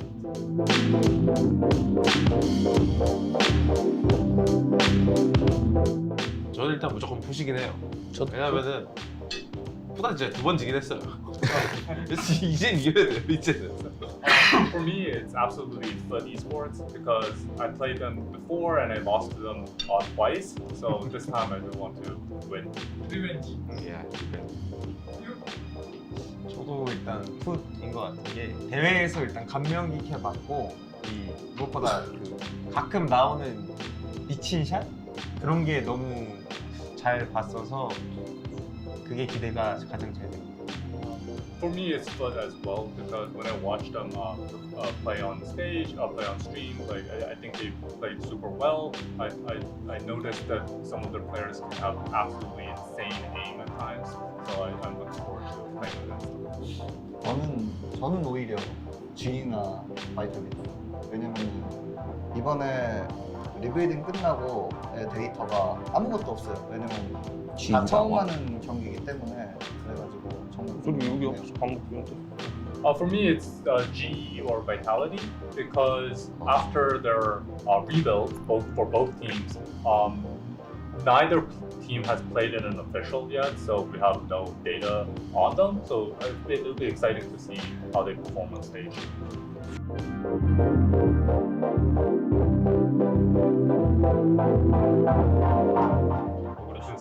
세 가지. 세 가지. 세 개요? 그래서 빡센 거야. 단어 세 개? 세 개였구나. 저부터 하자면 전 이제 침착함 그리고 공격적이고 그리고 클러치. For me, I'd say calm, aggressive, and clutch. 저는 팀워크랑 침착함이랑 스마트. For me, it's teamwork, calm, and smart. 너는 그거 일부러 침착한 3개. 공격적, 변수, 침착함. For me, it'd be like aggressive and unexpected plays and calm.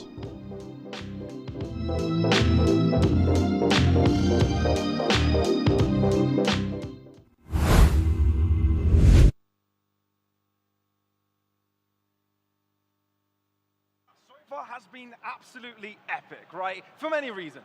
Epic tournament, epic matches in VALORANT, an epic stage, and even an even better and even more epic Indian crowd. I mean, we have an epic first game as well, so this is quite a high bar to clear for Global Esports and Vitality. I personally can't wait for this one, Pavlos. I think it's going to be a hell of a match. I mean, the entirety of Convergence, we've got good games lined up pretty much for the whole week, haven't we? We absolutely do, we absolutely do. For everybody at home watching, this is a 4-day endeavor, right? We'll be going up until Sunday with epic matches. Up until Saturday, it's all group stages, right? All of the teams trying to play up against each other in their own group, and the victor of each group going into the finals. So I hope you guys are here to enjoy the show. Hope you guys have fun while doing so, and if you do, make sure you let us know on all of the socials, etc. At Convergence, for TEC, for Riot, yeah, just let us know. We'd love to hear more from you. But as you said, Kremer, we've got an awesome match in hand, right? That we do. We've got an epic matchup. Now, the Indian crowd was already quite proud of their one Indian team, but now we've got another Indian representative. And this one plays in VCT as well. It's going to be Global playing against a super team of Vitality from Europe.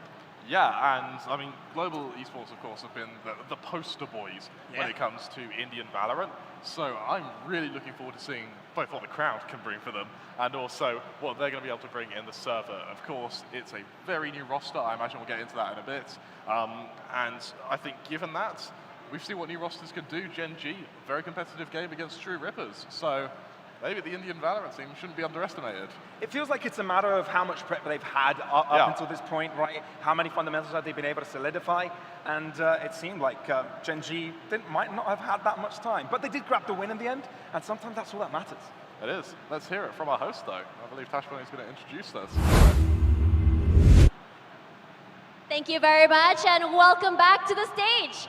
We have seen an epic explosive opening here with 3 mapper with overtime between 2 Rippers and Gen.G. And now we go to the second. Another Indian team, the pride of India, is ready to take the stage alongside a team all the way from Europe. Before we go to that, let's introduce our contenders. But before we go do that, guys, if you guys haven't, please do tag us on your social medias if you guys are watching, or if you guys are here as well on ground. Do check us out. We have a team deathmatch area set up for you guys as well, so meet and greet with some Indian influencers for us. But as we go into our second match of the day, we have India's finest with us here. Everyone, give a round of applause for Global Esports.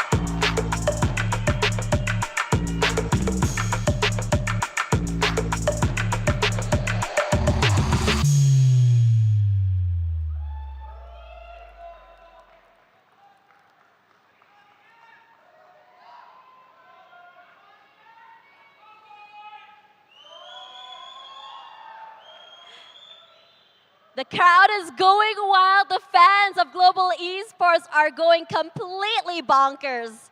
And with that, we do have another big team coming. The big contenders all the way from Europe. Renewed, refreshed, and revitalized. Let's welcome Team Vitality!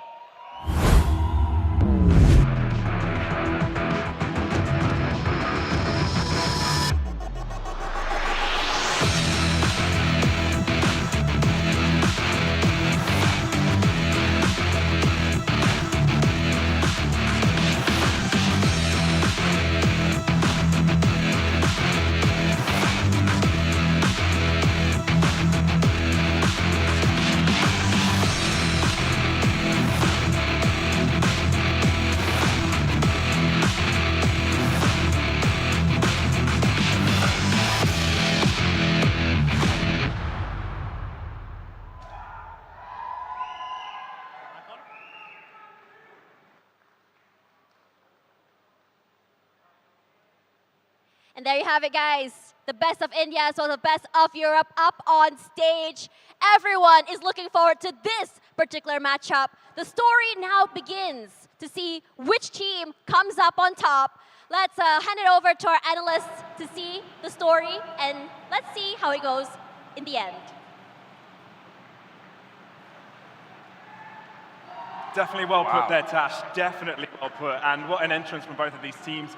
Vitality and GE. Vitality on the one hand, you know, both of them restructured, obviously, but Vitality seems like one of those teams that is probably one of the favorites to take the entire thing. GE, a little bit on the weaker side, given they're not on their full strength, Benkai not being here. That's true, but I mean, as we said earlier, even though Benkai isn't here, Skills replacing him. Skills has been a sixth player for the roster for a good while now. He's been under both the coaches for a while as well, so he's already molded to the playstyle that's required. He's already got familiarity with the rest of his teammates. It's not like they found a random guy who was available and then pulled him in. So, yeah, you know, we found this guy on the street. Apparently he said he's gold. I think that's good enough. Yeah, can anyone here play Valorant? Does anybody here play Valorant? No, yeah, that's how they found Skills. there you go. So, believe we have a head-to-head though. It's restructuring, right? And we talked about restructuring all across the board, all across the event. We saw the fact that Gen.G had a little bit of difficulty adapting. By the end of it, they got it all together. Let's hope that these two teams are able to get guns blazing into the matchup as quick as possible. It's Global Esports versus Vitality. And it couldn't be a better match. I couldn't ask for a better matchup to close out this day. Yeah, I mean, we thought the first game was going to be the quiet one. So, yeah. I mean, the fact that we're ending on Global Esports Vitality, both Indian teams get some game time today. Yeah. Vitality, again, I think your favourite to win the whole tournament is going to be playing as well. I'd like to start with Vitality. Okay. I think that, bearing in mind that this is still a very new roster, I believe it's been about 6 months since their last official. So I'm kind of curious to see how that will pan out. They didn't play LCQ, so the last time they played was stage 2 of... well, stage 2, there's only one stage. Since this regular season of VCT. And I would go as far as to say, I mean, we saw Gen.G, they've gone a while without playing, and I mean, I would argue it took them a while to get comfortable just on a game of Valorant. Yeah, it does. But I guess this restructuring gets us starting to think, okay, who were able to find the best in the offseason? Because on the one hand, okay, we talked about a little bit about Vitality, we touched on it. We can touch a little bit on Global Esports as well in regards that they 100% changed mentality on how they're going to pick it up. So having a look at what the Global Esports team looks like, if you compared it to the decision-making earlier in the season, in the previous season, it was all duelists. This time around, it's all flex players. Yeah, why not? They've gone for the switch. They've gone for the switcheroo. So I'm very much looking forward to seeing how they're going to perform here. Of course, take a look at the roster. Skills, Lightning Fast, Russ, Polvi, and Blazer King. Now, Russ and Polvi are two players who we've seen quite a bit of over in our region, back home in EMEA. Of course, Russ previously with Guild, Polvi, who's essentially played on every Valorant East United team there is. It's nice to see both of them finally getting an opportunity. Yeah, it definitely is. I mean, everybody's been looking at these players, kind of considering when are they going to make the step up to Tier 1. There's a lot of talent in EMEA. So I'm glad they found some space in Global, right? And for Russ, this is his second home, right? Yeah, he's a dual nationalities player, so able to now play in India is probably something that he really looks forward to. Absolutely, and I imagine it's dream come true for him. Of course, we've got to take a look at their opponents. And of course, their opponents have a pretty good roster as they're in. As you can hear the GE fans behind us already making quite a lot of noise. I can only imagine what they're going to be like in game. But if you're Vitality, right, remember, you've also got a new roster. You've got a young roster. So you're going to be listening to this crowd, and you're going to have to think, how do you usurp that? How do you beat that? And that's going to be a difference from them, right? Because on the AMA stage, they're so used to the Golden Hornets, just shouting out their names, la la la la la la la, Vitali. They don't have that anymore. No, everybody in this arena is going to be shouting for GE. Fighting, you know, okay, obviously you've got the same Lithuanian players, Destrian and Sender. Obviously, they'll be still in the roster, but this. You know, I feel like Kicks, Runner, and Safe are such a really important addition to this, right? Okay, maybe there's a few difficulties in regard to who plays what role, but there's a nice blend of experience and pure young talent that has the chance to grow, and with the right hands, in the right guidance. And I think with Salah behind this roster, I think it's the perfect sort of situation for these guys to shine, and probably one of the good contenders in the EMEA this year. I imagine both of us want to talk about one of these new players for Vitality. So you pick one, I'll do the other. Go on. Okay. You lead. I take the lead. Go on. Kicks. I don't blame you. Don't blame you at all. He's been insane. We've been following this guy in Tier 2 of Northern European League, and he's completely smashed. He's just time and time again. No matter who he's playing, he's top fragging server, and every time he stands out. He hasn't really been in a position in a team that can challenge for those titles, but he skipped all that. Yeah. He skipped all that. He's straight away into VCT, and he gets to show the potential against the best. Absolutely, and I mean, you say Kicks, I say Runner. Runner, the Macedonian, he has been absolutely incredible. And that's just been, once again, Valorant East United. He's just been top fragging everything. He's been setting records for ACS. Should give you an idea as to how good this guy is. But in order for there to be a battle, there must be a battlefield. Let's see where our maps are going to take us. Now, of course, because both these teams are extremely new, I'm expecting us to see sort of fairly meta maps, like, or fairly easy to understand maps, like your Ascents, like your Havens, maybe your Sunsets if both teams are feeling a bit fruity, but we'll see. You meant basic maps, and then you went to Sunset. It's quite the skip, mate. Sunset is actually quite simple once you understand the premise and once you sort of piece it together. That's where you've got to consider that. For me, I haven't figured out Sunset. Oh, I suppose that's true. All right, let's see where we're going. This man can read the future. Can I have a round of applause for Kremer, please? Round of applause for Kremer. Thank you. Yeah. Nonetheless, Sunset, our first map. The Indian crowd's got your back, always. Yeah, exactly. All right, what's the next one then? What can you predict for the next one? Ascent. Ascent. Actually, I'm scared. I'm scared. It may not be Ascent. Ascent or Haven. Okay. Well, the previous matchup was Lotus, Ascent, and Haven. Yes. And that's all pretty much quite straightforward, quite simple. You know what to expect in regards of meta, and there's not much to play around with. But I feel for Ascent, there's a lot of different ideas and of how this map could be played. And I heard a whisper. Salad told me in my sleep last night, came out of nowhere and said, "You're not prepared for what we've got in store for you." I'm looking forward to it then. Breeze. That is very surprising, especially for GE, who are predominantly flex players. It's going to put quite a lot of pressure on, I think, Lightning Fast, actually, to deliver on that sort of secondary duelist role, on a role that would usually take the secondary off. Hang on, they're having a moment. That guy's got a pair of lungs on him, All right. Everybody's probably knows where that voice comes from, right? Yeah, I've heard him in countless international events. Always following G. Infamous. For the pair of lungs on him. And I mean, we go to a final map. I believe it's between Ascent and, let's see how good our map knowledge is. Ascent and another map. Ascent and another map. What would you like it to be? Ascent and Splits. I'd like to see a split. We don't often see split. We don't often see a see difference. Yeah, we don't often see split. So far, we're 2 for 2 in maps that we haven't seen today. And that's quite rare. Oh, we get split. So we do get split. This is a really unorthodox veto. Yeah, thank you guys. Thank you, Vitality. And, very, very unorthodox veto. Yeah. And G. Yeah, so usually when you have a veto like this, you'd have 1 or 2 decent maps that are very commonly played, like your Havens, like your Ascents, sometimes your Lotus as well. And then you would have something else, like your Breeze, like your Sunset. But no, no. we have coaches with very big brains, considerably bigger than ours, on both teams. And that means we have a very technical and very entertaining series at hand. We do.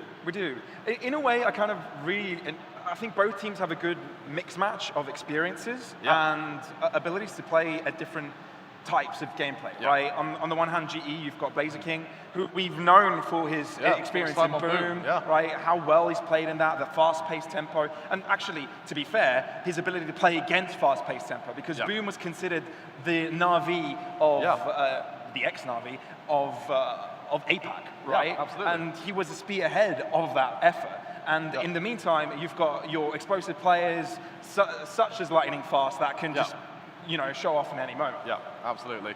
I'm really looking forward to this. I think that, especially Sunset. I've found Sunset. Now, of course, I've not really played Sunset, but I've coached it a little bit. And Sunset is a very tempo-based map. Extremely tempo-based. I love that you're just flexing. Yeah, just thought we'd let you all know that. Just here and there. Yeah, I know what I'm talking about sometimes.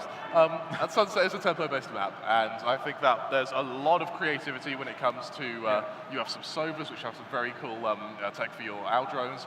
You've got some great lineups when you're running breaches, and you can run that breach pretty much anything. Fade also sees a lot of presence, as does Cypher. Agents you don't often see on other maps. So, I mean, even sometimes Gecko, but that's sort of blasphemy at this point. But it would be nice to see a Gecko. It's been a while since we've seen a Gecko. It's been a while since we've seen a Gecko, Same indeed. So for you believe in Sunset as the highest possibility for us to see Gecko, I assume? No, absolutely not. No one's going to play Gecko. No one's going to play Gecko? Horrible. Why not?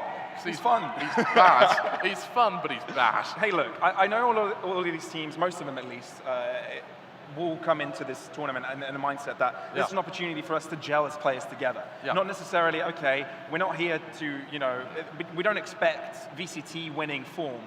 We're here to gel. This is our first official tournament. It's still the off-season. There's still a couple of months until the regular season comes into play.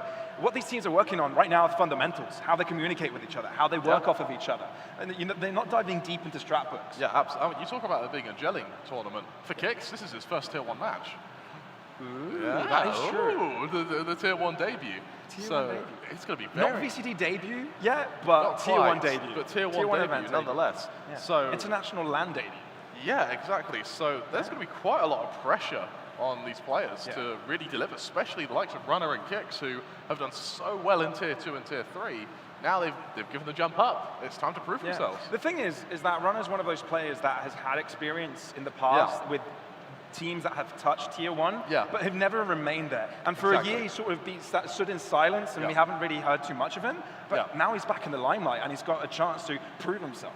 Yeah, I'm really looking forward to that. And I mean, let's move to GE for a second, because you talk about pressure. I mean, it's here. You're on your home turf. You've got a new roster, and you've got a very unorthodox way of building your roster. You've gone from 5 duelists to 5 flex. There's definitely going to be some pressure on you to deliver. How do you tackle that, though? How does your mindset change 180 degrees? And, on one hand, you think, okay, if you're a good shooter, you play duelist level and at a top level all across the world, you can transition into whatever role. It seems like there's a change of what they value, right? Absolutely. On the one hand, they last year they would value, shooting and it being a gun game.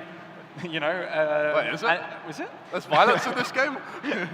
Or over being able to flex into different roles. Yeah, exactly, and it's just a big change in philosophy. I really like that. I think with 5 flex players, you also increase the longevity of the roster, because should any huge significant meta changes happen between now and next season, which, let's be honest, is pretty likely, I think that having the 5 flex players means that people are going to be much more equipped to learning new roles, to learning new agents, and figuring out how to sort of mold themselves to a new playstyle. I'm going to ask you this question, and it goes for both of the teams, right? From where the TE team stood last year with the rosters that they had, do we expect a step up, same, or step down? I think for Vitality, it's going to be a slight step down. Slight step down? Initially. I think, and I mean initially between like day 1, day 3. I think Vitality are going to have some growing pains, I think, in our opening day. For Global Esports, I think this is going to be a step up. I think that the previous iteration of the roster just simply didn't work. Okay. The premise Great players, but amazing together players.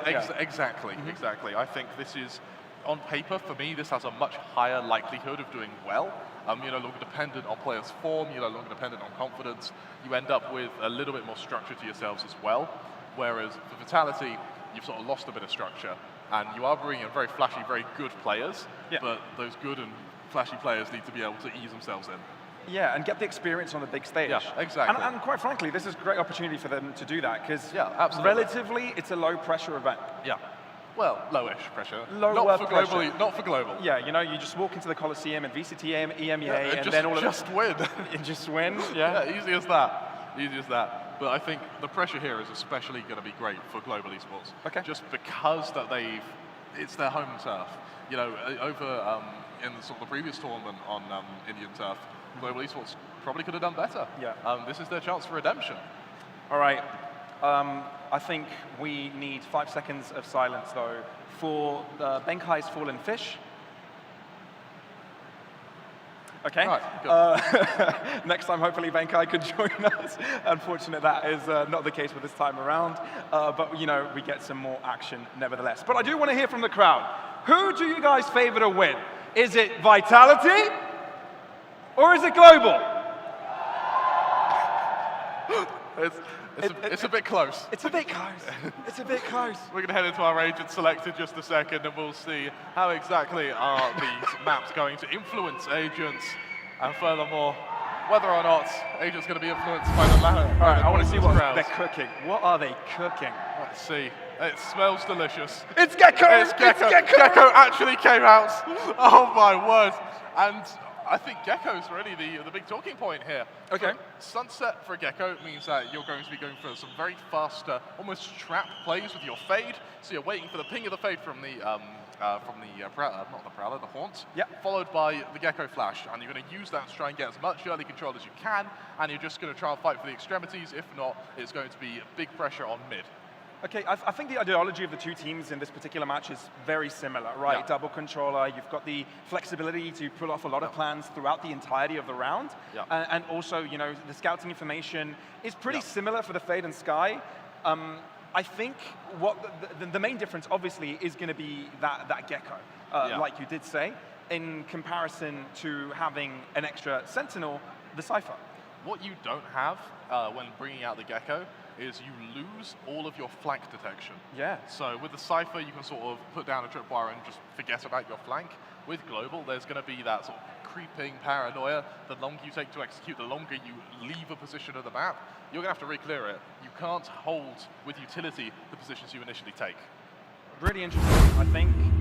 Is there one composition you favor over the other, Coach Kramer? I've got to like the Gecko comp. Okay. You don't ever see Gecko, I think. Global are proud. Is that purely for memes, or is this Coach Kramer speaking? Coach Kramer would say Vitality. Okay. There's no way Gecko works. But that may just be cursing it right then and there. It's, you know, I like the sort of the minds behind both these teams very interesting. I mean, we spoke to the coaches at Global Esports. We've spoke to Salo, of course, the coach of Vitality. Both of them have really interesting thoughts on the game, and so this is like a master level chess game that we're about to see played out here. Right. Okay.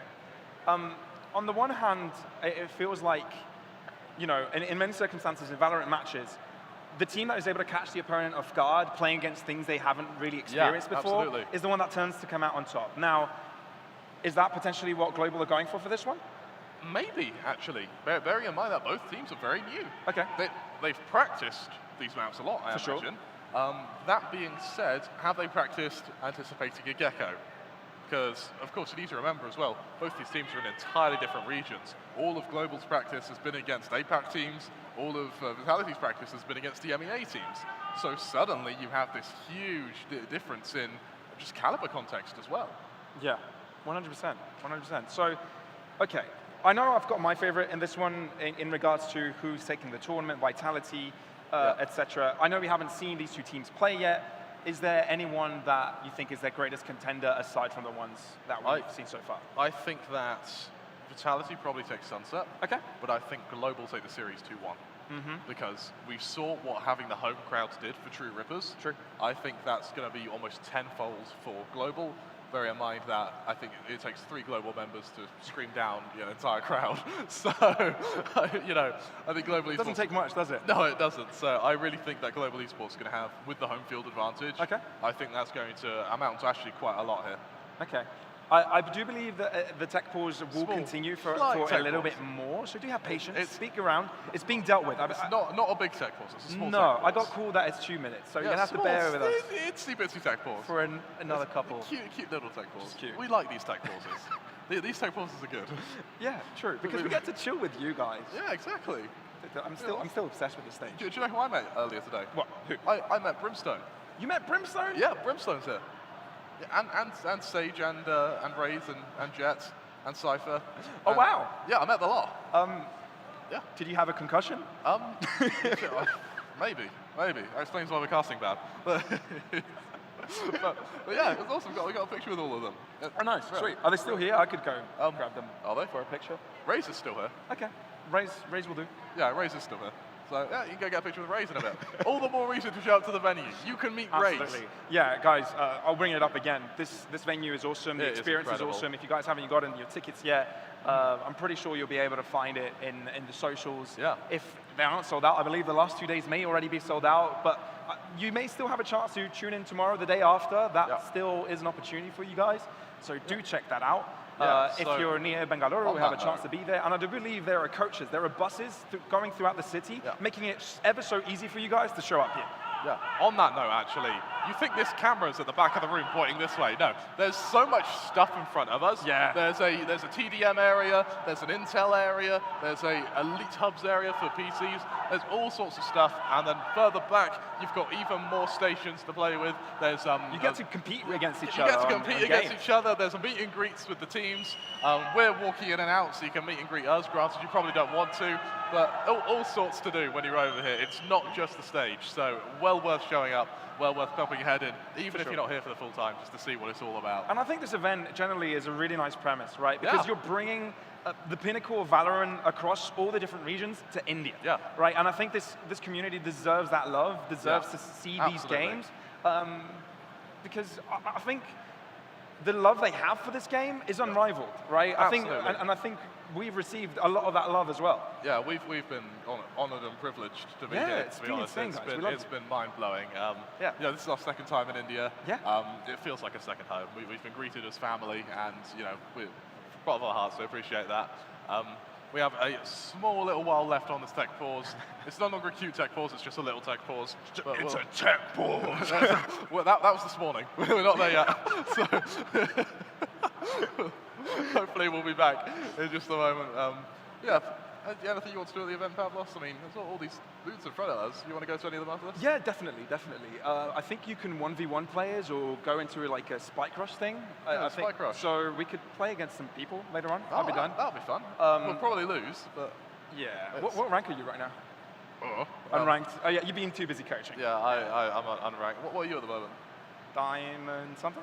You probably should have just said unranked, to be honest, brother. Hey, Diamond's alright. I'll take Diamond any day.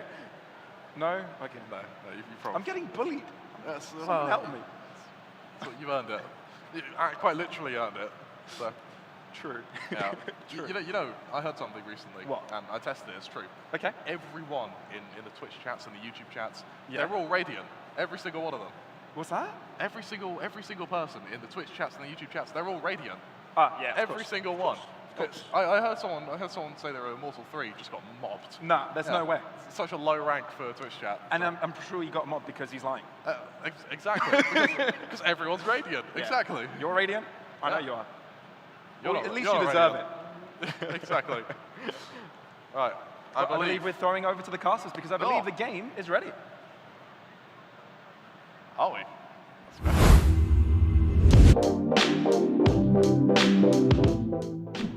Hello guys, my nickname is Blaze King and I play mostly Initiator for Global Esports. My name is Abhirup Balchandri and I'm a controller for Global Esports. Hey, I'm Russ, I'm the IGL and captain of Global Esports.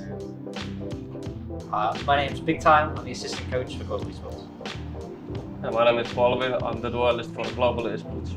My name is Jayan, my in-game name is Skills. I'm standing in for Global Esports as a Flex Sentinel. And Spin, I'm coaching the team.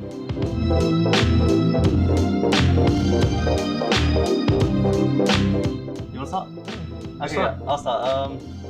I want to play Furia. I've never played a Brazilian team in an official before, so this will be my first time, and I like how they play and stuff, so I'm excited to get into it. What to say, the same thing. Furia. For me, it's the first two games which are important, so obviously it's Vitality and Furia. Yeah, I think I'm excited to play against Vitality. I mean, for those of us who were in the team last year, they got the better of us in lock-in. So it's definitely nice to have another shot. A nice rematch. I know all the guys from Vitality, they're great guys, so they'll be excited to play against. I mean, obviously I want to play against like every single one of them because I haven't played against like tier ones on like big tournaments except Fnatic and Liquid. So those are like my go-to ones. Like Furia is a Brazilian one, so I'm excited to see them and face them. Same here, I'm looking forward to play against every team because I haven't really faced against teams which are from from Asia region. So I'm really excited to play Vitality and Furia. I hope we get to play true Rippers because that will mean that we've won our group and they've also won their group and we get an All India final. Nice. Wow. It's a bang dance. Lovely.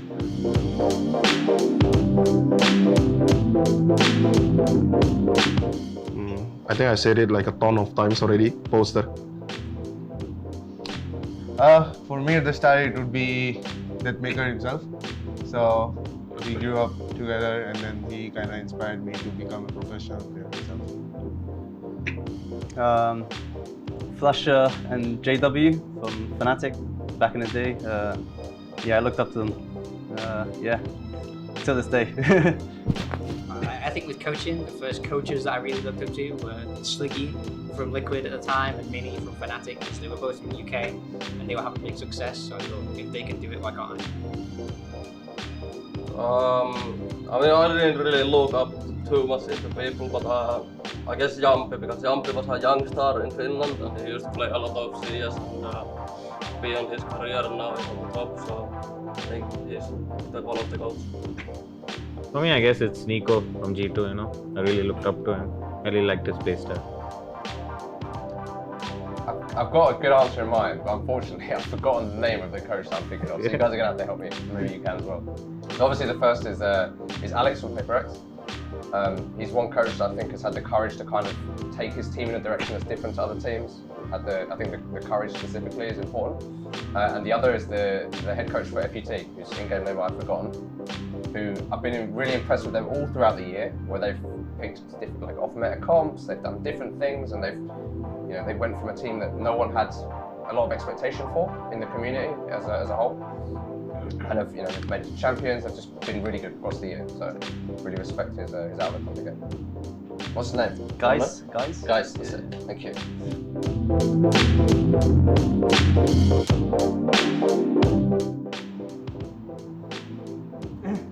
The class clown. This is a clown himself. Two clowns right here. I think they're tied. I think they're tied. Ben comes in clutch. Yeah. Ben is clutching all the way.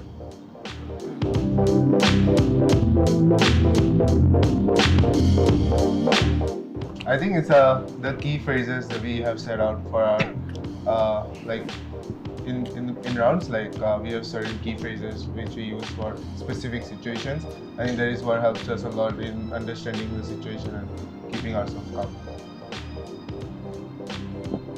I think from like a coaching perspective, the one thing we always talk about in terms of communication is about people being able to kind of feed that information back to like to Russell when he's making those plans, and just lots of conversations. So something we've always spoken about is like you should speak directly to someone and answer back. So we try and encourage as many mini communications inside the game as we can.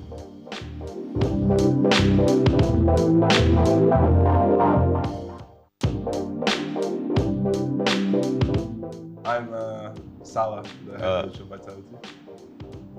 I'm Destrian. I'm I guess a controller player for Team Vitality. I'm Safe. I'm a player for Team Vitality. Sender, in-game leader for Team Vitality. Hello, I'm Kix, a player for Team Vitality. Hello, my name is Runner, and I'm also a player for Team Vitality. Just in case anyone forgot, he's a player. He's a player, bro.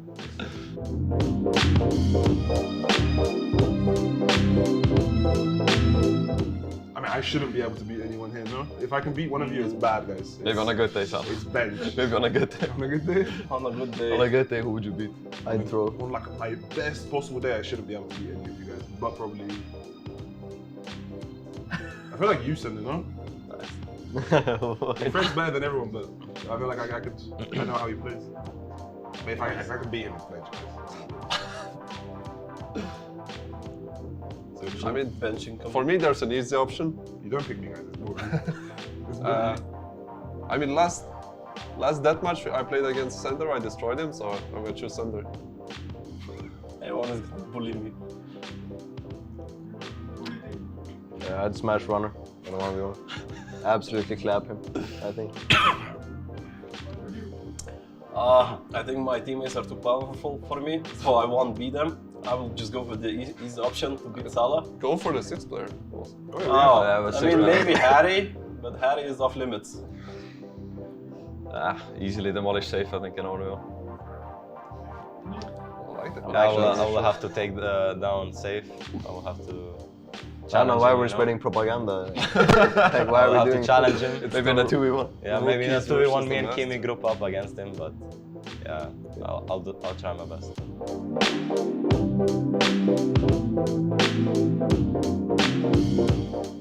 You wanna say it, Tom? I want to smash foot, to be honest with you. Yeah, I think everyone would enjoy nothing more than smashing foot like 3 times this season. In Grand Finals? Yeah, every game we play against foot this season, I want to smash them. They're fun. I mean, I don't know. They would be fun to be like this. Yeah, but you're gonna play from their same region, so I would say playing from other region would be interesting to see the play style. So it's good for international events.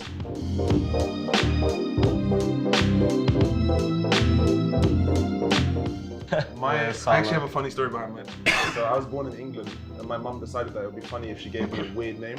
But then the real meaning behind my name, it was a bit too weird. So she said, okay, let's make it Salah. That's behind my name. So she named me Salah from birth. Wow, what a story. For me, it's a long story, but in short, it comes from the word pedestrian. So it's pedestrian without a P. After an NPC. Yeah, it's safe because I was born with the name Safe. So I just wrote Safe, and that was it. Mine is when I was 10 years old, I stole someone's pro player's Smurf account nickname, and I just kept it as that. Actually didn't know. Actually a fraud. I don't actually remember how I came up with the name. I think I was trying to think of something that starts like my real name, like with the same stuff, and I just put something random. You like kicking? Yeah, I like kicking. He plays football, so he played. Maybe that. Maybe that played an influence. Yeah, I just stole mine. You know. Yeah, most of it. I was like 6, 7 years old. Eastern European. Saw it in the internet cafe. Someone left his name. I was like, yeah, this is mine now. Damn, did you take anything else? So clean, bro. No. He saw Runner, he was in love, bro. Bro, ever since then I was like, this name is so cool. Like it has big capital R at the end. It looks so cool. And ever since then I became Runner. I don't run.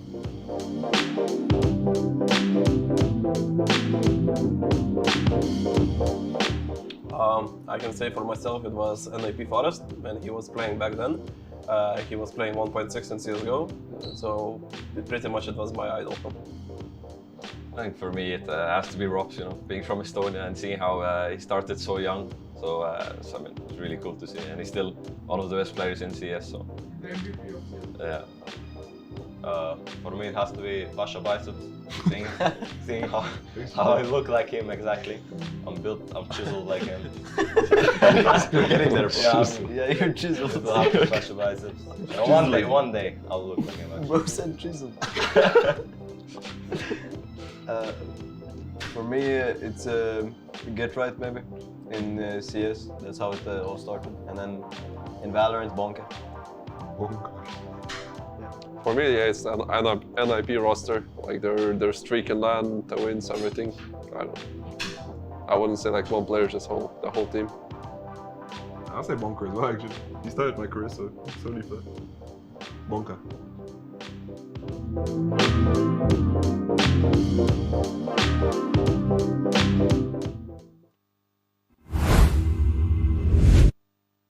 Guys, we're back, but not for long, unfortunately. The issues do seem to pursue in regards to, I believe, peripherals in the Vitality side, but we'll be back soon. We'll be back soon, don't worry. We're throwing to a short break because I think you had enough of our voices.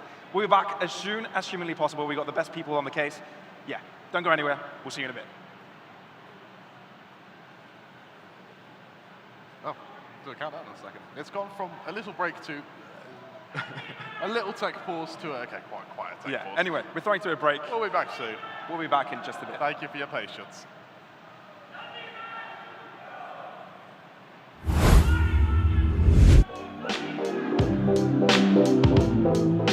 Hello, this is Shravan, and my in-game name is Techno, and I play for Team 2 Reapers. Hi, this is Narius. My in-game name is Disrupt. I play for 2 Reapers.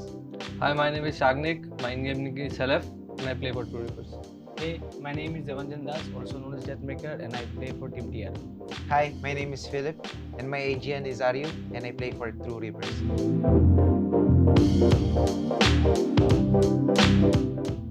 1v1. मेरा नाम है सनी भाई. Oh. You. course, everyone. Yeah, I think everyone. Easy for me. And for me, I don't need to say. Like it's I mean, for me, everyone, because 1v1 is a different thing.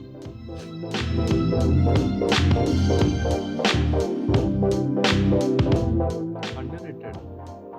Are you? Yeah, I think are you? same. I think Techno when it comes to experience, since he has the less.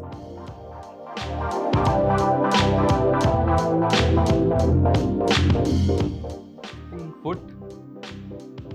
I'm looking forward to everyone. The same actually. I think I'm really excited to play against franchise teams. Any team works. So yeah, really excited. For me, it would be G. I mean, personally, Foot, stats wise.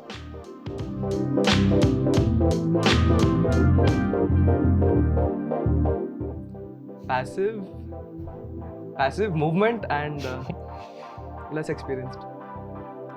That's 2 words. Chaotic. Aggressive.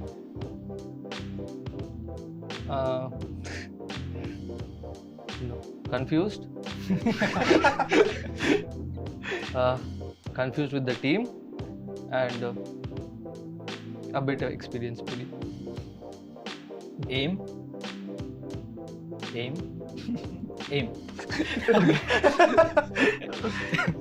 For me, it's calm, collected, and boring, basically.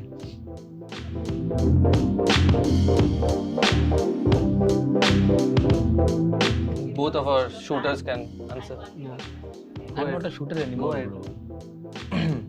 Message So- friend. So for the fans, like thank you for all the support जो आप लोग हम लोग को देते हैं, and we will try our best on the land. Like हम लोग अपना best करेंगे, देखते हैं अभी future में क्या होता है. And for the haters, Just keep watching us. Keep on hating. We will show you what we can show.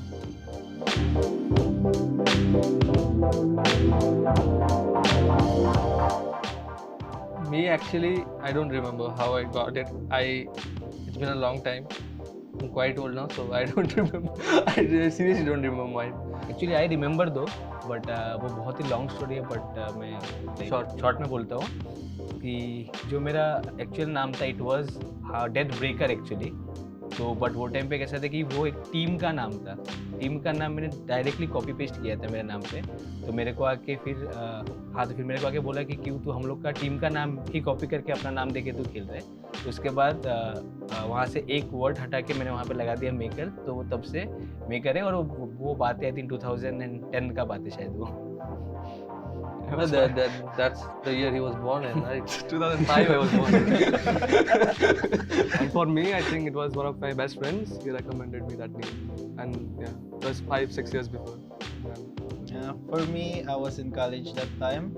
I just play competitively for fun, and I just want to disrupt the scene. And I came with the idea of like using disrupt as an IGN. Like, okay, I'm gonna disrupt the scene like for fun. I mean, basically for me, my previous IGN was too long and hard to pronounce. So I literally just went to Google, searched for the shortest name and easiest way to pronounce. Then I came up with my IGN. Ari. Yeah.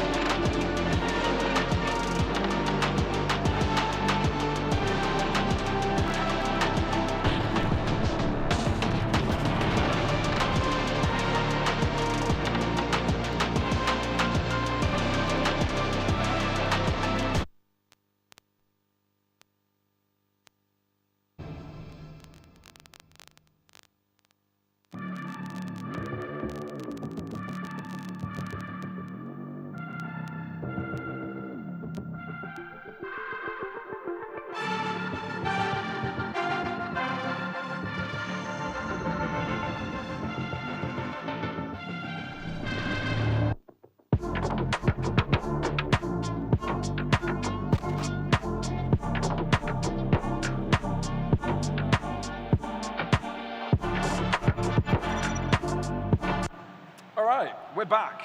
And yeah, unfortunately the issue isn't resolved yet, which is unfortunate. But we're still here to entertain you for a little bit, right? Yeah. And I think the main things that we can talk about is that previous match. And I think everyone from India would like to talk about that match because they want to remember that for a while. True Rippers, where on earth did they come from? I mean, slogged their way through the open qualifier to get here. And I mean, it was such a close open qualifier that everyone sort of thought, okay, well, you know, they show up, get stomped, at least they get to show off, they get a bit, I guess, a small boot camp, get to practice against good teams. Yeah. But no, turns out they're actually one of the competitors to win the group. There was a lot of cohesion involved with their play style, right? There was a lot of preset ideas of how they wanted to approach it, a lot of clean moments, and a style of play, and at a certain level, I don't think I've ever seen in India. Actually, it's been a year since I've seen Indian teams play, and it completely blew me out of the water. Yeah, it makes you think, actually, you know, we sort of looked at Group B thinking that would be the group of death, but no, maybe it's even Group A. I mean, if Furia show up and they're a bit shaky, then Group A is truly the group of death. Yeah, they definitely know they're capable of winning matches against teams that you never expected it. So, and it was even overtime on that match. But we've even got highlights to run through so we can relive some of those moments because let's be honest, there were a lot of epic ones, right? That they were. Let's take a look, Pavlos. Of course, we started our journey on Lotus, where, I mean, this for us was True Rippers getting the early lead. We thought, okay, maybe it was off the pistol round. You know, it would just be a matter of time before Gen.G sort of fastened up and just cleared the map. But no, True Rippers, once they got their momentum, they just didn't lose it. No, they absolutely didn't.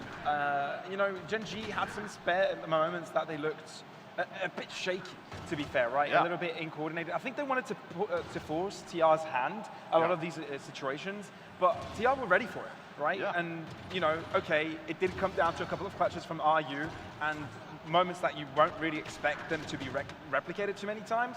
But the thing is, they were replicated a lot of times. RU was able to get 3 consecutive 4Ks in 3 consecutive rounds.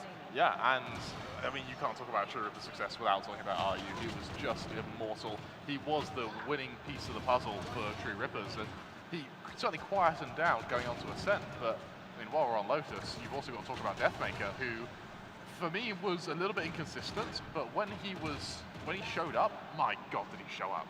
Yeah, I mean, he had more influence in the later stages of that series, but you could definitely see moments. It's all warming up, right? It was warming up, right? Shooting up like the orchestra.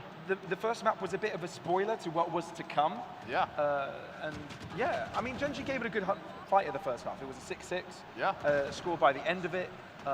You know, we saw some cool moments from them. I think on the retakes, slowly but surely, they managed to get the hang of it. But I don't think there were enough rounds for them to actually gain the lead. Yeah, I completely agree. And for something you've got to highlight as well is for True Rippers, their pistol rounds were just incredible, weren't they? Oh, yeah. I think it was it 5 of 6? 5 out of 6, yeah. 5 of 6 pistol rounds they ended up winning there. And I don't necessarily think that was Gen.G having bad pistol rounds. I think it was True Rippers just really excelling there. I think both of the teams actually had pistol rounds that, you know, were set plays. At the same time, right? You saw 4-player stacks, 5-player stacks, no matter where they were playing on, whether that's defense or attack. And that often leads to entertaining first-round pistols because it's never, you know, just a standard round, but with, you know, smaller weapons and weaker weapons. It's just a completely different experience, which we do love to enjoy from time to time. But yeah, the second half is where True Rippers were actually able to start to run away with things, right? Yeah. And yeah, how did they actually do that? Yeah, I think it was mainly down to just their ability to be able to get that first pick and just roll with it. We talk about pistol rounds as well, Pavlos. You got to look at the nature in which True Rippers actually won the map, which we'll see in just a moment. I mean, Deathmaker, once he had that op, I think Gen.G, same for them, once both of them had that op running, they were very, very hard to beat. But it meant you needed that economic standpoint to bring out that operator, which is where True Rippers did so well, thanks to their pistol round success. Exactly, and I feel like there were moments where they were even strong at finding damage on smaller buys as well, right? When they were going for, you know, and shaky ones. Let's look at the smaller buy. I mean, it's a hero Vandal, right? You expect it to sort of end there, but no, RU and co. Oh, it was insane. Yeah, see, and Deathmaker just finds time to get a 2 there. That's ridiculous. Absolutely. That came out of nowhere. But the second map was Ascent, and this was True Rippers' map pick. It didn't really go their way, did it? No, it didn't go their way pretty much at all, actually. I think they played Ascent like they were still playing against sort of South Asian teams. And Gen.G just completely dominated them. It feels like True Rippers just didn't have the discipline, per se. They kept trying to go for things you may get away with at Tier 2 that you wouldn't get away with at Tier 1. Yeah. Like having your duelist be your lurker, and going through smokes, going through one-ways, trying to just overwhelm your opponents with numbers. That doesn't work at this level. It feels like at the start of the game they were respecting their opponents too much, and then too little. I feel like okay, they brought out a timeout. They probably had the discussion. Okay, we shouldn't respect them too much. We're giving them too much space. We're giving them too much room for free. And then they started challenging that space, but not with proper protocols. And I think that's where Gen.G were able to step it up. No, you're absolutely right. And I mean, at 10-2, there's only so far you can get with that. And they mounted a little bit of a comeback. They got a few rounds here or there, but for Gen.G, it just seemed like their map to run away with. Yeah, and I think one of those key players that you need to look out for Gen.G here is Texture. Yet again, like it was for the previous map for their Jet, it was the Operator. He was so strong on those, and it felt like he was everywhere. He was omnipresent. No matter where the attack was, he could get there on time and be influential in that first pick, and always have his team have numbers advantages. And it feels like, sort of the failure in strategy here. Ascent ended in Mind Break. We then go to Haven, which ended in Heartbreak. It's insane how quickly TR were able to bounce back into this match and have such a strong performance. You're absolutely right, and I think for TR, once they found that pistol round, they found that momentum. That's again where they excel. They just get that early momentum, and they just popped off. So many big moments. This one with Disrupt, with a flank, with a bait and switch, it's gorgeous. It was gorgeous. And that Suez control, we maintained their defensive side so nicely because Gen.G didn't really have a solution for it, did they? Gen.G really struggled with that A site because they couldn't get that Suez under control, right? So many times, and it would be so many different players in so many different situations, whether that was RU holding out, whether that's Disrupt, whether that's Helif. It always seemed to be someone different that caused a lot of trouble for Gen.G over to that right-hand side of the map. Yes, and it's sort of around this time does Disaster strike, right? Yeah. Where True Rippers, they get off to such a successful half. They've done incredibly well in the first half. They go into the second half, Pavlos, and for Gen.G, everything just clicks. It's heartbreaking to see. I mean, it was, I believe, the biggest lead that TR had was a 10-3 score. And it felt like, they should be able to close it out. We saw 11-4 maybe at some point as well. But that's when Gen.G started to roll things back in their favor. You can already see 5 rounds. You'll soon see 6, 7. It started to get very dangerous. And you can see TR getting a bit nervous. Yeah, and it feels like that nose got to him. 11-5 they were leading Pavlos, and everything just collapsed. It felt like Gen.G just continued playing there consistently, and TR just got more and more shaken almost. Yeah, you can't rely on hero moments all the time, and I think that's where the difference was made. And again, Texture with that Operator, numbers advantage over and over again. It felt like the theme of each and every round had to start with Texture getting a kill. And Gen.G, more often than not, were able to close out the rest of the rounds. And okay, TR were able to get it to a match point even, and there was a couple of rounds where Gen.G had to, not make any mistakes. Actually. Yeah, this round right here, I thought that would have sealed it, but no, Gen.G find it, and then it just collapses. It does indeed. And it was Gen.G actually that was on match point first, 12-11, and TR was like, oh no, this is probably lost, the comeback has happened. But no. This is where Techno comes in, picks up a kill, they have the numbers advantage on the clutch, it's a trade, and that's overtime. And I think the entire crowd went wild with the prospect of TR having another chance. Yeah, Gen.G though, just hit overtime, and the consistency just brought TR down. Heartbreaking, Pavlos, truly heartbreaking. But nonetheless, Gen.G, they did admirably to come back and win that. I mean, what more can you say for a first map? That is an entire storyline right there. Yeah, and it's so fitting that it was Texture that found a lot of impact kills in that final round. Yeah, exactly. I mean, okay, TR didn't end up losing, but I think they showed up in a way that it gives hope to the regional teams of South Asia that there's damage to be done. There's well and truly. Multiple possibilities. Yeah, well and truly. Now, I believe we're going to play a few videos here in just a moment and get to show you guys some cool stuff. Yeah. Okay, all right, it seems like we've got some more cool videos to show you. Are we ready to throw that now? All right, in a bit. Cool we will have video wait. content for you guys to keep you entertained. I know this is taking a while. I know, we feel you. It'll get better. It'll get better. We promise. Yeah, well, we're cursed with these tech courses, Traveler, so we brought quite a few today. We did bring some with us, didn't we? All right. Yeah, make sure you enjoy these videos. We'll be back in a bit, and hopefully by then, everything will be sorted.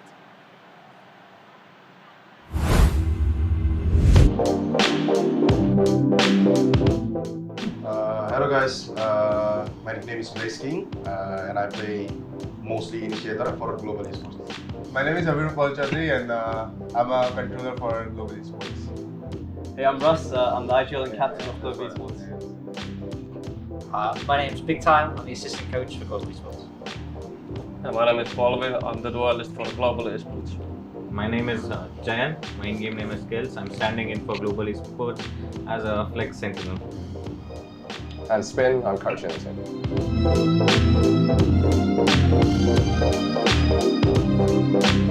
You want to start? Okay, yeah, I'll start. I want to play Furia. I've never played a Brazilian team in an official before, so this will be my first time, and I like how they play and stuff, so I'm excited to get into it. What to say, the same thing. Furia. For me, it's the first two games which are important, so obviously it's Vitality and Furia. Yeah, I think I'm excited to play against Vitality. I mean, for those of us who were in the team last year, they got the better of us in lock-in.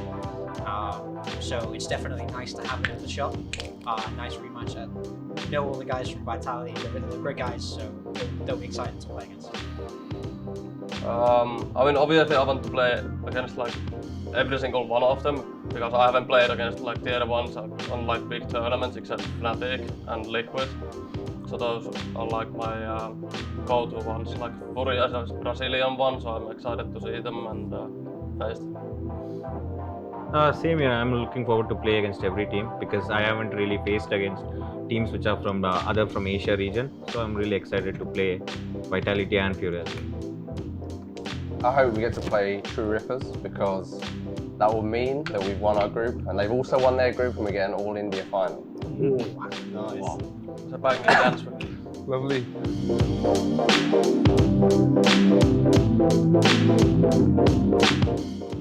I think I said it like a ton of times already. Poster. For me at the start it would be Deathmaker himself. So we grew up together and then he kind of inspired me to become a professional player myself. Flusher and JW from Fnatic back in the day. Yeah, I looked up to them. Yeah, till this day. I think with coaching, the first coaches that I really looked up to were Sliggy from Liquid at the time and Minnie from Fnatic, because they were both from the UK and they were having big success, so I thought if they can do it, why can't I? I mean, I didn't really look up too much into people, but I guess Jumpy, because Jumpy was a young star in Finland and he used to play a lot of CS and beyond his career and now he's on the top, so I think he's one of the goals. For me, I guess it's Nico from G2, you know. I really looked up to him. I really liked his playstyle. I've got a good answer in mind, but unfortunately I've forgotten the name of the coach that I'm thinking of, so you guys are going to have to help me. Maybe you can as well. So obviously the first is Alex from PaperX. He's one coach that I think has had the courage to kind of take his team in a direction that's different to other teams. I think the courage specifically is important. And the other is the head coach for FUT, whose in-game name I've forgotten, who I've been really impressed with them all throughout the year, where they've picked different like off-meta comps, they've done different things, and they went from a team that no one had a lot of expectation for in the community as a whole, and have they've made champions. They've just been really good across the year. So really respect his outlook on the game. What's his name? Guys. Guys, that's it. Thank you.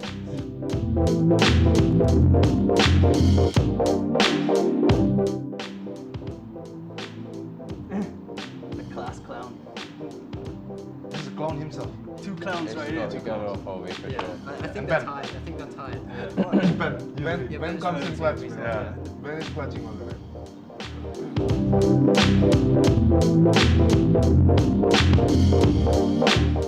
I think it's the key phrases that we have set out for our in rounds, like we have certain key phrases which we use for specific situations. I think that is what helps us a lot in understanding the situation and keeping ourselves calm. I think from like a coaching perspective, the one thing we always talk about in terms of communication is about people being able to kind of feed that information back to Russ for when he's making those plans, and just lots of conversations. So something we've always spoken about is like you should speak directly to someone and answer back. So we try and encourage as many mini communications inside the game as we can.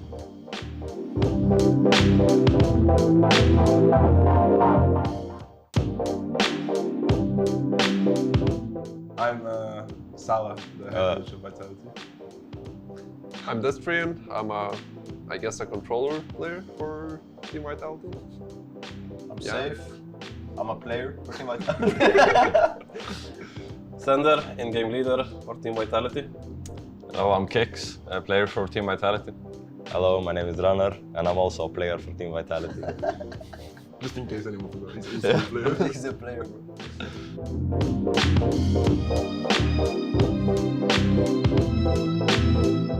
I mean, I shouldn't be able to beat anyone here, no? If I can beat one of you, it's bad, guys. Maybe on a good day, Sal. It's bench. Maybe on a good day. On a good day? On a good day. On a good day, who would you beat? I'd throw. On like my best possible day, I shouldn't be able to beat any of you guys, but probably... I feel like you send it, no? Fred's better than everyone, but I feel like I know how he plays. But if I could beat him, it's bench, guys. I mean, for me, there's an easy option. You don't pick me, guys. It's boring. It's boring. I mean, last deathmatch I played against Sander, I destroyed him, so I'm gonna choose Sander. Everyone is bullying me. Yeah, I'd smash Runner in a 1v1. Absolutely clap him, I think. I think my teammates are too powerful for me, so I won't beat them. I will just go for the easy option to beat Salah. Go for the 6th player. I mean, maybe Harry, but Harry is off limits. Easily demolish Safe, I think, in Oreo. I will have to take down Safe. I will have to. I don't know why we're spreading propaganda. Like, why are we doing? To challenge him. Maybe in a 2v1. Yeah, maybe in a 2v1. Me and Kimi group up against him, but yeah, I'll try my best.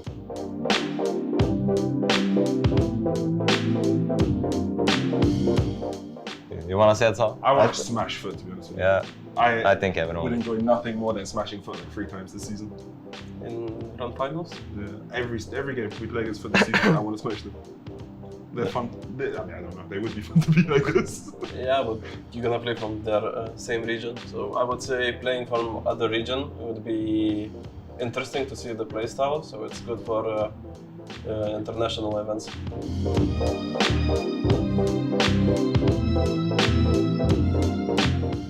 I actually have a funny story behind me. So I was born in England, and my mum decided that it would be funny if she gave me a weird name. But then the real meaning behind my name was a bit too weird. So she said, okay, let's make it Salah. That's behind my name. So she named me Salah from birth. Wow. What a story. For me, it's a long story, but in short, it comes from the word pedestrian. So it's Destrian, without a P. After an NPC. Yeah, it's Safe because I was born with the name Safe.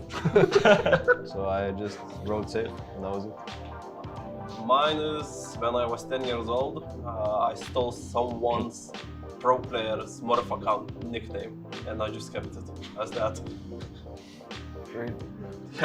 Actually didn't know. Actually a fraud. I don't actually remember how I came up with the name. I think I was trying to think of something that starts like my real name, like with the same stuff, and I put something random. You like kicking? Yeah, I like kicking. He plays football, so he played. Maybe that. Maybe that played an influence. Yeah, I just stole mine. You know. Yeah, most I was like 6, 7 years old. Eastern European. Saw it in the internet cafe. Someone left his name. I was like, yeah, this is mine now. Damn, did you take anything else? So clean, bro. No. He saw Runner. He was in love, bro. Bro, ever since then, I was like, this name is so cool. Like, it has big capital R at the end. It looks so cool. And ever since then, I became Runner. I don't run.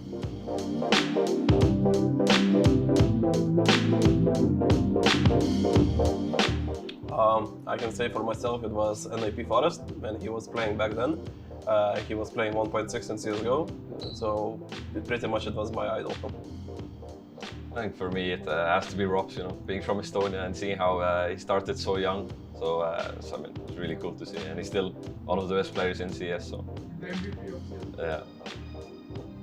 For me, it has to be Pasha Biceps. Seeing how I look like him exactly. I'm chiseled like him. You're getting there, bro. Yeah, you're chiseled. It will have to be Pasha Biceps. One day, I'll look like him. Actually. Bro said chiseled. For me, it's Get Right maybe in CS. That's how it all started, and then in VALORANT, Bonka.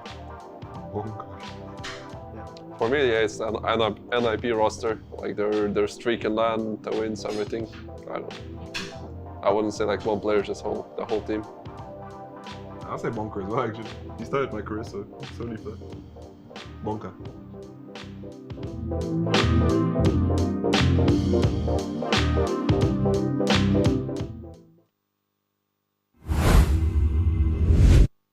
Good content. Yeah. Always nice to see the insight from players. You know, get to feel a little bit what the team dynamic between them is, who they think is worse than the other. You know, personal clashes and all. Pavlos, how did you get your username? How did I get my username? Ex-warrior. You were a warrior one time and I sort was of gave it up? 13 years old. Oh dear. And I was like, so mainly feeling he used to be a warrior, that's what X stands for, but okay, this is gonna be out there forever and I'm gonna get memed on for it forever. Sorry, brother. I'm gonna preface again. I was 13 years old. I was like, what is cool? A warrior. What is even cooler? An extreme warrior. Really? So, yeah, that's what X-Warrior is. And that's why I'm trying to go with Pavlos a little bit more. Yeah, I'd also be going with Pavlos, to be honest, brother. That's rough. That is rough. Which is why whenever someone asks me, is it because you used to be a warrior? I'll say, sure. yeah, it's bad. Yeah, fair enough. That's bad. Yeah. That's real bad. I mean, yours is your surname. Yeah, well... Did you have another username before Crema? Well, Crema 3 was because my accounts used to be shared between me, my younger brother and younger sister. Oh, so there were 3 Cremas. There were 3 Cremas, and so Crema 3. Yeah. This is similar to the Doombros story and Emil, right? Because they always shared the same League of Legends account. Yeah, exactly. And so Emil actually was Doombros, but because Doombros started using that account more. Yeah. And there you anyway, go. Yeah. Fun facts. Did I have any? I think back in like Halo Reach, I had nobody as my username, so I thought it was funny that nobody killed you.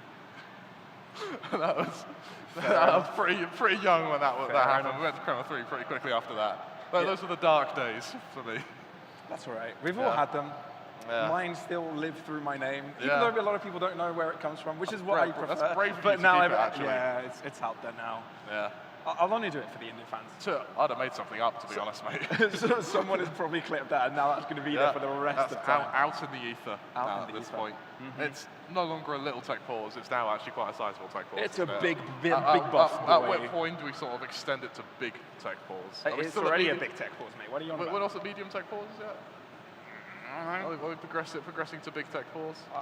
Are we talking about like where you make cities and you just leveled it up? Yeah, and exactly. Is that like a village and now it's a super mega village and then it becomes a town and then it becomes super mega town? It's gone from like a little When is it when this becomes a super mega? A super mega tech pause. Tech pause. I think a super mega tech pause as well. But we say we can't do it today. Let's do it early tomorrow. Yeah, that's super mega tech I doubt pause. that's going to happen. I think that won't happen, by the way. No, that won't happen. Stick around. We're here. In case you didn't know, we're analysts. Oh yeah, that's us. We do that. That's what we do. We should analyze stuff. Yeah. Should we? What do analysts do? Yeah. What do analysts do? What do the good ones do? Oh yeah, we should talk about the veto. Because, or the agents even. Let's talk about it. That's even more interesting. Yeah, talk me through the Gecko, right? Gecko, Gecko. Because initially you weren't too fan of the idea that Gecko would be on Sunset, but it seems like Global might there is theory behind it, which I can get on board with, but it's quite hard to execute. So when you're running the Gecko, you're putting a lot of commitment on trap plays, relying on sort of something to happen for the Gecko to activate. The Gecko's very bad at doing the initial contact. You need to have something, then Gecko. And so running the breach alongside it, running it with Sova, for instance, running it with Fade, you end up with that sort of first contact, then your Gecko. And so that's where I see it working. And on a map like Sunset, where your defenders are very proactive, constantly fighting for mid control, constantly either pushing one of the extremities, or even trying to go for tiles control, I think Gecko does favor that. Also, lots of narrow corners. The ult has some merits. I think at this point, though, when the ult gets out, it just gets spammed down. How much of a use for Gecko is the fact that you can reuse abilities? I would say not much, actually. Not that much, huh? I think the Gecko more so is going to get used for his, mainly for the flash, I think. Just the idea that you have a quick pop flash which can blind multiple people sort of directly, as well as roughly give their position away. Yeah, maybe for the ult, it's quite impactful, right? Yeah, the ult is because then you're able to take down sites, and then when you've got the site, you can reuse it for post plants. Yeah, that's true. However, the issue with that Gecko ult is if that's gone, it's gone. You don't get to reuse it unless it works. And usually a lot of teams, the second they hear the Gecko ult, they just instantly spam it down. True. Oh, yeah, I guess you can, it ends up being like a glorified Trailblazer. Yeah, exactly. Right, in a way. I see what you mean. There is merit behind it, and I really want to see it in practice. Okay. I don't quite know how it's going to work on attack. But that's why they're coaching GE and we're not. So we'll see. I'm really curious, actually. I think on attack it's going to be a little bit strained. That's probably why you have the fade alongside it. But defense is definitely where the Gecko's going to shine. Okay. I want you to talk about your highlights of your trip to India so far. Oh, right. Because after all, this is like, you know, an Indian event. Yeah, bringing India. VALORANT here. So what was your experience? Best one so far has been. Keep it short because I believe we're going to jump into game. We're about to jump into game. Definitely, it's been about a year since we've been in India. Got to meet all the new friendly and the old friendly faces. Got to meet everyone. It's awesome. My favorite thing about this event is that we're able to jump into the event straight away. No? Okay, wait. Not quite yet. Almost. I got baited, bro. I got you baited. Maybe soon. Yeah, it's soonish. Soonish. So get to your seats. I nearly said the bad word. Get to your seats. You know what? I'm telepathic, Pavlos. Yes. I reckon it's going to be about 10 seconds or so before we go to the casters, and that's when it'll start. All right, see you soon. Komodo Universe, take it away. Let's have an epic banger. Very much, Pavlos. I think this is going to be an extreme battle between some great warriors on this stage. But Absolutely. I mean, we've been waiting for quite a little bit, haven't we? I'm ready to get into this. I know the crowd is extremely ready. I know everyone watching online is ready for this one as well. A new look into global, a new look into Vitality as well. Absolutely. It's going to be quite the push from global as well. Of course, now that we've seen the ages that they picked up, we've got the Gecko, we've got the Viper, Omen, Raze, and a Fade. No Sentinel for this global esports side. What do we think about that? I actually think that they might struggle on defense then. I think when it comes to a map like Sunset and you've got a competition that's coming through from Vitality, I think that there's definitely going to be some punishment that can come on through, stretching it out, looking for a lot of control. One thing that the guys highlighted really nicely is when it comes to flank pressure as well. Cypher trap wires from Safe will be very pivotal for defense for Vitality, but when you flip on a Nova, you will have that paranoia for a team like Global Esports running this roster. And I want to add as well, we're going to have to get our best something impression from Russ, who has pulled out the Gecko on Sunset before. Yeah, I believe that, what we need from Global Esports is probably going to be a lot of aggression, right? Because if they're going for a no Sentinel kind of a combo, they're going to have a little bit of set plays coming from both defense and offense, right? Especially on defense, because if they don't get early control, they're going to get pummeled because of the amount of, force that is available to Vitality. Yeah, no, absolutely. Of course, I'm excited. And we get 6 different maps today as well. I can't remember the last time that we've got all different maps, but everyone finally...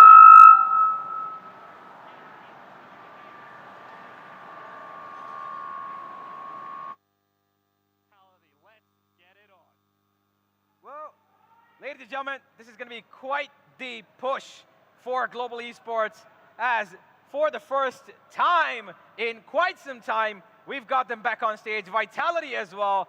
Let's begin with the game on Sunset as we head into the horizon.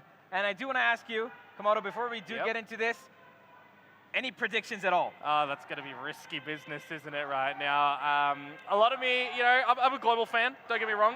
Pacific, our region, we do like to see that as well. But, I mean, it's Vitality. You can't you can't just disregard them because of the powerhouse that all of these players bring to the roster. I'm keen to see the new players coming into it as well. I'm steering away from the ultimate answer on this one, but if I'm going to go with it, I probably think Vitality will take the win, but I want Global to get a map in that case. Fair enough. All right, here we go. Ladies and gentlemen, Global up against Vitality. Here we go. Early aggression coming in from Global. They've sent out the Prowler, but back they go once again. Initial pressure, nothing much else, as we've got 3 players here located, and they are looking onto a B lurk thanks to Ovi, who did have a bit of a contact, but he goes back waiting for his team. Yeah, safe setup's going to be around this B site as well, so that's going to have to be sniffed out by Global. Looking to get a little bit sneaky into it already. Dark coming down, traps are coming on through. Safe needs to be able to capitalize on these with the team as well. Look at all the utility going over to the market at the moment. Polby going in, Russ going in. They're wanting this market control at the moment. The plant to go down as well. This pistol is looking pretty darn good for Global at the moment. Yeah, well, they're pushing up towards mid. They got forced into that situation. Lightning Fast finds one, but it's a trade. Nothing more. It's a 2 versus 4. Lightning Fast and Polby pretty low right now. Look at the mid pressure though that Global are sitting towards. Just kind of waiting patiently to see what King can do. Still holding in the boom, but it's going to reveal him as well. Good flash actually comes on out by Kicks, and now onto the defuse. No picks just yet. Can he get it towards half? It's nice for just that. And now it's all down to Ronna. 31 HP, but the time is just ticking away. It's not going to work out, and Lightning Fast is going to get it. The pistol goes to Global. Well, pretty good round. Started off really well as well. The minute they enter that B site, they make sure they take fight to the team. Take straight into market, find that rhythm, and make sure that the pressure from the Sentinel is non-existent. They make sure that Safe is eliminated first and take care of any sort of rotations coming in from CT as well. And then they get forced into mid, but they're still able to, adjust to that, spread out, wait for these last 2 players to actually make a move to the site, and then they move in on the back of sound cues and their teammates taking the first contact. This might look to be a little bit faster from Global as well at the moment. Still the same toxic screen going up from Skills. Already holding actually on in. Real action coming out from the horns of Blaze King, and immediately an overwhelming force onto the A site. Plant to go down.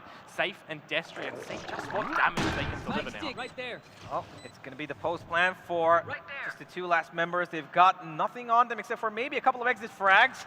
Destrian sitting in his spawn, and he's hoping that maybe somebody overcommits, but this time is going to be for Vitality to lightly discuss about how they're going to adjust to this Global side. They've seen them for 2 rounds. What exactly is the approach? It's been extremely aggressive for the first 2 rounds itself. Do they go for that counter aggression? Do they try to maybe make a setup to, get Polby isolated with the Cypher tripwires, if at all? Hunter's on. They want to try and remove these pistols, at least at the tail end of the round. Very nice focus. At least one comes in from Safe. I do want to note as well that they do have to be careful going into the next round. The Skills find that one nicely. Blaze King will also recover the Spectre that was on the floor, because he just went into that round with a Ghost. Not expecting him to really see too much of the action, but this time coming in towards the first buy round for Vitality. We'll see if they can get on the board. Absolutely. Great entry from Colby there as well. Make their way straight onto the A site, thanks for satcheling. And now it's Vitality, who've got their full buy. Half armor across the board, by the way. They're going for that Fnatic economy crack, but how much will this be exploited is the question. It seems like there's going to be a bit of a fast A execute once again. Here goes Polby. Flash comes out. He flash satchels up, misses it. Yeah, that is a good flash actually. Polby denied from proceeding any further, but a good little boost up for Sender, and take out Polby. And this is a better defense to come through from Vitality this time. Take the distance with these rifles. See what else you can do. Of course, Russ has used all his little buddies around him, and he's now down for the count. Blaze King, Lightning Fast, making just the first mentioned player, and he is stuck at the elbow, at least good for 1. But will he be able to find any more? The answer is no. Safe down to 1 HP. Just Phantom things. Yeah, it's 4 players, by the way, just standing there waiting for Blaze King. They knew that he's going to peek out, but Safe, he's like, nah, I'm taking that kill. Takes it away. But again, Global Esports, a pretty much similar approach that they did to the first 2 rounds. Extreme aggression. This time repeat on A. Did not find the kill that they wanted because of that one flash that instantly stopped them from, of course, Kicks. a good stop from him. His one utility was enough to make Global Esports feel a little uncomfortable, and they lost every degree of where the opponent's going to be picking from. Yeah, so far, it's just retake territory at the moment. It seems like these B players at Vitality, Destrian, and Safe, of course, have to make their merry way over towards the A site now, because yet again, that's where Global are just steering on towards really quick. All of the utility dumping is going to off-put Kicks as they look to get into the site. Well, they do have the site for now. The plant's going to go down in just about a second from, of course, our little buddy from Roz. But they're going to go for Extreme Force, and they find one. The trade comes in, but Kicks, he's ready for another, and he takes down probably the most important kill. It's still man advantage for Vitality. Russ does have Thrash available if they want to utilize this ultimate on the retake for Vitality to stop the retake coming on in as the Trailblazer sniffs out a bunch of these angles that Gen.G could be hiding from. Tapping onto the spike exactly with the Thrash coming on. Just for a bit of information, sprays start to come on down. The Satchel will actually pop off the defuse for just a little bit, but Lightning Fast can do anything else with Polby. It's the 1 versus 3 angle. The spike isn't exactly planted for him, and as the defuse comes through, Lightning Fast will fall down. Oh man, quite the round there from Vitality. Made sure that they had at least one player outside of that side ready to take a fight. They probably were really expectant of that, Global Esports push towards CT, and they made sure that Kicks was in the right position to take a trade as well. I'm pretty sure that Global Esports probably did not realize that how far out they need to swing out of that smoke, because they were really close to it. They didn't push out too much, and they lost the player there, and instantly we saw the retraction from the player who was there right behind him as well. Vitality, good hold of that A side once again, and now Global Esports are spread out thin. They've made sure that now they want to, test out the waters. Where exactly is this Vitality team going to be trying to make a bit of an aggressive move? For the moment, it is nowhere, and Global Esports now hoping to play with a little bit of first pick accuracy. It's actually good information coming through from Dizzy. Couple of pops. Couple of reveals on some player locations for Vitality. If you are looking to go to this B site yet again after a little bit of time, you do have to face with Destrian. You also see Runner playing in the market, rotations starting to come for the Vitality squadron as well over here, but where do they expect all this utility to actually be down for Safe? Runner, he's gonna have to hold on 2 angles here in case he gets to, flank from mid, which is pretty open, by the way. His camera is there, but it's not currently in use. And now they're heading back towards A, and Kicks is the main guy to try and get some contact here. Good Trailblazer here to get some information, and now they probably have an idea, because I'm pretty sure Runner's going to rotate in about a second. Well, the Guiding Light didn't actually kill anything, so he had to take a Trailblazer and just look at the barrage of utility starting to come in towards the A side. You need 30 seconds cavalry left at the moment. Sub 30 seconds to try and get the plant down. That's a good popping of the shot. Actually, good information as well. Wow. Good idea. Sender down for the count. No smokes for the retake for Vitality. Haven't noted if Destrian manages to pick up the ore just yet going towards this one, but a gorgeous flash on in. They don't overlook Polby in at the end, and this is where the strap fence looks to come down. The spike is at least planted. Neural theft revealing information as Russ and Skills try and hold it down. They are stuck between a rock and a hard place. It's Russ to try and see if he can clutch it, and no, he can't do it. It's Safe keeping his team alive. Vitality to take the lead. Safe looks pumped. He's really enjoying this, and of course, him, playing that Cypher gives him that variety of playing a little bit more patiently, playing for the team. Of course, the highest-rated player from VCD EMEA last season, has gotten a wide range of abilities to his utilization. He knows how to play the Jet, he knows how to play the Raze, he knows how to play the Cypher Killjoy as well, and he's clearly enjoying it in the first game. We're backstage right now, but we can clearly hear those Vitality players shouting at every round they win, and they're in the zone, man. They don't feel pressure. No, not whatsoever. Of course, they had been sitting by the sidelines waiting to get in towards this one. A couple of unfortunate tech issues, but fingers crossed, touch wood, do all of the things to pray that it doesn't happen. In towards the map, of course, towards the series, and in towards some aggression from Vitality up through B main this time, completely forcing a global back. They're going to have to reconsider things for a moment, and as they do push into that, they get Kicks' Seekers online. Yeah, and that's probably going to be for a bit of a retake scenario, because as you can see, they've pretty much left B in the hands of Sender, and that might be a little problematic, because there goes Global Esports. They're actually going to try and push him down. Blizzard King's been left alone to lurk towards mid, but what he doesn't know is there's a camera right above his head. Global Esports, for the moment, looking probably for a B split. I'm not quite sure what Skills is still trying to do on A. Maybe it could be a fake, but a lot of utility being dumped on the B site here. Nice timing on the smoke, but what a shot from Polvi. That's kind of ridiculous. You gotta remember that there's no Cypher or no Viper utility really over at this B site because there's been a switch up for the Vitality squad, but little do Global know that's where they're gonna start to head towards. Kix is gonna send the Seekers out. Now the jig's up. Everybody knows that things are going to this A site.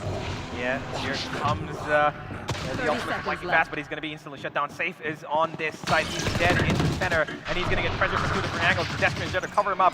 Does not hold him up for too long. The Snake Bite will keep them away for a couple seconds, but not much. And here comes Destrin, spray down right through the smoke, and Kix finds one as well. The plant might have gone down. No, it doesn't.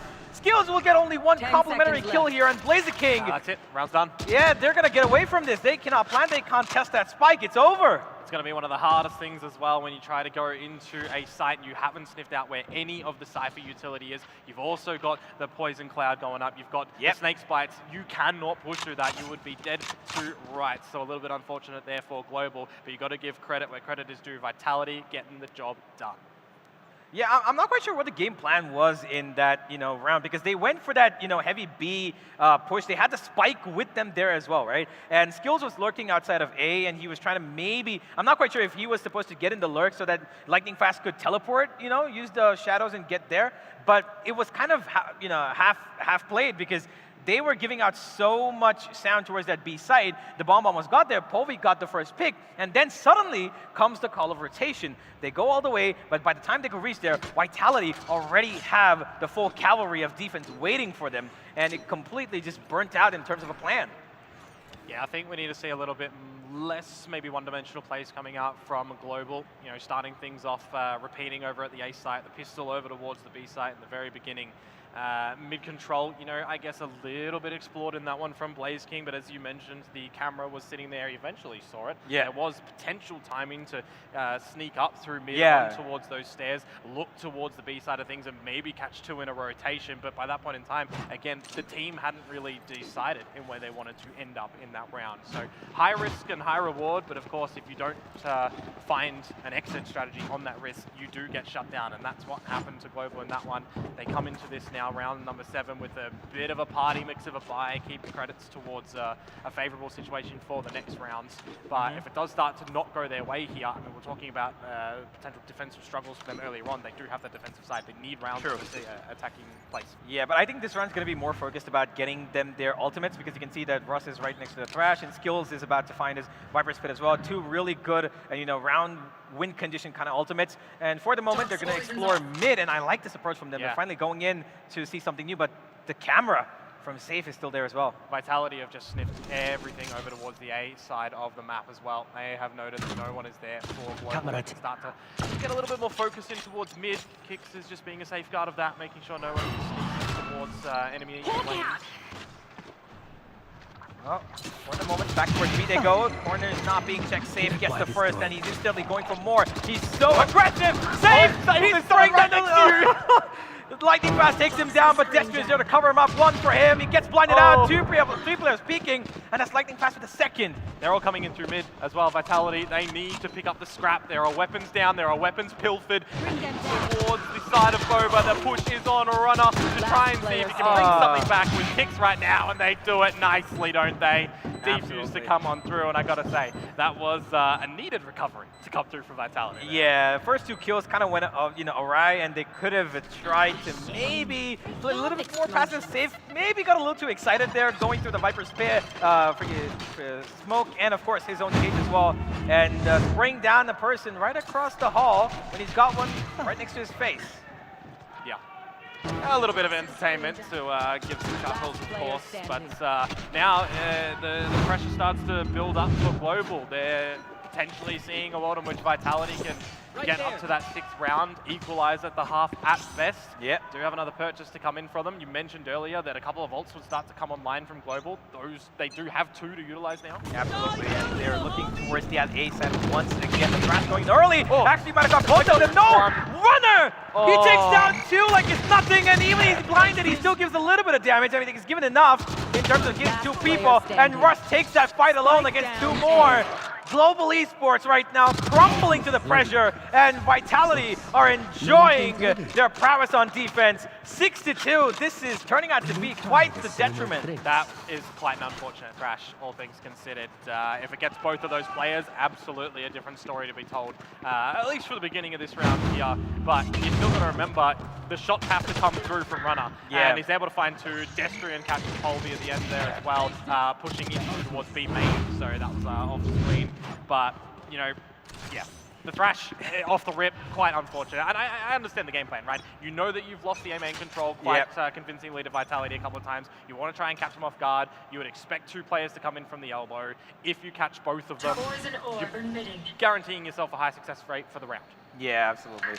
Now they're walking in towards A. Want to probably play a little bit of contact, it seems. Runner's actually changed up his routine for this game, and now they're going straight in towards that A side once again, with now taking contact of this utility. B main completely cleared again from Vitality, Yep. though, so they know what's happening.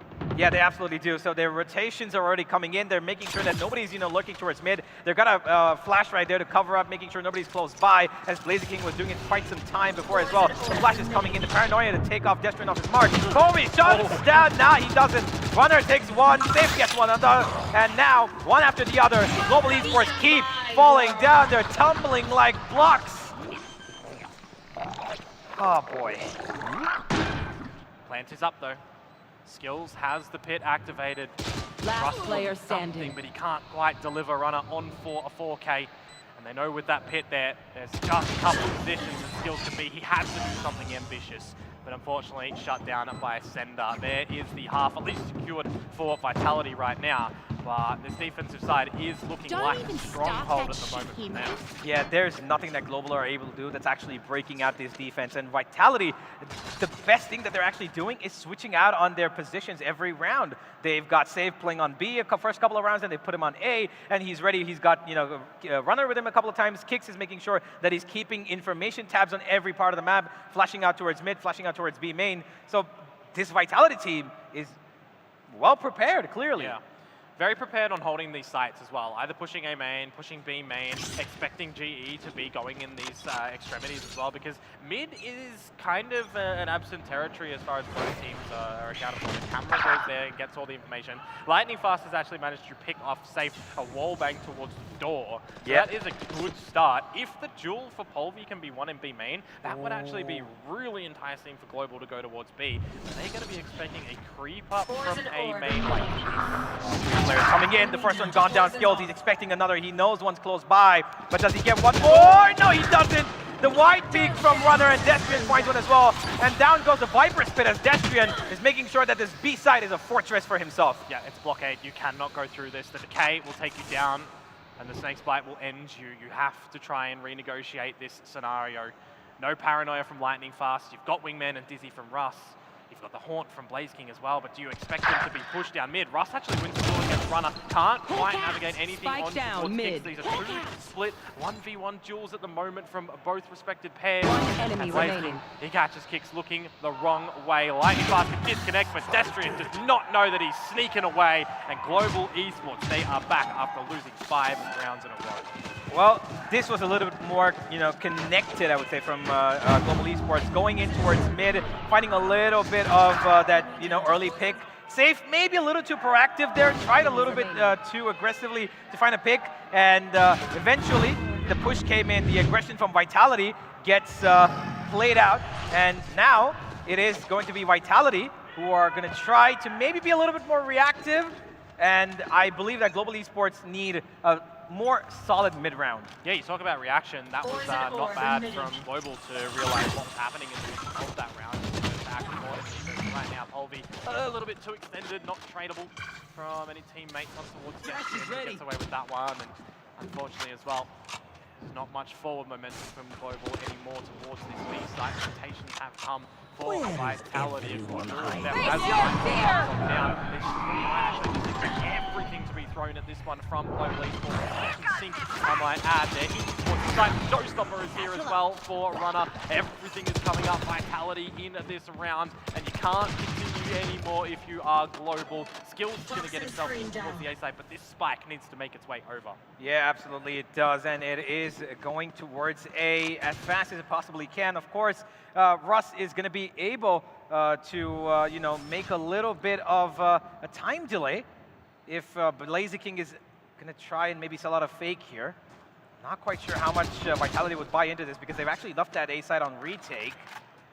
And look at how passive they are. They're making sure that they don't give out anything towards that A side. Skills has been given this for free, but at most, this is just utility being wasted for them because Vitality have got this under control all day long. Yeah. Plants on down, but it is a 3 versus 5 at the end of the day. You've got no real ability to just going for dry duels out into a squad of the Vitality members. BlazeKing's now even revealed himself completely disconnected from the action.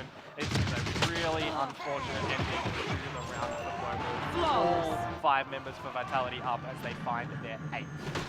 Yeah, I'm not quite able to understand what exactly is the role of each member on GE here, like, in terms of gameplay, because as the initiator, we're seeing BlazeKing lurk, on mostly more than half the rounds that he's played as the Fade, because he's got utility that can actually, in combination with the Gecko utility, can actually open up the site a lot more better. They can get a little bit more aggressive, but at the same time, Vitality are reading it really well. They know that Global's always got one lone, player on the other side of the map. Yeah.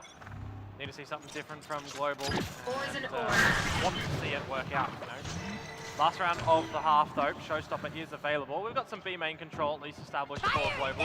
Lurk into mid for skills, but what a pluck out of mid-air. Destrian is here. And just remember as well, Cypher utility lurking around the Holy! Great shot to come out from Sendar. This is just a complete and total smack in the face towards these Global members. It's all down to lightning fast with the Sheriff in hand. Can't get anything done either. A flawless one to end it for Vitality. I mean, how do you compete with that? You've got Runner just absolutely, like you mentioned, plucking you straight out of the sky. And this guy hadn't picked up the operator for quite some time. And of course, in the final round, he just straight up goes ballistic, right? And I love the fact that Vitality are, taking in this probably in a more fun way than they would have probably thought, because Global Esports clearly have a little bit of a problem in terms of the composition, at least in my opinion, right? They've got no Sentinel. They had nobody to watch their backs, and Vitality exposed that so many times, pushing B main, pushing A main, and they got so much control. When Global Esports, they knew that GE are going to be rushing into most of the sites. I mean, just look at the ACS difference, man. Runner is just ahead of the curve at the moment. 3-3-6, kicking goals, and Polby, I mean, he's attempting it, right? Yeah. He's trying to be the tip of the spear. He's trying to pave the way for Global to get into these sites. The assistance to come through from his team, of course. I want to see these Haunts come on through as well from... What's his name? Escape me. BlazeKing. Sorry. From BlazeKing. But as you said, he's just playing a little bit lurk, a little bit disconnected. Yeah. So coming to the switch up now, the halves as well. I mean, we're looking at the pistol round. That definitely needs to go the way of Global to try and get back in towards this one. If it doesn't, it could be a pretty difficult way to reenact what happened in the last map of our last series as well. A 9-3 scoreline. Yeah. Completely forgot its shoulders, getting in towards the OT territory, and Gen.G actually managing to win that as well. So definitely hoping that the little huddle now works for Global coming into this pistol. Yeah, I really want to see, Polby kind of get into the groove, because he has been, in the past that we've seen his statistics, he's been absolutely amazing, back when he was playing in Europe. But coming into Tier 1, this, of course, he's had a gap. He was on Mad Lions before. He did have a pretty good stint back there, but he's been on and off, and now he's needing to prove himself in the Pacific, starting off, of course, against Vitality, which hasn't been the greatest of starts. No, not the greatest whatsoever.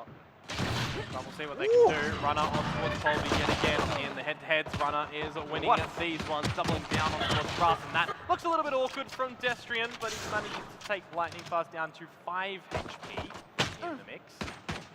Oh boy. Well, once again, Global Esports on the back foot. Lightning Fast gone down to 5 HP. He can barely stay alive if he, even if he gets blown away by a bullet through the wall.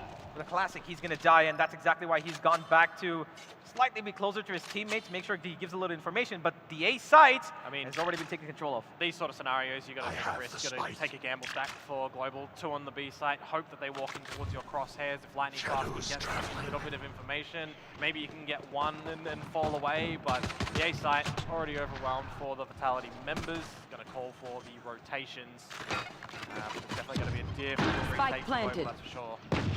Yeah, they're definitely going to have to attempt this because they have no choice but to win these win this pistol round and follow up on the next one as well. Otherwise, they're practically done for. Vitality are just singing, dancing, and enjoying this party through and through. And Runner, he's looking for more. He's gotten the first two. Does he want the ace? He goes for the third, but Kicks gets another for him.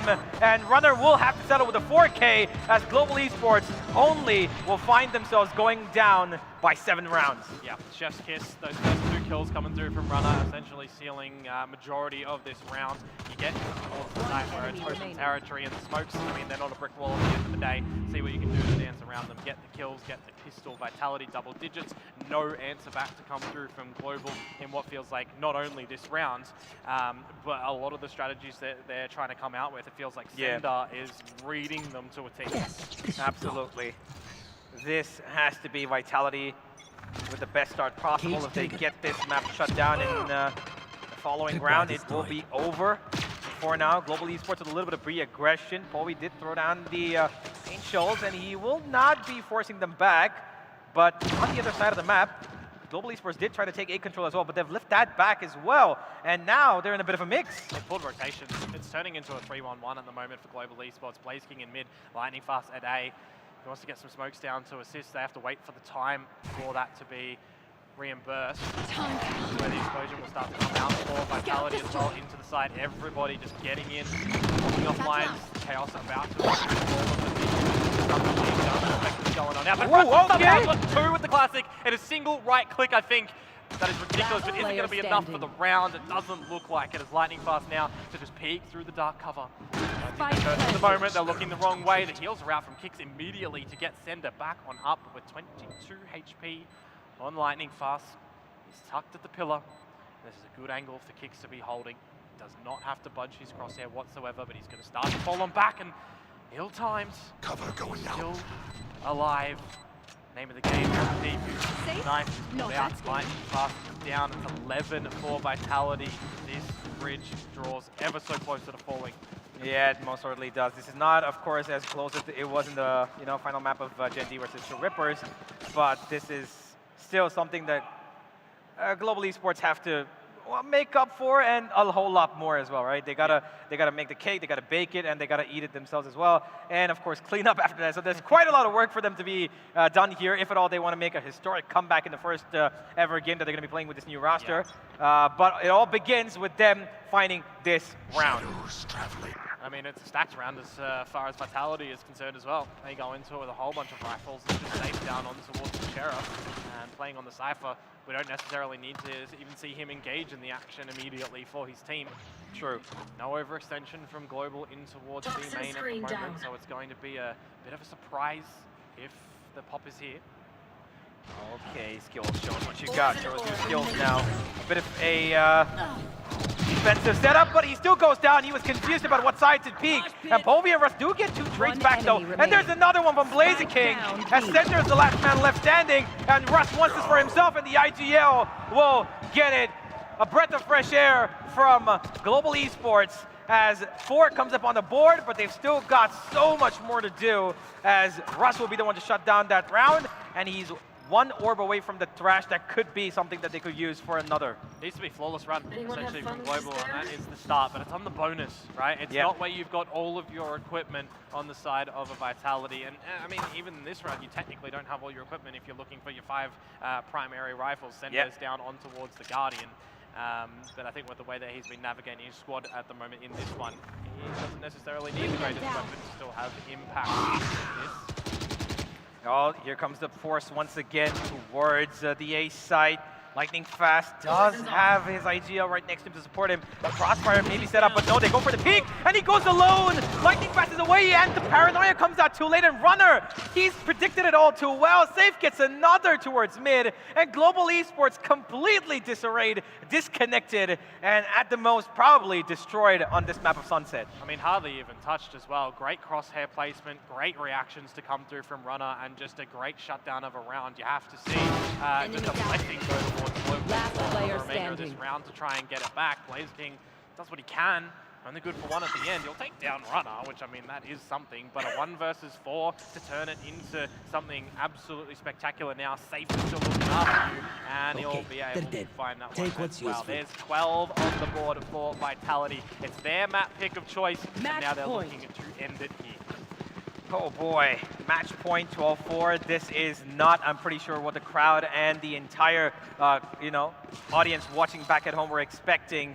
Global Esports have, unfortunately, not been able to stand up or do practically anything for that matter in this map of Sunset. And I really hope that, they're gonna say, all right, let's just go next. We've got another map coming in. We've got our map coming in, Breeze. But before that, there is one more round of probable pain that could come their way, unless, of course, we've got something Polvi. And rocket in as well. Polvi at least able to find two. A counter rocket, actually. Polvi going above, going beyond. But will it actually still work out? Yes, it might. Russ on towards Destrian and now Cole onto Runner. They already know his location. He does have those paint shells. He's going to buy a little bit of time for the peek up. All of the D members lined up, and Polvi will be the one to end it. A 4K to boot. Well, another round for Global Esports, something to cling on to, but they're still more than half the world away from where they need to be. Vitality in pretty much, total comfort here. They can afford to even lose a couple of rounds, but I'm pretty sure they want to end this game as soon as possible. They're feeling the confidence running through their veins, and the one thing that's worked out really well for them is the fact that Global Esports are actually kind of tripping over their own feet. Those crossfires that we just saw between Russ and Lightning Fast towards A main, where Russ peeked out with his flash, but Lightning Fast kind of went back, used the paranoia a little late. It's kind of not in the right mix for them right now. Yeah, I mean, Global don't have the right runners on. That's what Vitality's got here. Safe does have the neural theft coming in towards this round, so if the kill does present itself, all the information given on over from Global could be what undoes them. A bit of a spot up. A lot of everything mid at the moment from Vitality. Start off the trade game at the moment. Runner, another multi-frag to come through. That's 25 to his name on this map so far. And he's looking for more on this one still. Yeah, they've gotten the first 2 picks that they needed. The Duelist and one of the main controllers has been shut down, who's essentially a pseudo-sentinel. Skills has left the server for this, and I think this might be just it. Blaziking, though, he's still keeping hopes alive. He gets one, and now the A site to be the fight of their lives. Global Esports on the map of Sunset. Oh, Lightning Fast. Yeah, if he cancels this one, it's just for info. It's not over towards the B side. Okay, Blaziking one and done. No Nightfall for the retake. If the spike goes down at all, because do they expect Lightning Fast to actually still be positioned at the elbow? Yes, yes, Runner, he is the safeguard in this round. He's looking to end this map with an ace. Will it be given on over by Destrian? It's on to Russ. He does have his wingman as well, so he can get that onto the defuse just to reveal where his opponents are playing from. The toxic string goes up. The defuse can't quite be there just yet. Can't see the target.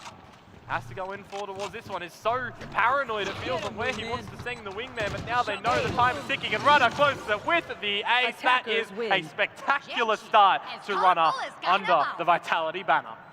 What a game from these boys right here. Absolute chaos caused for Global Esports, but it seemed like Vitality were listening to Beethoven and playing in complete symphony.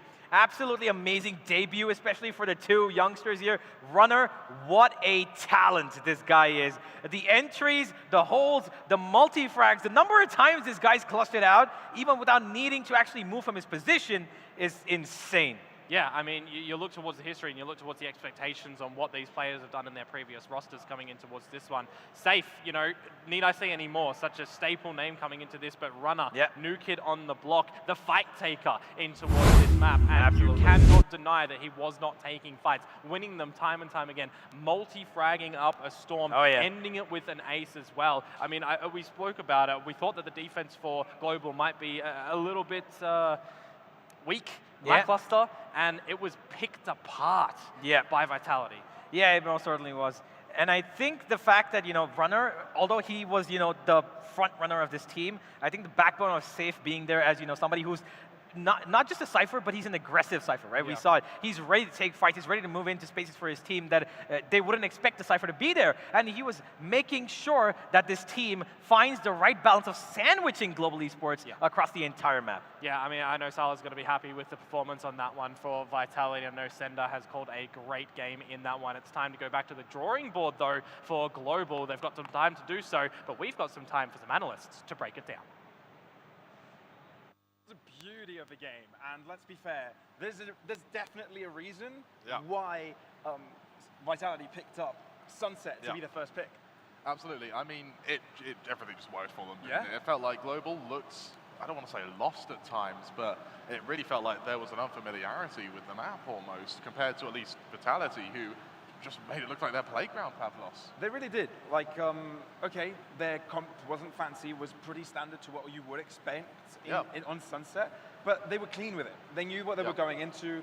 It seems everything that they pulled out, all the plans were well rehearsed, whether that was their executes, their fake outs, their B plans, their retakes. It all looked pretty clean. And let's be fair, a well-deserved victory that Global, couldn't compete against. Yeah, and it feels like they were kind of outclassed a bit, Pavlos. Yeah. I mean, I think we were both expecting it to be at least a little bit closer, but really, but all in all, honestly, I'm so impressed by them. It was an incredible game, and for Vitality, I think at this point now it's just reset, keep your momentum going into Breeze, and if that was anything to go by, this could be a very quick series. So one of the things that we were looking at prior to the game starting was how would this role situation work out in Vitality? Mainly who would be the duelist of the roster, right? Safe being named by many the best duelist in EMEA this season. Runner, known for how good he is on the duelist and smurfing on every server he's been on, right? Who would have been the right pick to put in that position? Well, it was obvious for Vitality, it had to be Runner in that position, while Safe was put into that Sentinel. I really like that decision, and I think it comes down to experience, actually. I think Safe, having played at Tier 1 for an extended period of time, is going to be a lot more comfortable going to an off role, whereas Runner, the new bloods, it's their debut. Let's get them on a agent that they know that they are good at, they know they're going to be confident with, and in a comp that is going to almost complement having a duelist who can be very aggressive. I mean, the final round, he aced, for God's sake. He's obviously at home here. And we're going to take a look at the scoreboard, and 28 and 11, I think Runner the stats speak for themselves, Pavlos. Exactly. 425 ACS. A clear Runner diff, and it goes to the point that you made to a T, right? Runner was playing in a comfortable role, and he was being set up for success. And okay, the rest of the team didn't lack either. You had kicks with some heroic moments, but all of them had an above average score. And that's what you love to see. Everyone was hitting their shots, everyone was coordinated, everyone was on the same page. And you know what? Yes, Runner was the winning case scenario for Vitality. He was the one being set up for all these plays, with these entries. And to be fair, he was hitting so many shots that it nearly never came down to the second entry. Yeah, it feels to me like, for Vitality, that they went into Sunset almost with the objective to just set up Runner and just get him to pave their way through sites. And it worked beautifully. And I mean, even when they were going for sort of that mid-control, it was just Runner following up the utility. And it just pieced together flawlessly. So we talked about Vitality a lot and why they were superior, but Global, do you think there was something missing from them? Yeah, it feels like they were a little bit shaky when it came to trading one another, especially when it came to retakes. It felt like once they went into a retake, first player dies, and then there's a good 2 or 3 seconds before any attempt for a trade is made. Something else I want to highlight as well, Pavlos, while we have the scoreboard up, is Runner with 8 first bloods. That is so damn effective. And it shows to me that Vitality, they know the players they have, and they're utilizing the players they have to the skills at which they're effective. I enjoyed Polvy's performance to an extent, because there were moments there that he was able to show his mechanical skill. Yeah. But I feel like there weren't many opportunities where that could have actually ended up with a round win. Yeah, I completely agree. It feels to me like for Global, maybe it's unfamiliarity with Sunset. Maybe Breeze will be a little bit better. Could be. That being said, Runner is showing some incredible form right now, and I don't know if that's going to quieten down going after Sunset. Yeah, for sure. But yeah, like you said, Sunset was the pick of Vitality moving into Breeze. Yeah, absolutely right. Global will probably look to be a little bit more comfortable. yeah, you know, it's a map that's been around for a while. Okay, there've been some recent changes that do kind of change it a little bit. Yeah. Do you think that's going to affect how, you know, how teams play it throughout this, throughout the previous seasons? It's obviously going to affect how they play. Okay. I don't know if the change is going to be enough to allow Global Esports to beat Vitality, though. They're looking a bit too clean right now, don't they? They look just a bit too clean. Yeah, it's not G looking bad. It's Vitality looking incredible. Yeah, they really do. Right, okay, so for this match, for this map in particular, it looked strong. It looked great from Vitality. It didn't seem like anybody could challenge them in that regard. But we've got an MVP and the spearhead of this entire endeavor. It's Runner, right? I mean, a clear goes without difference. saying. Yeah, absolutely goes without saying. I mean, just from watching the game, you could tell that was MVP material. 28 and 11. It felt like every single round, Runner was doing something. And even in the rounds where he got picked off early, very few of them. But even when he was, that's when you got to see the likes of Kicks, the likes of Safe, really sort of rise to show that the team isn't dependent on Runner. They have contingencies for everything. I feel like Breeze could also be a map where we'll be able to see Safe shine a little bit more, because that's the kind of map you rely on your anchors a lot more, you rely on your lurks, and the Sentinel role kind of fits into that position, and that's where we'll be able to see Safe shine a lot. One of the reasons why you want to put a duelist, if you are going to change the role of a duelist and drop it into another role, it's going to have to be the Sentinel. And for Safe, so far it seems so good. Yeah, I'm so good is really a bit of an understatement, actually. We've got to talk about that Gecko pick as well. Okay. Thought process was there. I like the theory behind it. Just didn't work. Just did not work. Yeah, the fact that Runner was able to just run amok.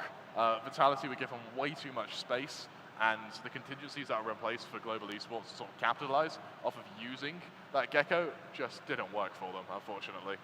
Absolutely. Yeah, Runner, he's done so good in whether that's East, whether that's North in Europe, and now he's getting to prove it over on the stage in India. Man. He's so good. I'm so glad he got the opportunity to play for Vitality. And proving it as well. Yeah. That was the debut. I mean, good absolutely. God. Yeah. You know, what a debut. If that's the debut, what's he going to look like in 6 months? It sets your year up for success, right? Or does it set the bar up a bit too high? Yeah, absolutely. Now, we're going to Breeze. How are you feeling about this? How do I feel about Breeze? Yeah, I mean, Global, do you think there's a chance for them to come back into this? I mean, if there's anywhere that they get a chance to get back into it, it's going to have to be Breeze. Yeah. Like, it's do or die, really, for them. Yeah. Whether they're actually going to be successful in doing so, I think it's going to be very difficult. Also agreed. Yeah, it highly depends if they're able to be on the same level as Vitality right now, because Vitality are looking clean, right? They look coordinated. They look as if they've been playing together for more than a couple of months, right? Yeah, and absolutely. for G, that's definitely not the case. No, you're absolutely right. And I mean, for Breeze, it's a map which double operators, one of the few maps, I think maybe Haven, is the maps where double operators are a viable option. I think for Vitality, because you have both Safe and Runner, very comfortable duelists, I think that's probably a map that Vitality actually lean to getting that double operator out very, very soon.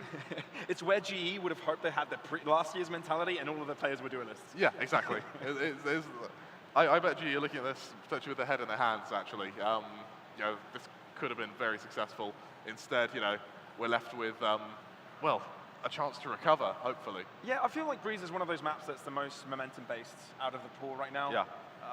Can't really think of another one that is more momentum-based than that. There might be occasionally, but you know, I feel like if you start getting rounds in your favor, if your economy is rolling, especially on that defense side, you know, those long distances, the better weapons, it just helps you. So hard to shut down. Yeah, so hard to shut down.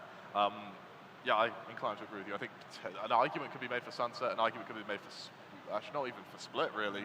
I think it is entirely down to, you know, Breeze and Sunset, momentum-based maps. And, well, if you want momentum, 35, one of the most one-sided scorelines we've had today. Yeah, fair enough. And hypothetically, if we were to go to a split, who would get it? I think Vitality. Yeah. Yeah, without a doubt. So G in a difficult spot. Not only are they looking a little bit rough from the previous map, they're going to not only have to win Breeze, but if they want a chance to win the match in its entirety, it's going to have to be Split. Yeah, that's going to be tough. That's going to be very tough. I mean, Vitality on their previous roster, they were, even then, their Split was good. So I think that the fundamentals are already there. I mean, especially from Sender as well. Yeah. I really think that this is going to be a rough old series for Global. I actually don't think they see splits. Look, we saw in the previous match how it can happen that a team, you know, comes back with a better mentality, that is able to, you know, jump out, you know, reset your mindset. And even though you lost the map miserably, case in point, the previous series in that second map, True Rippers didn't really have the best of results, right? They got sort of slammed, but they came back in the next one, you know, pedal to the metal. So that's what you will kind of want to see from GE. Yeah, you need to see that second wind, but True Rippers were able to get that second win because they found that first map, because they proved Gen.G were mortal. Yeah. GE are yet to do that. I mean, even when it comes to sort of standout rounds, we didn't really see the heroics that we saw with Runner. No, you're right. Yeah. You're right. We'll get to see if the heroics actually come to play. If it comes to Breeze, when it comes to Breeze, is there a player you expect to be having most fun in regards for GE? Yeah, probably. Not only most fun, but have, you know, GE will probably depend on to get their team back in? Yeah, absolutely, probably. I'm expecting greater things from him going into Breeze, bearing in mind that he struggled to match Runner on Sunset. In fact, the question now becomes, can Runner even keep this up? Was that a flash in the pan for him, or is he actually just that good? It was that good, but also Vitality don't really depend on one person. Exactly, right? exactly. They're all really good. They're really good. So a matchup that we'd probably be looking at Breeze is definitely going to have to be the duelists, right? It's definitely going to have to be the people that get the operator on their hands mostly. But this little head-to-head for Destry and Lightning Fast could definitely give us a bit of an insight of, you know, how the controller also can make a difference. Yeah, and actually, we talk about the controller. All things considered, Lightning Fast, I think, held his own relatively well in this game. Yes, he had some issues when going for the rotations, and he was caught off more times than not. But when it came to the actual fights he was taking, he wasn't doing particularly badly. It feels like Global Esports lost sort of around the board, rather than it being down to one or two specific players. I think for Global Esports now, going into Breeze, especially for Lightning Fast, just to make sure you don't get into your own head. Yeah, I think that's fair enough. And for Lightning Fast, he's filling in some big shoes, right? SK Rossi was the star Indian player of the GE roster, and I feel now Lightning Fast has kind of taken that spot. Yeah, you're absolutely right. SK Rossi didn't live up to expectations in regards to last year. I think, he had some standout moments, but there was a lot of criticism behind, was that good enough? Is that what Global needed? And I think a lot of people said, no, not really. So Lightning Fast has kind of got to prove that the top of India's talent is capable of pushing a team to the highest level of VCT. Yeah, you're absolutely right. And that game was quite a hard litmus test, wasn't it? For Breeze, do you think Global have a chance to get back into this? Or? Yeah, sure, why not? Again, it just depends if they're able to, you know, match Vitality in terms of coordination, right? If Vitality are able to get picks off one after the other, you just make the endeavor easier for you, right? And Global did make it easy for Vitality in the previous match. Absolutely. I believe we're going to go to Agent Select in just a moment as well for Breeze. So we're going to be able to see what's going to be brought out. Are we going to see a weird comp from Global again? Maybe I'd like to, you know? We haven't seen an ISO, we haven't seen a Deadlock. Two things which could potentially be a lot of fun. Deadlock? Really? Well, it would be nice to see. It'll be nice to see, but we don't have to cast it, remember? so it would be nice to see. All right, Mr. Coach Crowler, would you ever put your team to play Deadlock? Absolutely not. I wouldn't subject them to that. Absolutely not. How dare you insinuate that? And would you especially put Deadlock on Breeze? Absolutely not. But would it be entertaining to see? Yes. I can dream, okay, Pavlos? I can dream. You may have a dream. Yes, and my dream, I'd rather see an ISO than a Deadlock, actually. Okay. I think yes, an ISO. An ISO would be cool. And Breeze isn't too bad for ISO, I guess. Do you know what? You could run throughout it, the entire day, I forgot that ISO was enabled in this patch. Yeah, we got ISO now. We got ISO. Who's going to be the brave one to which would be the first take the plunge? Which team do you think would pick up ISO first? How many ISOs have we seen sort of in tournaments so far? It must be only about 2 or 3. Yeah, it probably isn't many. I mean, this would be the first Tier 1 tournament to have an ISO and a Deadlock. Maybe we get both. Keep dreaming. Yeah, we love you for that, Cromer. Thanks, Pavlos. we enjoy your dreams. Thanks, man. Well, let's see in just a moment. They come true. For this Agent Select. And maybe one day you'll be a good coach as well. Maybe one day. Maybe one day will be a good ice You're brilliant, mate. You're brilliant, We'll have mate. to see. Yeah, let's jump into the agent select and see how that one looks. Let's see if there's anything more interesting than the previous one, even though that Gecko was quite an interesting one. Didn't quite work out. Anything? No? We're looking at the stage instead? It's a nice stage. It is a nice stage. Very I nice don't stage. mind staring at it for a bit. There we go. Okay, just no ISO, no deadlock.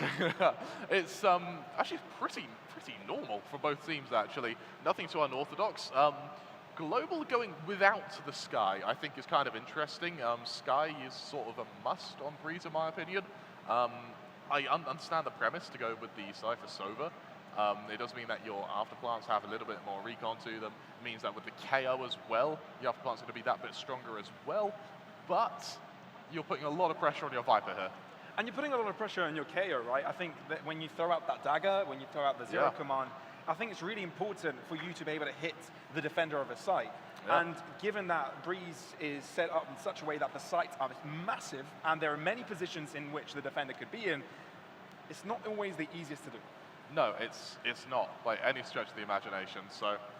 And there's also the counteraction where you're able to, put a Viper setup on one side, put a Cypher setup on the other, and just play different sides of the map.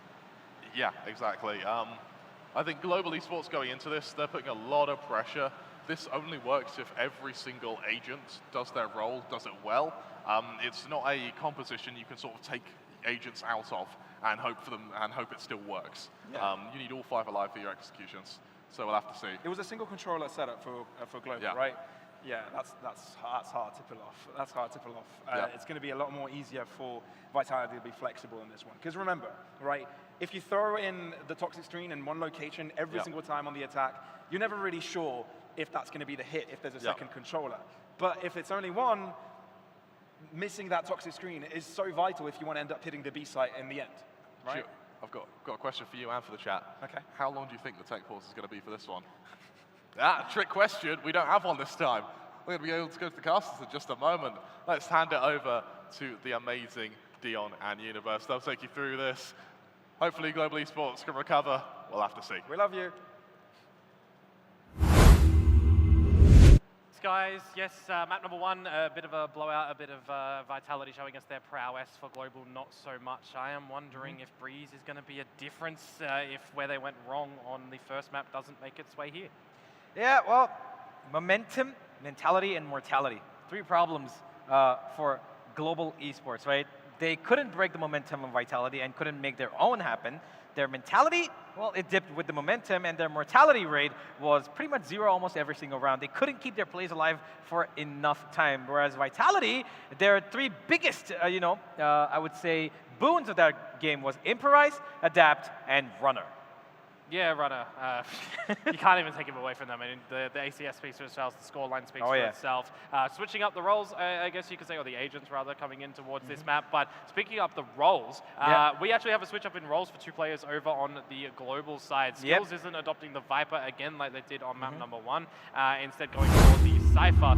Talk about that. We have a team of 5 flexes not putting in a Sentinel in the previous map. That's kind of confusing. But in towards this one, the Cypher's back, and it's Lightning Fast picking up the Viper instead of the Omen controller. So it seems like they want Lightning Fast on the primary smoker role, regardless on the map, and Skills is happy to go back onto the Cypher, and then we've got the rest of the roster picking up some comfortable agents. Yeah. Historically, though, I do want to put it out there that Lightning Fast was Global Esports' main Cypher, player, but here we are.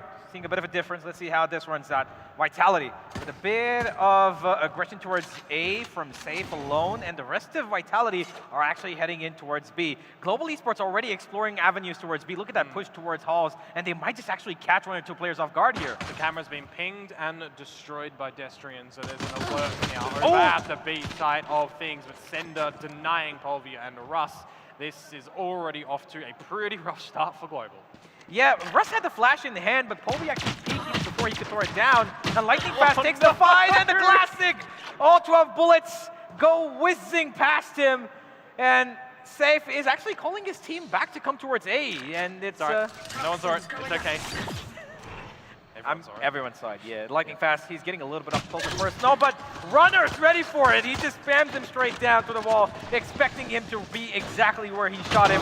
And now comes the swing. 1-2. Trades coming in. Global Esports still in this, not out of it. Skills in a 1v3. But they're not going to plant exactly where he's located for at the moment. They know he's here. It's set in stone. Safe is toying with his food. Cypher v Cypher action comes out on top. Oh, painful to watch there. Global Esports, they had a bit of a good idea towards that B halls. They did find, a little bit of control, but that one flash from Russ could have probably changed the outcome, right? Because even on the side of Vitality, Kix was sitting in the, with his flash in his hands and could have been difference maker, but Polvi, unfortunately, got angled from Vitality before he could even actually move out. I mean, for me, it's going to be an interest in where Russ's priorities are going to be around the map as well. That 0 point is going to be extremely powerful against the expected plays to come out from Vitality as well. The combination between the toxic screen and the Astro Stars that can come down. You've got Safe's cages as well, but more importantly, the trap wires. If you can get them down to the count on a retake, or potentially when you switch over on your offense as well, we can get to that a little bit later. That's where I feel like we need to see Russ kind of step up and pull his weight in towards this map. Yeah, and at the moment, Global Esports making a bit of a gamble here. All 5 players stacked towards the A site, and Vitality are actually going straight towards it. So this is a good decision from Global, but how much can they actually extract from this round is the question. 1, maybe 2 could be possibility, but if they're able to maybe clutch out a Thrifty here, it could be a statement that needs to be made early on. I mean, it's all classics, so we'll see how they navigate this one. That 0 point is still up with Flash Drive. This is where they can start to push us through. A good reveal actually to come through from the dart. But as Vitality already aware of the scenario, pushed into the deep pyramids. One enemy remaining. This is where they completely eradicate the global members. Oh man, that stack was practically useless. The biggest issue for me there was they hit that recon, right, and revealed 3 players right behind that smoke wall from the Viper, but they didn't go to spam them. They went straight for the players behind the right side pyramid because they thought, okay, you know what, the flash is setting us up, but instead they could have gone to spam across the wall, which would be an easier way for them to get a kill maybe. Oh, maybe. At the end of the day, it is the classics, though, and we're just setting ourselves up for this round, right? See what damage you can deliver. So far, not too much, but we've got the Vandals to come on through in this one. 5 Vandals, in fact, for Global. And it's going to be a bit of emphasis in through towards the mid of the map, over towards A as well, just leaving skills to his own devices over at B. Yep. A little bit of aggression there. Polvi's actually taken up pretty deep towards mid, and this could be called out. The rotation's coming in. Sova's made his way, and lightning fast. He's isolated, he needs that kill, but he too has been stuck in his position. Russ is coming out to help him, but it's probably not going to be enough. He's going for an aggressive peek. The flash misses from the sky, but the flash from KO connects, and they've got an advantage. And that's where the dust will start to settle as well. Put up the cloud. See what comes your way, Destrian. Would have been nice if he was able to get that kill on the rotations for Vitality towards the B side of things, but these duels at the moment are just a stalemate. Caught out with your knife, Sender is down, so things are starting to go Global's way. This is their first buy round, of course, a bit of a weaker Vitality. They can still look to find some damage second attempt over towards the A side as well. Some nice information to be revealed. That 0 point is 2-2 at the moment in this round for Russ. Blazing nicely done on to save Kickball as well. And now it's all to the little lurker in Destrian. He's not that little, he's actually quite tall, and it's a tall order in this round to try and get it done. He cannot, as Polvi secures.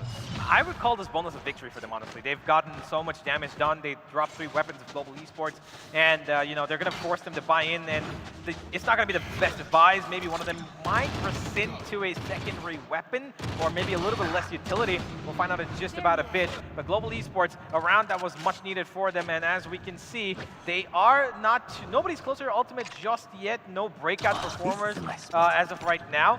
But of course, again, Safe, he's trying his risks once again with the Cypher, and he's not afraid of doing it time and time again. Same agent deployment from Global around the map again, this time sending Polvi a little bit forward through mid with a self-boost up onto the bricks. But hey, you get the kill, you take out Sender. Absolutely. You take that, absolutely. Yeah, and of course, Sender playing the Astra, not the usual pick you see. Of course, this makes me have reminisce about Paper X, the infamous Breeze game they played against FPX back in Masters 2022. But hey, if Sender's got a bit of that Astra in him that can make this work, sure, go ahead. Runner actually finds Russ. Yikes. They don't expect that elbow push whatsoever from Polvi. This is just Polvi getting what needs to be done. 4 versus 3, however. That's a bit of information for Kicks. It's not the weaker side of the map, though. And Polvi, again, Spike you're not down, expecting him to attacker be spawn. at the same location that he started off this round. And Vitality now a little bit lost. Safe needs to get a bit of a plan here as to where they want to go. Both of these players, of course, competent. They've got great aim, and they've showcased that. And, oh, a bit of a challenge here. Polvi, he wants a little bit more from this round, and it could be an ace if he goes for it. Well, this is the scenario as 30 well. If you seconds are left. global, you can kind of feel comfortable in leaving the site a little bit weaker, a little bit unoccupied. You can use that Cypher utility that is at the front side of the site to disorient Safe, disorient Runner when they do look to get in towards the site. Yep. They are taking, I guess, the path of least resistance at the moment, but this is where the crosshair of Polvi is trained. This is where the 10 eyes seconds of left. Skills is trained as well. 7 seconds to go, and it's been called. It's been called for a save for Vitality. Yep, and that's going to be it. Vitality are going to concede this round, unfortunately. They tried to do a bit of a push and pull on both sides of the map, but Global Esports, thanks to Polvi's constant mid-peaks and, you know, being kind of unexpected, because, you know, at this level, you wouldn't expect the same player to climb up on an edge so open time and time again. Finds 3 kills on the back of it, and Polvi is going to give him and his team a second round. 2-2. Not too much to look forward to just yet, but there is an operator coming out from Polvi. He's upgraded now, and this could turn things up on the B site, where Safe and Runner might just want to give it a little bit of a peek.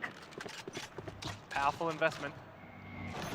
See if it can get a good reward. A great 0 point again. These have been pretty sensational from Russ to get information to stop any aggressions from Vitality. As the B elbow is starting to be explored from Vitality, a bit of a late mid play from them, but will they be expecting Russ to actually be pushed to the depths of mid? It's not too common of a spot lately on Breeze this early in the round. Look, I mean, he shot right at them, an underlob flash, none the wiser, but a trade at least from Runner, doubling on down, but shut down in the end. Lightning Fast gets another. He makes sure that the man advantage stays in his favor, and he's going to play a little bit more passive towards the A side, making sure that in case of a retake, he needs to survive and wait for his teammates to rotate. Skills still holding onto that B side, making sure that in case there's any rotation, but it's not going to be the case. The Spike has traveled here, and Sender's going to go for that plan. He does have cover, and not too much. They know that Lightning Fast on the back of site. Are they going to challenge him first and then go for it? Yeah, lots of Viper utility at the moment. You can just safeguard yourselves, cutting the site in half as you look for the plant, but they want to try and 30 equalize it seconds at left. least. Vulnerability is the name of the game when they go for the plant, because there's only one active member gesturing up. Sender, though, one away from the Cosmic Divide, a missed shot on the operator, a swing as Lightning Fast shuts down Destrian, all onto the captain. It's Sender, a 1 versus 3 to see if Vitality can reclaim the lead. 67 HP around the side. The crosshairs denied though. Heads removed to Polvi. Cosmic Divide toyed with, but not used. And they know where he is. He's stuck. Both players charging on forward. He gets 1. But in the end, it's Lightning Fast to secure 3 total and a defuse to get Global in the lead. Absolutely. The patience play from Lightning Fast, making sure that the minute he gets that pick on towards mid, he's playing it safe. He goes back behind the containers and plays it, waiting for his teammates to come and join him for this retake.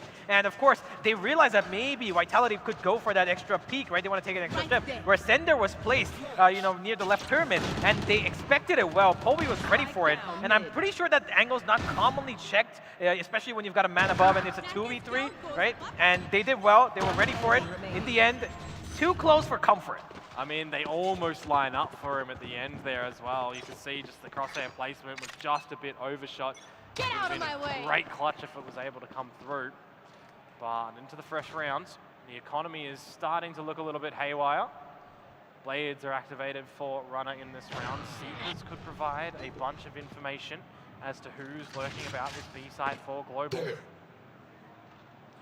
Ross, he's going for a bit of an aggressive peek. He's curious and he finds a bit of reward for his curiosity. But Runner, he wants one back. The blades go away. Here comes the ultimate. And Runner is no longer running. He's going to walk back to safety as Russ tends to stop this B side all by himself.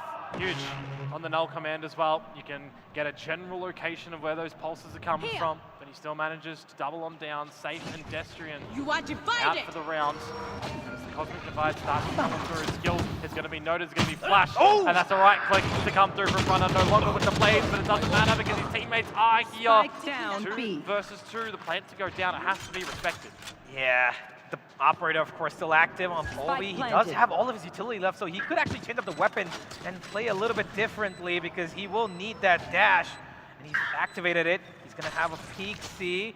Runner's being pushed back from that angle, but they're actually going through it. Okay, lightning fast! The gun oh man! Polvi, you mentioned it. He had to switch from the operator, but picking up Evander with no bullets is such a problematic scenario. And you could also see Knife pulled out into a smoke, which I might add wasn't a nebula. It was dissipated. Yeah, that was a nice catch off guard, if I do say so. Yeah, really. But I'm pretty sure Lightning Fast didn't expect that they would, go past his snake bite and come out double peeking. Oh, but man. Switching to the knife at that point is probably the worst thing you can do. I mean, you're just running down the hill and you're tumbling at the moment as well. 2 things that could go wrong that you're not hoping to exactly. go wrong. Smoke fades from right in front of you and you pick up a gun with no bullets. Yeah. Essentially. Oh, Vitality once again exploring that mid-region, looking for a bit of a new opening this time. Russ again successful with that 0 point, getting so much value out of it, and instantly they're going to be pushed back. They're not going for it, no more exploration, it seems, as Global not really being, as aggressive on that A side as they were earlier. Russ has to be really careful peeking through B main again, because he's done it a couple of times already. They're going to be expected by Vitality. If your kicks at the moment, a Trailblazer looking towards the left is not a bad idea to clear. If it's not, that's where Russ is actually going to find a phenomenal amount of damage you would expect. Yeah, they're still... Oh, Sender's got an idea. The idea, he spots him, and now Russ is stuck here. Out comes the flash, the swing, but he's got one of his own. Lightning Fast covers him up, but only for one. Runner takes him out. And now Skills has to hold down the fort on the B site. But wait, never mind, Vitality, they're actually running away from here. And the rotations are being called in for GE. They've got practically 3 on B, and it's just a 1 Viper split. Lightning Fast has to now defend his life on the A site. And they have to go through this, essentially. It's 30 seconds to go. Draw attention away from the mid-doors push that is coming to try and get Lightning Fast away, but outside the pit, Kicks is down. He's by himself, though. No one is really here to help him just yet. Lightning Fast goes down, but the team just gets to the bridge. What a good reveal. As Polvi takes that run on the blades are out, looking for another one. Destrian looking for the challenge. It can't come through. Head removed. An answer back from Global. All right, Polvi and Lightning Fast double up to get this round under control.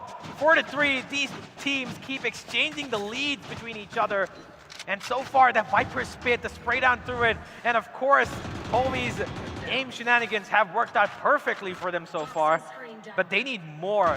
They need a lot more, and they need to win this half at least by 7-5. They cannot afford to go 6-6 or anything lower, because I think Global Esports, they need that mentality boost right now, which will only come if they win the first half. Oh, you'd always like a little bit of a buffer, and I think they might be able to afford that to themselves right now. Their economy management is looking pretty nice. And Vitality can't really stay the same at the moment, on towards the Eco. In this one, Lightning Fast to start off the affairs, on towards Runner, and a Hunter's Fury brought out by Blaze King. Not looking to find too much. Neither of these skills. They get the opponent in the end. Erangel on that one, but Sender on towards Lightning Fast. These back and forward frags are starting to get a little bit precarious. Sender he gets another one. He's done sensational in this round. Safe takes out skills. This is absolute tomfoolery coming forward in round number 8. It's all onto Russ. Disconnected from the action, but they're coming towards him. They line up the 1-to-1, the spot out, and it's on Pedestrian. He's got a Spectre. It's not the greatest weapon in a 1 versus 1, especially on a map like Breeze, but the HP is not really there for Russ. Yeah, and he's been outbrained here as well. He's going to hold on to that B side as Destrian actually runs it towards A, and he's got the Viper spit as well. Good usage of it. He's got so much space to play with. It extends all the way towards A main, so he can play quite the positioning here. And Russ, he's got 15 seconds for that 0 point, and he can probably single out where the position could be. Mostly he should expect it towards A main, but this is going to be a difficult retake. The problem with the 0 point, though, is all of the utility that Destrian actually has is kind of already used. You could use the Toxic Screen in this scenario to kind of bait out things, but apart from that, the 0 point's not going to do much. So Russ is going to play element of surprise, because Destrian doesn't know if he's coming from the site or if he's coming from the flank location. There's the cave. Russ! He's so sneaky with it. Oh man, I think Destrian would have actually had an advantage sitting in that corner, but the timing of him peeking out and of course Russ. What? That's a jump scare. That's a jump scare. That's a jump scare moment. I'm pretty sure Destrian got scared, but again, you know, it's those minute timings that we have in Valorant, right? The minute you want to peek out, your opponent's right in your face, and it's absolutely scary, and you will lose your life. I think Destrian would have actually benefited if he had just stayed there put, waiting for Russ to maybe make a move towards him. But unfortunately, Vitality will lose out on that round. A great clutch from the IGL towards the end there. And it was really smart of him to not take that fight when it was a 2v1. You know, they were running towards B. He made sure that he got the first kill and instantly bite it away. Yeah, absolutely. We're seeing a lot more from Global on this map than we did in the first one as well. I mean, it is their map pick too, so you give it a little bit more confidence on that, I guess. You're kind of questioning what the roles might be coming in towards this one. Skills is feeling pretty comfortable on the Cypher. Lightning Fast is looking pretty decent on the Viper as well. I mean, I've tooted the horn of Rust so many times already with these 0 points and the flashes as well working a treat. So I guess the other thing to say is, where's the fragments? I guess, but you know. He's doing pretty well. He's doing pretty well. I think he's picked up quite the, you know, I would say, the morale of the team in this matchup, but he still needs a lot more work to be put in. And what I'm actually worried about is going to be their attack, which is yet to come. But of course, we've got a couple more rounds on this defense of theirs. Where exactly is Powi going to go this time? Is he going to pick up mid? No, he's actually towards B this time with skills beside him. Once again, the same 2-1-2 default setup. Nothing changed, but Vitality seemed to be looking for an aggressive mid-peak. So the keen eyed viewers out there might have just realized that the timer wasn't moving. So I'm thanking my lucky stars that Kremer hasn't jinxed us when he asked how long of a tech pause we may have in this series. Thank you, Kremer. Here. Absolutely. Thank you, Kremer. He has blessed us with no tech pauses, but what could be a pause right now coming in could be for Vitality with Blaziken getting the first kill. And that's Runner down again. He's not able to lead by example. So many of these rounds being the first or second casualty, relying on his teammates to try and pick up the slack. Covering it. This time, a big emphasis on mid to come through for Vitality. Another nice shot, Polvi on towards Sendus, so little by little. Vitality's forces do start to fall. that They'll shock answer dart. back though, as Polvi is traded on out. Same with 10 HP, as you say, he finished off finally, and now the remaining players for Vitality coming in from main, splitting their approach. They want to get this spike down, but already the forces of Global are here. One enemy push remaining. on through, and Kick does fall, and Destrian on for a clutch, but it can't come to. And that means that Global are getting another round on the board. There is the 6 that you were asking. There is a 6, of course. And Global Esports now have got a pretty comfortable lead of 3 rounds, and they're going to have Blaziken to thank for that, for taking out Runner, who could have been probably the biggest problem in that. And Powi finding the second kill as well. Give them so much more space to play with. Then comes the flank from Lightning Fast, making sure that this entire Vitality squad is sandwiched onto that B site, and it is going to be Global Esports looking to hopefully take this half with a little bit more conviction. They have the operator back again on Povi, and this is going to be posted up towards B, I believe. I'm not quite sure, but Vitality now have called him for a timeout. I was going to say, did I speak too soon? The timer paused again. I didn't see anything on the screen, but no, that's all right. We get the confirmation that it's a real timeout from Vitality, which actually speaks a lot, right? Global are applying enough pressure in towards this map to justify getting a little bit more input, getting a nice conversation happening. Maybe not a nice conversation if things aren't going the way of Vitality, you know, changing on up, right? Runner, he's been picked out a little bit here and there. Still, you know, nearing the top for the team in the fragging department. So absolutely. A little bit of modifications can be made to the strats to get him more activated into this one. Yep. But the one thing I believe that Vitality have got in terms of areas covered is the fact that they're checking every single part of the map to see where Global Esports are, doing something different, right? And the only thing that they're not able to do is adapt to that like they did in the map of Sunset.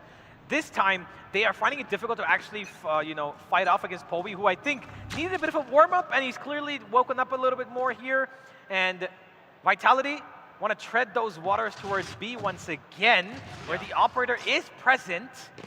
And, of course, a Cypher who hasn't yet been completely challenged in terms of a rush. I think Destry might have spotted out the jump just then. We know the reverse was true, but it's going to be a little bit quicker for the attackers in this round into the B side. Colby with the operator, only getting a bit of damage on towards kicks. I know and that's exactly. just allowing Vitality to push deep into the side. Runner's alive. Runner's got his Nikes on, straight shooting as well. And now it's all onto Lightning Fast. A 5 versus 1. This is not what you wanted to have happen into the round. It's flawless to come through from Vitality. And I always love on the back of a timeout where you just completely hold W and it works out.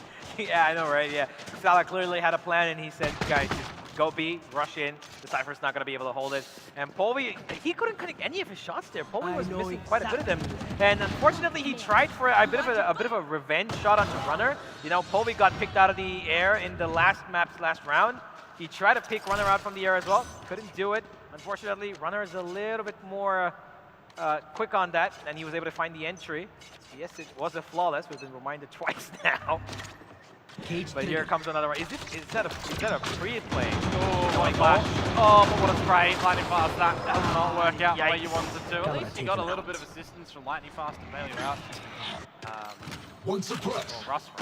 Yeah, the Lightning Fast goes back at it again. Runner's down for the count. The first death, but a trade to come out from safe. Gonna get his team an entry towards that A site, but Russ is still alive, and look at the amount of pushing towards mid. Polvi once again on top of his bird's nest. He gets a bit of information, but nothing more, no damage just yet. Sender, he's been spotted, he's been tagged, and Vitality taking a bit of pressure towards mid, and they're actually heading back towards B, it seems. One thing to note as well, the economy was thriving 2 rounds ago for Global. Now it's almost in the bin, and that's why the Marshal was out for Polvi. Now it's removed, laying on the corpse. So this weaponry affair for Global is not looking too crash hot. Skills with the Ghost closest to the action of the Vitality members, who have free open territory to waltz into the B site. Yep. Yeah, make a cup of tea. Lay out the chair. Yeah, have some fun. Absolutely. For Spike to blow up and incinerate the rest of the squad. Oh yeah, that's getting a bit dark there. Well, let's see how dark it can get on this B site for Vitality. Can Global Esports wipe them off completely? Because they are in a bit of a detrimental situation. 3 versus 4. Nothing more than just a straight bullet through the wiper wall, it seems, as Destrian makes it a lot more easier to finish off at 5. I mean, you gotta be careful. Traces through these walls, they can reveal where you're located. 2 down for the count on Global, and now it's all on towards Skills. See if you can get any extra damage into the mix. Regardless, you'll get the neural theft coming into the next round. If he gets killed, gets death, saves, well, he needs to go and find them in the next round. Yeah, a little bit of money would be good for him here individually at least. He needs at least maybe 1 kill if possible. Sender, all right, he does get him. He's got a couple more in front of him. For the moment, Vitality don't want to give him, they want to double peek him, they want to make sure he doesn't get away with anything, and Safe finds the third to shut down round number 5 in the penultimate round of the first half.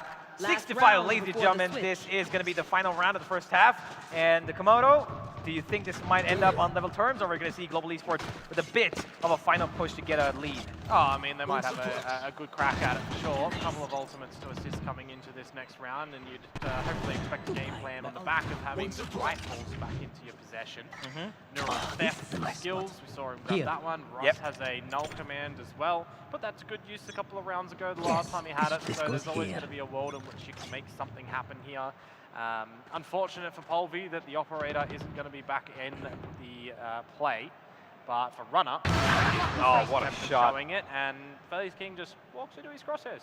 The reaction time, perfect there. I'm not quite sure why Blazer King, being the Sova, has to peek out like that. He does have a drone available to him, I'm pretty sure he did. And now the main initiator of the team has left the server. They're going for that A aggression, and they've left Lightning Fast in a bit of a open space here. He does get away thanks to his smoke orb, and he's got a lot of pressure on him. But Vitality say, hey, hold on, we're going to take this a little bit slow. We've got man advantage. We can play this a little bit more safely and disciplined way, in a more disciplined way. And there's a site to be cut in half by the touch screen as well. No flanks to be seen just yet from Global. Polvi down, so little by little.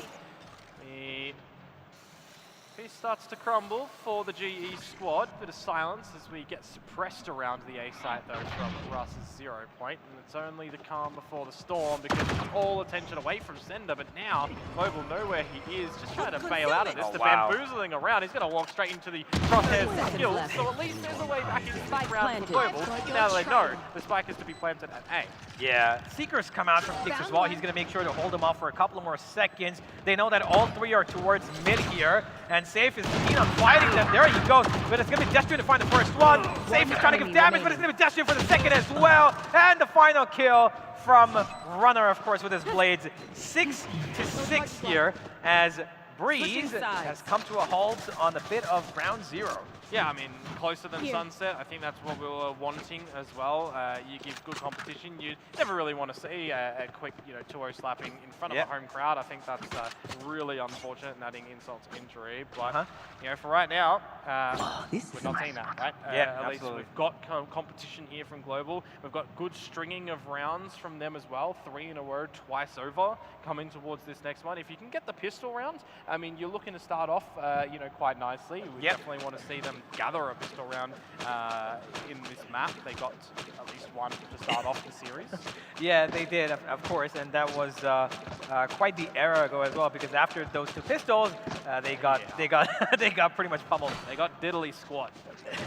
Yeah, and speaking about Global Esports' pistol, I think that if they win this pistol, they will have a lot more I would say freedom to play with in terms of how aggressive they want to be. Speaking about aggression, Safe and Skills on our of course screens. One who is an aggressive Cypher, and the other one who was playing pretty safe today. And there's not too much difference there. They're keeping on the same. But Safe, of course, has had more impact for his team because he's been kind of the pseudo duelist, you could say, towards the A side whenever Runner's on the other. Yeah, and I think with this switch up coming as well, what style of play are we actually going to get into this? Because if you look to the history of Safe, he was a quite aggressive player in previous roles. You have to kind of take a little bit of a step back in this Vitality roster, give a lot of space for Runner to go through, but you're still getting in there. You're still getting into the action. You're coming out with these clutches. You're coming out with all the informational plays, just that the Cypher kit in its nature presents to you. Yep. So he's still definitely getting the job done and assisting towards the team. But as I want to bring it on back to, we do switch up at these halves. So I want to see more from BlazKing. I mean, I'll highlight him as the Sova player. You need to get these reveals coming on through nicely in towards this pistol round specifically right now, with everyone grouping up around a main. Pay no attention to what you saw on the screen just now, ladies and gentlemen. It's only going to be Kicks getting the first kill. Howie goes down instantly. A recon will reveal him, but he's going to be able to get away to safety. And a tripwire that Russ was struggling to find. And he goes down through the smoke. VIT are just crumbling down GE in this pistol pretty quickly. Yeah, and look where the spike is as well. It's in no man's land at the moment. It's going to be very impossible for Global to get back unless they start to hit these headshot skills. We'll start it on off. A little bit of a prelude to the party potentially, but just the utility that Vitality can drop again and again towards the main of this shop. Oh boy. 3 versus 4. Lightning fast. He's got nothing more than a wall to just use for the moment. Safe. He just peeks out, gets a kill like it's nothing. BlazKing's gone down, and now it's the Indian duo on the stage who need to probably get a clutch, but no, they have been stopped straight in the tracks. A main was not even allowed to be conquered. They didn't even take a step into that site. Yeah, I mean, you're going a little bit silently through towards the shops. You've got the camera placed nicely for Safe. When you go for a little bit of a spotter, when you know that mid isn't a problem for the next couple of seconds, 5 to 10 seconds, you can put your emphasis on towards main. You've got a good crossfire set up as well, and at that point in time, all you need to do is hit the headshots. Absolutely. And that's what they did. I mean, I guess except for Safe, he was attempting to shoot through the toxic screen, and the reveal was there, and he ran out of ammunition, but he ran out of bullets. Yeah, it's all right. It's still a win. They take it, of course. They move ahead. They've got 7th on the board. Now, Vitality, they have pretty much got the rounds covered in terms of calmness. You can see it, right? They're not at all afraid. They know exactly what they're doing. And Global Esports, they ran into that A site with practically no plan. They left kills towards mid, yes, right? But when they're heading into the A site, that Astra utility was what actually gave them so much control for Vitality, right? The minute they walked in there, you saw that first recon come in, you moved in, and you found the Cypher tripwires who were causing you so much pain. Russ was struggling to find it. He was looking at his feet, instead of trying to shoot around, get spammed right through the smoke. And Global Esports, they need a platform to stand on. They need a bit of support. And that has to come in the next round, because in this one, they've got classics and nothing but classics. Yeah, it's still early. Still early in the half. Not as early in the map, but that's okay. weapons are here for Vitality. A bit of early information as well. Stampede is falling away from the A side of the map. Give a bit of a heads up over towards Destrian and B. Play around Safe's utility as well. Aim of the game in this one for Vitality is essentially don't drop a player to the classics. Yeah, absolutely. They don't want to give away anything. They want to make sure that they get a flawless bonus here. And they're running into that B-side trap. Safe gets one. Destrian with another Destrian. Makes it a third as well. And that's going to be Russ left alone. Yep. Although there was one frag to come through in the beginning, Safe losing his life. But hey, 4 passing in towards the next round, that's fine. Yeah, simple straight B rush, but not too much on the back of it. 1 kill only. I mean, they probably could have taken one singular lane fight, you know, with all players, but they were all interchanged in terms of where they were focusing. Could have been a more team play there from Global. Maybe they've gotten 2 kills, been able to take out Destrian even before he took out 3. But hey, here we go. Vandals across the board once again. Same scenario as the first half. Half armor as Global Esports now, if history repeats itself, should be technically winning this round, unless of course we see some anomaly from Vitality once again. Yeah, a little bit passive from Vitality at the beginning to dodge the 0 point as well. Now they can push in towards Bricks. Set themselves up for Trailblazer with a peek in runner. And he has lost his life a lot going for these ambitious peaks on the flip side, so he does need to be a little bit careful, not overstay his welcome. Oh, skills. He's got no idea that Destrian's actually positioned right below him. And he's gotten cover as well. Safe's coming in to make sure that window is not being peeked upon, and he lost an opportunity. They've taken their eyes away, and Safe, he's got 2 angles to worry about now. He's got the window to cover off for Destrian, but oh, Destrian, look at him. Yeah, this is a very nice play to come through, but only one. It's so tantalizing, isn't it? We just don't want to see a whiff at this point in time. Both trap wires are set up for high entry in towards the side, and then the guillotine is dropped at that point in time. This round, the choice going Global's way by weaponry, by design, by nature, is just being ripped apart by Vitality, who on this bonus round might actually win it flawlessly. Blaze King turned into a late lurk. He was flashed out by kicks over an A shot to just try and bring a bait, bring Vitality members to stay around A, but for Destrian being in that location unexpected, it's just completely what you didn't want to see for Global in this round, and you just have to do what he's doing. You have to look for a save, but Runner says no towards that one. Flawless in the bonus for Vitality. Oh man, like I just mentioned, right? If Vitality pull off an anomaly, the anomaly of course was putting in Destrian in that position.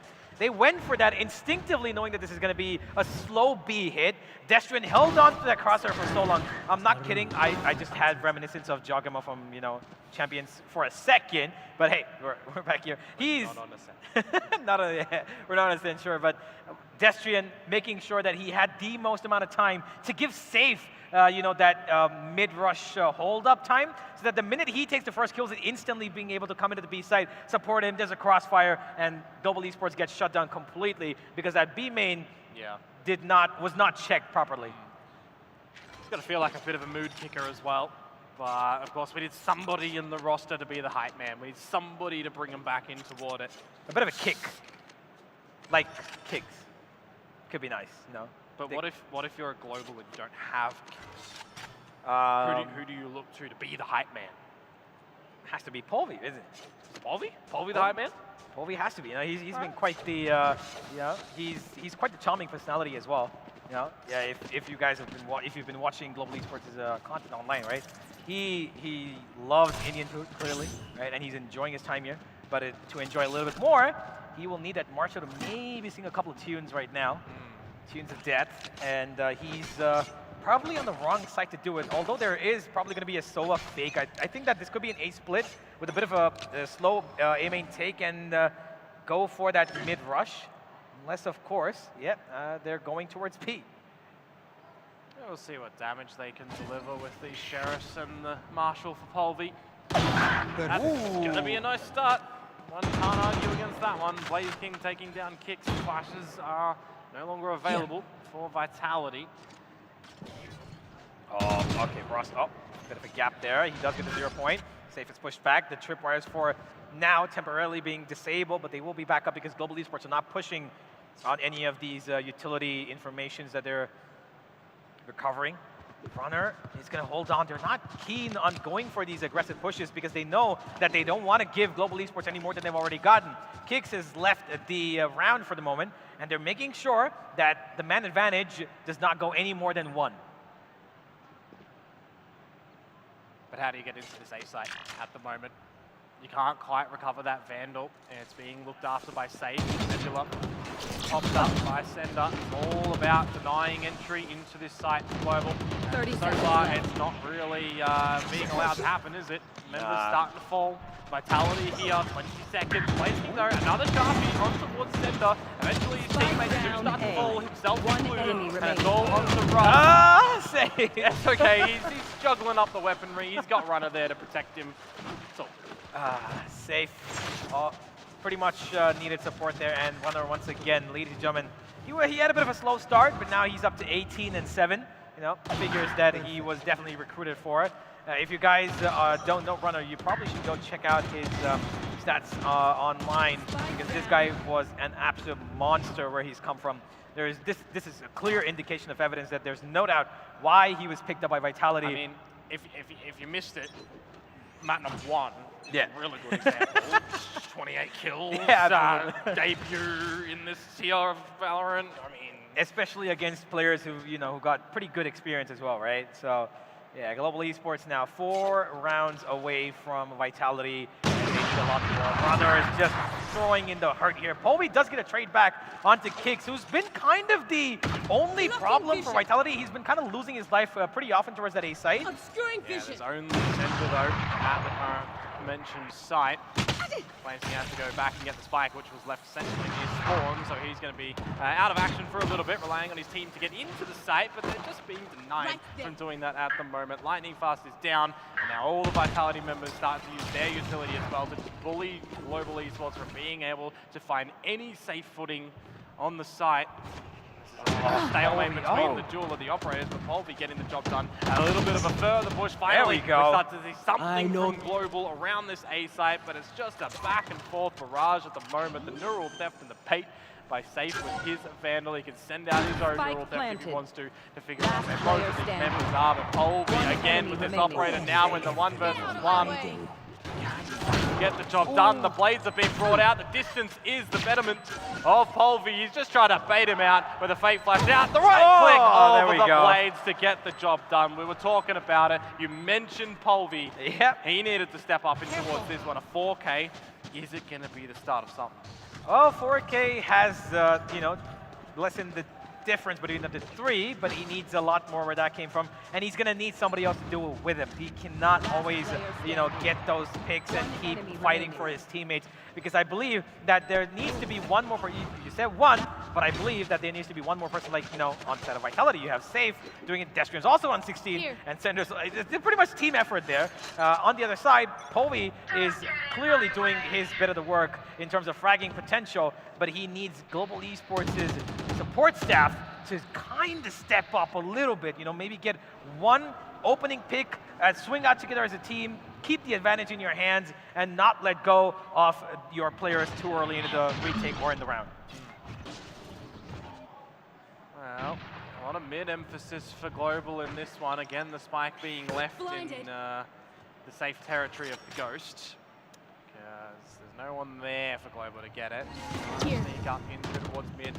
Trap, take it down. Trade starting to come around. But no extension actually into the site itself. Skills unexpected. Kix might walk into his death. Oh, they've actually got Sender and Kix towards A main. They've completely secured them, but Destro still needs one. Lightning Fast goes down towards mid, and Kix gets another, and one after the other. Vitality! Wow. What was this round? Global Esports had surrounded that A site completely. Russ had a lurk towards mid, came in from practically their opponent's spawn.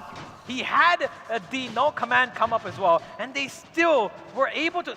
They could not get those kills. I mean, a little bit one-dimensional and readable, honestly, for Global in that one. You've got your Trapwire looking after the mid doors. You've got smoke going down there as well. You know that there is a little bit of pressure surrounding that location. Sending Kicks in towards A main, looking for any late stragglers of Global coming on through. Really heads-up play from Sender or someone else on the roster of Vitality to realize what was happening. And quite unfortunate for Global. Oh, boy. Runner. He's going in for another peek, and his reflexes have been absolutely on point today. And he's going to have no action towards that B lobby. Here goes Kobe, and Destrian just absolutely smothers him to the ground there, as Vitality are seemingly looking to finish this map a lot earlier, and Runner one more. Save doubles up as well, and this might just be it. I mean, it's a shutdown around the B site. That's for certain. Trailblazer in as well, with Safe finalized on a 3K for himself. You can't break down the door of B, unfortunately, Global, and now they're staring down the barrel of a 0-2 in this one. 7-12, they need 5 in a row to send us into the overtime territory, and they don't have the weaponry to really set themselves up for a scenario like that. Oh boy. What a round from Safe, Destrian, and Runner. Hold the fort down on that B side. Once again, Global Esports practically couldn't even get a foot into that B site. And now they face down the barrel of defeat, one round away. Vitality, they're holding strong, they're holding safe. They know they don't need to overextend. Safe is a little keen on, maybe getting himself on top of the scoreboard, but that's about it. And Runner's already found skills, and this could be the beginning of the end. No, we'll have to wait and see if Vitality do realize that things are maneuvering over towards B, or if it's all the moves to draw attention away from the mid-nest push that Polvi is providing us. Smoke, not going to help him, or maybe it will escape from the duel, because now he is stuck between a rock and a hard place. In towards the caves, he will go down. Player advantage still being held out by Vitality, but stalling out through main as well. A Cade and a Cloud, absolutely denying all the vision of the global members, and now it's Blaze King for a 1 versus 4. He's got one single Balti boy to help him out here, and a Vandal. Need to roar with this one, but tagged on out again. Safe bullying him with bullets. With the camera, he's good for 1 at the end, but that's all it's going to be. It's 13-7 for Vitality. A great showing here for their first opening series as this new roster. Absolutely.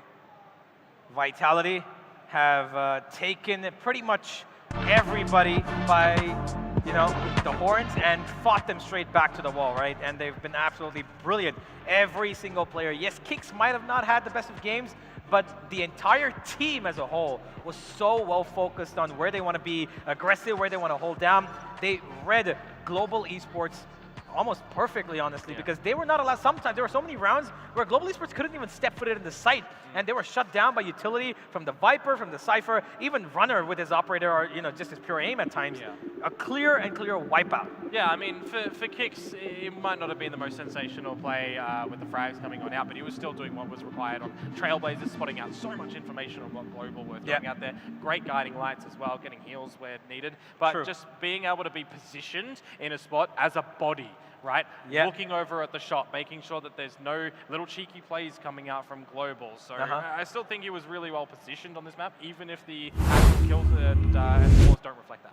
Yeah, Global Esports did have a good start, right? They had a decent start. It was a pretty well thought out first half. They were making sure that, Vitality weren't getting away with too much across the board. They had some good ideas. They were taking mid pretty well. Polvi, of course, doing that, multiple times when he was climbing onto that ledge in towards mid. But, of course, even at some point, that became predictable. And Vitality were able to secure that first half to a 6-6, and then started the show of Runner being that menace, going towards B, taking an operator, picking out towards mid, taking A as well, and Safe just being his usual self, being that Cypher, taking the risks, and just saying, you know what, I can take on anybody. Yeah, I mean, high fives all around for the guys at Vitality. They're getting the victory in a nice 2-0 fashion. And I think things are looking quite promising for them, honestly. When you look at this roster, maybe you had a little bit of question marks on who would be playing exactly what role, but I think we've just been answered that by the way that this team was setting Runner up for success. Absolutely. Runner has clearly showcased that he deserves to be on this tier of competition. And what is he, 17? 16? Yeah, man, this guy's crazy, dude. Whatever it is, Vitality, clearly a force to be reckoned with now. Yeah, no, absolutely. And now we get the chance to have a little bit of a cheeky speak with them. So let's see what Tash has to say. And there you have it, an explosive game from Team Vitality. Congratulations. With me, I have Safe on stage. So first question from me, and this was specifically requested by Pavlos himself. So why'd you shave your beard? because there's a lot of kids out there that shoot better than me, and they have no beard. So I decided I'm gonna join the kids. I'll shave the beard, and I turn 18 again. Wow, shave the beard and turn 18 again, and I think that actually helped. That buff is immaculate, so congrats again for that. So let's talk a little bit about your transition to Sentinel. How is that going for you? Never said I'm playing Sentinel. Wait, what? It could be the fact that we're just trying something out here. You're just trying out something I mean, it's an event for us, first feeling together. It's not really anything set in stone. We're just trying out some ideas, some theories with the agents as well, and I can't say I'm really playing Sentinel, but it could be the case as well. All right, they're experimenting and it's looking good, so nothing is set in stone. So another question is, so now you have 2 new teammates. What's it like playing with them? I love them. They're my kids. Like, I really adore them. I think they're great. Oh, you mean Sender? I mean, all of them are my new teammates. Okay. Exactly. Yeah. I mean, all of them are great. I'm just saying the young talent we brought in, and like my theory of like we have a lot of talent in Europe as well. It's proving itself out here. Runner did an amazing job. Kimmy did an amazing job. Yeah, I'm just really proud of them, and I think I can really help them, and they're shaping up very well. All right, there you have it. Safe, once again, congratulations. And with that, I think we should have a breakdown of what Team Vitality did well in that game. So I'm going to throw it over to our desks, our analysts, Kramer and Pavlos, onto you.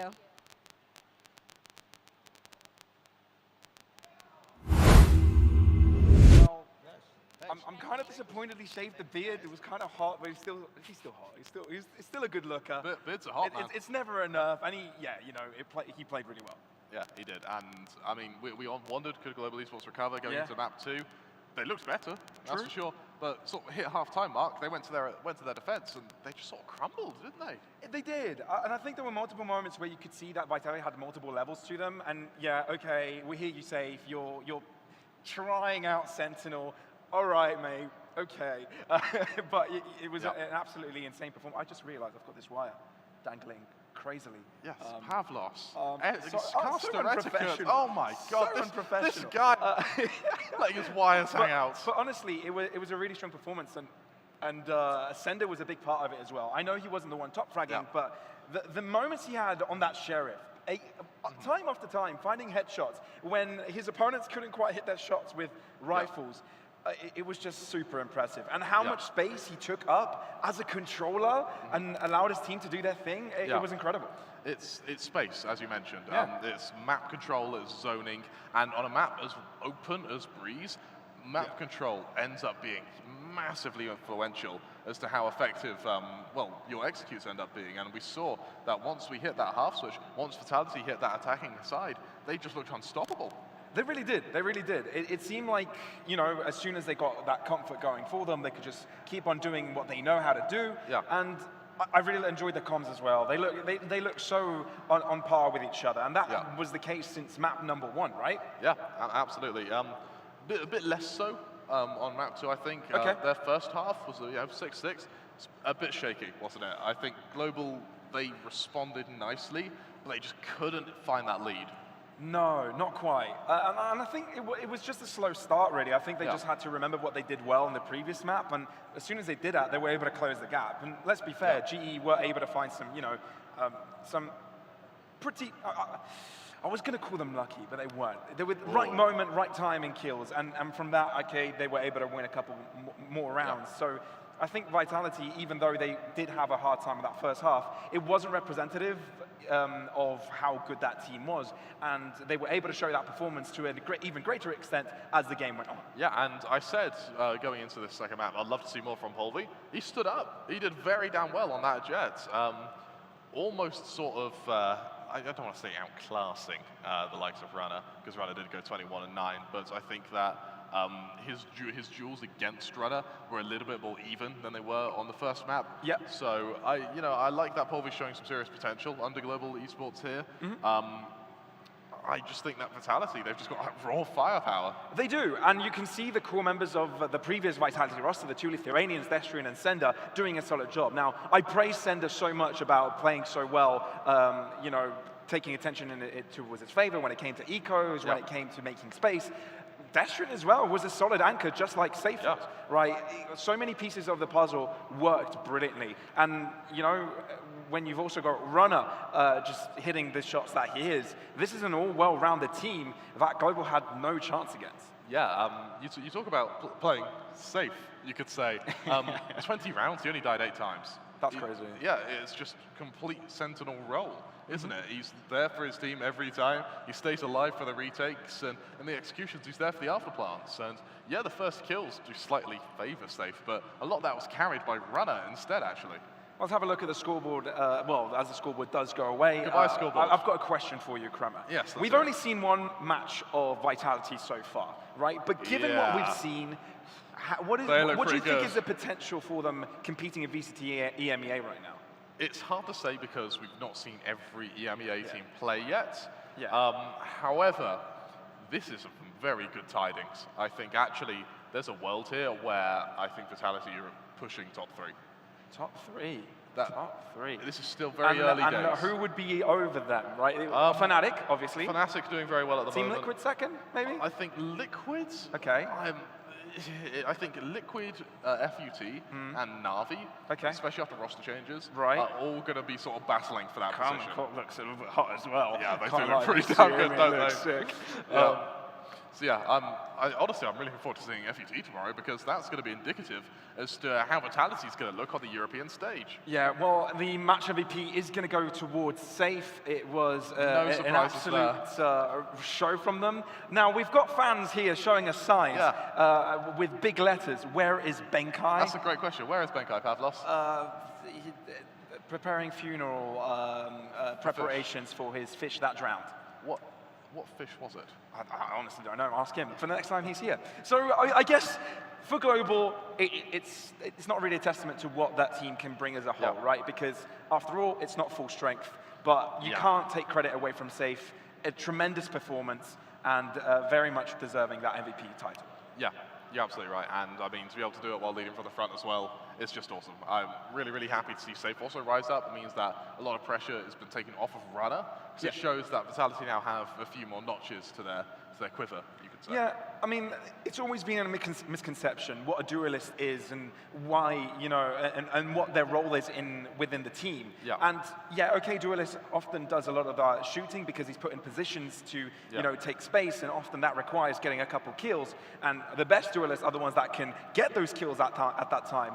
But that's not necessarily the case, right? It's make space, create that space out of nowhere, and give it to your team. And you know, Safe is able to do that even when not on the duelist role. Yeah, you're right. And I think in a second we'll see the map veto. Pavlos, I've got a bit of a question for you. If we, say, did go to split, say the score was reversed here, we just saw Global Esports win 13-6. Absolutely not. If we went to split, do you think Global would have won? Absolutely not. No, not a chance? Not a chance. Yeah, well, that's that then. Okay. I think, yeah, Vitality had a really good split before the roster changes. I think Salah, of course, knows his split very damn well. I think for Vitality, this was categorically sort of their series to win. I mean, the veto favored them. They had the confidence after the first map. I think for Global Esports, it may be back to the drawing board. Yeah, this has definitely put Vitality, this definitely put a target on Vitality's back now. Yeah. FUT being another EMEA team, they played against them before, well, the two core rosters have played against each other. Now both of them have got upgrades, or at least changes, if you will. So it'll be interesting to see, you know, where that power dynamic is going to lie between them. And, you know, we heard Vitality through their interviews that they do want to meet up against FUT. On the other hand, I'll be interested to see how this, you know, matchup will look against Furia as well. Against Furia, now that's going to be interesting, of course. I believe that's tomorrow, actually, Vitality Furia. I'm actually and then it's day after we have Furia Global, which now that's going to be a good game. All right, okay. What match are you most looking forward to in this whole tournament? It's torn apart between from the final. True Rippers FUT, and because of course True Rippers show that they're actually quite good. And you think they've got a better chance against FUT for esports? No, but it'll be an entertaining game. And I also think that I think Vitality versus Furia is also going to be a very good game. To be honest, any of the Furia games are going to be good. Yeah, I'm actually curious because I think there are two teams here that we've seen a bit of them already in the offseason, that is FUT and Furia. Yeah. And they haven't had the best of results, although a couple of them have shown moments of potential greatness, right? Yeah, absolutely. In a second, we're going to be able to bring up the series MVP. You got any predictions as to who it'll be, Pavlos? Wait, that was match MVP? That was map MVP? Safe was map MVP? Oh, it's got to be Runner for match series MVP. You think Runner? I'm inclined to agree with you. I think Safe did well map 2, but Runner was just immortal. Yeah. He's just immortal on map 1, so I guess we'll see in just a moment, of course, when it comes up. But Pavlos, can Runner keep this up? Do you think we're going to see him like this for the whole tournament? Sure, why not? Sure, why not? I believe him. I've always believed him. He's definitely a player that can bring high impact, and we're no strangers to seeing him top frag servers. Okay, it's a bit different considering it's not Challenger Series. Instead it's a Tier 1 off-season event.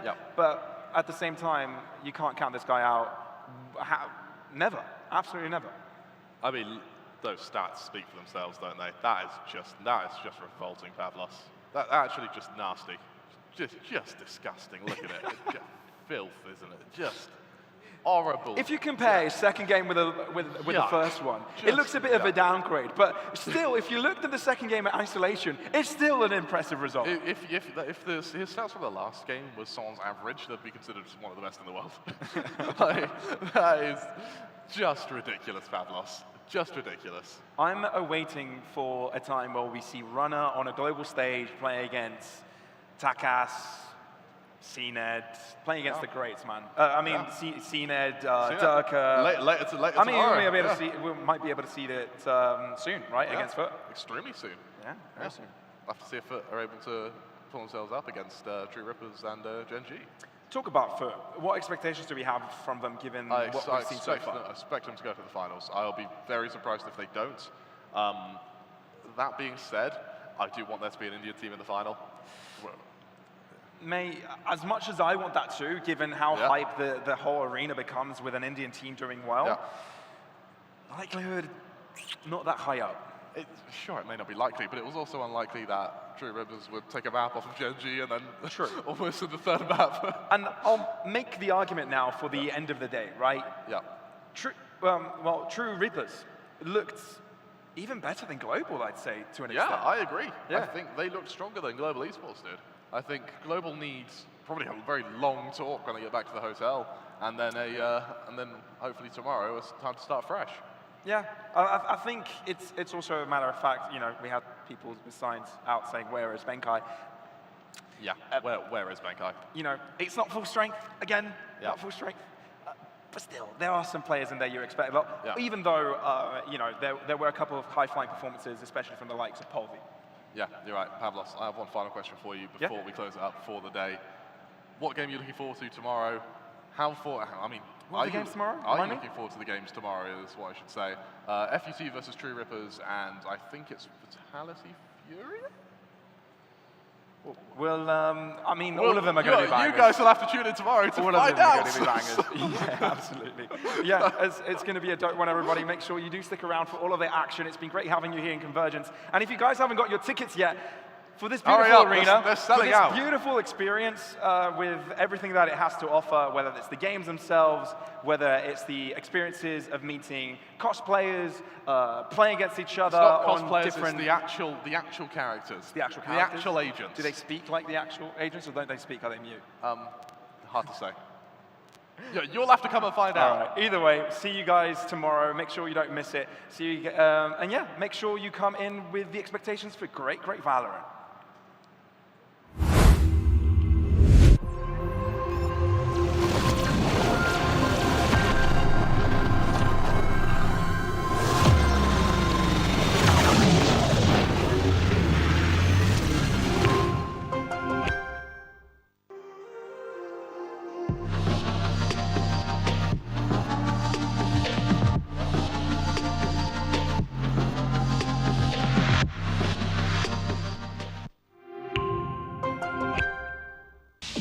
It's about staying nimble and focused, ready to take on any challenge. We got this. Stylish outside, savage inside. Lenovo Legion. We were chosen. Watch everything we work for fall in line. We gon' give it all until the end of time.